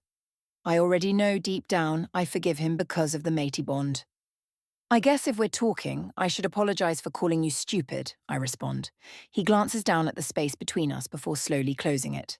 I stare at him as he comes closer before finally standing in front of me. His hand reaches up to cup my chin, lifting it up towards him. He runs his thumb over my bottom lip, making me feel butterflies in my stomach. Right then, I thought he was going to kiss me, but he stepped back. Trying to hide the look of disappointment on my face, I watch as he plays with something in his hand. I look down, not remembering when he had the flower. He reaches forward to hand me it. I take it from him and watch as he slowly becomes sheepish-looking. Thank you. He nods and looks away with his ears reddening. A moment of silence passes by as we stare at each other in a trance. I break away first, wanting to know what happened earlier. Why? That's all I ask. Sighing, he responds. Scott told me it was a mistake. We should have taken it slow and at least tried to figure out what to do when the time comes. My ignorance to the situation has us not knowing what comes now. I rush forward and wrap my arms around his torso. He doesn't tense up or stiffen. Instead, he relaxes. We stand still in a moment of beautiful silence. Thaddeus, it's not your fault. I shouldn't have pushed you when all you were trying to do was protect me. Like you said, holding it out wouldn't have helped us much. The need to be with each other was strong, way more than I could handle. When I glance up at him, confused, he explains even further. I'm an alpha male who, before last night, hadn't marked his mate. When you first got here, my alpha side wanted me to mark you as soon as possible. My instinct, though, wanted to see you safe and close. I turned bright red at his words. By trying to keep my distance from you, my feelings became amplified. I tightened my hold around him and placed my head on his chest, listening to his steady heartbeat. He runs his hand up and down my back, slightly tickling me. I let out a giggle, making him look down at me. What's so funny? It just tickles, I tell him. We continue to stand in absolute silence until a monster decides to growl at that moment. Sighing, I look down at my stomach in embarrassment before Thaddeus grabs hold of my hand and begins leading the way back to our home. When we reach there, we head straight to the dining room where everything is set for us. I sit across from him and, without another thought, I dig in. Normally, people say it's embarrassing to eat in front of someone, specifically a guy in most cases, but I am probably one of the few who just don't care at all. It's food. It's not going anywhere but my stomach. We eat in silence before I lean back full and satisfied. Thaddeus leans back as well before I see his eyes unfocus for a few seconds, because of a mind link. When he's finished, he glances back at me, sighing. There's some pack business I must attend to. I nod in understanding. Is there anything you'd like me to help you with? He shakes his head before leaving the room. I place the dishes inside the sink and wash them before leaving the room, as well as lying down on the couch. I guess I could use a nap. Wake up, a voice urgently says. I can tell it's none other than my mate. Annabel, wake up. Slowly peeling my eyes open, I stare into the face of my mate. What? I groggily ask. I need you to change right now. Huh? I stare at him as if he is crazy right now for waking me up at 6 in the afternoon, only to tell me to change. You'll be late for the pack barbecue, he says. My eyes observe his clothing for the night. Dark jeans and a white, tight-fitting, long-sleeved shirt that was rolled up to his elbows. Why wasn't I told of this sooner? Thaddeus just gives me an impatient look before I begrudgingly stand up and head to my room. I pull out a black dress, thinking of how Thaddeus and I were going to match. Heading into the bathroom, I quickly shower and clean myself off before stepping into my room with my towel wrapped around me. I grab my curling iron before beginning to curl my straight hair. When I'm done, I place the dress on and grin at myself in the mirror. Like I said before, it was a simple black summer dress that ended just above my knees at the front but touched the ground at the back. I put mascara on before applying a small amount of lip balm and finish by putting on a pair of black sandals. Glancing at myself once more, I make a twirl before leaving the room, feeling happy for some reason. When I reach the bottom of the stairs, I notice Thaddeus isn't here. I hear some noise from the kitchen and head inside. Thaddeus turns around immediately before taking me in. His eyes widen for a millisecond before returning to normal size. A blush forms on my cheeks when his gaze lands on me. I giggle nervously, making Thaddeus snap out of it. Should we go now? I ask. His eyes are now focused on my face. He nods once before passing me and heading to the door. I follow him, noticing something very quickly. The guards normally positioned in front of the house aren't there at all. I close the door behind me, rushing to Thaddeus, who is waiting for me. So what's the special occasion for? I mean, we just had a funeral this morning. We walk side by side, hands so close yet so far.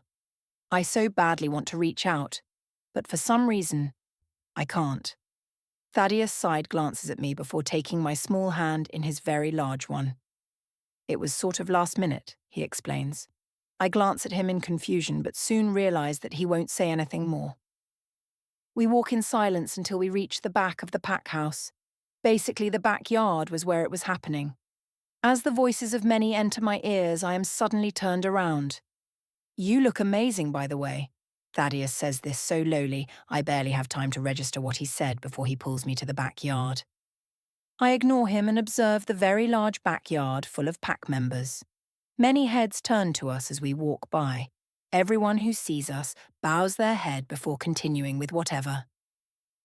Glancing around, I notice that everyone seems full of happiness, unlike this morning. I look at Thaddeus, who is gently weaving me through everyone. We sort of just walk until I see where Thaddeus is trying to take us. I grin so widely at Jay, who is sitting on a foldable chair with his broken leg propped up and a drink in his hand.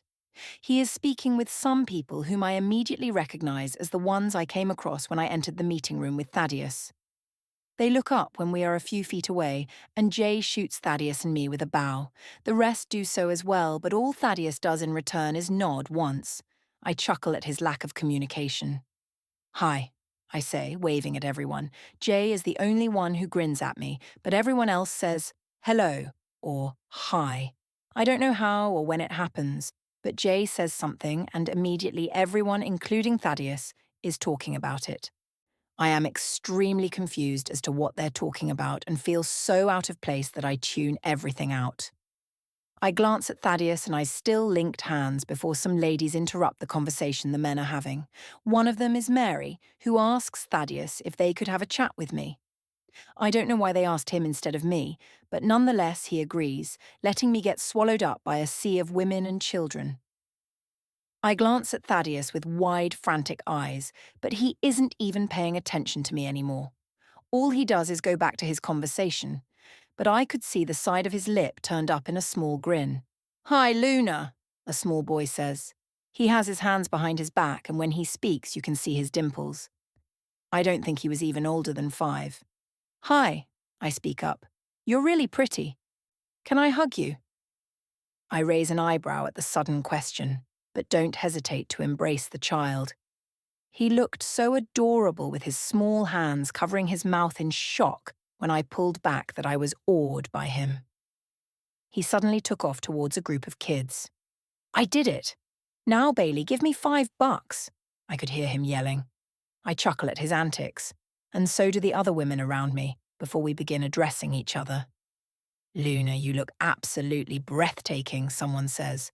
I just say thank you, but another voice pipes in. "Just like her mother." We all take a seat on some chairs in a circle. "Happy birthday, Luna," a young girl says. "How old are you?" A realization dawns on me. I completely forgot about my birthday. Glancing at Thaddeus, I am trying to connect the dots. Was the barbecue for me? "I'm 20 now," I answer the young girl. She stares at me with wide, innocent eyes. "Really?" she gasps. I nod as the women around me begin talking to each other. "You're old," she mumbles. Laughing, I shake my head. A tap on my shoulder has me turning around.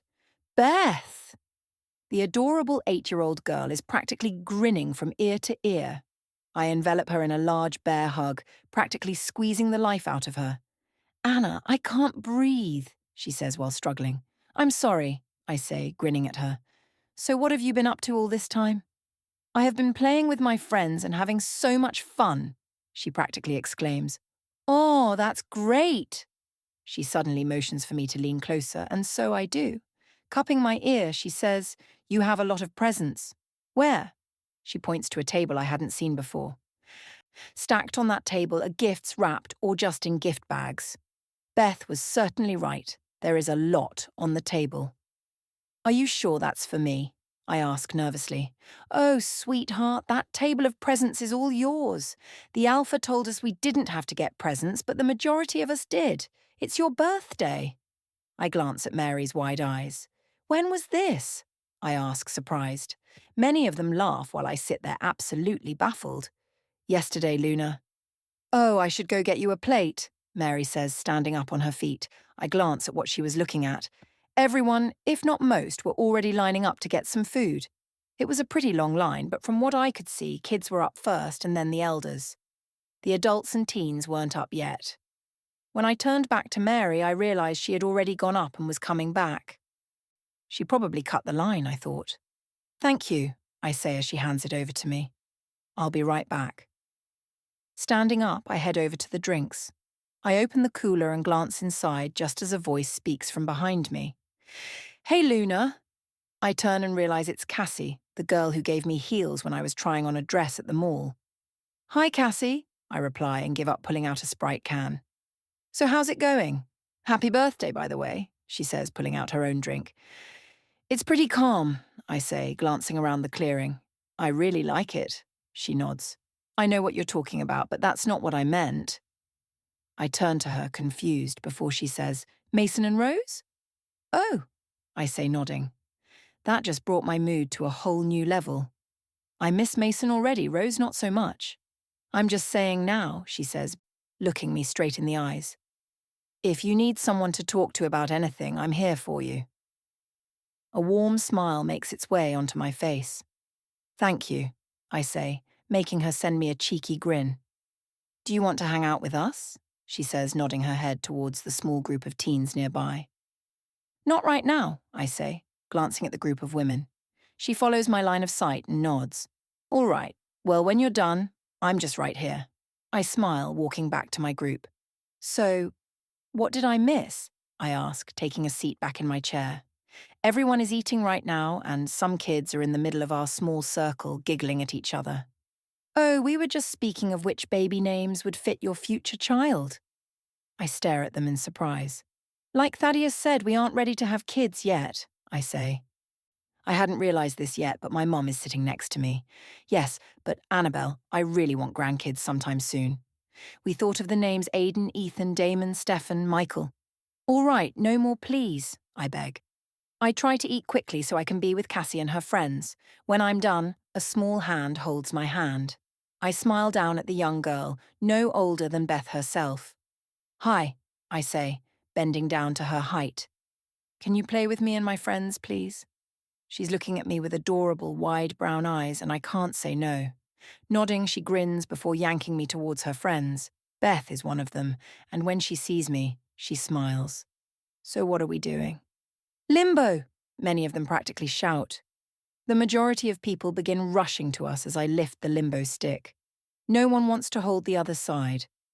As the kids are eager to participate, Cassie, though, comes over and lifts the other side. I smile, thankful for her help. I glance at the line of kids all bouncing with energy. At the corner of my eye, I see Thaddeus watching me. I focus on the kids, though. Beth and her friends are among the first to go under, and when they do, they form another line on the opposite side. We wait for everyone to go, and Cassie and I cheer the kids on. A few of them make me laugh, seeing as they don't even have to bend their backs. All they do is walk straight. While we lower the stick, a few kids sit out because they didn't make it to the other side. As we continue, though, I notice that the girl who asked me to join them to play is extremely great.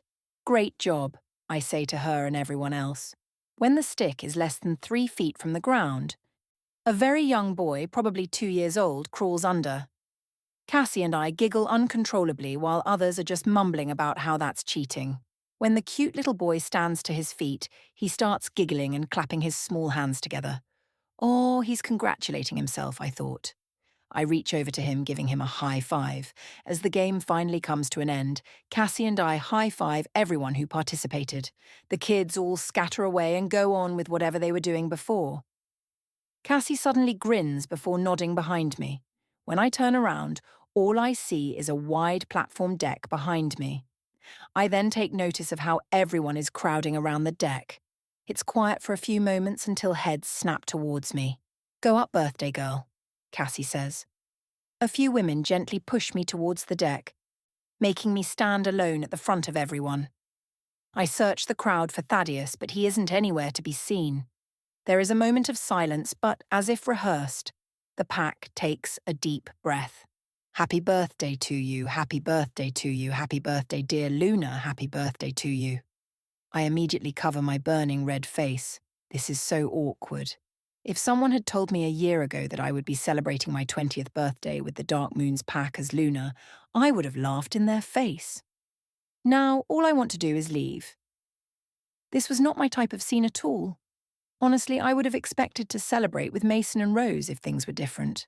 When they're done, I leave the deck only for something sugary to be rolled out from the pack house on a cart.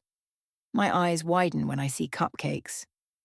I'm honestly glad we weren't having cake because I feel like cake was just too plain messy.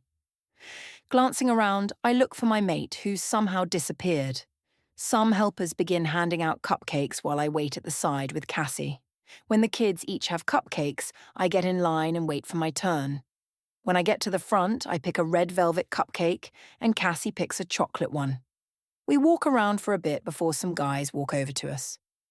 Hey, do you two want to join us for a run? Dan asks. Cassie glances at me while I just shrug. I'm not too sure. I need to find my mate, I say. Cassie nods and leaves with Dan. I walk towards the men who were speaking with Thaddeus earlier. Jay is amongst them. Do you guys know where my Thaddeus is? Jay doesn't meet my eye. Instead, he pretends to observe his broken leg. The others shake their heads no before suggesting some places he might be.